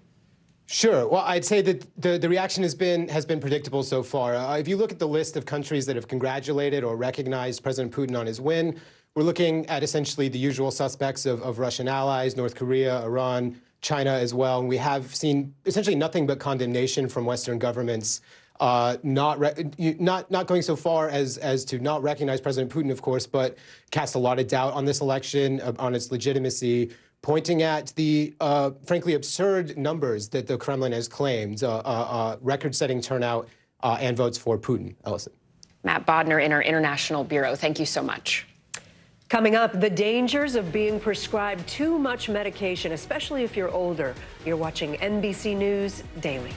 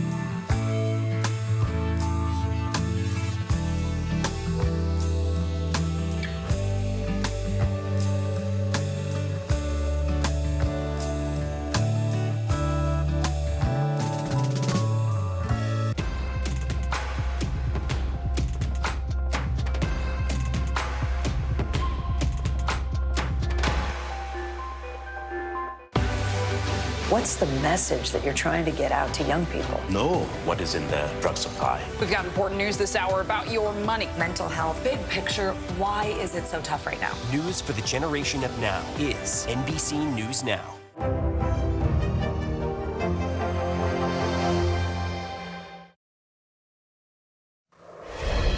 President Biden wrapped up a call with Israeli Prime Minister Benjamin Netanyahu a short time ago. It's the first time the two leaders have spoken in more than a month. The conversation comes after Israel's military says it launched an overnight raid on the hospital in northern Gaza. NBC News international correspondent Matt Bradley joins us now. Matt, do we know exactly what was said during this phone call between President Biden and Prime Minister Netanyahu? Yeah, listen, we kind of know the topics. We don't know exactly what the exchanges were, but from what was reported, this call was focused on the two main points of disagreement that, among other things, have upended the relationship between these two, once cozy leaders not so long ago. And the first is much-needed aid for Palestinians in the Gaza Strip. That's an issue that the administration and so many others throughout the world, including aid agencies and advocacy organizations, they've been complaining about this for the past several months. And the Biden administration has been proposing extraordinary efforts to get aid into the Gaza Strip, airdropping it from the sky. They're proposing to build an offshore port to handle marine aid shipments and begging the Israelis to open more road access to Gaza, which is the most effective way to get aid across. But it's important to note here, Ellison, the Israelis could let in huge amounts of aid by road by simply making a political decision to do so. But the Israelis have said that that aid comes at the risk of being stolen by Hamas. Ellison? And Matt, what is the Israeli military saying about this hospital raid?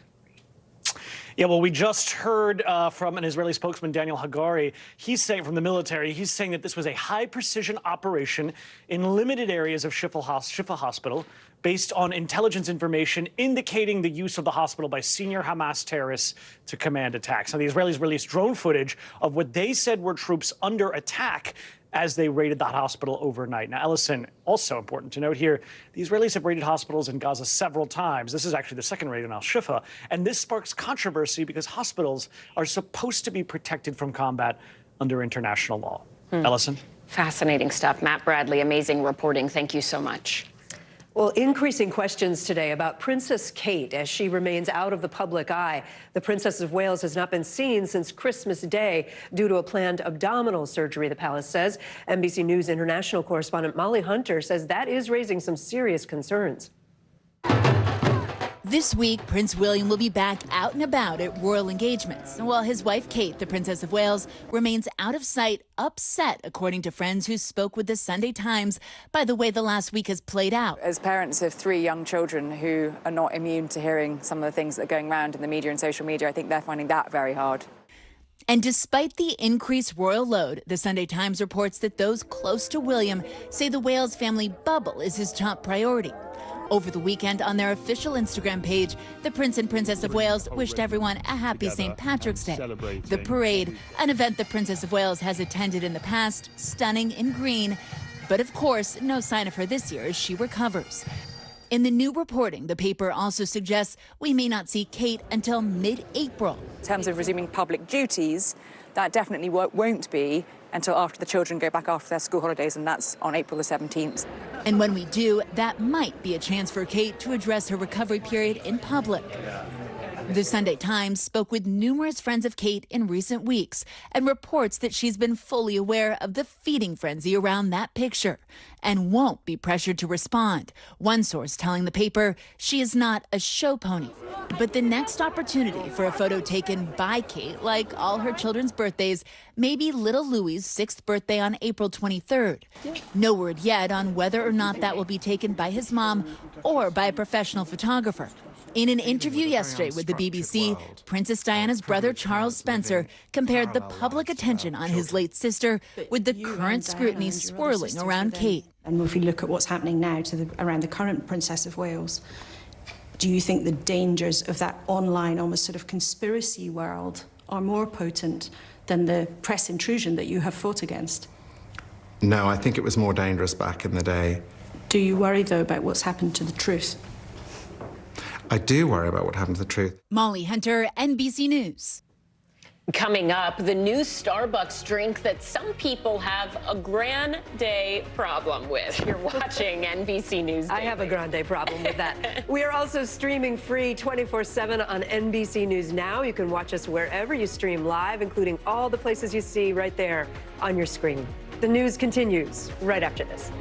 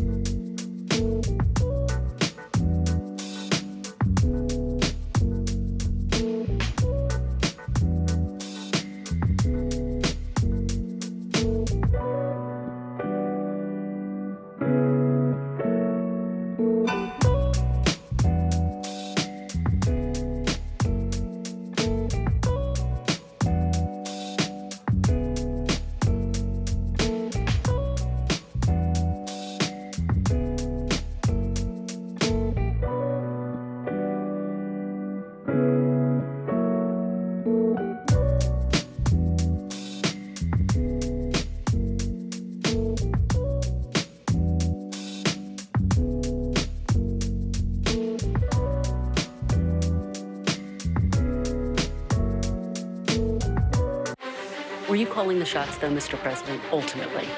Do you bear responsibility for what is happening at the border, what the president himself has called a crisis? Is it clear who's going to govern Gaza once this war is over?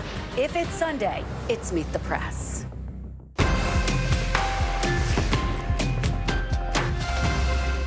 The fire has grown leaps and bounds. What you see behind me is typical. How you doing? Pretty bad.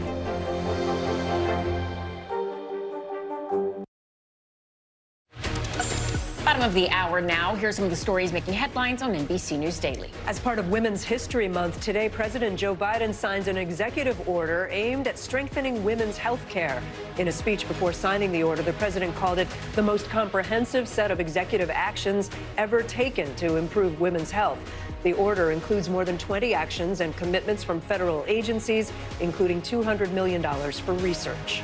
A second man has been charged in connection with the theft of the ruby slippers Judy Garland wore in The Wizard of Oz. In an indictment that was unsealed on Sunday, the man was charged with theft of a major artwork and witness tampering. Prosecutors say the man threatened to release a sex tape of a woman if she revealed where the slippers were. It's unclear how this new suspect is connected to Terry John Martin, who pleaded guilty back in October to using a hammer to smash the display case and steal those slippers. Iceland has declared a state of emergency after a volcano erupted for the fourth time in just 3 months. The eruption began on Saturday. It's still going today. It opened a fissure in the earth nearly 2 miles long. It also forced an evacuation at a famous tourist attraction, the Blue Lagoon Hot Springs. So far, no deaths have been confirmed, but one worker has been declared missing after reportedly falling into a volcanic fissure. Turning now to an NBC News exclusive. The father of 22-year-old Laken Riley is speaking out for the first time. The Georgia nursing student was killed while jogging last month, allegedly by a Venezuelan man who entered the United States illegally.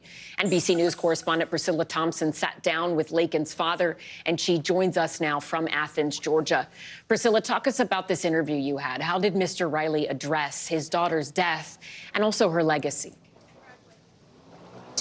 Yeah, Ellison, he described his daughter as an angel who was one of a kind. And as her name, Laken Riley, has become a battle cry in the partisan fight over border politics, he hopes that she'll be remembered not just for how she died, but also for the way she lived. Who was Laken to you? She was like an angel. Jason Riley speaking out for the first time, describing his 22-year-old daughter, Laken, as an avid marathon runner with dreams of one day becoming a nurse and working with children. We were looking forward to seeing her graduate next year. She was so full of life. I just hate that, she was taken so early. Police say Laken was murdered while jogging on the University of Georgia campus last month. I wake up every day thinking, that I can call her, and I can't. Police have charged 26-year-old Jose Antonio Ibarra with her murder. Ibarra, a Venezuelan citizen, entered the U.S. illegally in 2022, officials say. And despite an arrest in New York and a citation for shoplifting in Georgia, was never deported. Do you think a difference in immigration policy would have made a difference for Laken? We have no idea if that would have changed anything, but he's here illegally, that he might not have been here had we had secure borders.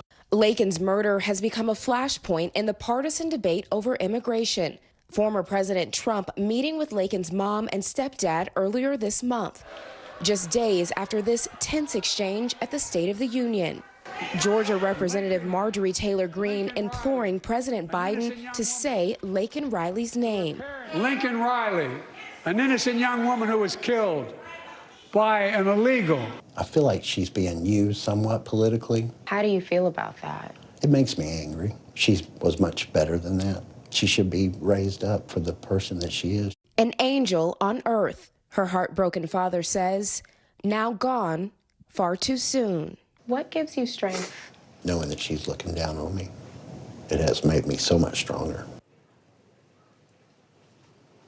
It's just heartbreaking, Ellison. And while the suspect in this case has not yet entered a plea, we are learning that he is requesting a trial by jury, according to court documents. And of course, Laken Riley's family also preparing for that trial, which they expect will be quite devastating. Ellison? Priscilla Thompson, we appreciate you and your reporting. Thank you. Now to a remarkable story of survival out of Washington State. We want to warn you ahead. Some of the pictures might be hard to watch here. A cougar attacked a woman while she was out on a bike ride, and she was able to survive. And she says she is only alive today thanks to her friends who jumped in and pried her free from the cougar's jaws. NBC News correspondent Liz Kreutz is following this one for us. Liz, it's almost unbelievable. What are we hearing from this group of women? Hey, Kate, it really is. I mean, to say that this woman is lucky to be alive would be an understatement here. It's just an incredible story of survival and bravery from these three women who are now speaking out, sharing their story with our affiliate up in Seattle. Now, what we know is this happened basically exactly a month ago. These three women are competitive cyclists. They were out on a long bike ride, and 19 miles into the ride, they came across a cougar that launched at one of the women, grabbed onto one of the women's faces, dragged her off of the bike. The other women then jumped into action to try to get the cougar off. They said it literally happened in a blink of an eye, and that they were using literal hand-to-hand combat to try to get this woman free. It's all happened for 15 minutes, this back and forth. Finally, the cougar had a moment of release. The woman was able to get away. The women were able to get one of their bikes and put it on top of the cougar to keep him down. Before Fish and Wildlife came, it was all a 45-minute ordeal in total, and here's what the women had to say about it.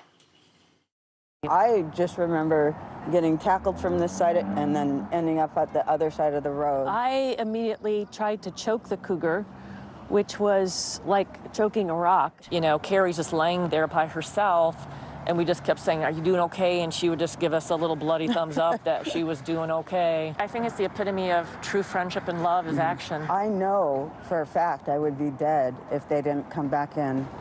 I would just be gone. We just did what we had to do, and part of it was just primal instinct. Just get in there and fight. Mama fight bears. for a life. So. Yeah, but the cougar wasn't going to take us cougars down. Now, that woman spent 5 days in the hospital. She has nerve damage to her face, but again, she's lucky to be alive. She says she still has a long road to recovery, but the amazing thing is she says she's going to be right out there riding. She's just going to bring more protection with her as she continues to ride around Seattle. Kate. Yeah, I hope so. Okay, Liz Kreutz, thank you for that. Okay, so anyone who has gone shopping really in the last decade has had to make a choice. Do I go to a cashier or do I do it myself at the self-checkout aisle? But NBC News senior business correspondent Christine Romans explains why more and more companies are starting to make major changes to their self-checkout systems. Hey there, we all have those feelings about self-checkout kiosks at stores. Some people prefer them for their speed and efficiency, while others are put off by their technical challenges. Now, Target is the latest retailer to introduce big changes to self-checkout, leading to even more controversy over these do-it-yourself machines. Whether you love it, I did not have to talk to a single person, or loathe it. Can we just all boycott self-checkout? Like, I'm so sick of it. This morning, there are big changes in the self-checkout aisle. Target now limiting purchases to 10 items or less in self-checkout. The new policy already in effect at most stores nationwide. Why? Target says its pilot tests found the restriction made self-checkout twice as fast and improved the customer experience. It comes as the do-it-yourself option meant to get you out of the store quicker and reduce face-to-face interactions continues to cause technical hurdles for some consumers. I stood there for almost 10 minutes. Help is on the way. Help is on the way. We found mixed reaction to Target's new policy. The line goes quicker, but also I feel like it's not very convenient for some people that are buying a lot of stuff. I like someone that's doing it for me. I don't really like touching the screens, to be honest with you. Target follows other major retailers also checking out of self-checkout. According to multiple retail analysts, self-checkout machines increase the risk of theft and in some cases outweigh the investments companies made in them. At Walmart, some stores are experimenting with limiting self-checkout to delivery drivers and paid subscribers to the Walmart Plus app, this during high traffic times. A spokesperson says the decision is intended to better manage checkout availability. Dollar General is removing self-checkout machines from hundreds of its stores, in part to reduce shoplifting. And Costco has started screening membership cards in its self-checkout lanes after noticing more cases of card sharing.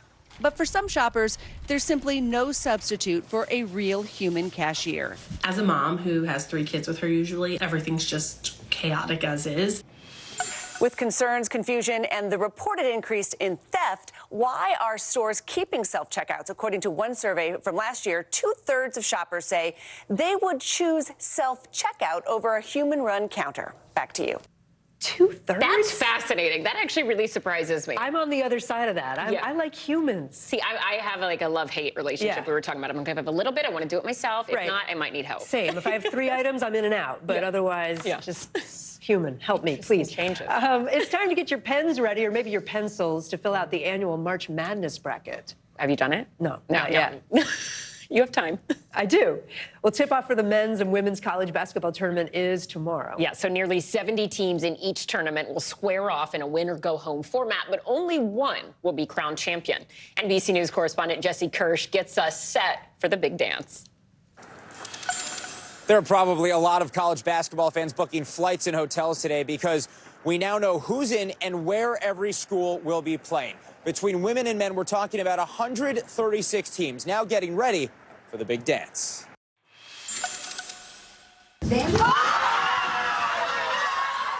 From first-timers to tournament regulars, the March Madness brackets are set. Just with our sights on winning basketball games. Hats off to teams like the Stetson Hatters men's squad from Florida, making their first ever tournament appearance. What we did, it wasn't given, it was earned. It's no surprise others, like the Iowa Hawkeyes women, are back in the big dance.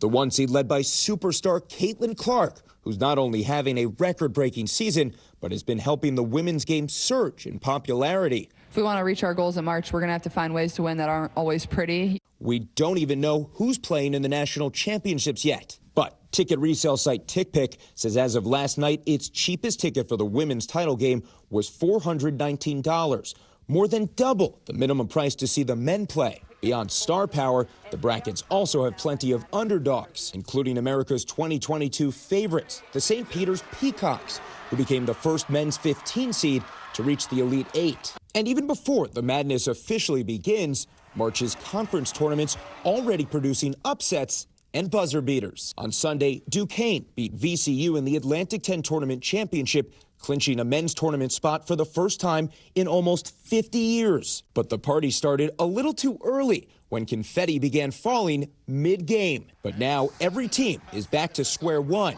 It's time to go dancing.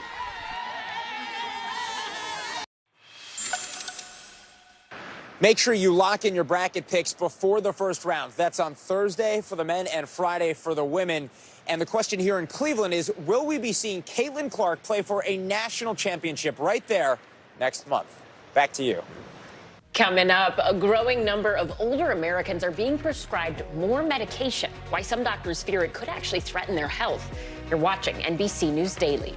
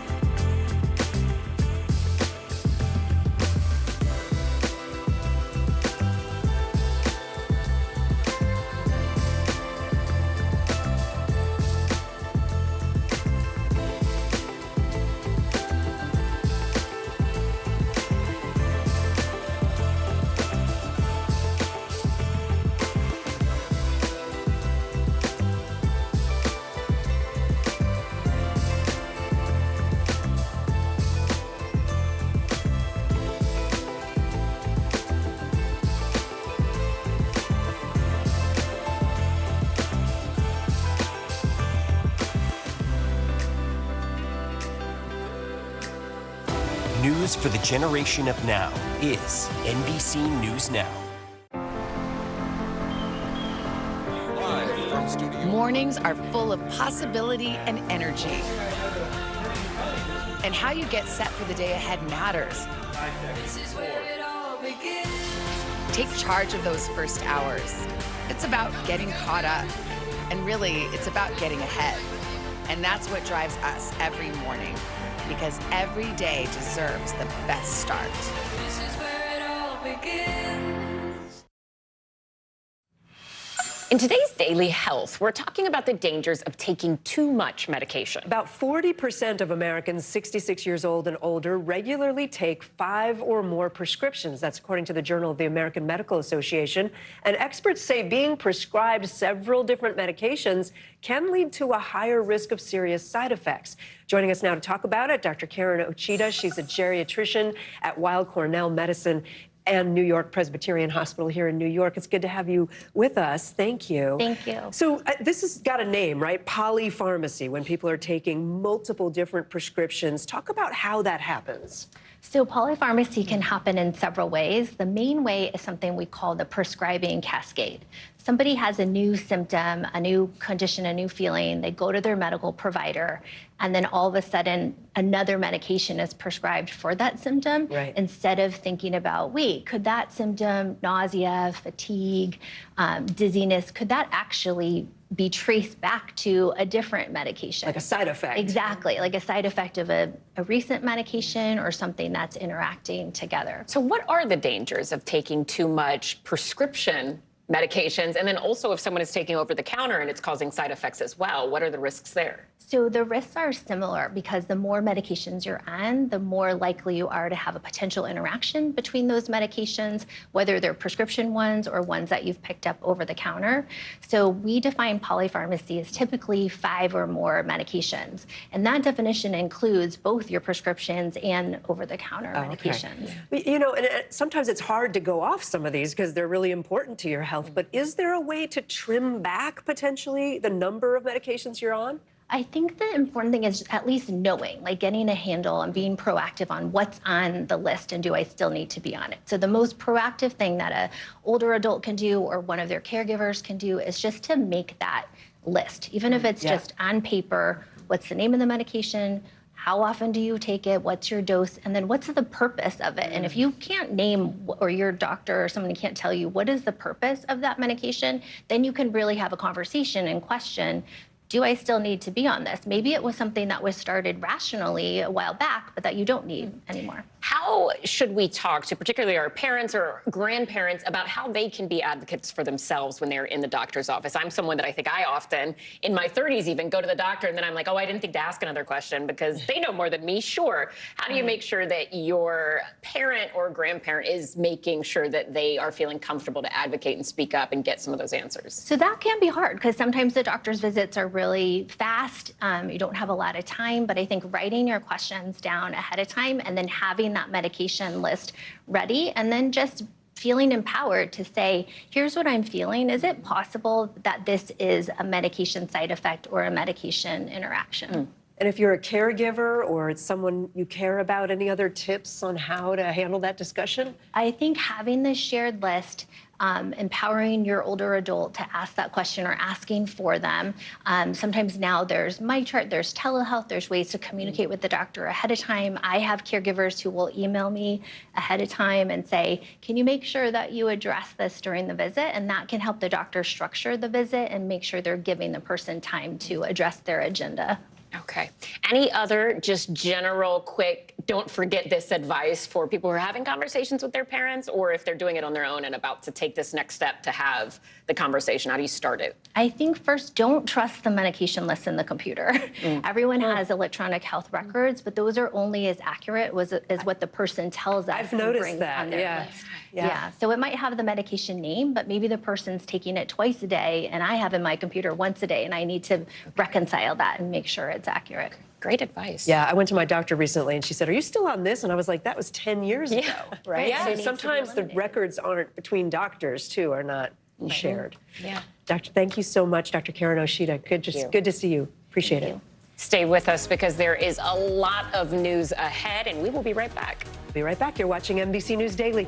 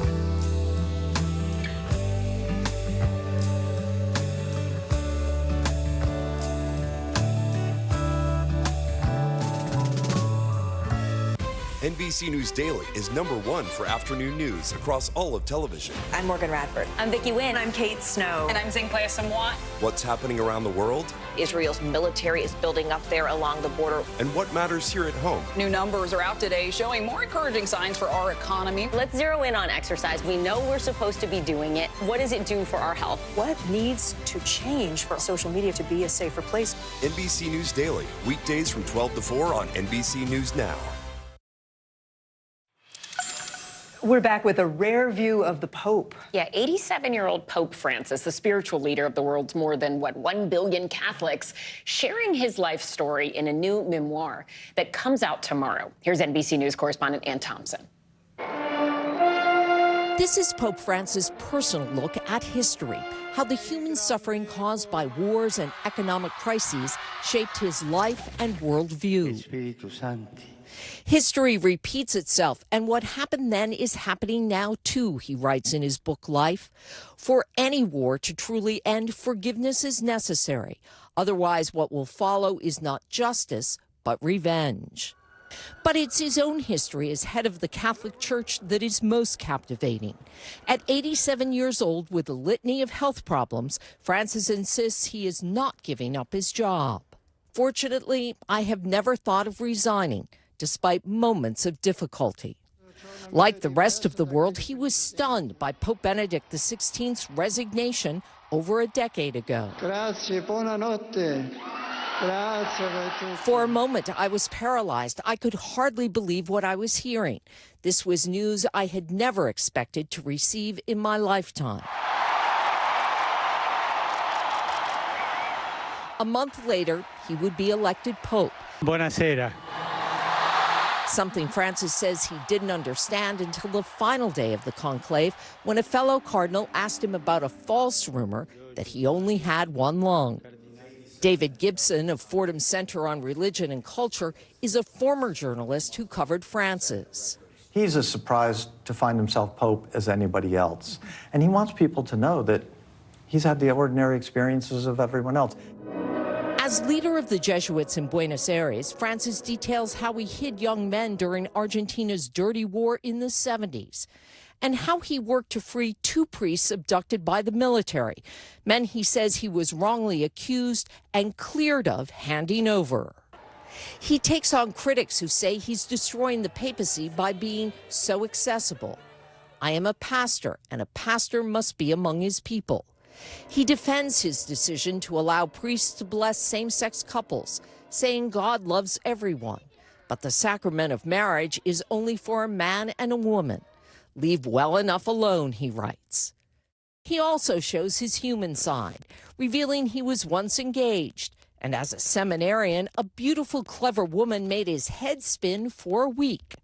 Still, the oldest child of Regina and Mario Bergoglio followed the calling he heard as a teen, to become a priest, and eventually the 266th pontiff of the Catholic Church. Is this Pope Francis trying to write his own legacy? Yes, this really is Pope Francis trying to write his own legacy, set the record straight, saying this is what I meant and this is what I tried to do as Pope. This is how I saw the church and the world at this time. That's the record. That's it. Ann Thompson, NBC News. And thank you. Let's take a look at some of the other stories trending today. People in London, they woke up to a treat on Sunday when a new piece from street artist Banksy just suddenly appeared. Banksy used green paint on a building behind a bare tree to mimic its leaves. It also includes a stencil of a person holding a spray can. Stencils are kind of a hallmark of Banksy's work. Banksy confirming it is their art in a post on Instagram. It's the artist's first new piece since December of last year. It's pretty cool. Yeah. I would like that on my block. Starbucks, have you heard about this? They're known for coming up with new flavors, but there's a new one that's causing some people to turn up their noses. The coffee giant introduced 2 lavender-flavored drinks. That's right, lavender, for the first time in the U.S. And let's just say some people have really strong feelings. Some said that they felt like it was tasting spring in a cup. One customer who wasn't quite a fan said it tasted like dish soap. Big extreme Lavender soap. I guess we're going to have to try it first. It's like purple, It's too. different. Yeah. Not attracted to that. And before we go, you want to do snapshot? Yeah, so before we go, daily snapshot. Incredibly excited about this one. Cherry blossoms. Yeah. It's in full bloom in our nation's capital almost 2 weeks earlier than normal. Beautiful. The National Park Service defines peak bloom as when 70% of the trees that line the National Mall and the tidal basin are open. This is the second earliest peak bloom in more than a century of records, with climate scientists saying, unfortunately, it might be the long-term effects of global warming causing the blooms to come earlier. But, man, that is a beautiful picture. Beautiful. We'll take it any time of the year, I'll be honest. We'll be right back. Yeah.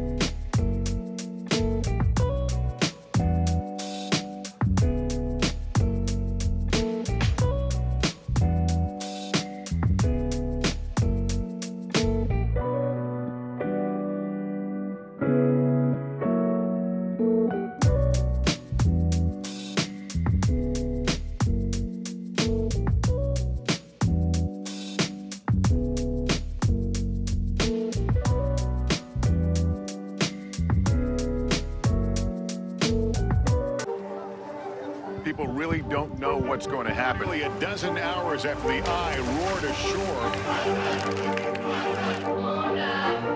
More good people than bad people, I know, right? There's some late-breaking news. 4 hours into the Iowa caucuses. Private Banner delivering things. All right, it just me too.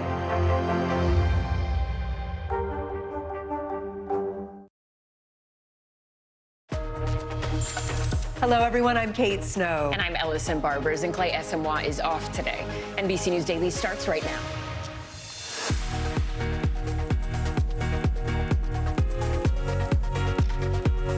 Today is Monday, March 18th, 2024. Violence in paradise. Cameras capturing people running for their lives after a deadly shooting in a popular spring break destination. How police departments are now scrambling to boost security. Father's grief. The parent of a nursing student allegedly killed by a migrant believed to be in this country illegally is now speaking out. She was so full of life. I just hate that, she was taken so early.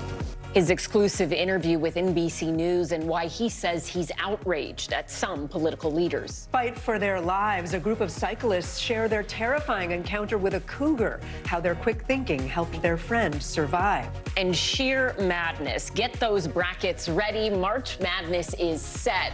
Steve Kornacki is here to break down the top matchups and biggest surprises. Oh, he's going to be at the big board. Yeah, take notes, yeah. Welcome to Monday, everyone. I'm glad to be back from a little sickness. You might hear me cough. I'm okay now.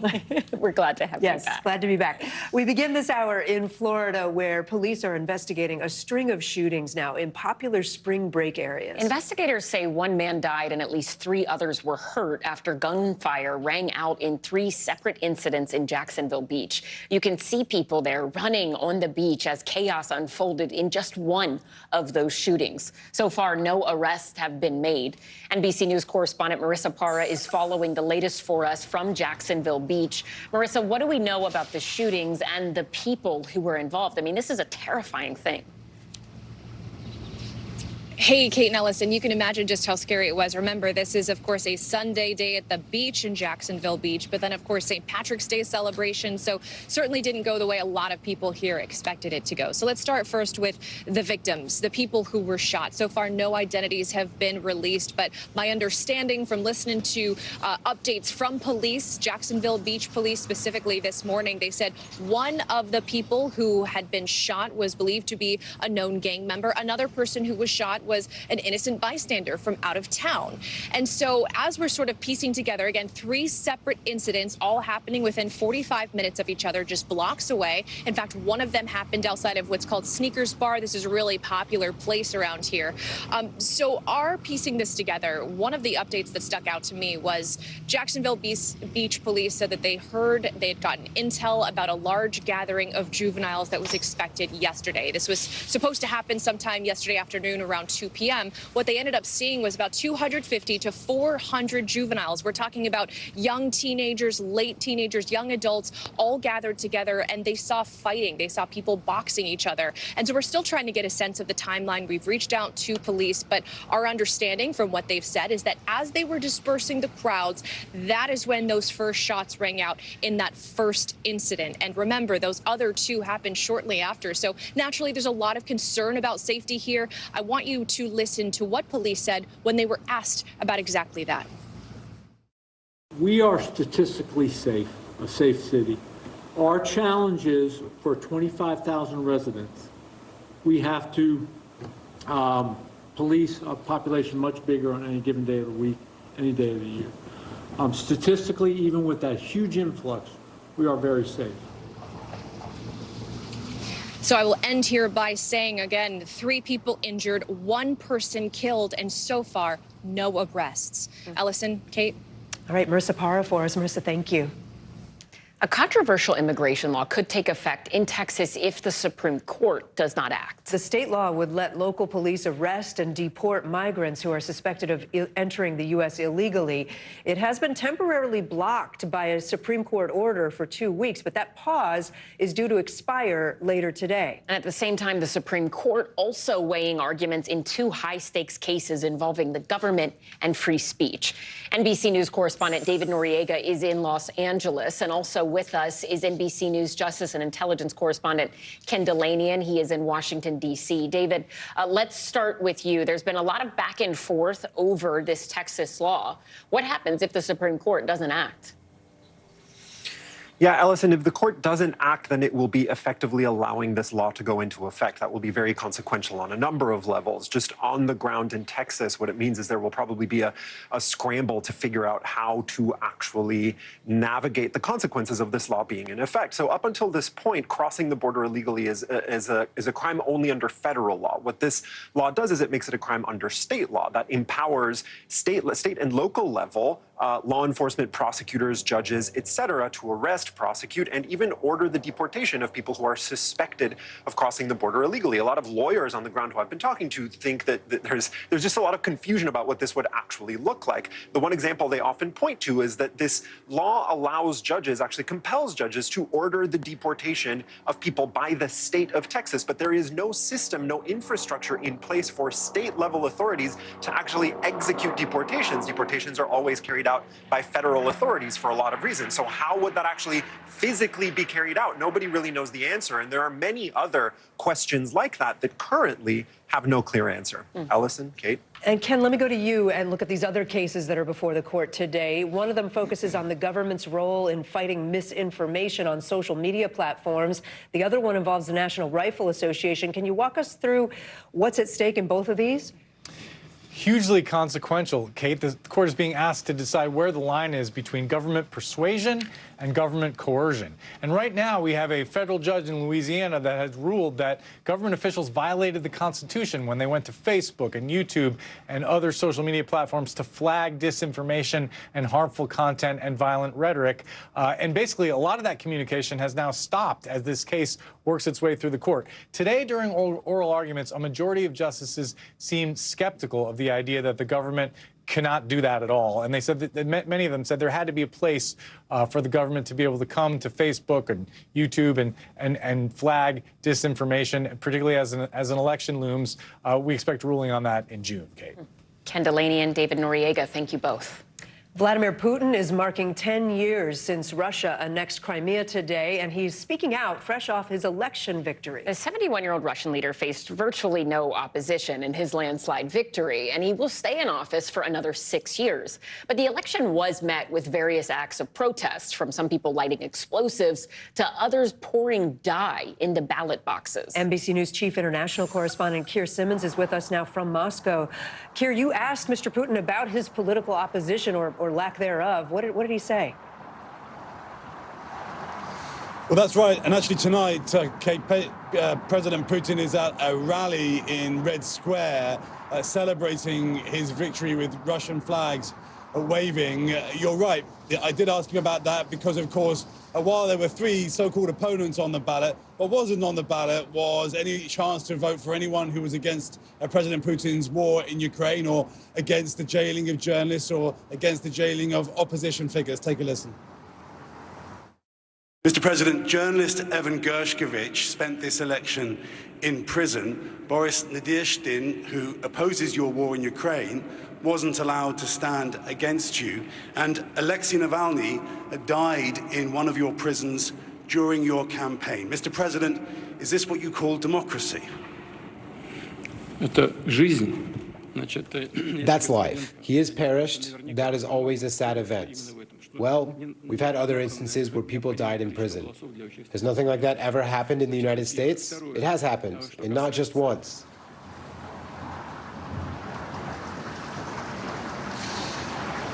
And so President Putin responding in that way, but also making some news because on Alexei Navalny, he told us that he had asked for Alexei Navalny to be released from prison. He'd agreed to that just days before Navalny died. Now, of course, that leaves open the question of why it was that Alexei Navalny would have died just days after President Putin asked for something like that. And Western leaders, that's one of the many ways in which Western leaders are calling into question President Putin, including his election tonight. But then other countries are congratulating him, countries that you might expect, like China, Iran, and North Korea, guys.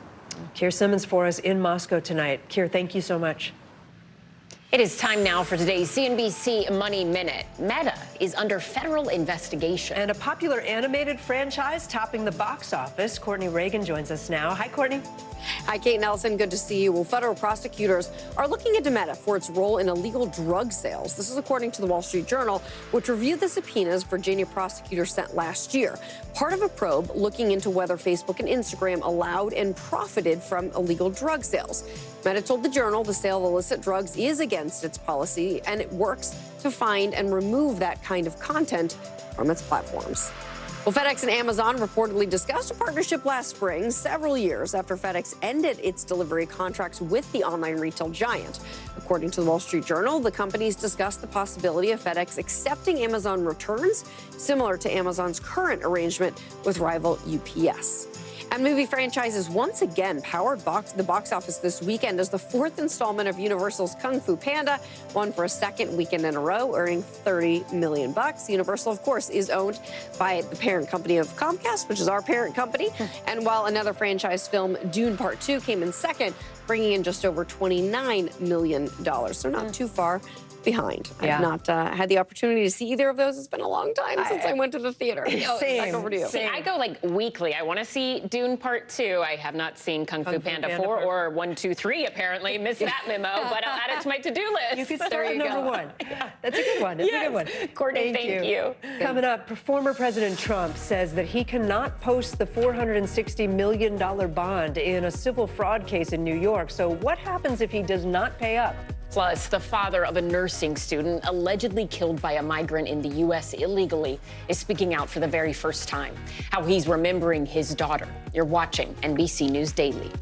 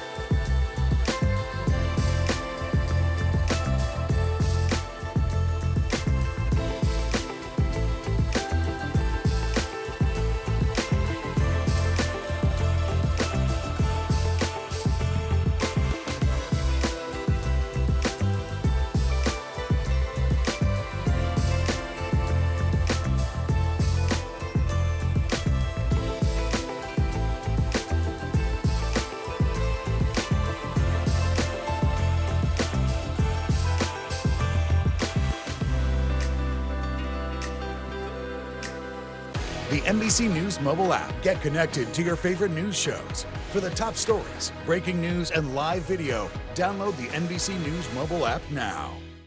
Good morning begins with hope and optimism, a chance to start fresh. We want to welcome you in to share a moment that brightens your day, because every day deserves the best start.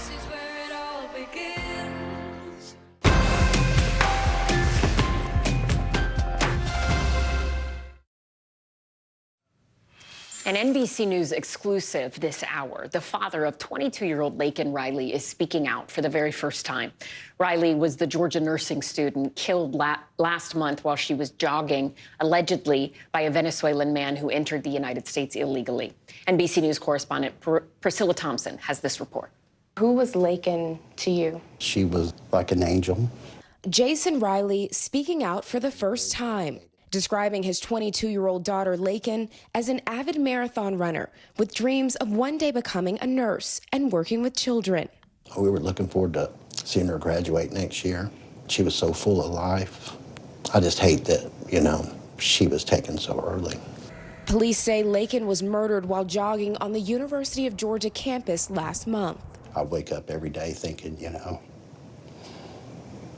that I can call her, and I can't. Police have charged 26-year-old Jose Antonio Ibarra with her murder. Ibarra, a Venezuelan citizen, entered the U.S. illegally in 2022, officials say. And despite an arrest in New York and a citation for shoplifting in Georgia, was never deported.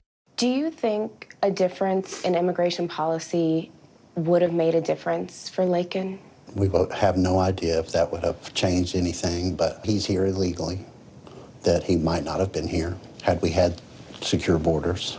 Laken's murder has become a flashpoint in the partisan debate over immigration. Former President Trump meeting with Laken's mom and stepdad earlier this month, just days after this tense exchange at the State of the Union. Georgia Representative Marjorie Taylor Greene imploring President Biden to say Laken Riley's name. Lincoln Riley, an innocent young woman who was killed by an illegal. I feel like she's being used somewhat politically. How do you feel about that? It makes me angry. She was much better than that. She should be raised up for the person that she is. An angel on earth, her heartbroken father says, now gone far too soon. What gives you strength? Knowing that she's looking down on me. It has made me so much stronger. Priscilla Thompson, NBC News. We're following some breaking news this hour. Former President Donald Trump has been unable to secure a bond for the $464 million fraud judgment against him. That's according to his lawyers in a court filing today. Trump and his company need to post a bond for the full amount by next week to stop the state from being able to collect the money while he appeals. His legal team calls posting a bond in time a, quote, practical impossibility now.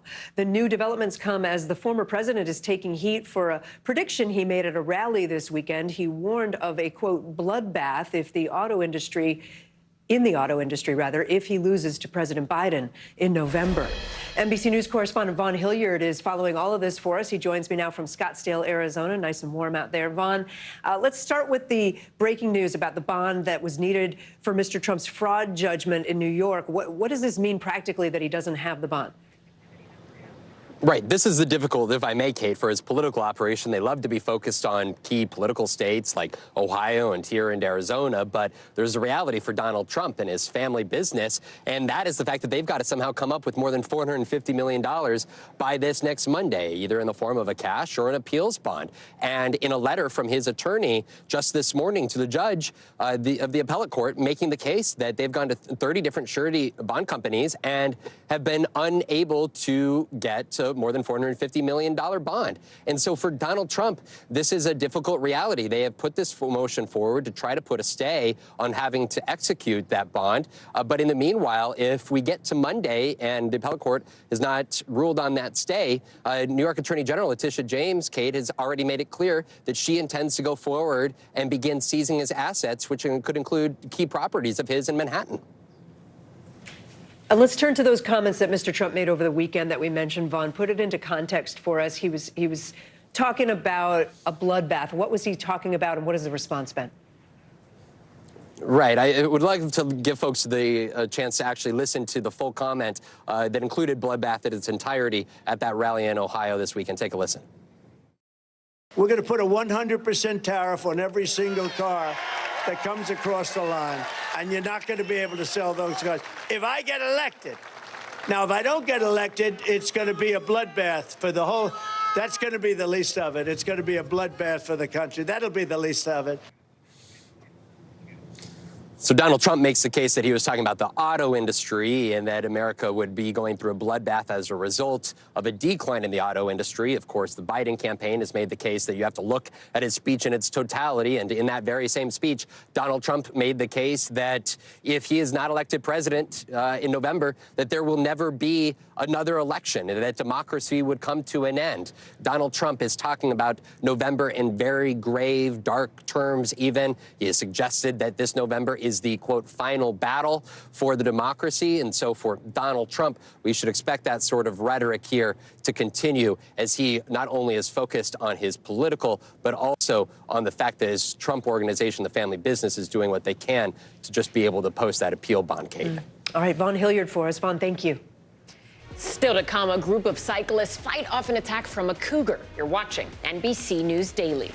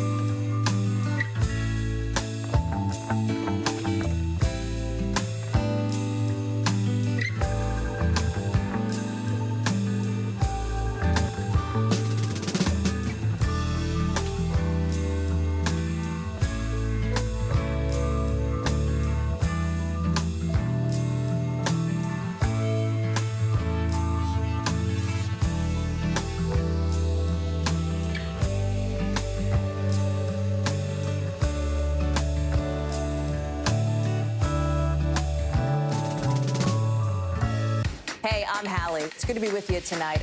What do we know that voters care about? The economy, right? You are seeing that firsthand yourself on the ground there today. This is two things. It is pretty big medical news. It is also a pretty big mystery. And oh, by the way, it's driven by one of the most controversial people in the United States. What's happening? They have tweaked my monitor, and I can see now you are, in fact, soaking wet. I am deeply sorry. I apologize for the many questions. Will never be questioned.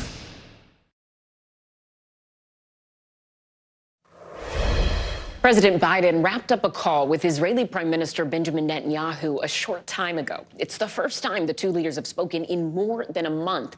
The conversation comes after Israel's military says it launched an overnight raid on a hospital in northern Gaza. NBC News international correspondent Matt Bradley joins us now.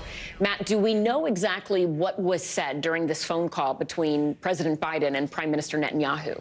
Yeah, listen, we kind of know the topics. We don't know exactly what the exchanges were, but from what was reported, this call was focused on the two main points of disagreement that, among other things, have upended the relationship between these two, once cozy leaders not so long ago. And the first is much-needed aid for Palestinians in the Gaza Strip. That's an issue that the administration and so many others throughout the world, including aid agencies and advocacy organizations, they've been complaining about this for the past several months. And the Biden administration has been proposing extraordinary efforts to get aid into the Gaza Strip, airdropping it from the sky. They're proposing to build an offshore port to handle marine aid shipments and begging the Israelis to open more road access to Gaza, which is the most effective way to get aid across. But it's important to note here, Ellison, the Israelis could let in huge amounts of aid by road by simply making a political decision to do so. But the Israelis have said that that aid comes at the risk of being stolen by Hamas. Ellison? And Matt, what is the Israeli military saying about this hospital raid?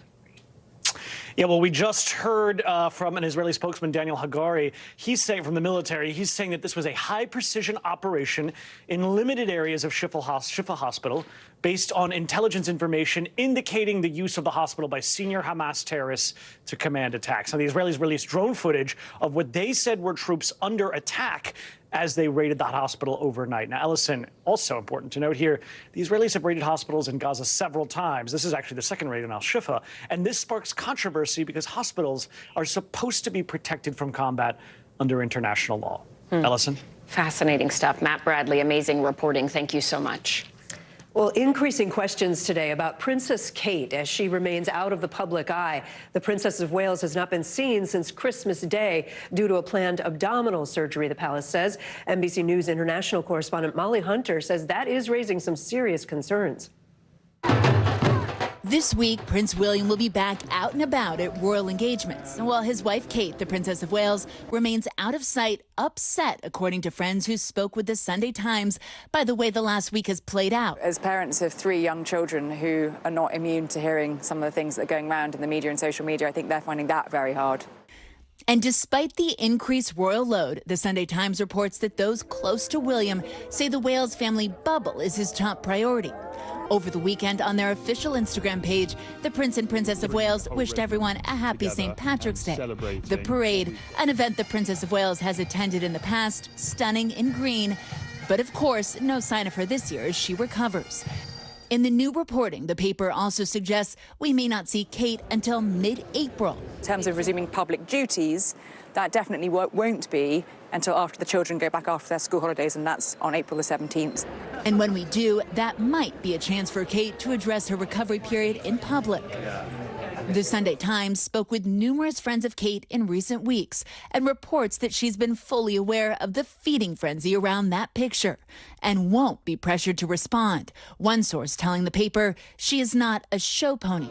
But the next opportunity for a photo taken by Kate, like all her children's birthdays, may be little Louis's 6th birthday on April 23rd. No word yet on whether or not that will be taken by his mom or by a professional photographer.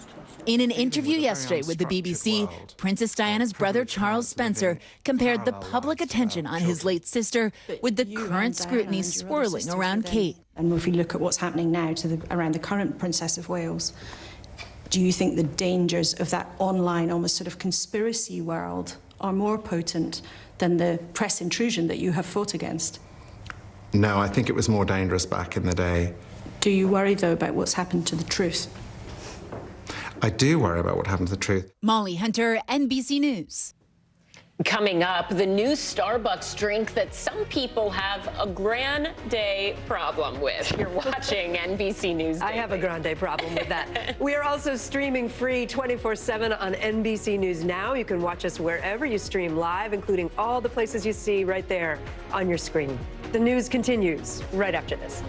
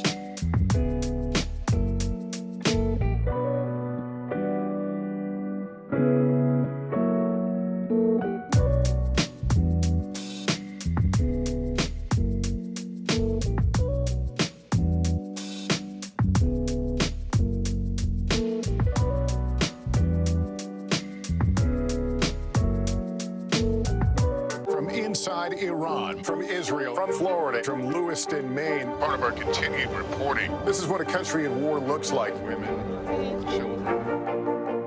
What is it like? Countless neighborhoods across the region that look just like this. Everybody good? What's the threat it took for all this damage to occur?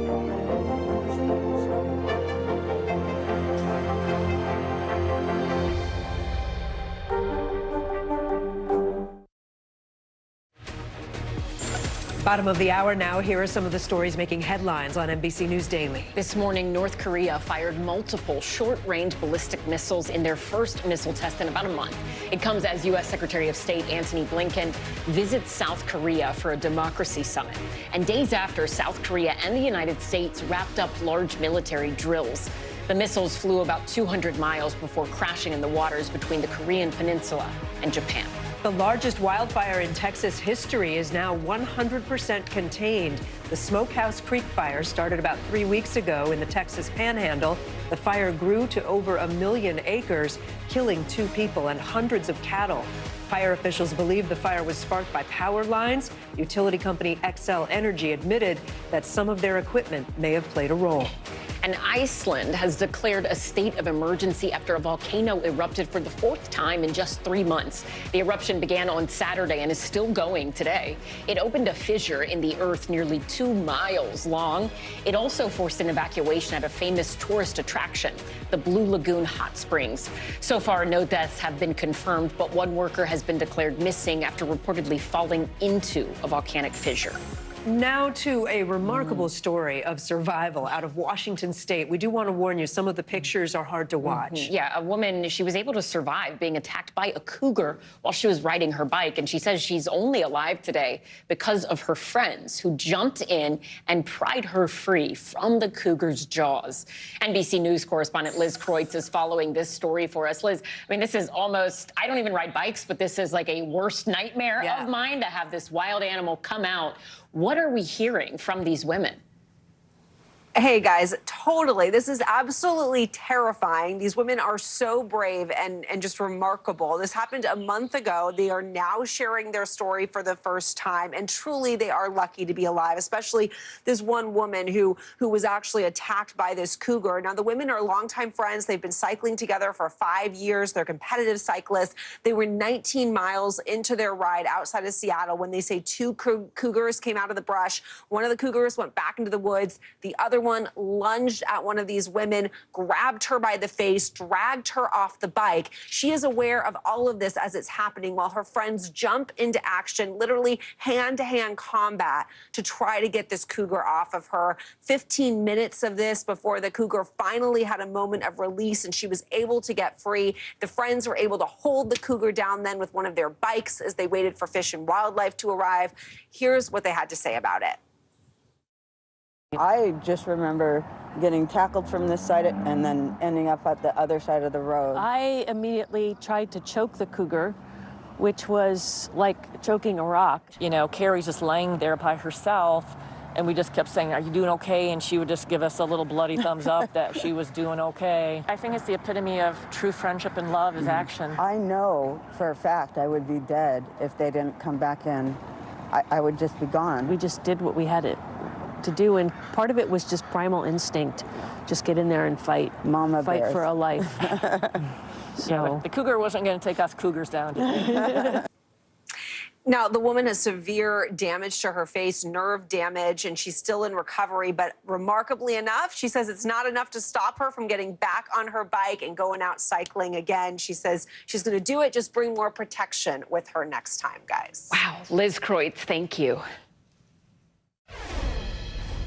Well, there is growing fallout from a massive settlement announced on Friday. The National Association of Realtors agreeing to pay $418 million to home sellers who claim the group's rules force them to pay excessive fees. And the agreement also comes with major changes to the commissions that realtors are going to be paid. For more on what it all means for buyers and sellers, we're joined now by NBC's Vicki Nguyen. Vicki, great to see you. Hi, great to see you, Kate. So, okay, walk us through what happened on Friday and what does it actually mean? What's the most important stuff to know? Yeah, big developing news over the weekend, and everybody who's in the market right now for a home is wanting to find out, how does this affect me? So bottom line, as you said, the National Association of Realtors, which represents 1.5 million real estate agents nationwide, agreed to this settlement. Now, a judge still has to approve it, but if they do in federal court, this takes effect in July. So basically, it eliminates the commission structure that we've all come to know over the past decades and decades and decades of how real estate deals are done, right?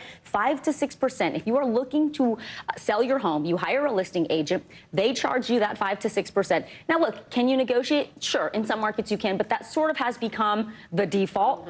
And then they split that fee with the buyer's agent. Well, now that will be up to determine between everybody who is in the market, and it's really going to increase competition. Competition helps consumers. And by the way, NAR denies any wrongdoing. Oh, the National Association of Realtors. Okay, yeah. so if you're in the market right now, first of all, if you're a homeowner looking to sell, what does it mean? So in the interim, because we still have a few more months until we find out exactly what happens in July, it will likely be business as usual. Now, Stacey Esser, who founded her own realty group in New Jersey, says this is a really important time for realtors to make their case to clients about the value that they bring to a seller. They are going to bring eyeballs to your house. They're going to get you the most, qualified buyers and make sure you get top dollar for your home. You, as a seller, should talk to multiple real estate agents to make sure you know exactly what you're getting and what the commission will be, but it probably won't be 6% anymore. Let's say it's 3%. If you're selling a house that's around $417,000, which is the median home price right now, that's $25,000 that could go down to a $12,500 commission. And in other markets, you're talking about tens of thousands of dollars in savings. The Federation of Consumers of America says we could save $30 billion over the course of a year. And we're heading into spring, right, which is a really busy time for people who want to buy a house. So what does this mean for buyers? So we talked to Sophie Schneeberger of Ecofine Properties in Florida. She says in the interim, not much will change for you. But if you're looking to buy after July or into next year, you want to pay close attention to this news. You may, as a buyer, now have to hire your own agent and pay them.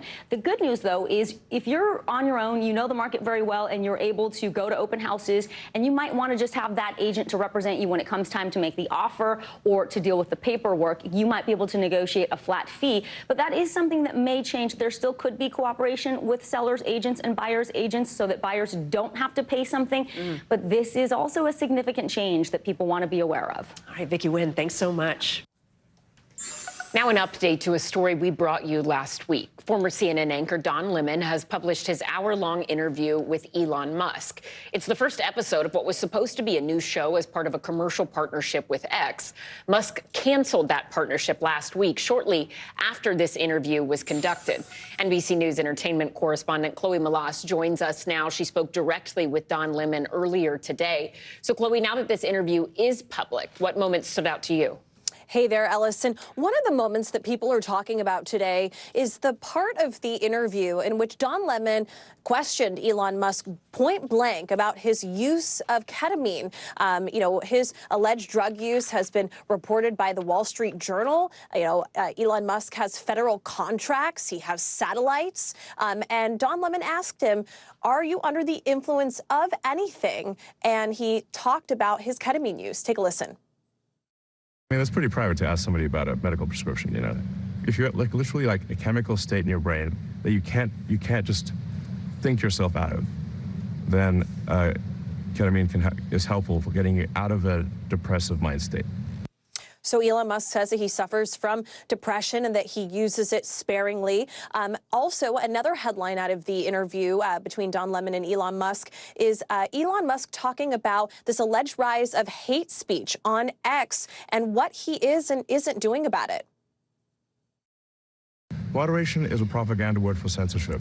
But don't you think free speech is one thing, right? Or not, Look, if something's illegal, we're going to take it down. If it's not illegal, then we're putting our thumb on the scale and we're being censors. When you spoke with Don today, what did he have to say about all of this and the reaction to it? You know, I asked him if he's going to take legal action against Elon Musk, given that Elon terminated this contract. You know, Don Lemon walked out of this interview with Elon Musk. He said that it was a cold situation, but that he had no idea that Elon had texted his colleagues and said contract terminated. And obviously there was fallout that ensued, as we all watched over the last couple days and over the weekend. But Don says that he is hopeful that they will settle this amicably and that it will not find its way into a courtroom. And as for what's next for his show, he says that he has 3 episodes a week and he has other high-profile guests that he will be interviewing, but sometimes it will just be him giving his opinion on the zeitgeist and that he is looking for other advertisers and platforms. Chloe Malas, thank you. Well, there is more dancing than usual at college campuses across the country. Why? Because it's March Madness time. People love this time of year. The men's and women's college basketball tournaments tip off in just about 24 hours, with everyone's office bracket pools due by Thursday morning. And who better to break down the bracket than NBC News national political correspondent Steve Kornacki. So, Steve, let's start with the women. College basketball has seen an extra surge in popularity this season, thanks in part to Iowa's rising star, Caitlin Clark. I feel like everyone knows her name. Are her Hawkeyes the favorite? They're not actually, although they are one of the favorites. The overall favorite on the women's side is actually going to be South Carolina. They are the modern-day powerhouse in women's basketball, undefeated. They replaced 5 starters from last season, didn't miss a beat. They are the top overall seed in this tournament. Now, Iowa is one of the other 4 top seeds in this tournament. They're going to be a #1 seed here. The issue for Iowa is to get to the Final Four and potentially the national championship. Their path, at least on paper, a lot rockier than South Carolina's. Why? Because take a look who else is up in this part of the bracket. How about LSU? LSU, the team that Iowa lost to for the national championship last year. How about the #2 seed, UCLA? How about the #4 seed, Kansas State, another outstanding team? These are teams potentially Iowa's going to have to face before even getting to the Final Four. So it's a tall task. If they get there, they will certainly have earned it. And then on the men's side here, the #1 overall seed, it is the University of Connecticut. They are the defending national champions. Boy, do they look good winning the Big East tournament over the weekend. You got Houston, North Carolina, and then Purdue, the other #1 seed. And remember with Purdue, last year, they became only the second 1 seed in the history of this tournament to lose to a 16 seed. The last 1 seed before them to do that was Virginia. Virginia, the year after they lost to a 16, turned around and won the national championship. Can Purdue go from the most humiliating of upset losses last year to ultimate redemption and win the national title this year? We will find out. But you didn't mention Vermont. I see it. I see Vermont taking on Duke. I think Vermont is getting in this tournament almost every year. About 20 years ago, they pulled off a great upset. They knocked off Syracuse. They've been knocking on the door for years. There we go. This Duke team is not the powerhouse it used to be. They're on upset watch. Yes. Go Catamounts. There you go. Thank you, Steve. I have a kid that goes to UVM. I'm sorry. Steve, thank you so much.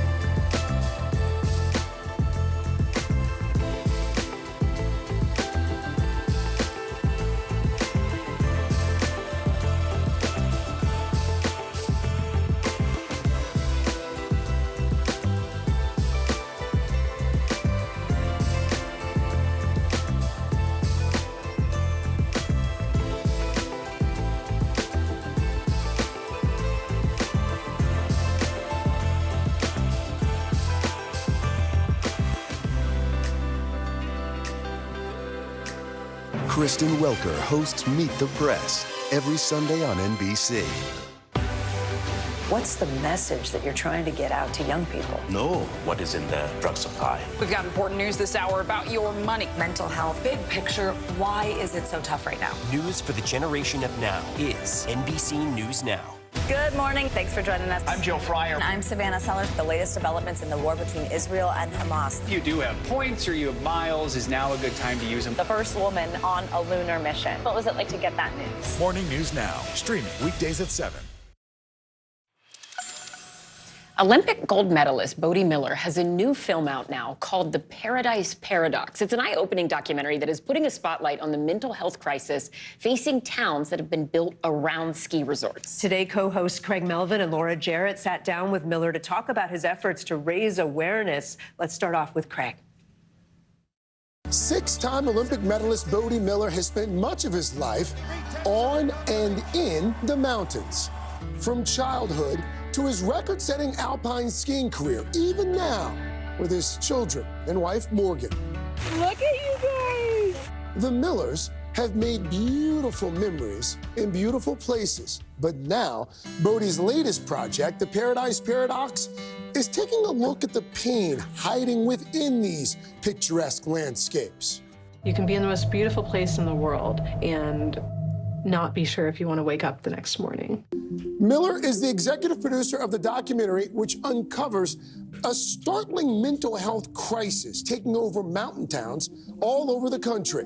The problem fueled by factors like addiction, isolation, even trauma, something the Millers have discussed with us for years. They lost their 19-month-old baby girl, Emmy, in a tragic drowning accident in 2018. Since then, they've been on a journey of hope and healing. We have the choice to live our days with purpose, to make sure that no other parent has to feel what we're feeling. In 2021, Morgan gave birth to their 8th child, baby Scarlett, an addition the Millers say finally made their family complete. Give daddy kisses? Now, with this new documentary, Bode is hoping to help shed light on another issue and bring help to those suffering in silence. Bode, welcome back, welcome back. Thank you. We're going to talk about this project in just a moment. I know it's near and dear to your heart, but before we get into that, let's talk about that little adorable baby we just saw there. Last time, I think, we chatted, Scarlett didn't even have a name yet, and now she's 2. And I saw recently that you were trying to get her out on the slopes. Is there a chance she might follow in Dad's footsteps? I don't think so. We did get her skiing this year. She was really enthusiastic about it, seeing all of her brothers get all their gear on and go out all the time, and she couldn't go. Which I think if there is a secret to getting a kid to want to go, that's it. It's like hold them back and let all their siblings go. That's true. But yeah, she did great. She's really strong. And yeah, we're still bopping around. Morgan refuses her, kind of calling her Scarlett. She calls her all kinds of other. She likes Kiki. Which is I guess fine. Whatever works. Keep them in line, right? Okay, but the twins are out on the slopes, right? At 3, they're like masters already? They're 4 now, but yeah, last year at 3, they skied 100+ days, 103 days. And what's the trick to getting them into it? Or maybe they don't even need help getting into it. Yeah, for them it was like cheating because they're identical twins. So one or the other always didn't want to go, but then if you got one dressed, the other one would want to go. So you never had to push them. Plus, it's in their blood. They can't help it. Let's talk about the Paradise Paradox, this new project, this documentary. How did it come to be? What was the impetus for it? Well, Brett and I have known each other since '05. We spent the year traveling around Europe. He was doing a bit of work for Outdoor Life Network before the World Cup coverage, and we talked about this type of thing. It's kind of my nature. It's his nature. We're on long car rides around Europe with only European radio to listen to. So we ended up in these philosophical conversations around retirement and purpose and drive and isolation and sort of the direction our culture was going in. He was really shocked to see the way Europe does things differently than in the U.S.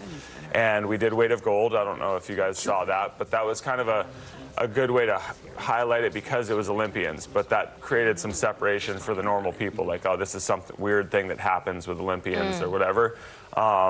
And this was the next logical step to that, of highlighting the crisis in mountain towns. Again, because of their small groups, small places, and it kind of stands out more in those spots. What became really cool in the filmmaking process was the Eagle Valley storyline became kind of storyline A. And it was just something that they were doing as a community to take care of the people in their area, and they were doing that without us involved at all. We just got to highlight the story.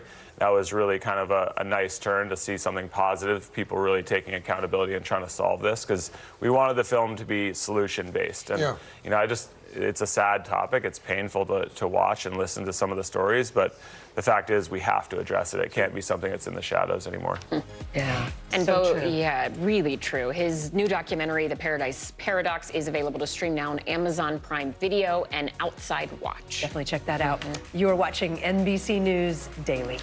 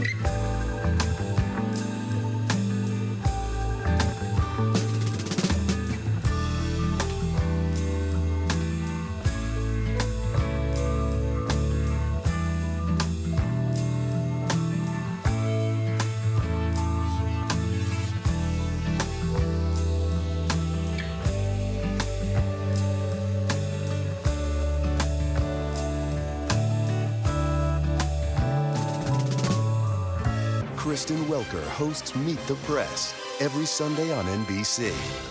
News lives in the now. Look at this.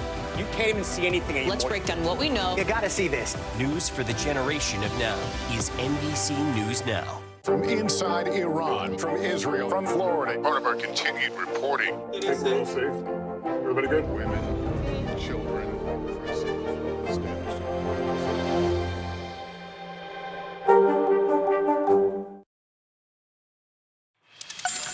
We're back with a rare view of the Pope. Yeah, 87-year-old Pope Francis, the spiritual leader of the world's more than, 1 billion Catholics, sharing his life story in a new memoir that comes out tomorrow. Here's NBC News correspondent Ann Thompson. This is Pope Francis' personal look at history, how the human suffering caused by wars and economic crises shaped his life and worldview. History repeats itself, and what happened then is happening now, too, he writes in his book, Life. For any war to truly end, forgiveness is necessary. Otherwise, what will follow is not justice, but revenge. But it's his own history as head of the Catholic Church that is most captivating. At 87 years old, with a litany of health problems, Francis insists he is not giving up his job. Fortunately, I have never thought of resigning, despite moments of difficulty. Like the rest of the world, he was stunned by Pope Benedict XVI's resignation over a decade ago. Grazie, buonanotte. For a moment, I was paralyzed. I could hardly believe what I was hearing. This was news I had never expected to receive in my lifetime. A month later, he would be elected Pope. Buonasera. Something Francis says he didn't understand until the final day of the conclave, when a fellow cardinal asked him about a false rumor that he only had one lung. David Gibson of Fordham Center on Religion and Culture is a former journalist who covered Francis. He's as surprised to find himself Pope as anybody else. And he wants people to know that he's had the ordinary experiences of everyone else. As leader of the Jesuits in Buenos Aires, Francis details how he hid young men during Argentina's dirty war in the 70s, and how he worked to free 2 priests abducted by the military, men he says he was wrongly accused and cleared of handing over. He takes on critics who say he's destroying the papacy by being so accessible. I am a pastor, and a pastor must be among his people. He defends his decision to allow priests to bless same-sex couples, saying God loves everyone. But the sacrament of marriage is only for a man and a woman. Leave well enough alone, he writes. He also shows his human side, revealing he was once engaged. And as a seminarian, a beautiful, clever woman made his head spin for a week. Still, the oldest child of Regina and Mario Bergoglio followed the calling he heard as a teen, to become a priest, and eventually the 266th pontiff of the Catholic Church. Is this Pope Francis trying to write his own legacy? Yes, this really is Pope Francis trying to write his own legacy, set the record straight, saying this is what I meant and this is what I tried to do as Pope. This is how I saw the church and the world at this time. That's the record. That's it. Ann Thompson, NBC News. And thank you. Let's take a look at some of the other stories trending today. People in London, they woke up to a treat on Sunday when a new piece from street artist Banksy just suddenly appeared. Banksy used green paint on a building behind a bare tree to mimic its leaves. It also includes a stencil of a person holding a spray can. Stencils are kind of a hallmark of Banksy's work. Banksy confirming it is their art in a post on Instagram. It's the artist's first new piece since December of last year. It's pretty cool. Yeah. I would like that on my block. Starbucks, have you heard about this? They're known for coming up with new flavors, but there's a new one that's causing some people to turn up their noses. The coffee giant introduced 2 lavender-flavored drinks. That's right, lavender, for the first time in the U.S. And let's just say some people have really strong feelings. Some said that they felt like it was tasting spring in a cup. One customer who wasn't quite a fan said it tasted like dish soap. Big extreme. Lavender soap. I guess we're going to have to try it first. It's like purple, It's too. different. Yeah. Not attracted to that. Before we go, you want to do snapshot? Yeah, so before we go, daily snapshot. Incredibly excited about this one. Cherry blossoms. Yeah. It's in full bloom in our nation's capital almost 2 weeks earlier than normal. Beautiful. The National Park Service defines peak bloom as when 70% of the trees that line the National Mall and the tidal basin are open. This is the second earliest peak bloom in more than a century of records, with climate scientists saying, unfortunately, it might be the long-term effects of global warming causing the blooms to come earlier. But, man, that is a beautiful picture. Beautiful. We'll take it any time of the year, I'll be honest. We'll be right back.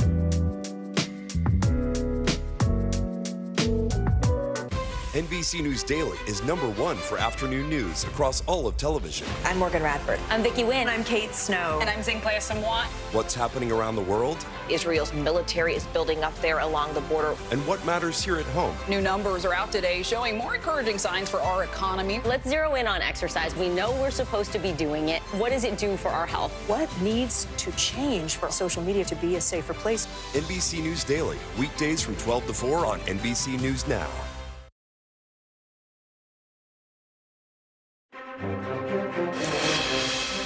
If it's Monday, former President Trump warns of an economic bloodbath and the end of democracy if he loses the election in November, as the presumptive Republican nominee centers his 2024 campaign on revenge, red meat politics, and ramped-up rhetoric.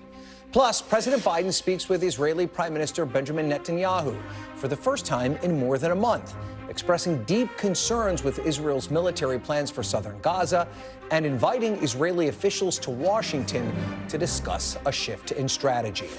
And a potential perfect storm of election chaos.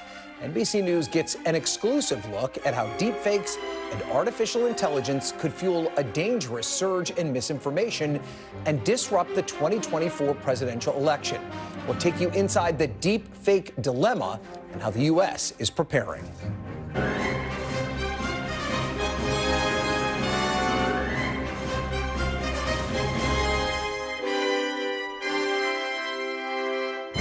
Hello and welcome to Meet the Press Now. I'm Ryan Nobles in Washington, and we begin today with former President Donald Trump firing up his base and firing up controversy once again, making it clear that his third presidential campaign will include the same fiery and divisive rhetoric as his first two runs.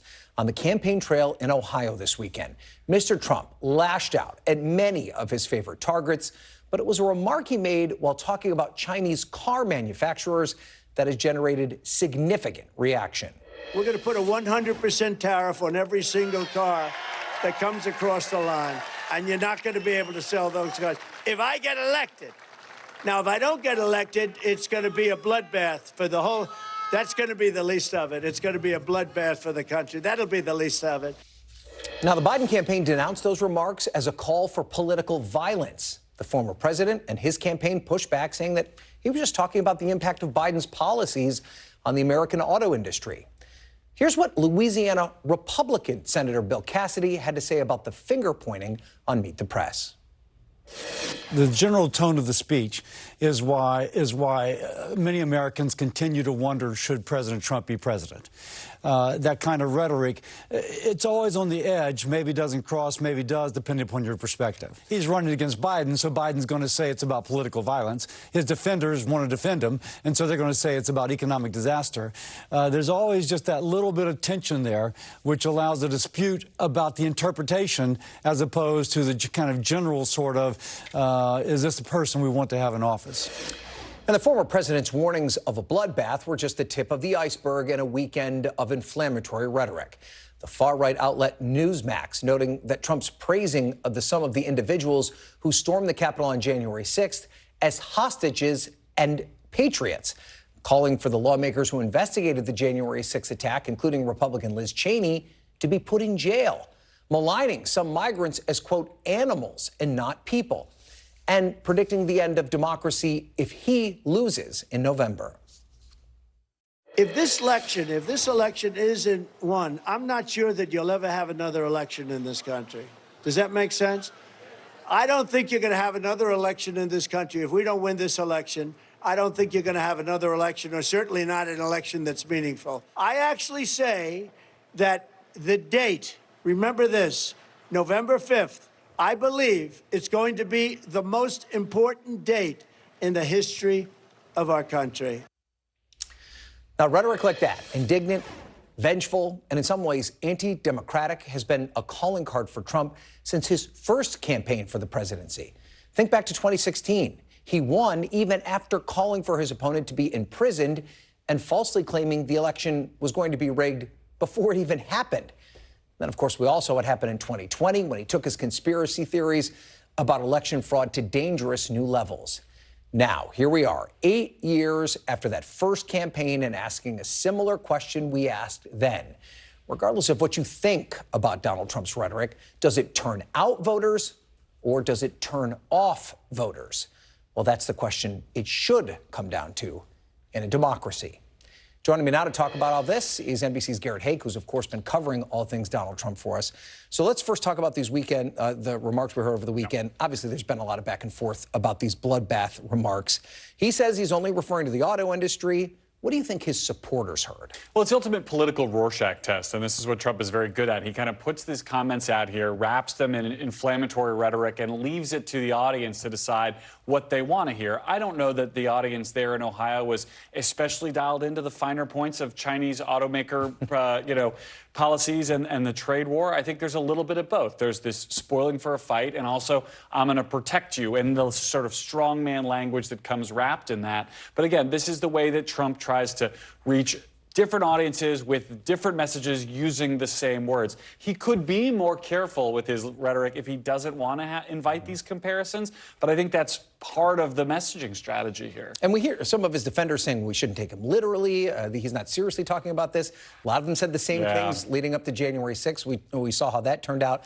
Is it hard to believe that we're still having this conversation about whether or not we should take Donald Trump on his word? As someone who covers him, it's very hard to believe we're still having this conversation. Well, I will say this, and I don't mean it in any way to sound like I'm defending Donald Trump, but we know what it sounds like when he calls for political violence because we have seen it. I do think this is a case in which the edges are a little bit blurrier here. It's possible to interpret these things in different ways. And I do think there is perhaps a risk that if every time Donald Trump uses this kind of rhetoric, if Democrats say, see, he's calling for violence in the streets, that if and when you do have another situation like a January 6th in which he's making a more explicit call, there'll be people who won't listen. Yeah. I can't believe I'm asking you this, but are we pivoting to the general election yet? Is there going to be a Donald Trump pivot? Right. I'm going to swivel in a big circle in this chair every time I get asked this question. There is no pivot now, nor will there ever be a pivot. I mean, we've watched this for 8 years now. Donald Trump's strategy has always been the same in terms of the pure politics of it. It's jack up the base. It's jack up his core voters. There's nothing in what we saw in Ohio that's going to reach out and get those Nikki Haley voters back on board. That's just not the way they look at this. They think there are more voters out there who they can reach, persuadable, kind of like blue collar. Maybe they were traditional Democrats who might be more willing to come to him. They're never going to go after that kind of like swingy, female, often suburbanite voter base. It's just not what this campaign or this candidate is designed to do. All right. Well, feel free to swivel in circles. I'm swiveling. I'm just swiveling. Don't go anywhere because we're going to talk to you a bit more when our panel comes back in. I want to bring in NBC's Vaughn Hilliard, though, for the latest on Trump's legal issues, because there were some issues he had to deal with today. His lawyers telling the court in New York that they've been unable to get the bond needed to stay the $464 million civil fraud judgment against him while he appeals. So, Vaughn, we may have learned some things about Trump's finances today from his lawyer as part of this civil settlement. Right. Break it down for us. What did we learn? How about this? There are a lot of swivel chairs on the move across the more than 30 surety bond companies, Ryan, trying to find somebody who would put up an appeal bond worth more than $450 million. And those chairs are still swiveling because, according to Trump's own attorney this morning, in a motion to the New York Appellate Court looking to put a stay on having to put up that appeal bond, they are coming up empty. And Monday, this upcoming Monday, just 7 days from now, March 25th, is when the courts have said Donald Trump must either come forward with the cash or an appeal bond with collateral attached that would be able to pay toward that massive financial penalty stemming from the New York judge, Judge Engoron, having found him and the Trump organization to have engaged in repeated financial fraud. The issue for Trump's legal team is the fact that his attorney in that motion here this morning said that it is practically impossible to find anybody who is willing to put up that bond, let alone anybody that has $500 million worth of cash just laying on the side to give Donald Trump to use to go toward it. Mm-hmm. And so how is he going to pay this fine? I mean, what happens next?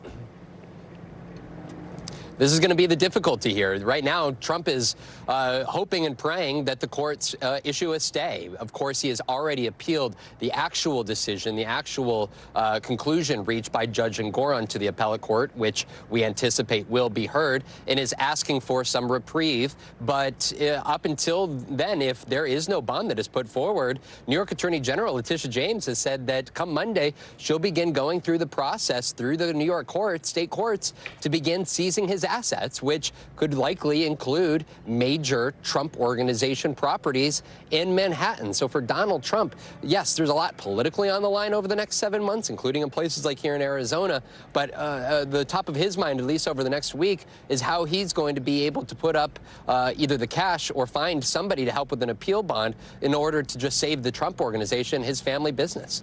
Obviously, Trump's personal finances, his legal issues, and his campaign's funding are three different buckets that we need to talk about. But we do know that President Biden has a cash advantage when it comes to the political end of all of this.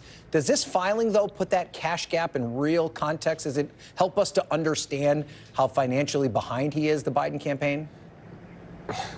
I think every American could appreciate if you're ever having a conversation about difficulty putting up cash, you know that will extend to all parts of your life. And that is a difficult reality for Donald Trump, is that not only is the personal tied to the corporate, his business, but now also on the political end of this, he's not only going to likely to banks and others who could potentially help him on the business front, he's also having to reconcile the fact that he is at a major cash disadvantage right now with just over 7 months to go against Joe Biden and the Democrats who are looking to hold on to the White House. The Biden campaign says they raised $53 million just this last month and that they've got more than $150 million in the bank. You know, if you go back to a month ago, the Dems had already were double of what Donald Trump and his allies had been able to raise here. And so, you know, this is going to be very difficult for him politically, because even if you make the simple comparison, you know, in the 24 hours after the State of the Union address by Joe Biden, his campaign raised $10 million. For Donald Trump, over the course of his time running for president, his best fundraising haul over a course of 24 hours was after he was arrested in Fulton County in the released mugshot, and he raised just $4 million. So for Donald Trump and his allies, they've really got to step up the political fundraising as well to keep up with Joe Biden and the Democrats, Ryan. Okay, Vaughn, thank you for putting all that in perspective for us. We appreciate it. We're going to talk now with our panel. You remember Garrett Haake. He is still with us. He's joined by Daniela Diaz, who's a congressional reporter for Politico, Democratic strategist Doug Thornell, and Brendan Buck, a former advisor to Speakers John Boehner and Paul Ryan. He's also an NBC News political analyst. So, Daniela, I want to pick up on something Garrett said before we went to Vaughn, and it's this idea that he's really just reaching out to his base. This is just a campaign that's built on turning out the base. Can he win a general election in 2024 if it's all based on revenge and trying to fire up the base that feels that somehow something was stolen from them in 2020? And not only revenge, Ryan, I mean, you guys talked about that violent language that Trump is using that is also really riling these voters that could support him leading up to January, the next certification of the election. We don't know what that's going to look like. These are very violent words that he's using. But to your question, that's what we're tracking right now. What about those voters that haven't decided yet if they want to support former President Donald Trump or could support Biden? Those are the voters that are going to sway the election come November, and that's who he needs to be speaking to. But we're seeing him do his old strategy, the strategy that worked for him when he won the election in 2016, that didn't work for him in 2020, throwing out these really violent phrases, letting the audience interpret it as they want to take it, and we're going to see if that works again. Yeah, so Brendan, you know, it does seem as though it's a bit of a combo platter, right? It's either he is going to win, and if he doesn't win, it's because it's rigged. But it's also, there's too much at stake for him to lose. I mean, at what point, if you're taking in this message, which resonates with you the most if you're a Trump supporter? Well, if you're a Trump supporter, what he's done very well is make this so visceral that it is about your livelihood. Your life depends on whether or not this man wins. And that's how he's able to get so much energy and enthusiasm out of people. He really has convinced a lot of people that there are people in Washington, elites, who are out to end their way of life. And when that's the question, you're going to do some crazy things like they did at the Capitol on January 6th. And so that's where the energy comes from. As we've discussed, he is not wired to go towards Nikki Haley voters. He has no interest in doing that. I don't think they would be interested in hearing that. He's going to turn those people against Joe Biden by just making Joe Biden unacceptable and hopefully win by default that way. And Doug, it's interesting, you know, Donald Trump, I think, put out on his Truth Social account today, are you better off now than you were 4 years ago?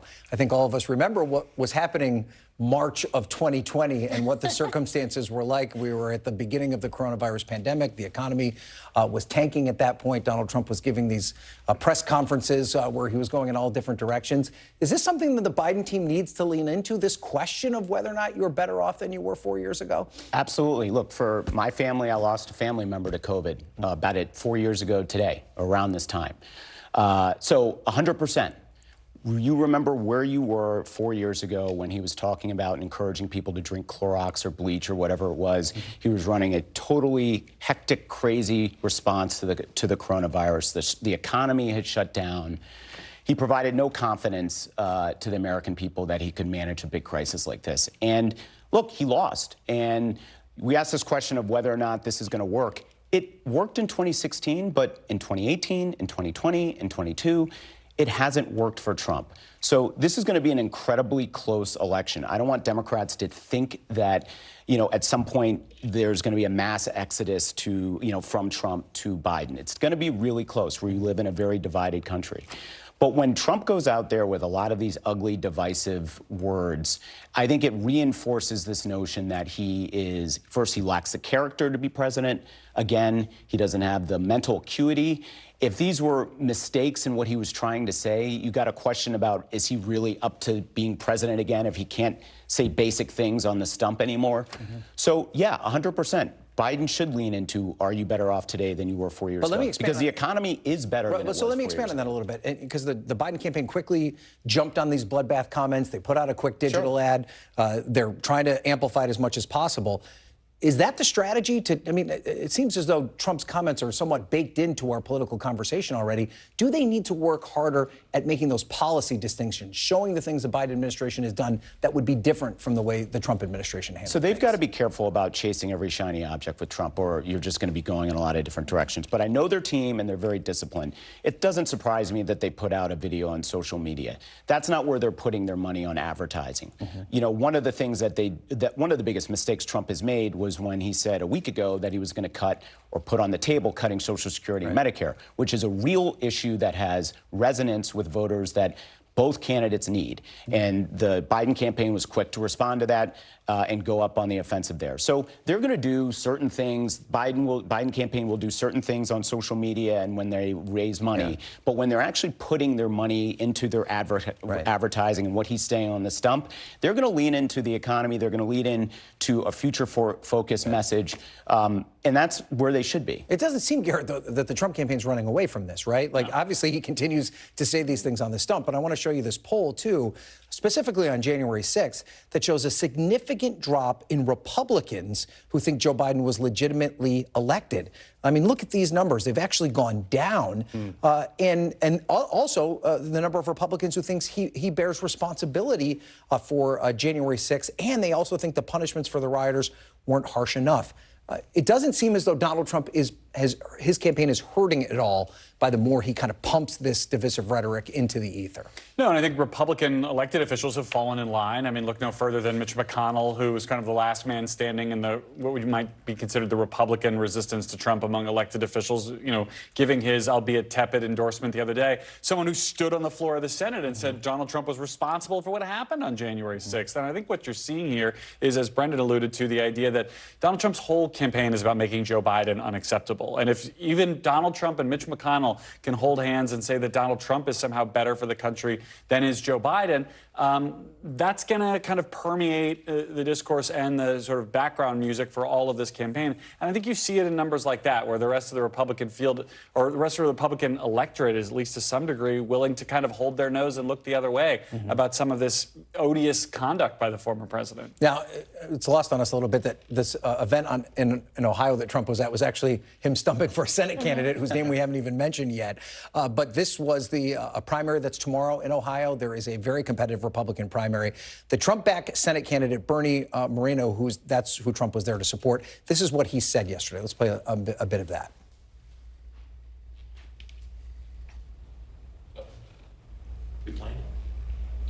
A vote for Dolan is a vote for 1980s Republicans that we thought were extinct, but unfortunately they haven't.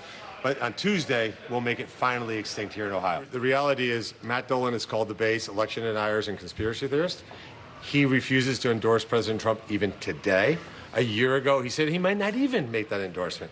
So the reality is the base is much larger here. The rest of the Republican establishment will focus behind my race because what they will realize is that together we will defeat Sherrod Brown. So this is Bernie Moreno basically tossing out the establishment part of the Republican Party, the Nikki Haley brand for now, as a way to describe it. But even though we think of Ohio as being a pretty red state, it's a state that elected Mike DeWine governor. It's a state that recently elected Rob Portman to the Senate. Is this a smart strategy on his part, Brendan, to basically push the establishment out of the way and say, this is the future of the Republican Party? It's also a state that's a sitting Democratic senator that they're trying to knock off. Trying to beat, right. So one of the things that a lot of Republicans internalized from Donald Trump winning in 2016 is that you don't ever have to worry about the middle. And it's a popular thing for a lot of Republicans. You only get to worry about base Republicans. You never need to moderate. You never need to worry about independents. Ted Cruz has been sort of throwing that philosophy out for a long time. It's exciting to people. And if you think like I can just, be in my one bubble the entire time, great, let me do it. It's very risky. Yeah. There are, I'm sorry, the middle decides elections almost every time. Almost every time the middle is going to decide an election, even in Ohio. So yeah, I think it's risky. Has Ohio turned red enough where it may not matter? Maybe. But to say to people like Nikki Haley voters who don't like Democrats, don't like Joe Biden, but are looking for a place to go home, you basically tell them to stay home. Yeah. Stay home. I mean, what does that do for you? Right. I mean, Donald Trump, and I don't mean this pejoratively, is the most polarizing person on the planet, right? Mm-hmm. For him, that's the only strategy that works, is to ignore the middle and go for your people. You're not going to convince voters in the middle that you're a different Donald Trump. But for Senate candidates, who by and large are going to be relatively unknown, comparatively speaking, there's a lot of fertile ground there to recruit new voters if you want to do it. There's a very poor track record of people who are not Donald Trump trying to be like Donald Trump. And Daniela, quickly, before we go, I mean, are they missing female voters, people that could make the difference in a state like Ohio? Absolutely. I mean, that's why we're seeing Carrie Lake standing next to Bernie Moreno campaigning, because they are aware that they need that demographic to win that state. But to add what you just said, Democrats are very aware that they need the middle, and that's why we're seeing them pump money into boosting Bernie Moreno ahead of tomorrow's primary, because they know that he, facing a general election with Sherrod Brown, who's the Democrat, who's the senator in Ohio, he could possibly lose, versus someone like Matt Dolan, who has the governor's endorsement, someone who won't endorse Donald Trump, a more establishment Republican. All right. Another dangerous strategy. Yeah. We're going to have to leave it there, guys. Great conversation as always. We appreciate it. Garrett, Daniela, Doug, Brendan, we appreciate all being here. Coming up, President Biden again today warning Israel not to carry out its planned military operation in Rafah without a plan to protect civilians. NBC's reporting on a key phone call between those two leaders is coming up next. Plus, we could be moments away from a sweeping and unprecedented new immigration law from taking effect in Texas unless the Supreme Court steps in. You're watching Meet the Press now.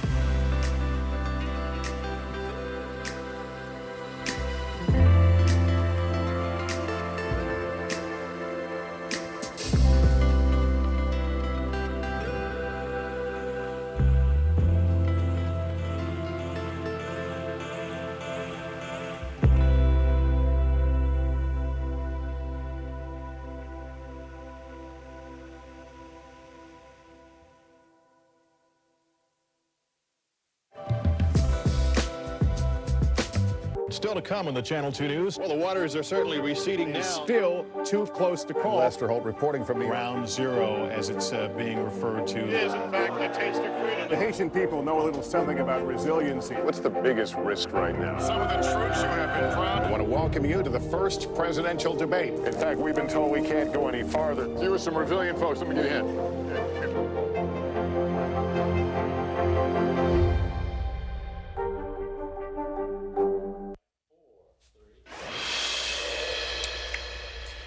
Welcome back. Israeli forces launched an overnight raid on a hospital in northern Gaza, which they say was being used as a command center for Hamas. A spokesperson for the IDF says that Israeli forces conducted a, quote, high-precision operation at Al-Shifa Hospital, killing 20 Hamas fighters, including one senior operative. The head of the WHO says he was worried about the situation around the hospital, adding that hospitals should never be battlegrounds. It comes as Israel also prepares to launch a ground invasion into Rafah in southern Gaza, according to U.S. officials. The White House is weighing its options should Israel defy President Biden's warning and begin military operations without a plan to protect the millions of civilians that are sheltering there. Now, earlier today, President Biden and Prime Minister Netanyahu spoke for the first time in more than a month. In that conversation, Netanyahu agreed to send a delegation to Washington to hear the administration's concerns over their plans for Rafah.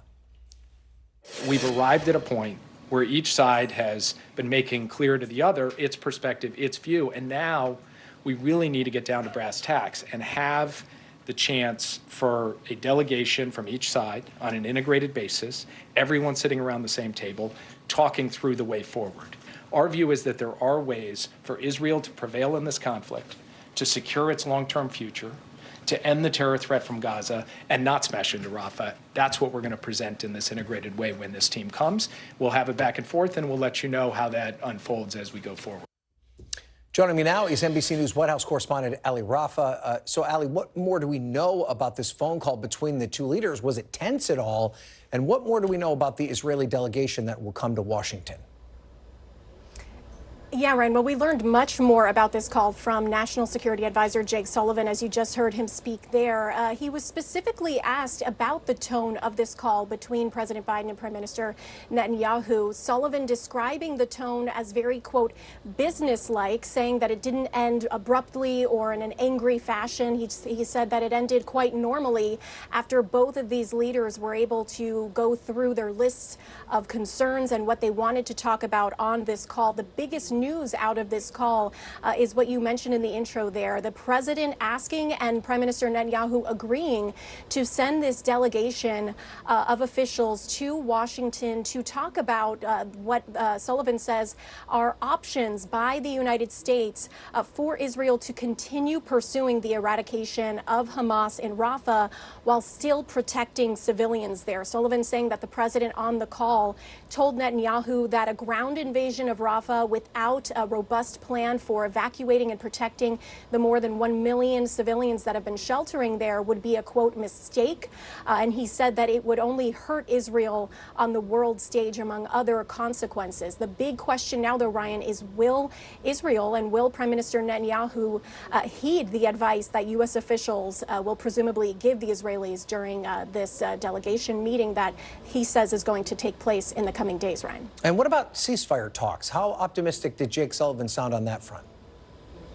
Sullivan said that ceasefire talks also took up a large chunk of this conversation between Biden and Netanyahu, saying that they are still optimistic that a deal can be made. Of course, we know that negotiations have started up again in Qatar between Israeli and Hamas officials and key negotiators, the U.S. not having a presence in those renewed talks, though, Ryan.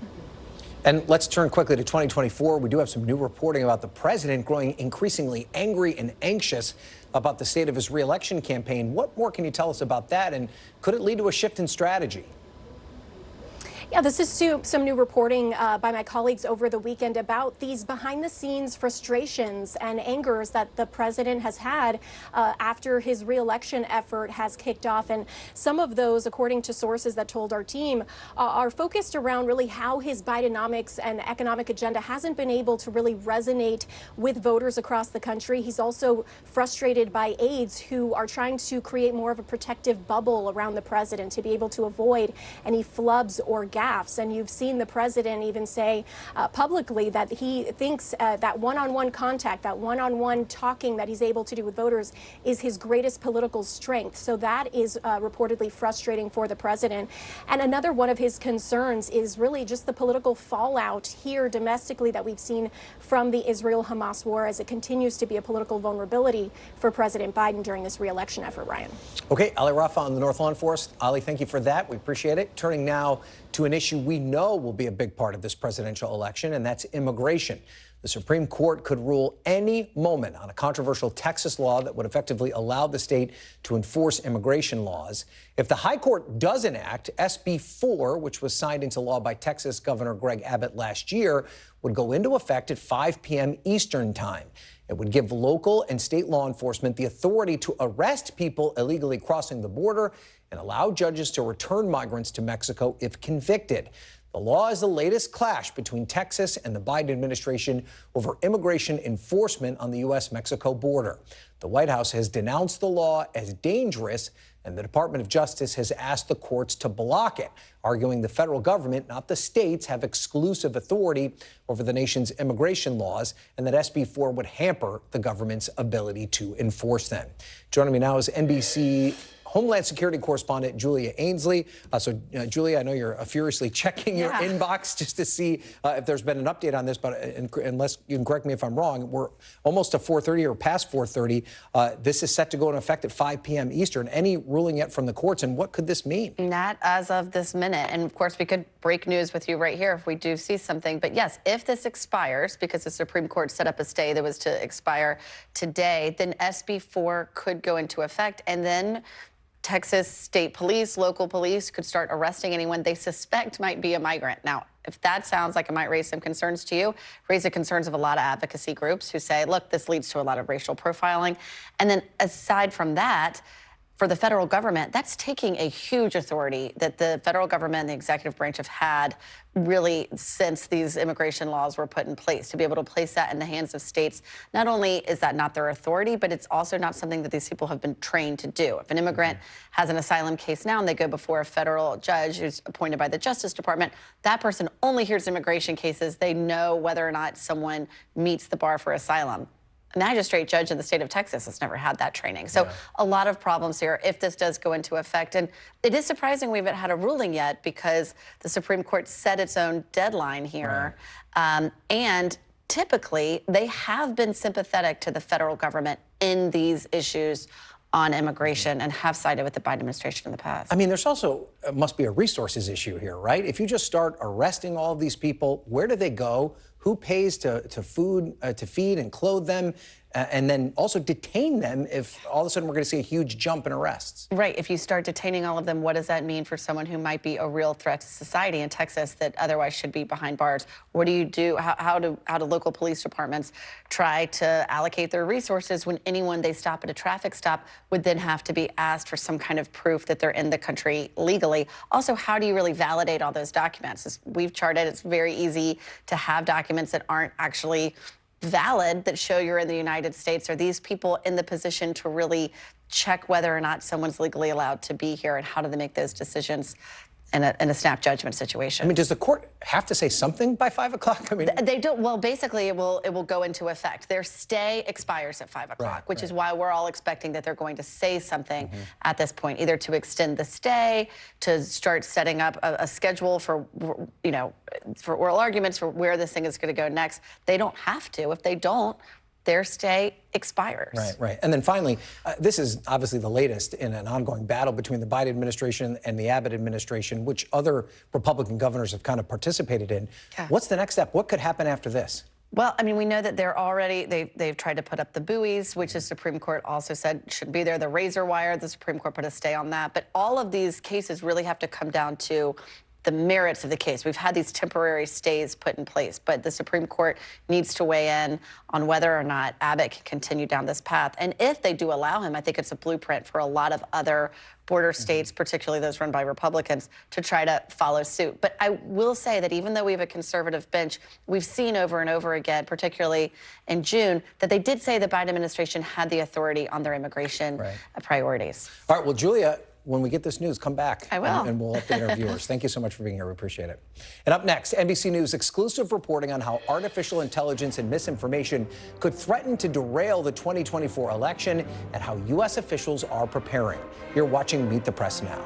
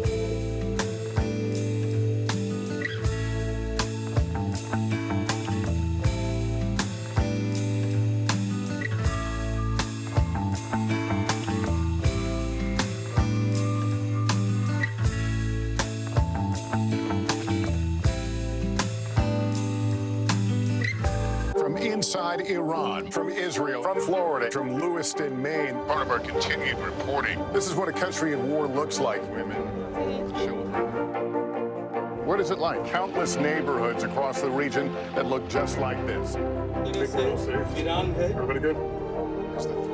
Get took for all this damage to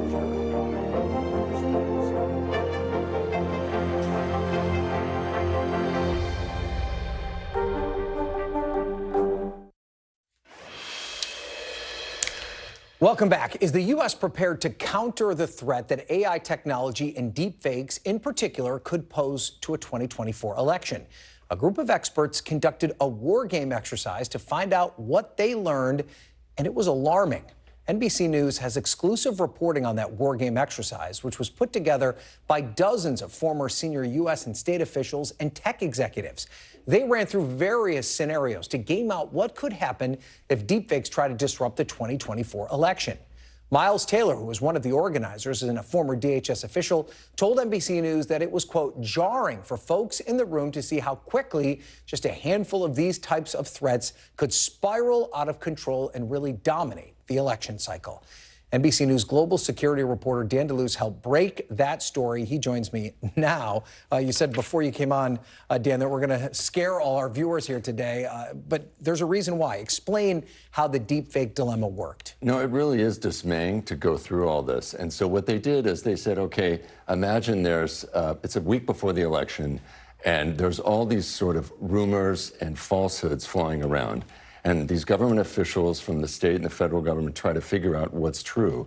One of the things that happens was elderly voters in Arizona get phone calls telling them from the local officials, purportedly, telling them that there's some threat from a militia and not to go to the polling place, go tomorrow, the next day after the election. And it turns out to be sort of a Russian disinformation campaign, and it's using artificial intelligence for this fake audio. And then there's fake images in Florida, but they look very real. People dumping ballots and so on. It turns out to be actors who are doing something for a joke. And then again, the Russians sort of take that and exploit it. And so what really came through was, first of all, how do you detect something in time? Because the false information moves so fast, right? And it's not clear that these state or even federal agencies have the ability to detect an artificial intelligence-enabled deep fake. And then the tech companies also are maybe reluctant now to engage with the federal government, which we know from these court rulings. So it's kind of a perfect storm developing. So this was a private group of former government officials that conducted this exercise that you got to get a glimpse of.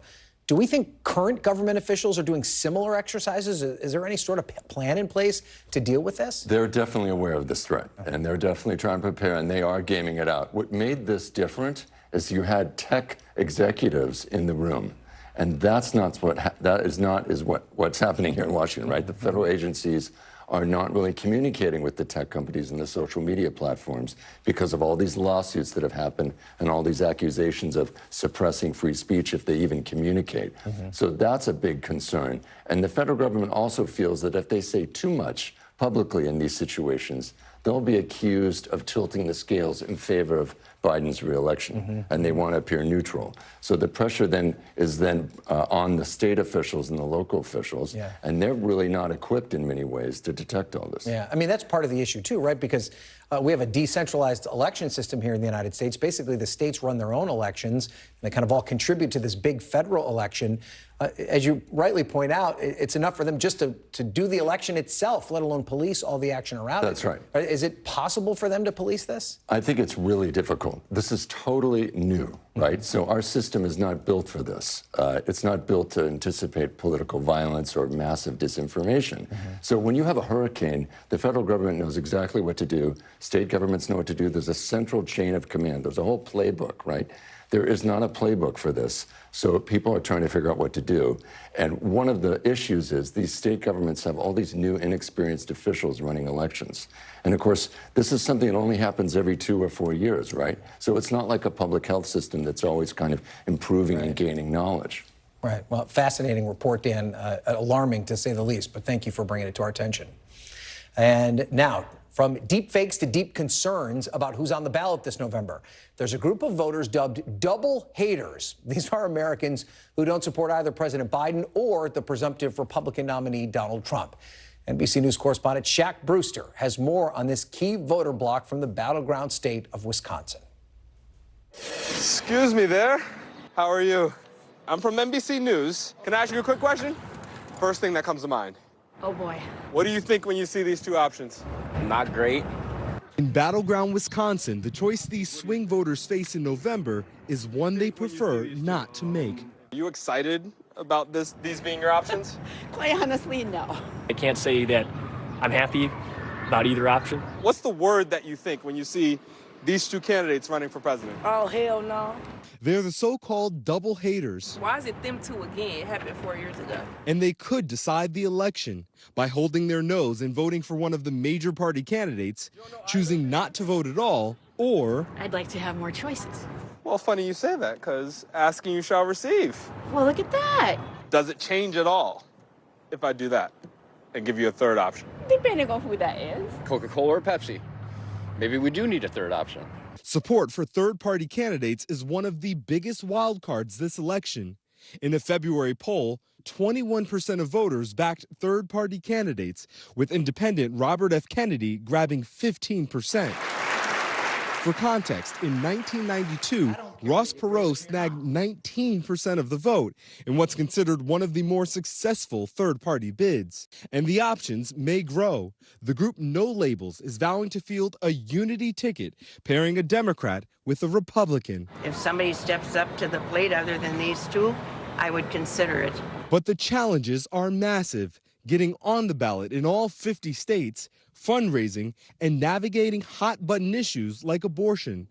But perhaps the biggest hurdle... If the third-party option makes it easier for Trump to win, would you even consider it? Oh, no.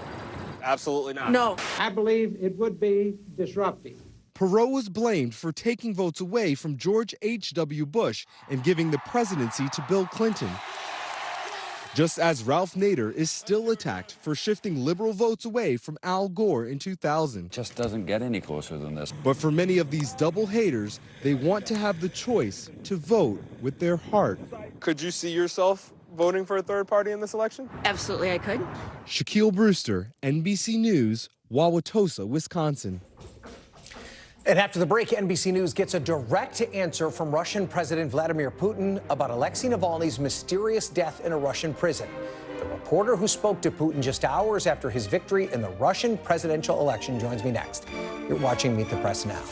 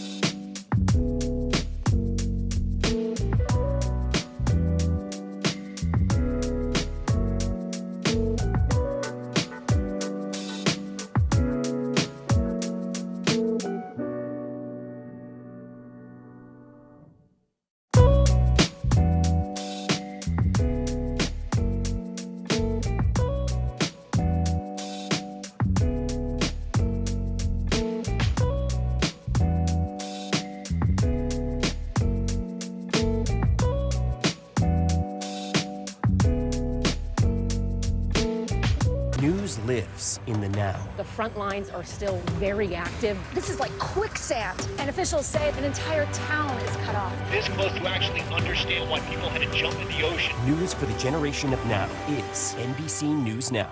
From inside Iran, from Israel, from Florida, part of our continued reporting. We're all safe. Everybody good? Women, children.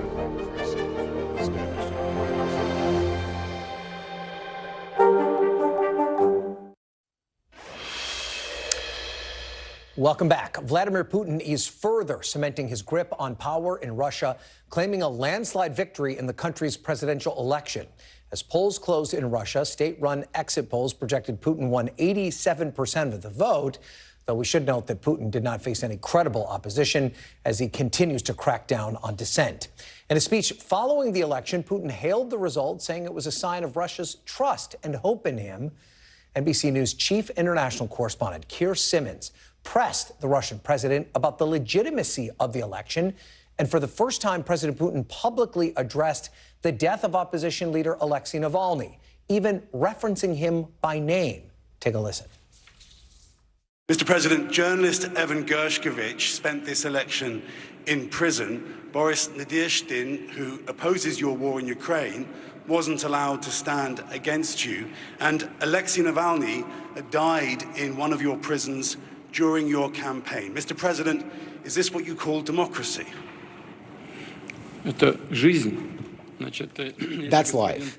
If Mr. Nadezhdin took part in this election campaign, then this is first of all a result of his unsatisfactory work during the preparatory period. As for Mr. Navalny, he has perished. That is always a sad event. Well, we've had other instances where people died in prison. Has nothing like that ever happened in the United States? It has happened, and not just once. By the way, this will be unexpected, but several days before Mr. Navalny perished, I was told by some of my colleagues not administration employees, but some people, that there's an idea to exchange Mr. Navalny for some people in prison in Western countries. Today, National Security Advisor Jake Sullivan said he was not aware of any prisoner swap conversations that involved Alexei Navalny. Joining me now is NBC News Chief International Correspondent Keir Simmons in Moscow. Terrific job as always, Keir. I mean, what else did President Putin say in this victory press conference? I mean, what really stood out to you? Well, effectively, he celebrated his win. And let's be honest about this. He is popular in Russia. Whether he is as popular as 87% of a victory in a turnout of 77%, there'll be Russia watchers who will question that. And many others will call it pretty cynical stuff, with Alexei Navalny's wife pointing out that he didn't mention his name until Alexei Navalny was dead. And the question over, okay, well, if you've agreed to have him released, how come he died just days later? So I think there are more questions than answers in President Putin's answers, frankly. And it wasn't just President Putin who you pressed here. There's several Western countries that have been critical of the elections in Russia, saying that it was not a free and fair election. How is the Kremlin responding to those criticisms? That's right. And in fact, Alexei Navalny's wife has been calling on world leaders not to recognize this vote. And after that news conference with President Putin, I managed to get to the Kremlin spokesman, Dmitry Peskov, and ask him about all that. Take a listen. This unbelievable level of support of the population. This is the best sign that all speculations about illegal elections is actually ungrounded. Alexei Navalny's widow is calling on leaders around the world not to accept this election. Well, you know, those are people who get themselves deprived of their motherland, and they're staying abroad. The longer they stay abroad, her husband died in one of your prisons. The longer they stay abroad, the less connection they have with their own country. And today, Ryan, there are countries congratulating President Putin on his win. They include China and North Korea, Iran. News that Turkey's President Erdogan would speak to him today, Ryan. And there is, of course, Keir, still an ongoing war with Ukraine. With the election now behind him, do we expect that the war will intensify? Yeah. I think it's going to continue. I think that's part of the point about this election and about President Putin. As he said tonight at a rally that we went to watch, he said, you know, listen, we're united. That's the message he's trying to send from Moscow to the rest of the world, to Washington and to Ukraine. And I think conversely, of course, President Zelensky says he's prepared to negotiate, just like President Putin says he's prepared to negotiate. You don't want to compare the two necessarily, but both of them are prepared to do that on their own terms. I think all of this and this election here in Russia suggests that this war in Ukraine is not ending anytime soon. All right, Keir Simmons live for us in Moscow. Keir, thank you so much for that report. And coming up, you know what they say about a picture being worth 1,000 words. The latest move by members of the Kennedy family to distance themselves from RFK Jr.'s presidential run. Plus, the controversial topic RFK Jr. isn't talking about much these days as he tries to win the White House. We'll be right back with more Meet the Press Now.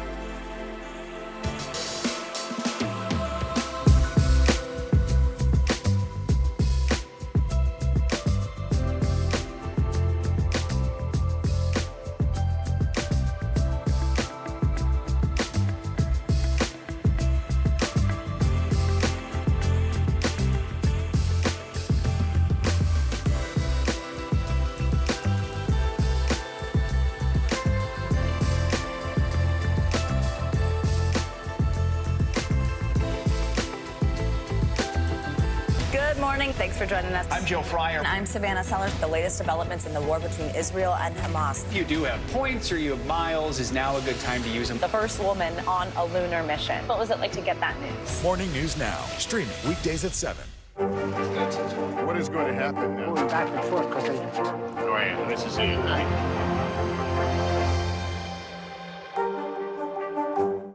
News for the generation of now is NBC News Now.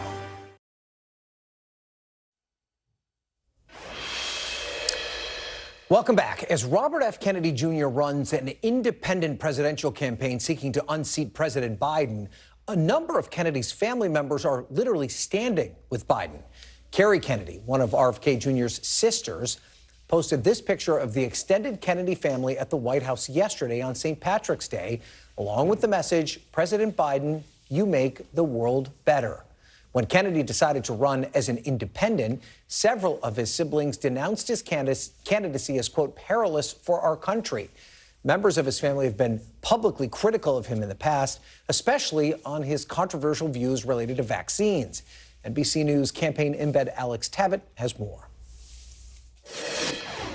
Besides his famous family, perhaps the thing that Robert F. Kennedy Jr. is best known for is spreading misinformation about vaccines. Hi, I'm Robert F. Kennedy Jr., and I'm here to introduce a film called Medical Racism, the New Apartheid. In 2021, he produced this documentary-style film that includes a debunked theory that the measles, mumps, and rubella vaccine leads to higher cases of autism within the Black community. We're starting to get some rumblings about, does the MMR cause autism? Kennedy's conspiracy theory is based on a 2014 study that's since been retracted. Multiple studies have been done that have never been able to replicate that study, and it's been found that that was a fraudulent study. And that sort of misinformation is especially dangerous as measles cases spike across the country. Growing concern in Florida about a measles outbreak that has made at least 6 elementary school students sick. The anti-vaccine movement is the reason why measles is still a problem in the United States. Science solved this problem in the 1960s with the vaccine. The measles is back, and Dr. Amish Adalja from the Johns Hopkins School of Public Health says Kennedy is in part to blame for recent outbreaks. These are directly being fueled by the anti-vaccine movement, of which RFK Jr. has been a prominent spokesperson, a prominent leader, a prominent fundraiser for. Before he was a presidential candidate, he was the head of the largest, the most well-funded anti-vaccine organization on the planet. Brandy Zadrozny is a senior reporter for NBC News. She's been covering Kennedy and his vaccine misinformation campaigns for more than a decade now. There's no doubt that his years of activism have caused a rampant decline in vaccination among children right now in the United States. Since announcing his bid for the presidency, Kennedy's been relatively quiet on the campaign trail about his anti-vaccination views. He doesn't want to align himself with the anti-vaccination movement, which he is smart enough to know is not a welcome movement in America. Recently, NBC News pressed Kennedy on his debunked belief that vaccines lead to autism, and he doubled down on the false statement that there's scientific basis for his claims. I think that it's clear what I believe is irrelevant. What the science says is relevant. And right now the abundance of science, the mountain of scientific study links autism to early vaccination with certain vaccines. And when asked if parents should be vaccinating their kids amid recent measles outbreaks? So for America's children right now, do you recommend they take the MMR vaccine? I'm not gonna. Kennedy walked away. Well, measles is a miserable disease to contract. It's not something that you want to have if you can prevent having it. Why have any morbidity and mortality from a vaccine-preventable illness? And joining me now is NBC's campaign embed Alex Tabbitt. So, Alex, RFK Jr. said that he'll announce his VP pick next week. What role does his anti-vaccine stance play in his selection process? Well, Ryan, our colleague Alan Smith just came out with an awesome new article. He interviewed Mike Rowe. Mike Rowe, best known as being the longtime television host of the TV show Dirty Jobs. And Rowe got a call from Kennedy. He thought they were going to talk about the trade industry, the skilled industry. In fact, it was a job interview for vice president. And Rowe tells NBC News that while vaccines did come up a little bit during the conversation, it was by no means a central component of the interview. And Kennedy also stressed that he doesn't want to surround himself by a yes men or yes woman. He wants to be surrounded by people who are willing to push back. So when we do find out who his vice presidential candidate is, it might not be necessarily somebody who aligns with him on his vaccine views. Okay, Alex Tabbitt, thank you for that report. We appreciate it. And I'm back tomorrow with more Meet the Press Now. But the news continues with Hallie Jackson right now.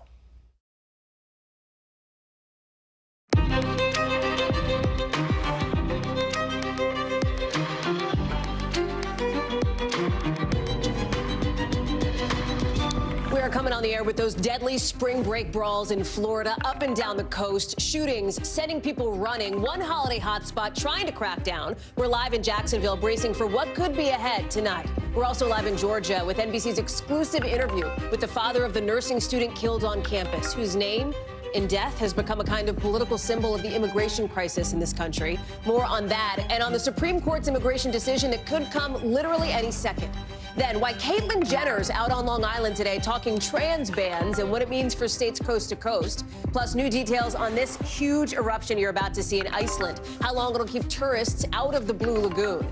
And why Elon Musk says the drug he takes could actually be good for investors. The takeaway from that exclusive interview we honestly never thought we'd hear. That's coming up later in the show. Hey there, I'm Hallie, and tonight they are bracing for what may be more violence in Florida after deadly spring break shootings within the span of about an hour, leaving police in Jacksonville scrambling to find suspects and solutions. The shooters still on the loose, with people on the beach running for their lives as it all went down. This one blamed partly on police clearing out hundreds of teens from a fight club underneath a boardwalk. Watch. I cannot emphasize the chaotic nature of the incident last night. We are currently working 3 separate unrelated shootings. Then in Fort Lauderdale, you had cameras capturing punches being thrown with these huge crowds of spring breakers gathering around. Some of them were cheering on the fights. We've got to warn you, it's violent. Here it is.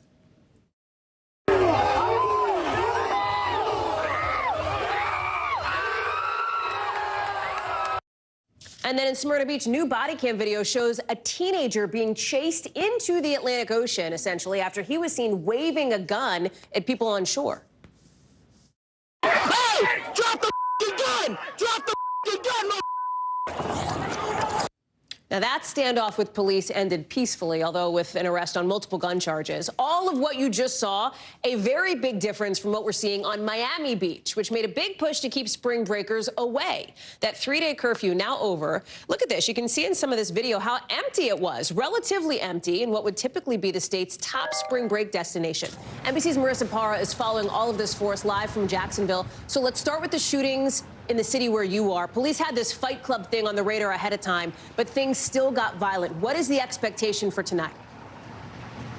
Hey, Hallie. Well, police have told us they actually had some intel on exactly that. But I want to start first by setting the scene where we are. So remember, 3 separate incidents, one of them happening right behind me. This is Sneakers Bar, a really popular spot here. But the very first incident just blocks away in that direction. And it was here the police say they had intel that there was going to be a large gathering of juveniles. And remember, this is already a Sunday St. Patrick's Day celebrations. They expected people to be flocking to the area for that. And further, of course, this is a Sunday beach day during spring break. So they said they brought in extra staffing, extra security, because they anticipated the arrival of this large gathering of juveniles. And that's exactly what they saw. They said they saw roughly 250 to 400 young adults, teenagers descending on the area. And this is a little bit of what we heard earlier on what Jacksonville Beach police say they saw later. This group engaged in boxing matches, fights, and other incidents, and Jacksonville Beach Police Department had to take action and disperse the crowd. When the crowd was dispersed, that's when the shootings happened. So, Hallie, that gathering we saw as those crowds were dispersing, you just heard this. They said they saw that first incident with those shots that were fired, and then those other 2 incidents happened just blocks away within 30 minutes. So in terms of the victims here, the people that were shot, remember, 3 people shot, 1 person dead. Our understanding from police at last check was that 1 person who was shot was a known gang member. Another person who was shot was an innocent bystander from out of town. And Hallie, so far, no arrests. We've been talking about what a split screen this is between what's happening where you are, what has happened in Jacksonville, and then Miami Beach, because they had a pretty violent spring break last year. They're now on the other end of the spectrum, right? Talk us through that piece of it. Absolutely. I mean, you may have seen, for anyone watching, you might have seen the viral social media campaign out of Miami. Miami Beach putting out, we're breaking up with spring break. And this is on the heels of what was quite a violent spring break last year. We've compiled some of the statistics for you. But remember, for anyone who's been following, Miami Beach has had issues with spring break gone wrong for years. So this year they announced they were cracking down through several measures. They were, of course, putting road closures, barricades, ramping up staffing and security in Miami Beach specifically, but they also installed a midnight curfew. And this made headlines. A lot of people were talking about this, but Hallie, it seems to be working. We haven't seen a large violent issue or incident out of Miami Beach. So all of that to say is when we talk about all these changes with spring break this year in Miami Beach and what seems to be a success story, we're seeing places like Jacksonville Beach considering adopting the same. Marissa Parra, thank you very much. They're live for us in Florida. We'll see what tonight brings. Thank you. So listen, for the first time, we are hearing from the father of the nursing student found dead on the University of Georgia campus. And in this exclusive interview, he says he's worried that her death is being used as a political wedge ahead of this year's election. Watch. She's being used somewhat politically to get votes because now she's incited, the people, not just a politician, she's incited the people. It makes me angry. I feel like, they're just using my daughter's name for that. And she was much better than that. That's Laken Riley's father, remembering his daughter as a strong person who was doing so well at school. Since her death last month, after police say she was killed by a migrant who entered the U.S. illegally, her story has become a kind of political flashpoint. Laken's name used at campaign rallies, in an immigration-related bill, even during President Biden's State of the Union speech. Here's that moment. Laken Riley, an innocent young woman who was killed by an illegal. The suspect is in jail right now behind bars on multiple charges, including murder and more. He has not entered a plea. Priscilla Thompson joins us now. And Priscilla, you spoke with Jason Riley, who says he doesn't want his daughter's death to be so political, but he also told you he thinks this has opened up some necessary conversations. Talk to us about that. Yeah, Hallie, he is a supporter of former President Donald Trump. He does feel like there should be more vetting at the U.S.-Mexico border. But notably, when I asked him if he felt like any of that would have made a difference for his daughter, Laken, he told me that he wasn't entirely sure that it would have. And what's more, when I asked him unprompted if there's anyone else that he holds responsible aside from the man who was accused of killing his daughter, he didn't talk about immigration. He didn't bring up President Biden, but instead he talked about safety on campus and the idea that something like this could happen in broad daylight on a campus like this. And then he blamed himself. He said that he wished he had been here to protect her, that he wished it had been him instead of her. And I think he wants, people to remember that this is a grieving family here, that these families have lost their daughter. And so as this becomes politicized and her name becomes a rallying cry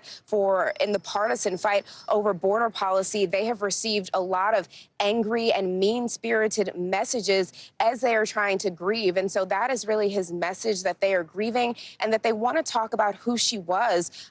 Him saying that she was an amazing person and he wished that more people had gotten a chance to meet her. Hallie?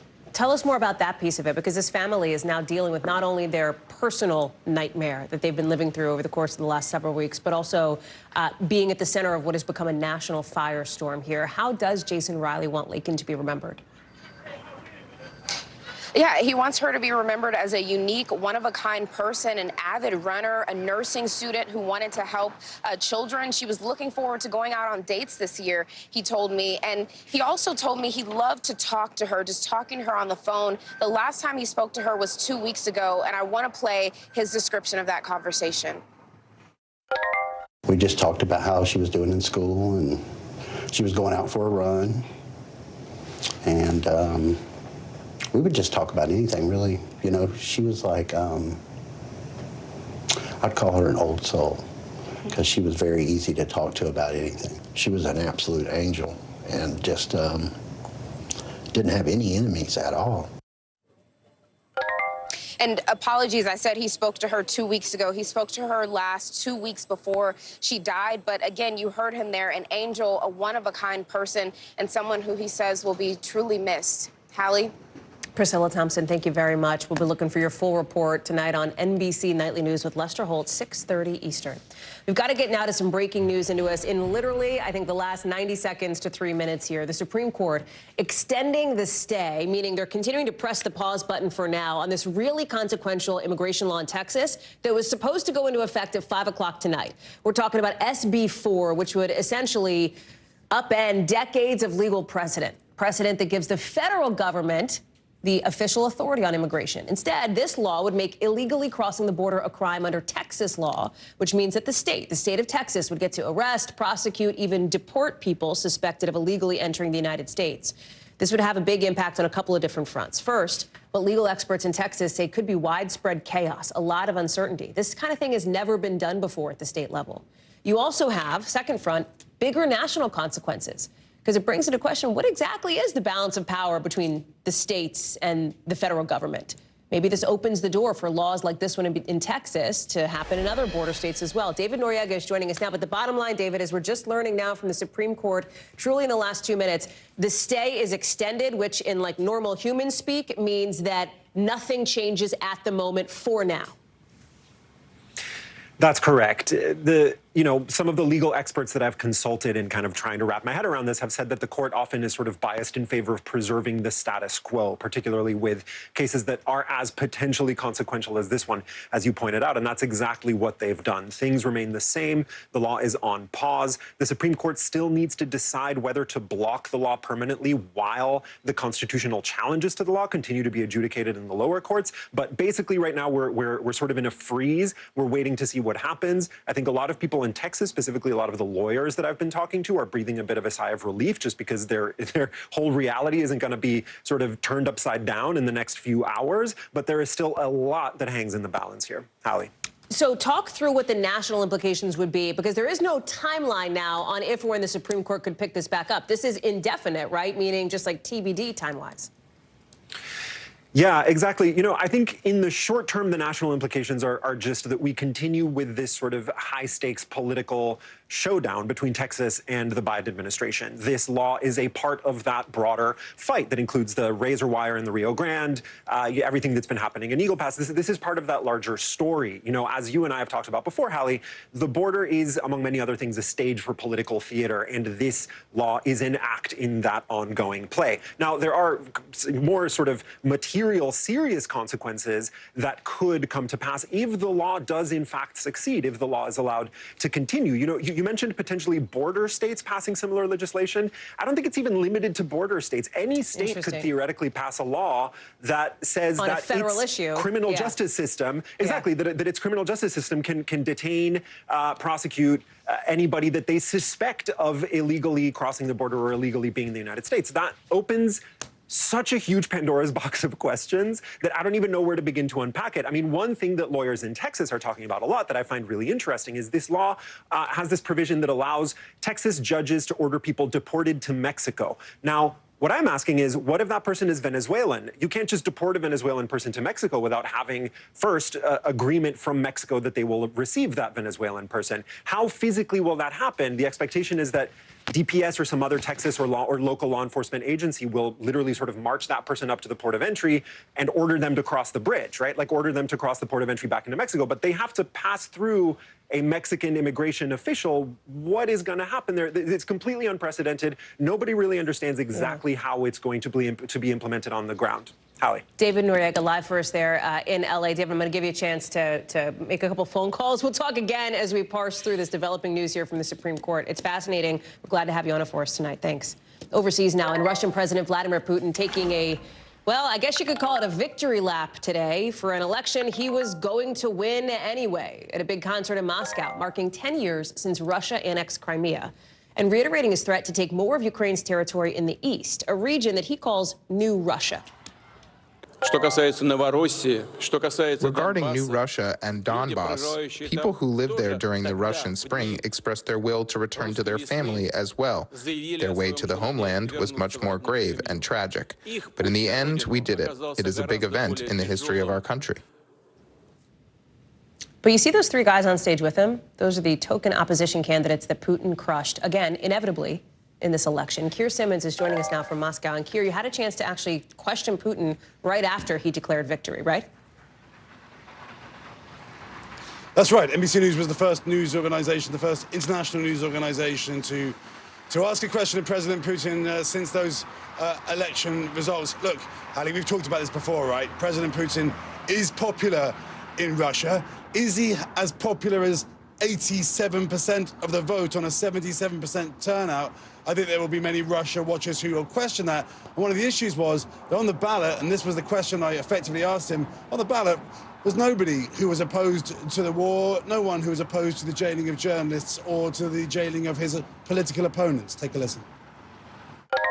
Mr. President, journalist Evan Gershkovich spent this election in prison. Boris Nadezhdin, who opposes your war in Ukraine, wasn't allowed to stand against you. And Alexei Navalny died in one of your prisons during your campaign. Mr. President, is this what you call democracy? Several days before Mr. Navalny perished, I was told by some of my colleagues, not administration employees, but some people, that there's an idea to exchange Mr. Navalny for some people in prison in Western countries. Believe it or not, the person talking to me hardly finished their sentence when I said, I agree, but just on one condition. We will exchange him for him to never come back. Let him stay there. That's it. But unfortunately, the thing that happened, happened. But already, Hallie, there are questions over the truth of that. The National Security Advisor Jake Sullivan today saying that the US was not aware of that kind of a proposal to exchange Alexei Navalny.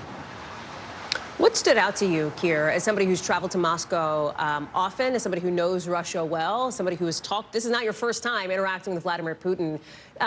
Was there anything that surprised you about this particular moment in time? Well, I mean, in a way, I suppose nothing is surprising in that respect because, you know, President Putin is dug in. He acts like someone who's been in charge for 24 years. You kind of can predict the way that he's going to talk. But what I do think is significant is the way that the war in Ukraine has changed things. We were watching that rally today, and you know, Russia has really shifted because of it. That was as much a war rally as a pro-Putin rally. And then the other thing I would say is, I'm surprised by the fact that there are still protests. It's incredibly dangerous for people to protest, to put ink in ballot boxes, for example. So that I think is significant, worth noting. Keir Simmons live for us there in Moscow. Keir, we're glad to have you there. Thank you so much. Also overseas, we're just learning that Israel is expected to send some of its top military leaders here to Washington to lay out its plan for that widely expected raid in Rafah, with the Israeli Prime Minister agreeing to this ask from President Biden in a key phone call in just the last few hours. Key, because it's the first conversation between these two in just about a month. And we're getting some new clues about the tone of this conversation from the National Security Advisor. Listen.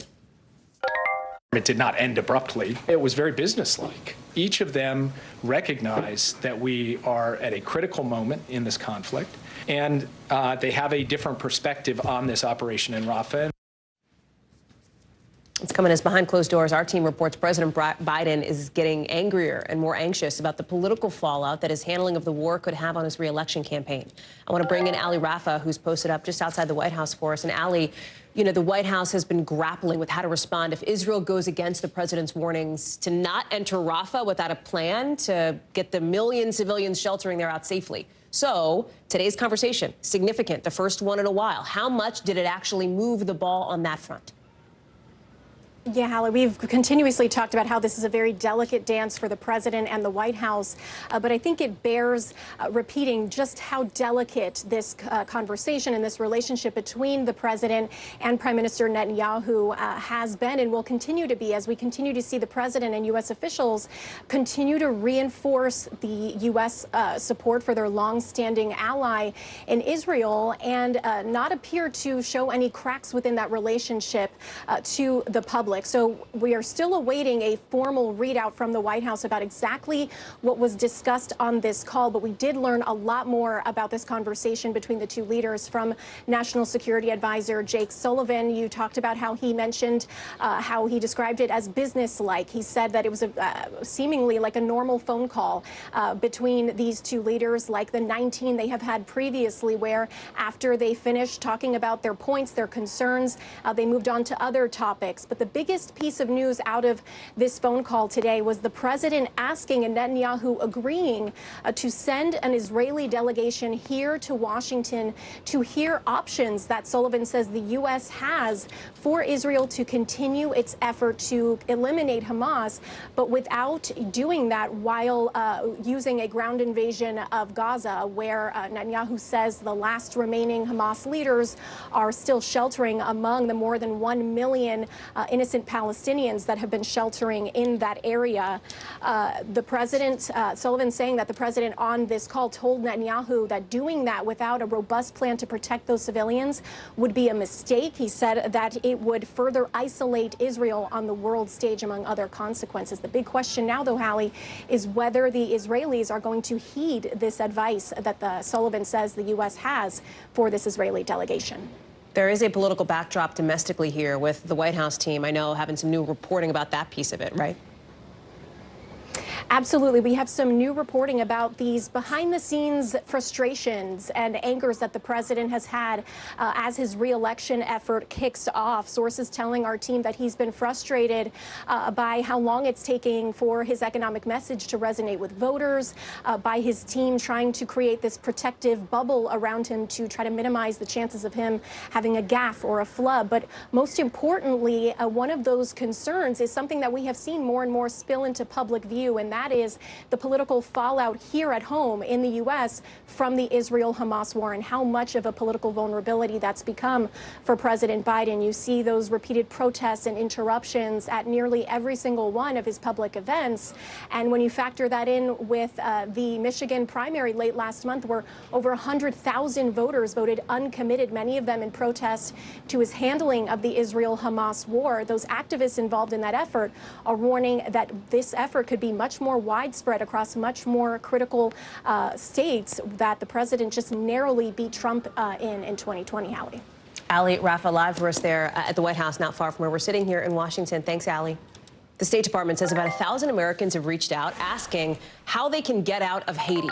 Right, more and more Americans reaching out since this time last week because the airport there is still closed from all this gang violence, escalating to crisis levels. You had the first charter flight taking dozens of Americans out of Haiti, arriving in Miami just within the last 24 hours. You're seeing some of the images there, flying from the northern city Cap-Haitian instead of the capital of Port-au-Prince. You see it on the map. Congressman Corey Mills says his team brought out another 13 Americans. But remember, this violence comes after years of instability for Haiti. Our Gabe Gutierrez, who has covered Haiti throughout his career, explains in tonight's breakdown. Haiti's capital on fire. Violence in the streets as gangs fight to keep control of 80% of the city. The UN says more than 360,000 people are internally displaced, with millions in need of food. But the chaos now, years in the making. In 1804, Haiti won its independence from the French and became the first black-led republic in the world.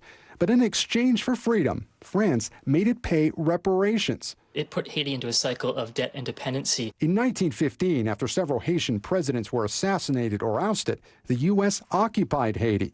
Over about 2 decades, it destabilized Haitian society and killed thousands. Decades later, 2 brutal leaders ruled. A father. You should have a strong man in every country. And then his son, both using a paramilitary force to shut down opposition. Then a flurry of leaders and coups and another U.S. intervention. In 2004, the UN stepped in. That mission has become kind of a textbook case of what not to do in UN missions. The soldiers have been implicated in sex trafficking and drug trafficking rings. It was enormously violent and killed thousands of civilians in Haiti. In 2010, a devastating earthquake killing about 220,000 people and leaving 1.5 million without homes. Aid flowed in from around the world. The people of Haiti will have the full support of the United States. A charity telethon raising millions. Haiti, I can see your halo. But experts say politicians took advantage of the chaos, stealing aid. There's been so much money that's come into the country, and yet there's literally roads to nowhere. Just months after the earthquake, UN troops introduced cholera to Haiti, starting an outbreak that has killed about 10,000 people. Later came Hurricane Matthew. The eye of the storm is about to slam into the southwestern tip of this country. And the fuel crisis compounding the pain in Haiti. In 2021, Haiti's president, Jovenel Moïse, was assassinated. Ariel Henry, backed by the U.S., became the de facto leader. Violence escalated. This has become daily life here in Haiti. Tires burning on city streets, protesters furious. As Henry pushed back elections again and again, Haitians grew angry. When Henry went to Kenya to get international support, gangs orchestrated a mass prison break and demanded he resign. Henry says he will resign once a transitional government brokered by other countries is formed. But many Haitians say more foreign intervention is not the answer. He says the country is ours. No one will decide for us. We must take our destiny into our own hands. Gabe is joining us now. And Gabe, I know that you've been reporting a lot over the course of the last couple of weeks as this violence has escalated, and it's still spreading even now. Yeah, that's right, Hallie. Look, we're talking to sources on the ground there in Haiti, and we're told that the violence has now spread to more affluent areas in the northern part of Port-au-Prince. And the state broadcaster, we're told by the director of the agency, that it was knocked off the air today because gangs have now invaded parts of the neighborhood where some of those broadcasting sites are. So this is an increasingly desperate situation, Hallie. Now, as you mentioned, the State Department has evacuated Americans, more than 30 over the weekend, but they evacuated them from the northern part of the country, far from the violence in Port-au-Prince. Now we're hearing from the White House that there is an active analysis underway to try and find out and weigh the security risk of evacuating Americans from Port-au-Prince's airport. But right now, the security situation is extremely dire. Hallie? Clearly. Gabe Gutierrez, thanks for keeping us up to speed and for all of your reporting on this. Thanks. Coming up here on the show, top Republicans defending former President Trump over what he said at a rally.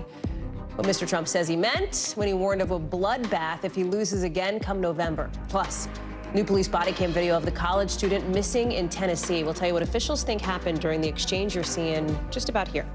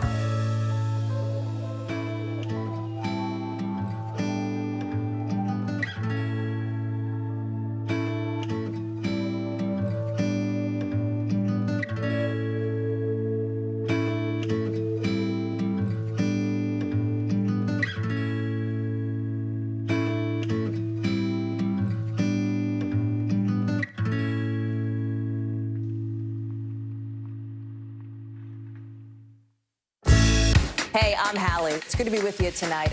What do we know that voters care about? The economy, right? You are seeing that firsthand yourself on the ground there today. This is two things. It is pretty big medical news. It is also a pretty big mystery. And oh, by the way, it's driven by one of the most controversial people in the United States. What's happening? They have tweaked my monitor, and I can see now you are, in fact, soaking wet. I am deeply sorry. I apologize for the many questions. Will never be questioned. Some top Republicans coming to the defense of Donald Trump tonight after he used the word bloodbath at a campaign rally. You probably heard about it this weekend. And today, you've got Mr. Trump out on his social media platform accusing the media of taking him out of context. Here's the deal. He says when he was talking about a bloodbath, it was related to his trade war with China, that it would be a bloodbath for the auto industry if he loses. We're going to let you listen to yourself, for yourself. We're going to play the whole thing. This is the context in which the former president said this. Watch. We're going to put a 100% tariff on every single car that comes across the line, and you're not going to be able to sell those cars if I get elected. Now, if I don't get elected, it's going to be a bloodbath for the whole. That's going to be the least of it. It's going to be a bloodbath for the country. That'll be the least of it. So listen, you got Speaker Mike Johnson, right, top Republican in the House, backing up Donald Trump, also accusing Democrats of taking this out of context, adding that Donald Trump is 100% correct. I'm quoting there. But you've got the Biden campaign pointing out what this is, right? They're saying they're showing the quotes, tying these comments to images from the 2017 Charlottesville neo-Nazi rally, to the January 6th attack on the Capitol, right? This idea of political violence. All of it against the backdrop of this primary out in Ohio that's turning Republicans against each other, leaving some unsure of who to pick in this race that Republicans need to try to get control of the Senate. You see here, nearly half say they don't know who they're going to pick tomorrow. Still a question mark. Vaughn Hilliard is following it all. Let's start with these bloodbath comments, because this has been news. This is now like the 72nd hour of this news cycle, right? Meaning like the third day. You've obviously got campaigns on both sides putting a microscope on this. Talk us through where that stands tonight.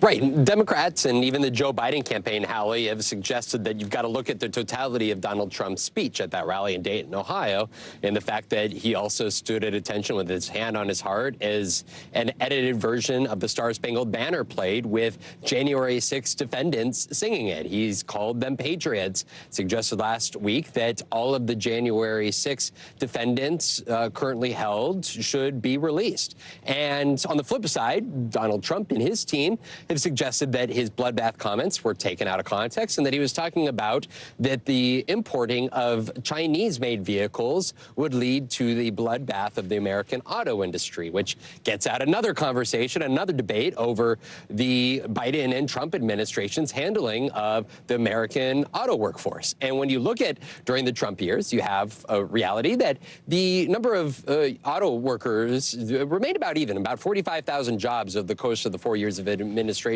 were added. You saw plants in places like Lordstown, Ohio, and Michigan and Maryland close, but you also saw plants open in less union-friendly places, including Alabama. And so, you know, this is where we can see these next 7 months heading, is a debate over the darkness and the dire circumstances that both sides are painting will come if one or the other wins the White House in November, Hallie.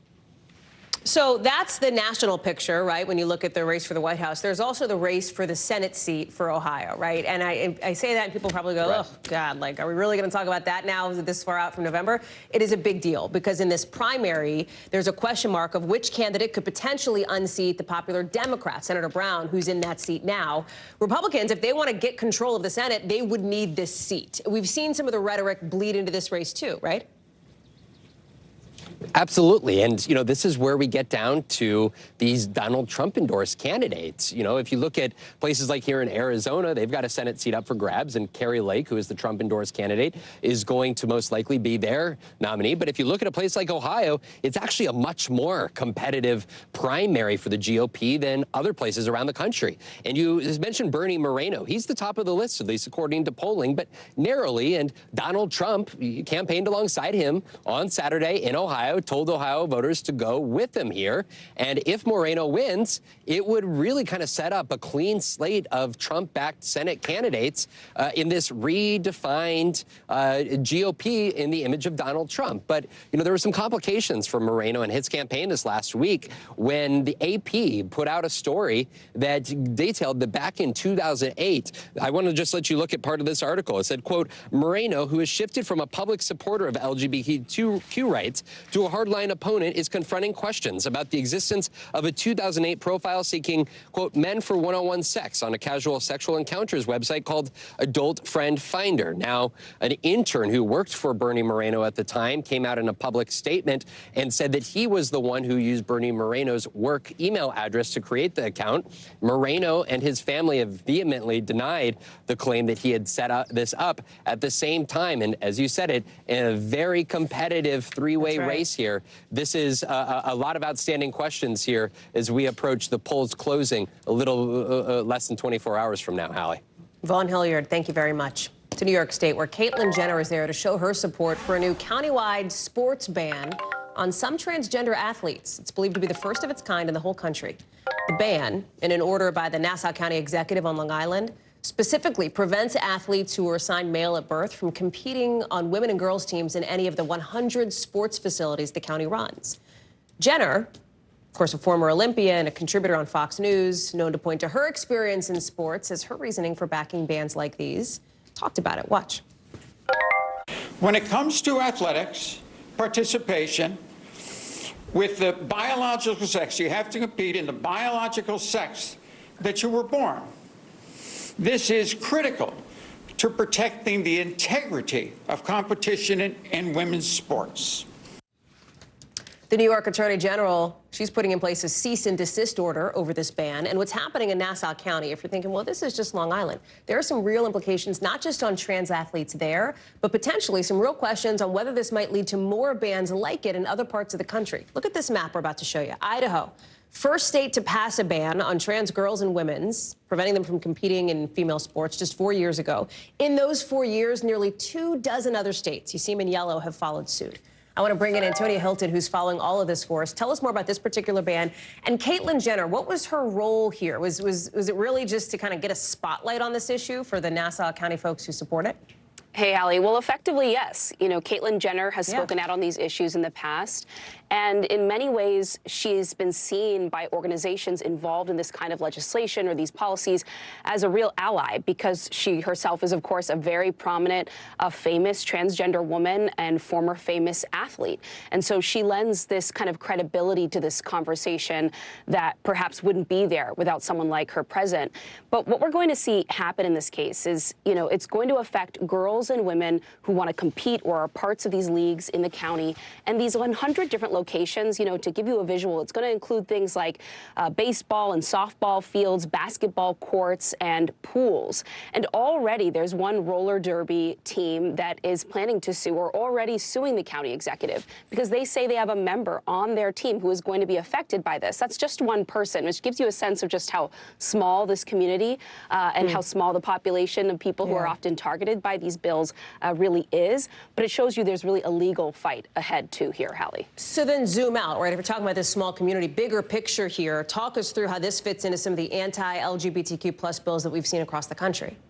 Oh, it's absolutely part of really a flood of bills, hundreds of bills introduced around the country over the past several years, and targeting everything from transgender children's participation in sports to gender-affirming health care. And the same map that you're seeing there, that is really consistent across the board when you're talking about these categories of legislation. And when I talk to advocates and civil rights lawyers, they say that it presents a real threat, not just to civil rights and equal access to these spaces and opportunities, but also to the mental health and health care of LGBTQ children, who they say are receiving a signal right now in so many states, in so many places, that they're no longer welcome or wanted by the adults in their lives, Hallie.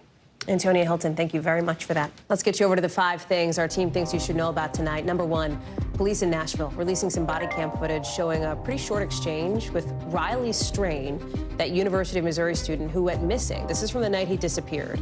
Happened about a week ago on a fraternity trip to Nashville. So police, you saw that was really all we have from that body cam video. It's very short. Police say he did not appear distressed. That new video comes after Strain's bank card was found near a river, according to police. They say they found no evidence of foul play. They're still looking into this. Number 2, a new study finds no brain injuries among government workers dealing with the mysterious health problem known as Havana syndrome. Remember that? The National Institutes of Health compared 80 patients with symptoms to healthy government workers with similar jobs. They didn't find very many significant differences. Remember, these are symptoms that were first reported in Cuba nearly a decade ago, with more cases then reported in other countries. The State Department says it's reviewing the findings. Number 3, Google's Gemini AI engine may be coming to the iPhone, according to Bloomberg.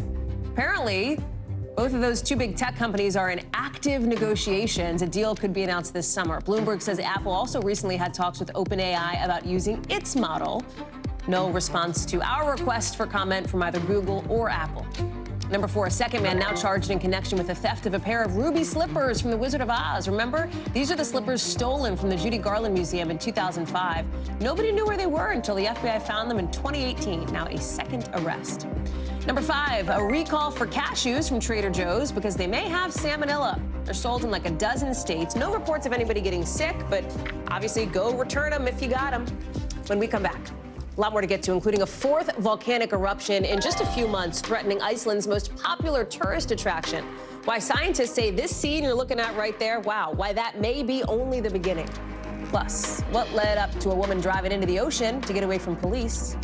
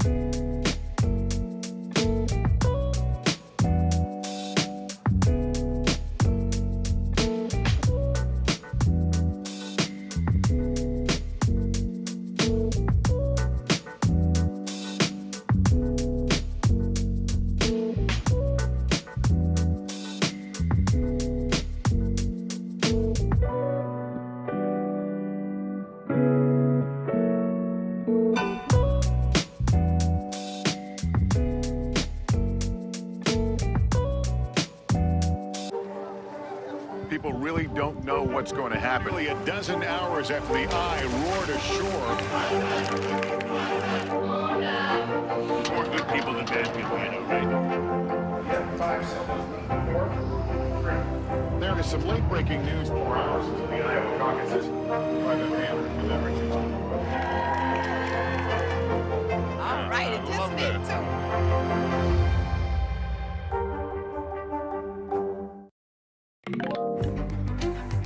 A little bit of good news out of Iceland tonight, where officials say it looks like the lava is starting to slow down and the barriers protecting neighborhoods from that nearby volcano, those barriers are working. But boy, look at that, the 4th eruption in just about 3 months. All that lava shooting into the sky, that bright orange glow on the horizon. It looks like orange smoke. It's the obviously steam from the lava. Scientists say this latest eruption was the most powerful one so far. Hundreds of people had to be evacuated from the famous Blue Lagoon Spa. I know you've heard of it. It's one of the biggest tourist attractions in Iceland. It's going to stay closed until at least tomorrow. Matt Bradley is joining us now. So talk through the damage, to communities. It's good news, I think, that these barriers seem to be working, but the closure of the Blue Lagoon has an economic impact, too. Yeah, repeatedly. I mean, the Blue Lagoon has been repeatedly closed ever since back in November, and that is, one of the main tourist attractions. It's a beautiful site. It's a great place to visit. And, it's tourism all year long, so it is going to have an impact. But, you mentioned how this is the most powerful so far of all of those volcanoes over the past several months. Well, scientists are saying that the width of the lava flow is much larger or much wider than the volcano just in February. But, Iceland, it's a volcanic country. That's why they're so prepared. That's why we haven't seen anything really in the way of major injuries, deaths, or even damage to infrastructure despite all of these volcanoes.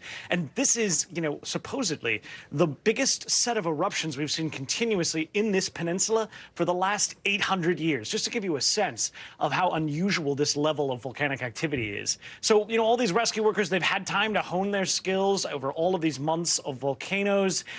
So they are prepared. You asked about the Blue Lagoon, that's repeatedly been closed.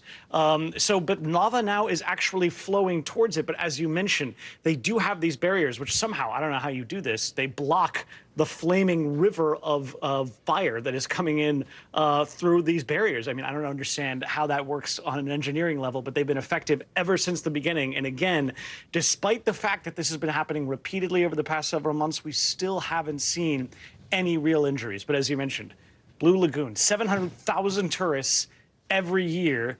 And now we're seeing some of those evacuations of people in Grindavik. That's the town nearest this eruption. Yeah. Undoubtedly, they rely on tourism from there.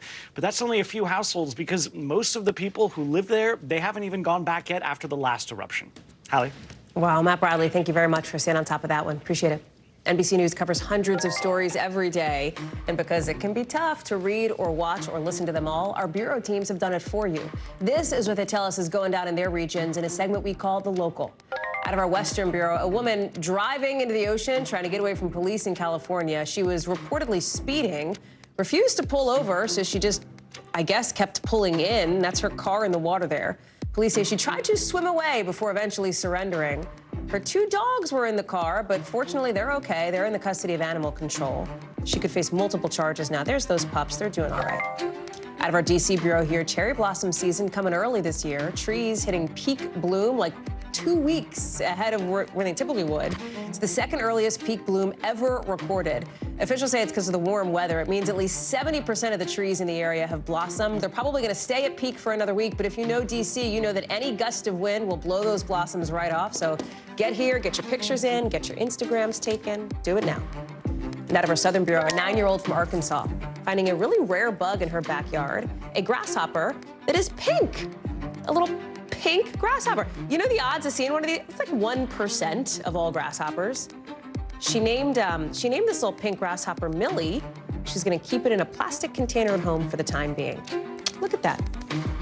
Coming up, a new study raising some red flags about a pretty popular thing that some folks do to try to lose weight. The risk of intermittent fasting on your heart. Coming up.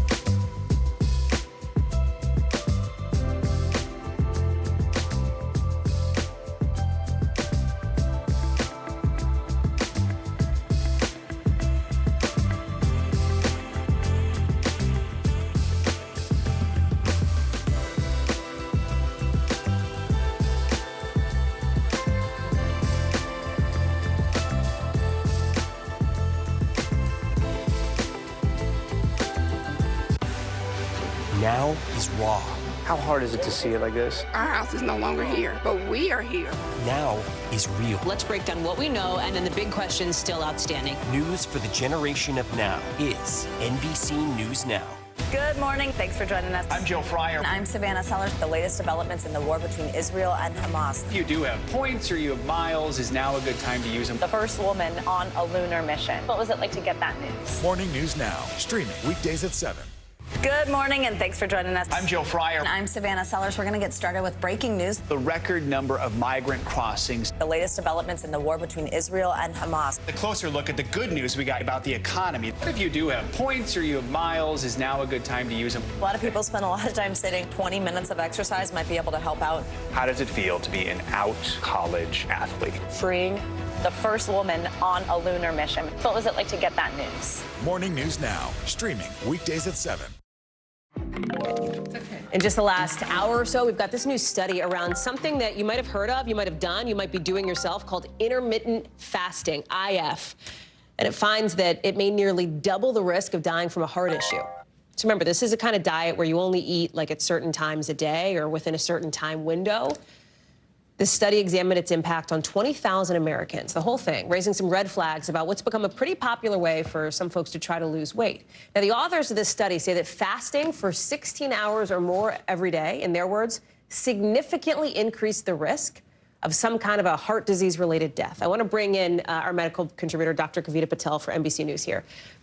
Oof, there's a lot of studies out there about IF. We've covered them. Some of them say no material impact. This one clearly says there's more of a risk. Other studies have said it's actually good for heart health. It reduces inflammation, et cetera. There's a slew of those kinds of studies.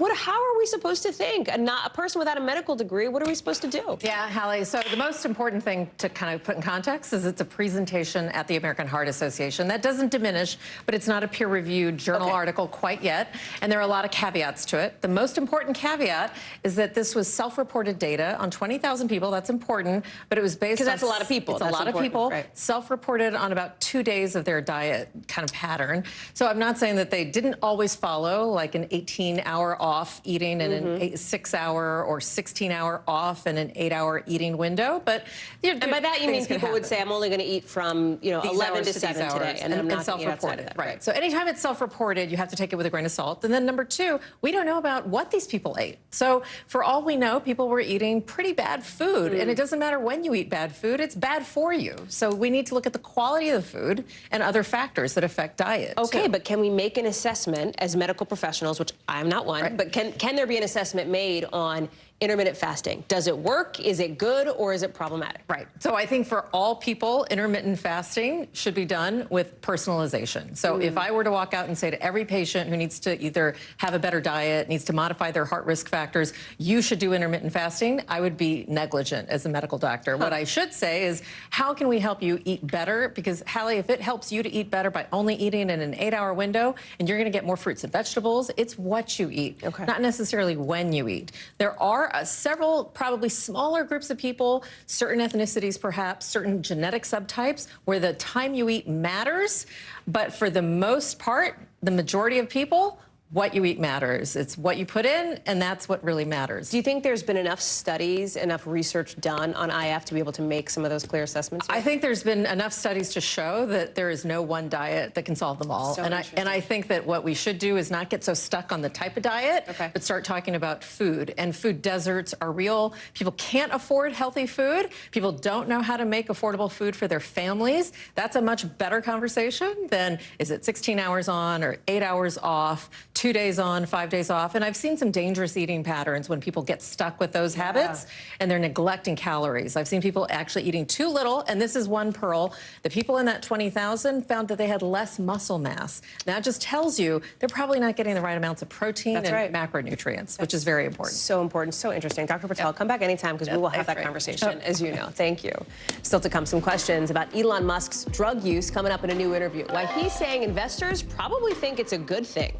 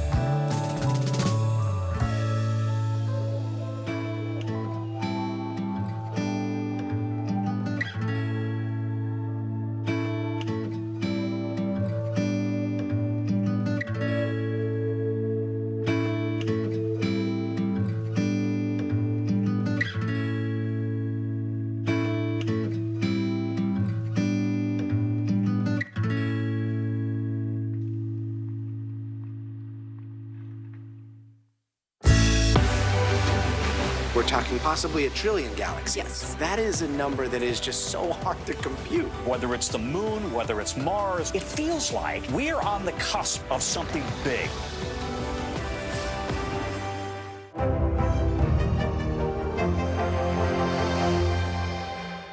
The NBC News mobile app. Get connected to your favorite news shows. For the top stories, breaking news, and live video, download the NBC News mobile app now. We're finally getting a look at that exclusive interview between Don Lemon, who used to work for CNN, and Elon Musk, who, runs a bunch of big companies like Tesla, with Musk at one point defending